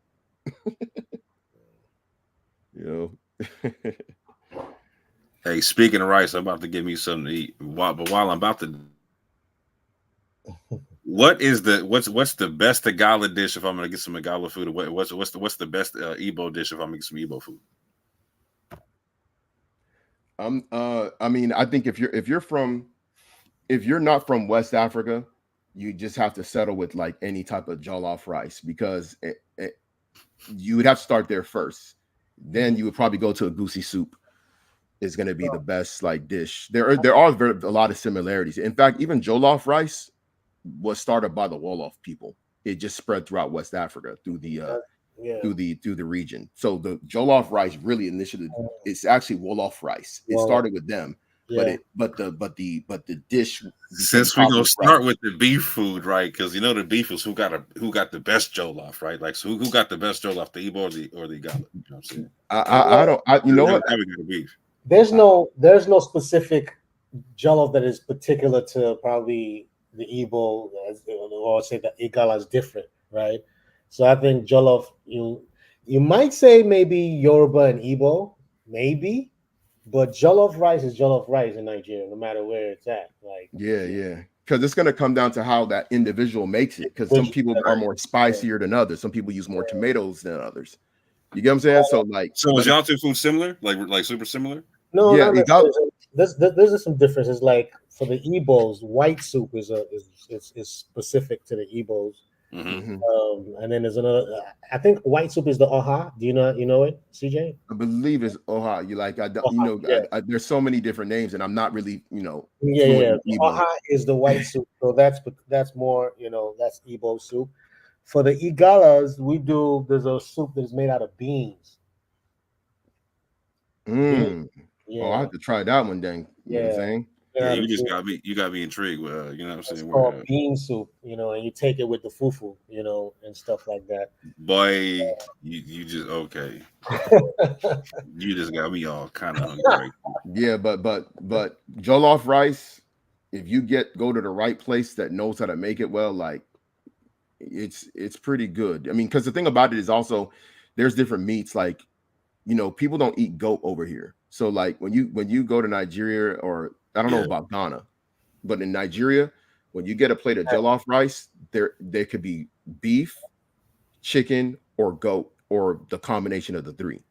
So a lot of times we like our jollof rice with goat, because it gives a taste that's like, I can't explain. When you eat it with the jollof, it just hits the right way with the jollof. I know that's right. So I have to try that. See, like my mom grew up eating goat and whatnot, and so I like goat. Go to. But in America, they don't grow up eating goats. You know what I'm saying? It's a whole different. Yeah, exactly. And then when people try it for the first time, it's too gamey for them, so they don't like it. It's too gamey for them, and I understand, because it's like, can you imagine never tasting it when you were a kid and then you eat it as an adult? Like, it's gonna hit you different. It's like, it's funny you're talking about goat, and I had lamb like 2 days ago. Lamb is great. Yeah, lamb is very good. I had lamb with some rice. But it just goes to show, like in Igala, right? I just went like last year, and I went to the village. Even till today, almost every house you're gonna see goats just walking just everywhere. Just goats. Like every clan or every home has their goats that they're feeding and everything, and just walking around. So they got goats everywhere in Igala land. And now take in consideration about the migration patterns and the fact that these things don't migrate by themselves. Yes, what's crazy is that certain, and that's why you have to also look at animal breeds too, because certain animal breeds that are in West Africa were not originally in West Africa. That's facts. That were brought down through people that migrated, and trading, of course. But some of these animals were from West Asia. They were probably brought in through trade, of course, North Africa, West Asia, over time, because even horses don't do good in tropical locations. So like if you come to Igbo land, you don't see any horses because it's more I don't know how it is in Igala. I know they're right north. Have a little bit, but or y'all more grassland, fertile grassland. I mean, the horses a little bit still have some horses, but if you want to see horses, man, that's Kanu, man. That's man, dude. You want to see? Yeah, you go to Kanu, you're gonna see some horsemen with swords. Yeah. So it's a very interesting area, and I think it's interesting even with the genetics thing tying up a lot of things too. I think I'm interested more. I think someone who's like on a surface level is always looking at the big haplogroups. I'm more interested in like looking at subclades and downstream connections potentially between different people, because even I know I've seen something.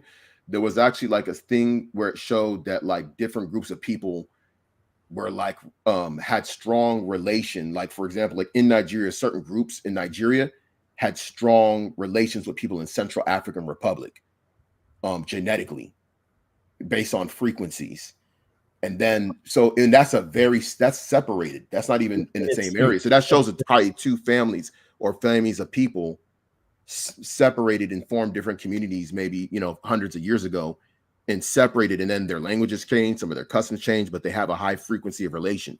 So I think that's where genetics comes into play, where you can look at somebody that's not from your same region, but because genetically y'all share maybe the same subclade or whatever, or a downstream marker, and then there's a strong correlation that it kind of helps build the understanding of what happened. How did we separate? You know what I mean? I think that's where the story of genetics comes into play very well, where you can now ask that question. Hey, we were once a family.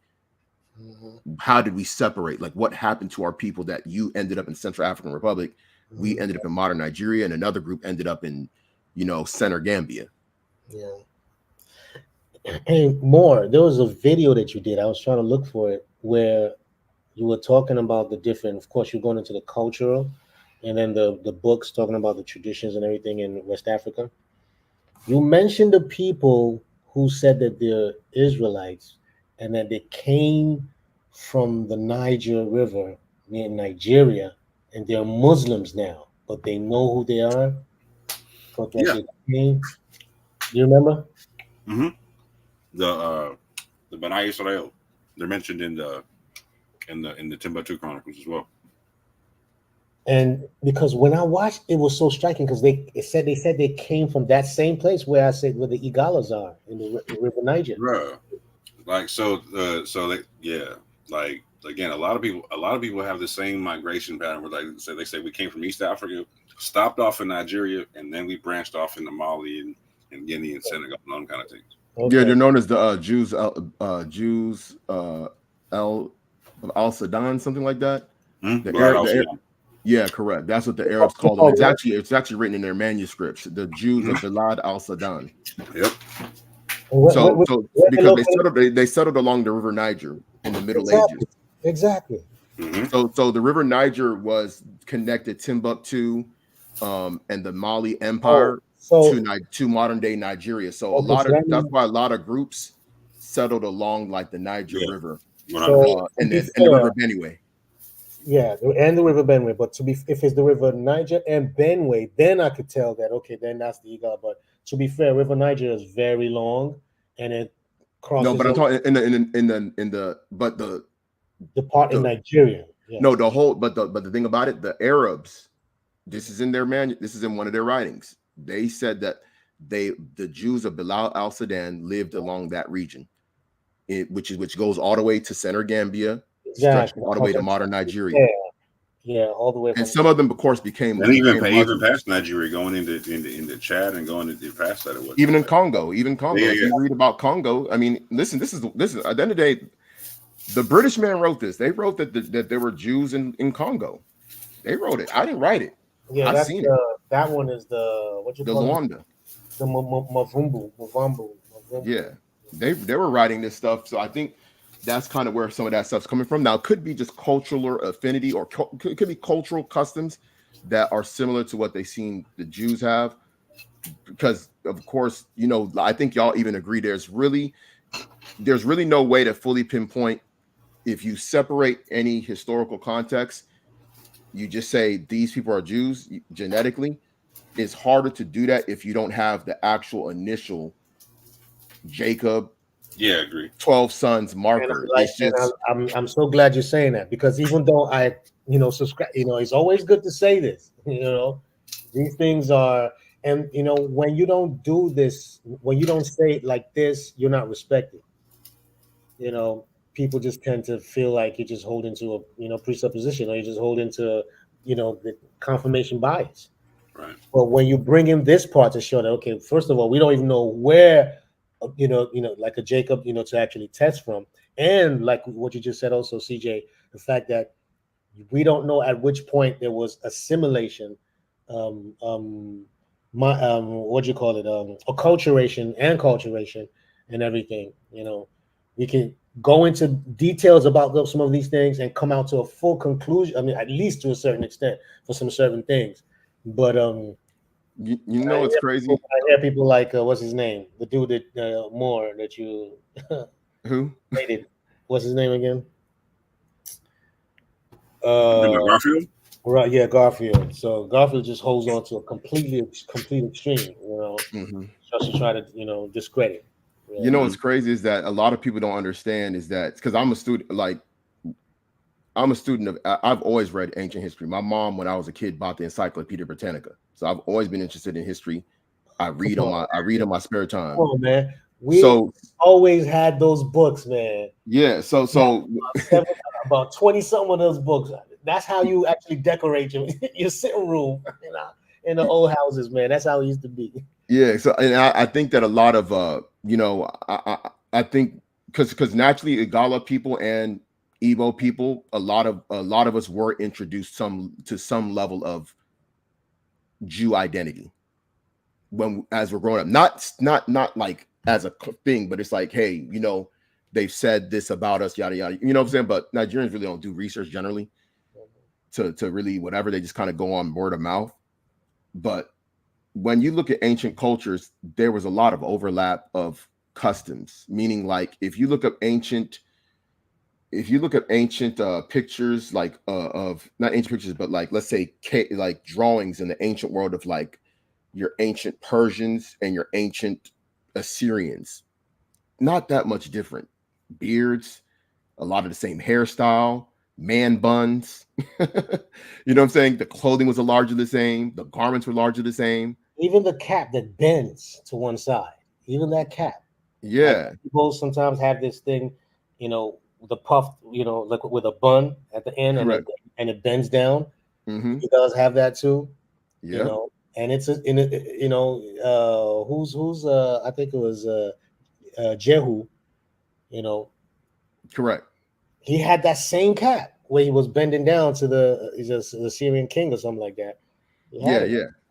So a lot of people don't understand how these groups were just very strictly. See, the thing about it, these groups' identity were very paternalistic in their identity in the ancient world, and a lot of people don't understand that a lot of these groups looked very much alike in the ancient world. There were some differences. There's no doubt about it. Mm-hmm. Let's be real. There's no doubt about it. Like even when people think that like there was like, I mean, we know that Moses was mistaken for an Egyptian, and we know that you can be mistaken for anybody. You can be mistaken for a Greek. So even if someone's from another group of people in the ancient world, it doesn't mean that they didn't have the same customs and culture. Because Hellenization happened, everybody adopted Hellenization for a period. That means they had the same customs, a lot of the same gods they worship, but they were different nations of people. So it gets very hard for people to kind of like use that. And I think one of the things that I kind of don't get is that when you see these autosomal results in these DNA, I think that they shouldn't use Jewish as an autosomal marker, because I think it kind of takes away from it. It kind of, what it does, it kind of creates that this is the Jewish marker. And I don't know if y'all agree with that or not, but like I literally will see results where it'll come out and say 2%, 5%, 15% Jewish, and I'm like, okay. My only issue with that is when it's when they only test for one kind of Jewishness. Like, so if it's somebody like Family Tree, they'll give you a result back for like Sephardic and Maghrebi Jewish or Mizrahi Jewish or Ethiopian Jewish, or they have a whole rung of different types of whatnot, right? Okay. So it's not just like what you're saying, you know what I'm saying? But like, let's say like it's 23andMe. 23andMe only recognizes, like, they put everything in like in the Ashkenazi Jewish column and whatnot. They don't test for anything else other than that, right? Mm-hmm. It kind of gives a sense of like a false positive in the sense that you're talking about sometimes. Yeah, it is because I think from what y'all understand is like their haplogroups are a lot more diverse than a lot of other groups because of the regions that they were in, right?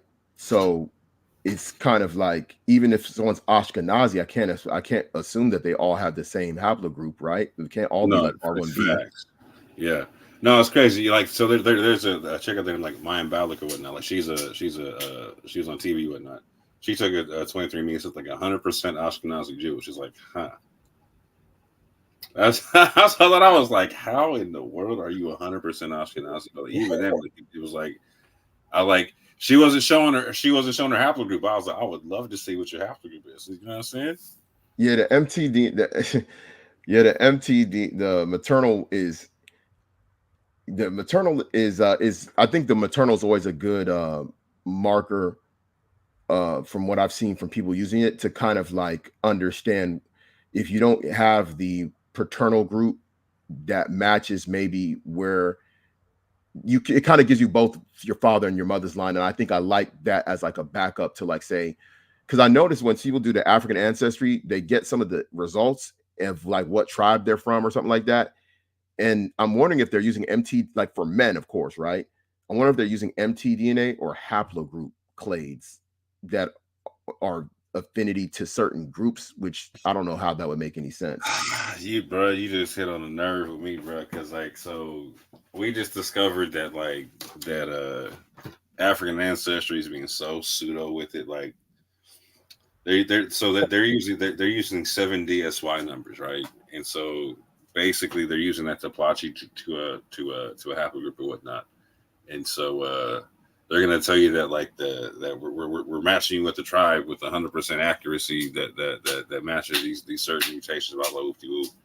And the reality is with 7 DSY numbers, they can't match you to nothing like that. You know what I'm saying? They can barely tell you if you're YAP positive or YAP negative. You know what I'm saying? Yeah, that's a finesse.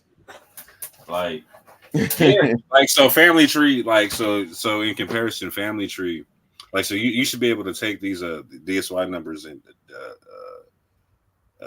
plug them into a calculator and see like what your haplogroup is and where you fall on certain stuff and whatnot. And like I took my 7 and plugged them into a calculator, and it was like you have a 30% chance of being haplogroup G2A. You have like a 40% chance of being haplogroup E1A. I'm like, whoa, what? That's impossible. Like on a scientific level, that doesn't even make any sense. Do you feel me? So I was like, let me go see what I got on other tests and whatnot. And so like Family Tree threw me like 140, like 100 plus like DSY numbers. Like, okay, cool. Like after like I typed in like 20 of them, just 20 or 25, they had me down to like a 99% accuracy rate on what they had. Like, you know what I'm saying? Like I was like my specific haplogroup or whatnot, right? I was like, damn. So they're using a method that's okay. They're just using like a really outdated version of, like, I promise you when they first came out, like 7 DSY was probably like state of the art with that, right? But it's so archaic at this juncture. They should be ashamed for what they're charging people for. You know what I'm saying? Dang. I'm glad I'm not gonna touch it when I do it, because I think I'm gonna get the 23andMe and the again Ancestry DNA and that big Y is the truth, man. Yeah, the big Y, yeah, because the reason why I want to do that, because I do want to kind of see and connect with people that are here in the U.S. and possibly Caribbean that may be related to me. Yeah, that's as well. That's the main reason why I'm doing it. The 23andMe, right? Yeah. The 23andMe will give you relatives. I got relatives that are Igbo. I got relatives that is, even American. I got American relatives. Yeah. Because Igbos and Igala share the same border, so I'm pretty sure like it's I'm pretty sure I wouldn't be surprised if some of the stuff that's showing up as Igbo is actually Igala related people anyway, because they're share the same borders with each other. And we intermarry a lot, like they intermarry, especially like in those regional border areas.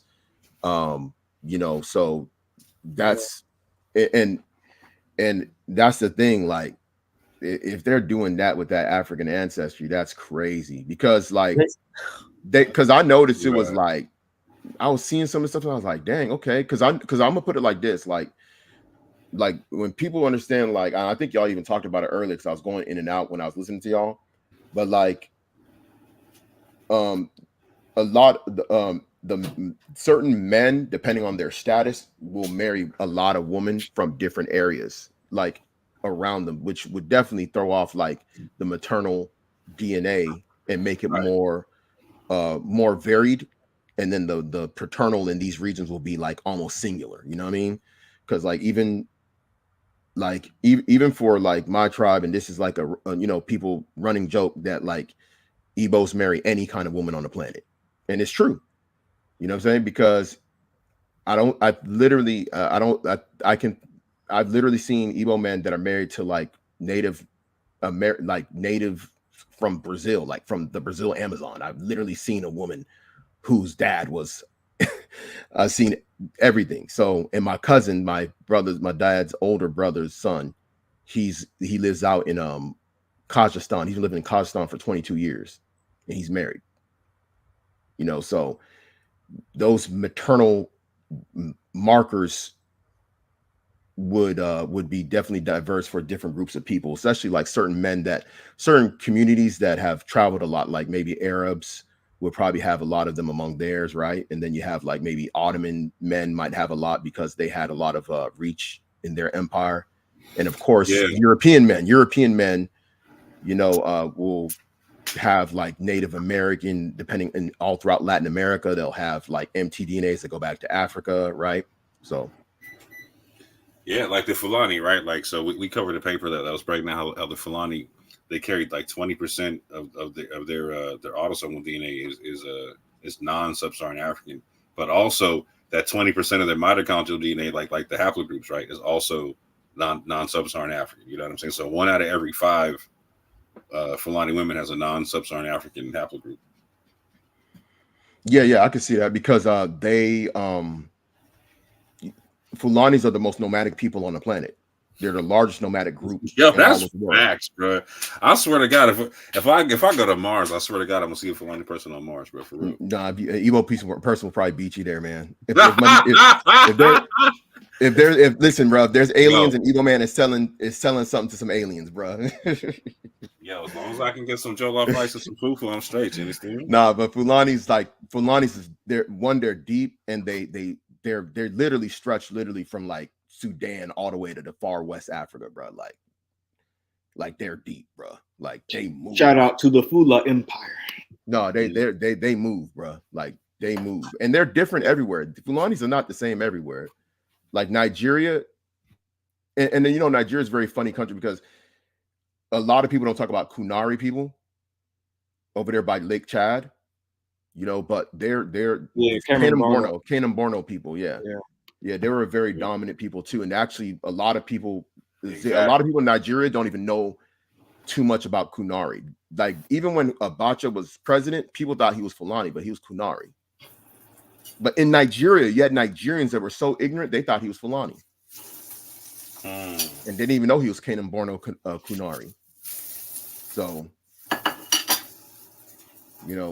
but yeah, the Fulani and the Fulani woman also, because the tribe is so spread out, they intermarry. Fulanis intermarry with the groups that they're around, all the way from Center Gambia all the way to like Sudan, Mm-hmm. So it's possible that a man from any region, that a lot of Fulani women were married within every region, passing along different mtDNAs and stuff like that. And then and of course Fulani men were marrying other groups of women too, which was also leading to different mtDNAs being passed around. So I can definitely see that with them, since they are very nomadic. Because the only group of people that really don't move around that are very large are Hausa people, because they've already established so many city states that they're kind of like entrenched in, and they're also in good trading zone regions. So they don't really have a need to move in around. like Sudan too. You know what I'm saying? Like They're in Sudan. Yeah, they're in Sudan too. Yeah, they got a big community in Saudi Arabia. They out there, man. Yeah, they out there. Yeah, they got a big community in Saudi Arabia, and it's Hausa speaking people. That's the largest language group period. And a lot of people know how to speak Hausa. Like I have family members that know how to speak Hausa that lived in the north. A lot of people know how to speak Yoruba. Yoruba is actually one of the easiest language to learn. I have a lot of my relatives that can speak speak Yoruba fluently. So language groups is a very interesting thing, but it doesn't always lead to being from the same group of people. It just means you're in the same region, sharing the same language, usually for trade or social purposes. Yeah, a lot of people don't know how much that actually happened and whatnot. Like so, like in West Africa, there was an Islamic group called like the Tarobe Clerisy or whatnot. That was like a mixture of 5 different groups of people. They were a mixture of like lower class people from amongst the Fulani, the Mandinka, the Wolof, the Hausa, and the Tuareg or whatnot. And they all ended up speaking like as a group. They ended up speaking Fulani as their primary language, writing in Arabic or whatnot. Then they had like their own subsidiary languages and whatnot. Interesting. And yeah. I was also wondering, because I know y'all done research like on DNA here in the USA. Because I'm thinking of the old movies like Mandingo, right? How much Mandingo DNA or haplogroup lineage traces is tied among African Americans? So a good quarter of our DNA, like in North America in particular, comes from like the Senegambia and whatnot. Like comes anywhere from like from Senegal to Sierra Leone and whatnot, right? And so the Mende were like a huge part of that, you know what I'm saying? So like what we see is like a large portion of the slaves that came from there were like Fulani and Mandinka and whatnot. So wait, from that area, are they under the Mendes or the Mandinkas? So both. Okay. So like I said, because we're going from like again like from Senegal to Sierra Leone, you know what I'm saying? Okay. So you're getting both. You get the Mende groups, and then you also get the Mandinka proper. And we Emmanuel, we also see that in the languages, like so with like Lorenzo Down Turner when he was going amongst the Gullah and documenting the African words and names amongst them and whatnot, he would document the difference between the Mandinka and the Mende. Okay. Yeah, I can see the Gullah because even when I see like Gullah people, they look Mandi. Like I'm gonna give you an example. Kwame Brown, he's a Gullah. Yeah. And he looks like and see that's the thing when people understand about West Africa. If you live, I'm gonna tell you like this, like if you live in Nigeria, you'll be able to see the difference. If you live in Nigeria, you'll notice the difference between tribes, like on a balance of probability of like 70 to 80%. Especially if they're from their mother and father is from the same group. Yeah. Now there are other groups that do look like each other that neighbor each other that are different tribes. Like for example, like Igala people and Igbo people in Anambra and Enugu, they'll look alike. Mm-hmm. And so you won't be able to tell the difference. Yeah. But like if you go to Ishan people look like Igbo people, but that's because they literally are next door to them. So, but on a balance of probability, for when you go to Nigeria, man, it's like how you see like in America, right? You could tell the difference between a Chinese and a Filipino largely. You could tell the difference between a Korean and a Vietnamese, right? But that's if you have exposure to each group at a lot, you'll be able to see the difference. But if you don't have exposure, you're going to think they look the same. So exposure, you can largely, not all the time, because it's not all the time, but you can largely, and we've seen certain things happen where people were mistreated in various times, throughout history, where people suspected that they may be of a particular tribe and they really weren't. But there is some similarities and differences, but I think more of the differences, I'm gonna be honest with you, it's going to be seen with the woman. The women are the ones that look more different from the different tribes of each other than the men, because men they tend to look somewhat similar, not all the time, but like you might not be able to tell the difference between like a woman from a man from Benin versus like a Yoruba person. But even within Yoruba, there's difference depending on the region of Yoruba, right? Because they're a large group, you know. So, but you can generally tell. But even Igbos, even among Igbos, like the tallest Igbos are from an Anambra state. They're from Anambra, and I know this because my sister is married into a family from Anambra, the Newi, which is a very prominent town, you know. And when I'm 6'4", and my brother's like 6'5", when we went to the traditional wedding, and their people came from that village, I felt like a midget, bro. Whoa! I mean, I'm 6'4", my brother's 6'5". Like the woman was 6'2". The men were looking like LeBron James, bro. Like, and it was like y'all got like people out there that make them Viking cats look small. You bro. The I'm biggest, most solid people I ever seen in my lifetime. I was like, what are y'all eating over there? What's good, bro? I'm telling you, my like I had to talk to my old man. He knows, you know, he's older, you know, and he knows everything, and you know, he knows everything about that whole region. Even he knows about Igala people. He said, you know, he speaks greatly about Igala people. That's how I first heard about Igala people. Then the second time, when I was older, when I heard from Nnamdi Kanu, who spoke about Igala people, but I never met an Igala person, but I knew about them.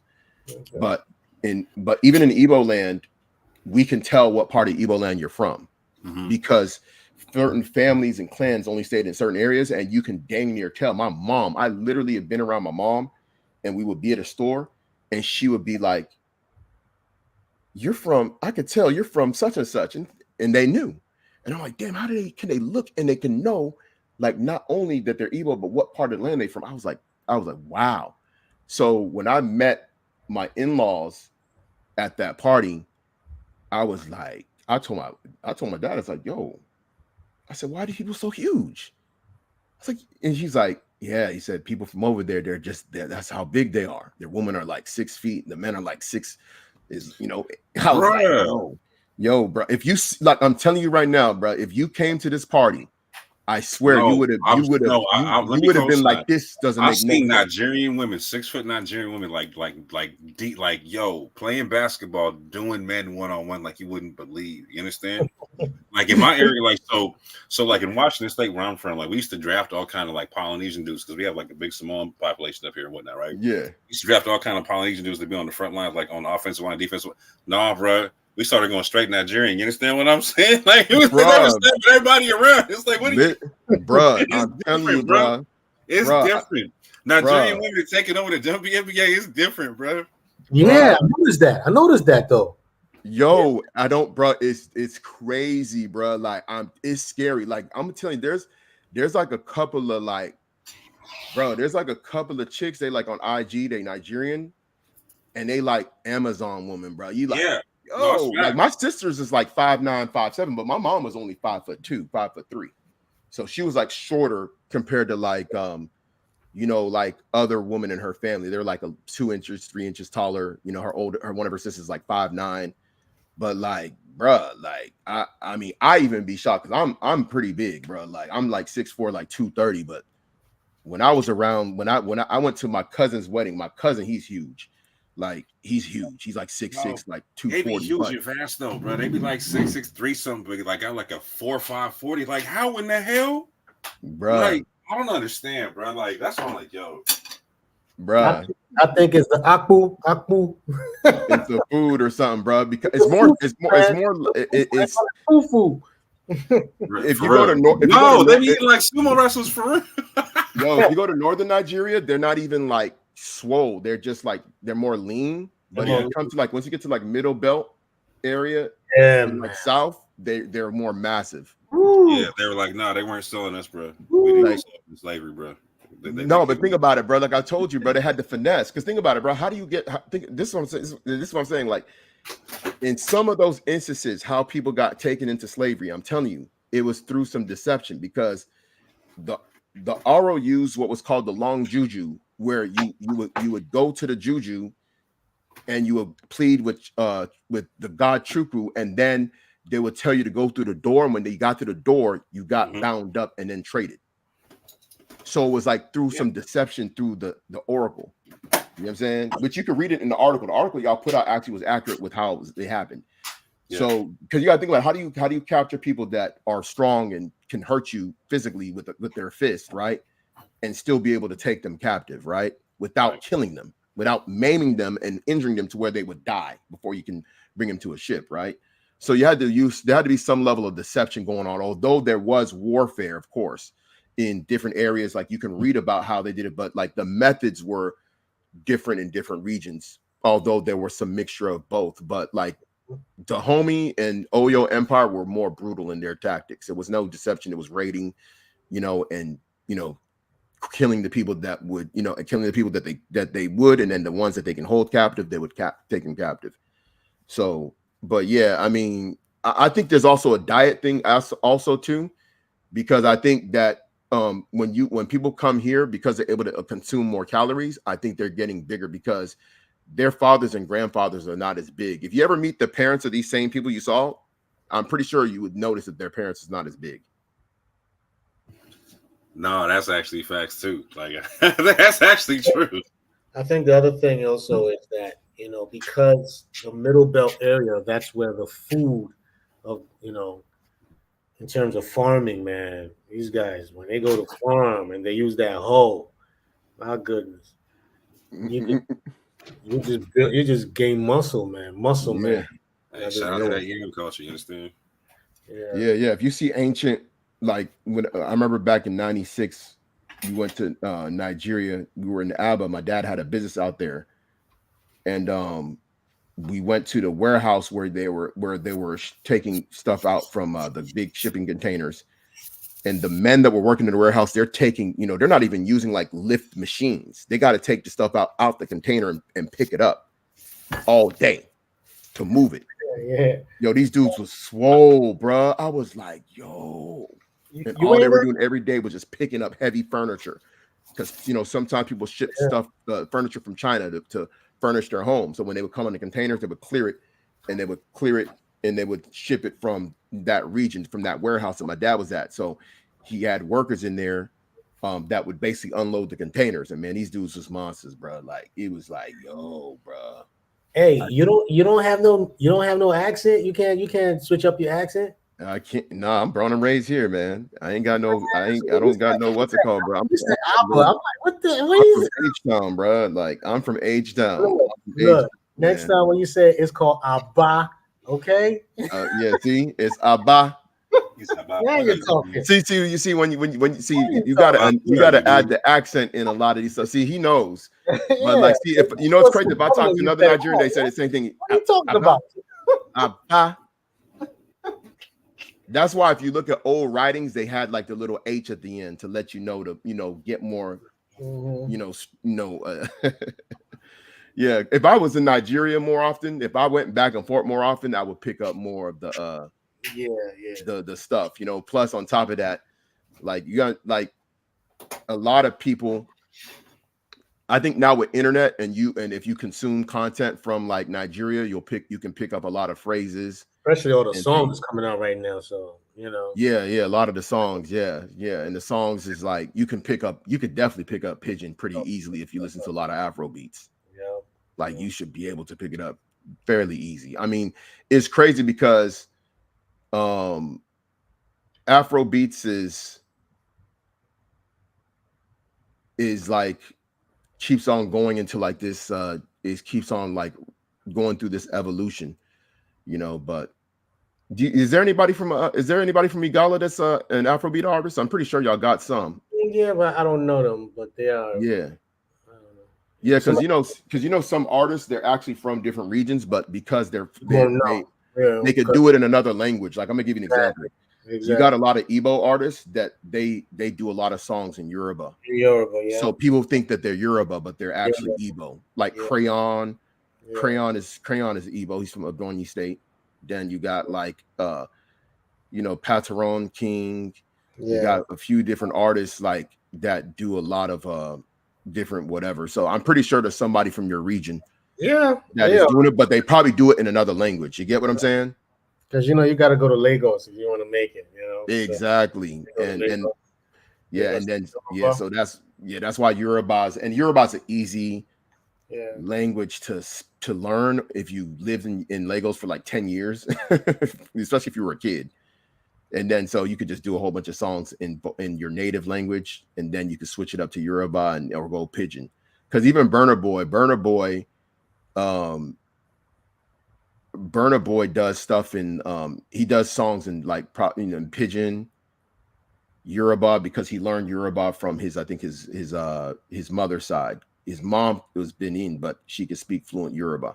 So he learned some, and then if you listen to some music, you can add some in there, So the thing is, to be honest with you, the thing is with the Yoruba, you see, as an Igbo person or Igala and all these, right? It's all Benue Congo language group of families, right? So they're all tonal. Tonal languages are hard because you can have one word and you can switch it up with 7 different tones and it's going to mean a different thing. Right? Oh yeah, yeah. They're able to like learn the Yoruba, because they're already from a tonal language anyway. So you can learn everything. So the truth is Hausa is actually easy, but because it's Afro-Asiatic and it doesn't follow the same language structure.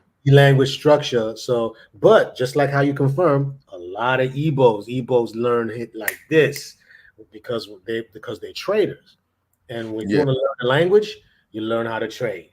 The moment you learn how to trade, then you can speak the language. And so Igbos learn real quick. And of course, my tribe too, he goes, learn it real quick.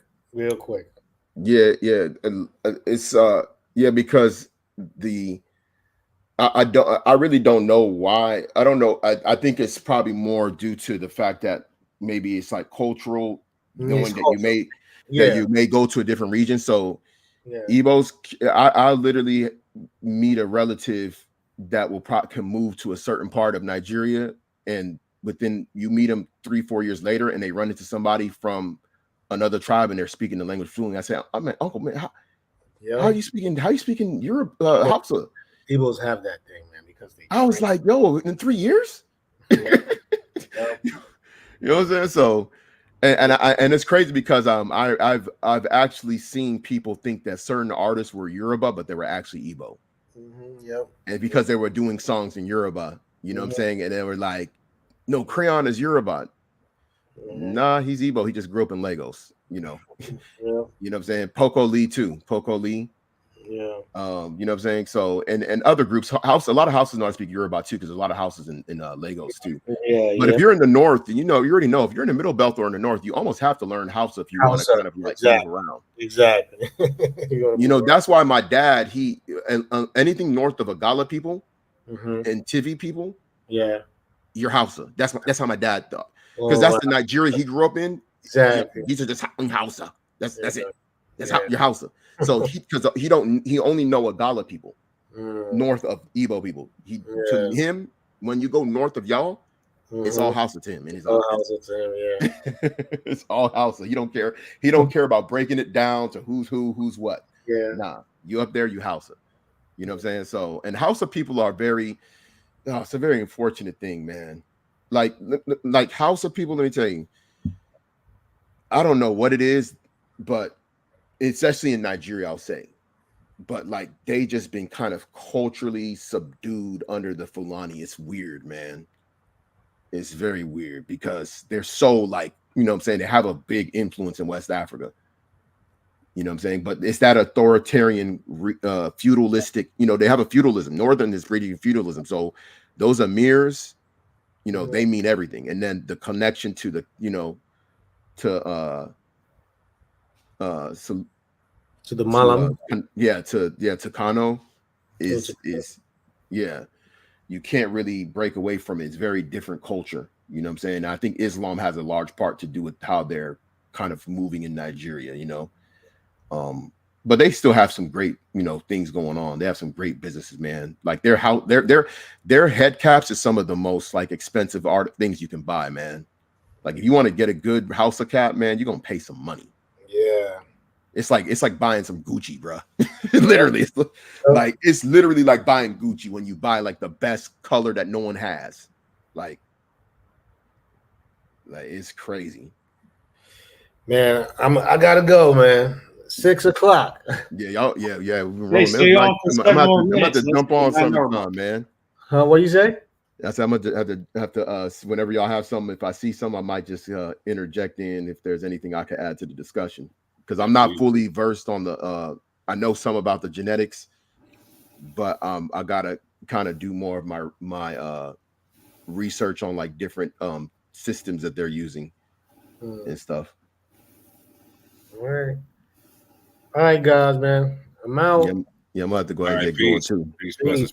All right, man. Y'all be good. Peace, you got it, man. Although if you stay on for 7 more minutes, we'll hit the 9-hour mark. No, I'm playing. Anything you want to say in closing, Reed? This was a pretty good live. Come back again. We'll be having shows in the future here. We're going to retouch on the Hausa and North African paper. There's 2 papers that Shu wanted to touch on. He didn't get a chance to touch on the second one, and we kind of quickly grazed through the first one. But I think we're going to redo those videos, and I think we also plan on talking to Dazak at some point concerning his model. So stay tuned, everybody. We have some lives to do here this week or next week, whenever we get to it. But no, I don't have anything else other than that. Anything you got? Nah, you said it all, and y'all heard it here first. You know what I'm saying? Ibri is a whole Lebanese, Japanese person. Super unique, you know what I'm saying? You know, and he also has the Nephilim gene, you know what I'm saying? Yep, can't forget but that. y'all got to tune in to find out whether he's Nephilim on his mama's side or his daddy's side. You understand what I'm saying? With that being said, yeah.